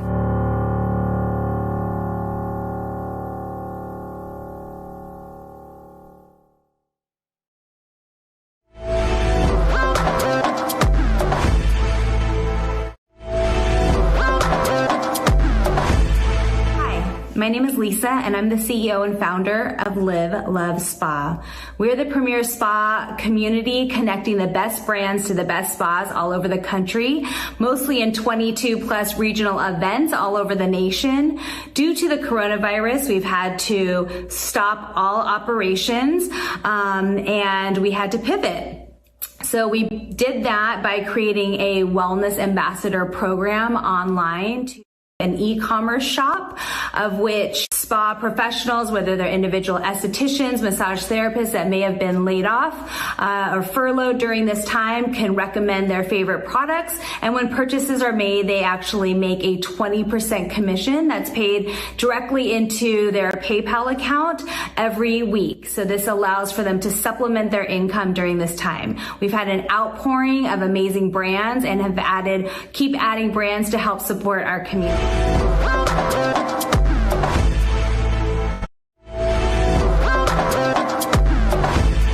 Hey guys, Curtis Lee Thomas here, best-selling author of The World Is Yours, The Secrets Behind the Secret, and founder of the Breathwork Detox. Now, it doesn't matter what mission you are on, what journey you are on, or whatever it is that you are looking to manifest in your life right now, distraction is the enemy of vision and goals. And in a moment, I'm about to share a breathwork technique which was pretty much a game changer for me. Now, this is someone who studies breathwork. It's super simple and it's compounded, and I can't wait to show you.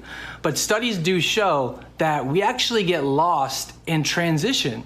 We can focus, we can do our deep work, but where we lose our focus is actually in transition, meaning that when we get up to go to the bathroom, or we get up to get a drink, or we get a phone call, those transitions are where we lose focus, and it's so hard to reset and refocus. But when we learn to manage our transitions, that's when we're able to train ourselves to have more focus and tenacity for the work at hand. Now, what we don't want to do is carry energy residue from one task to another. So something I call breath resets has been a game changer, not just in my personal life, but as a corporate mindfulness trainer. I teach this to executives. They do it before board meetings, before important phone calls, and it's super simple. Now, as far as energy residue transfer, we don't want to carry the same energy from a phone call with our boss to an email to our grandmother. So when we do breath resets, which I'm going to show you exactly how to do that in a moment, we're able to pretty much give ourselves a soft reset before going into the next task. Now, it's very simple. I always close my eyes when doing this exercise because I believe inward isn't just a direction, it's a dimension. So it really allows for a deeper reset, and it's only a few seconds. So I'm gonna show you exactly how it goes, and I'm gonna add another part to it that's gonna make it even more powerful. So very simple, okay? You wanna breathe in through your nose, right? And out through your mouth. And I know that's the quintessential term for breathing, but this is gonna be more impactful and more profound because of the way we're going to do it. So you have a task before you get up, before you do something, or before you re-engage back into your work, you simply do this.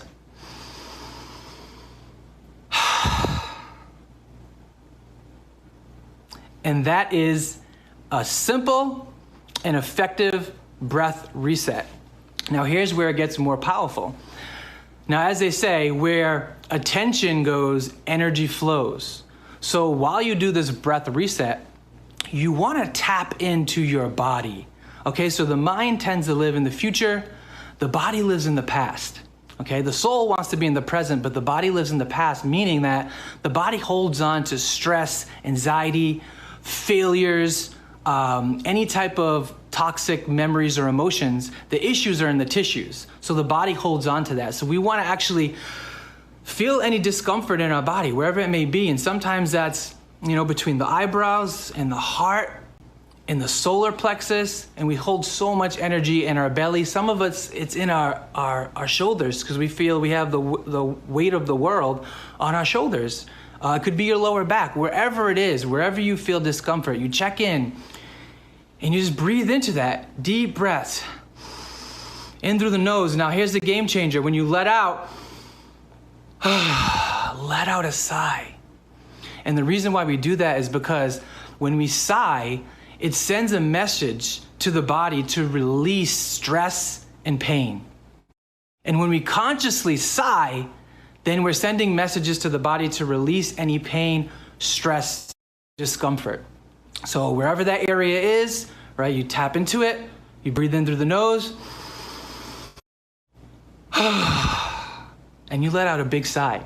And don't be afraid, tap in and just say, where are those thoughts living? Where are those feelings living? And once you find that area, you just, and you let it snap out.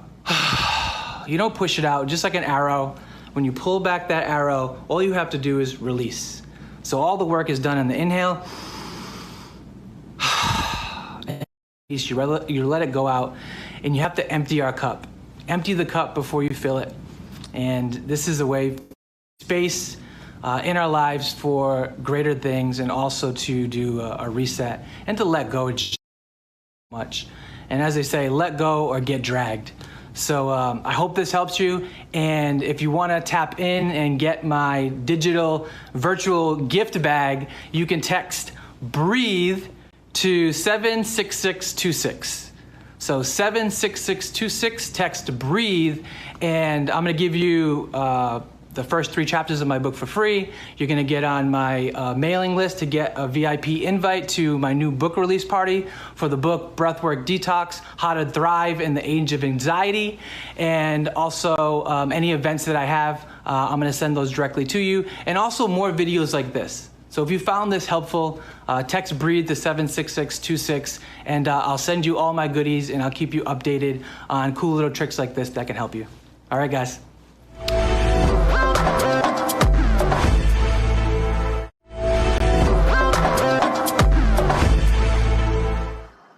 Hi, I'm Kent Speakman, the founder of Connect TV. Through this time, we've had to go through a lot of changes. Normally at this time of the year, we would be creating a lot of live events in person.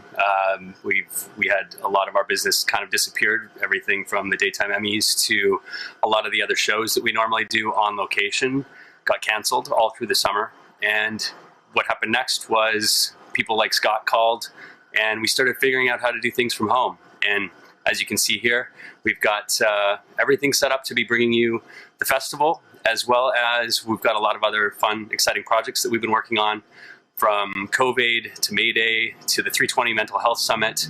We've had the chance to work with some amazing artists, and all from our living rooms.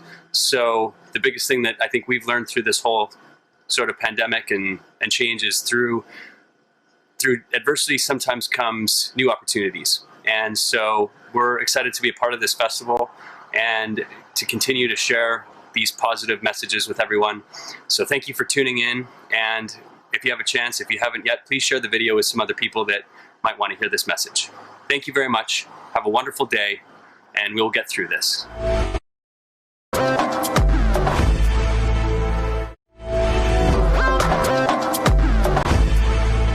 The lockdown happened, we were forced to lay off almost 70 employees between Olmsted and Missanyaki. So we had to make some choices. We considered takeout. We decided that was too risky. So we quickly pivoted to a food bank for the neighborhood. And anyone that was laid off, any industry folks that were laid off as a result of the coronavirus, can come by between 4 and 7 every day and pick up a meal free of charge.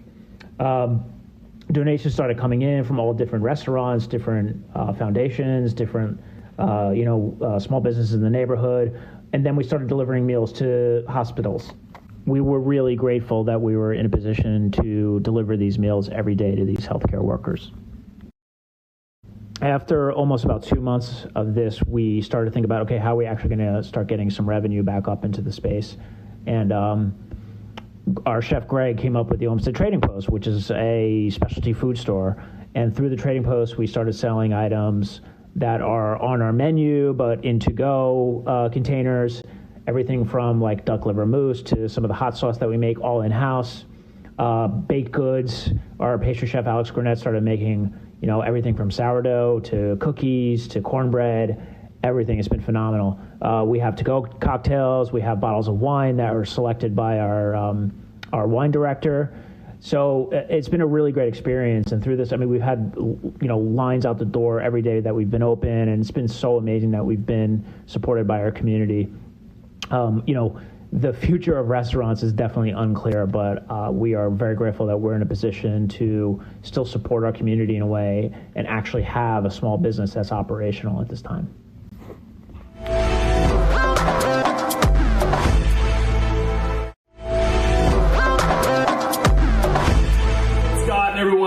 Todd McCullough with TMAC Fitness. Thank you so much for letting me share with you today. We'll guide you through a quick meditation, but real quick, it's a crazy time right now. We all know that. And there's one thing that I think we can control, and that's our mindset every day. And what I found over the years is if you can move first thing before you turn on social media, emails, all that good stuff, move your body and then connect to your spiritual practice. It's been a complete game changer in my life and with all the clients I've worked with over the years. So I really want to encourage you that. Take ownership of your mindset. That's what you can control. There's so much out of your control. So this little meditation is something that I like to do at the end of all my workouts. People do it after their trail runs. People do it in their home, in their living room, after their home workouts, whatever it may be. Just take a few moments to connect after your movement. A lot of people struggle with meditation, and that's very common. It's something, don't let that discourage you from this.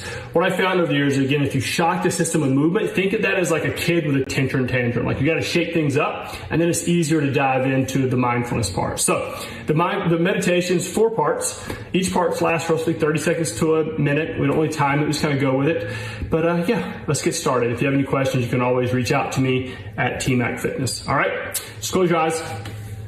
Just get comfortable wherever you are right now. You could be in your car. You could be at home. You could be outside at a park, wherever it may be. Just get comfortable. The first part is just a moment of gratitude. Maybe you got a chance to move your body today. Maybe you got a roof over your head, hopefully, some food to eat, whatever it may be. Just make it personal. Even in the midst of these tough times, we can find something to be grateful for.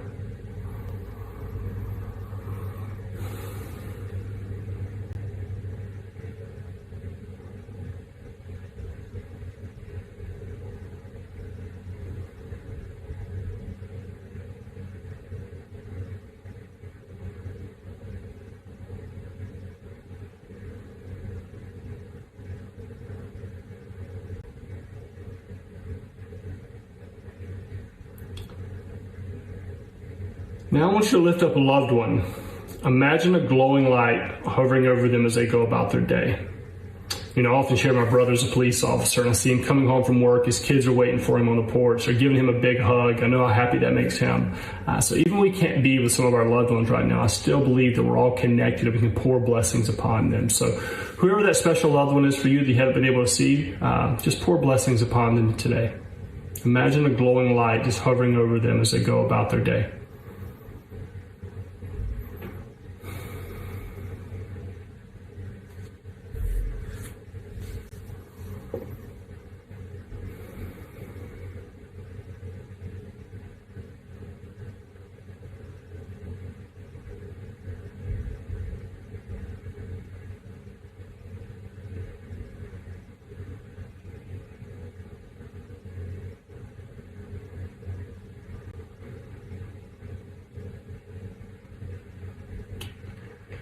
Now I want you to visualize success today. What does it look like? More importantly, what does it feel like? This could be a work call. This could be simply going for a walk with friends and family after dinner. Just what is a good day like? More importantly, what does it feel like? Have that moment right now.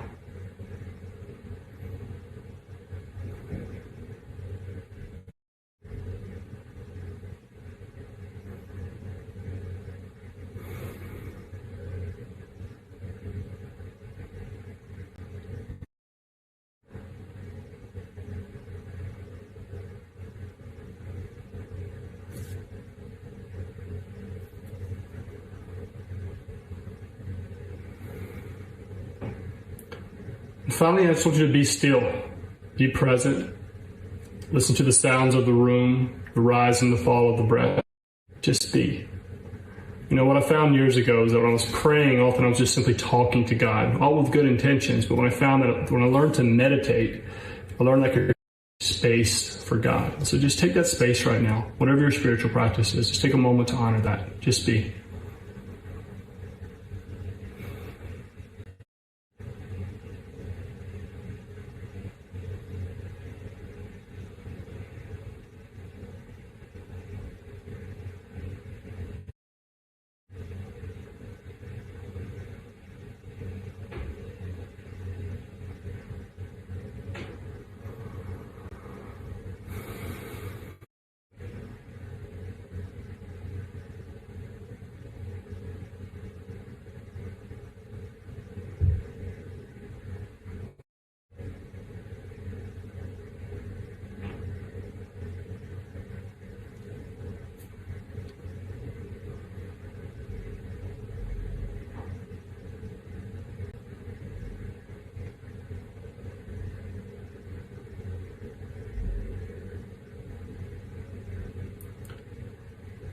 Slowly start to bring some awareness back into the body. Gently open your eyes. Pull your hands to prayer. God bless. How do you feel? Hopefully you feel a little better now, just for a couple minutes. And that's what I was talking about beforehand, is that we have the opportunity each and every day to be in a positive mindset in the midst of this storm. So I want to encourage you to take ownership of that. Pour out that light and love to all those around you. Thanks, Scott, and everyone again for letting me share with you guys. For those who don't know, we make these home workouts, and each workout ends with a meditation. I'm going to give Scott and him a link to 15 free days for you guys to check out if that interests you at all. But I just want to let you guys know that we're all in this together. And I want to thank you for allowing me again to share. Wish you guys all the best. God bless.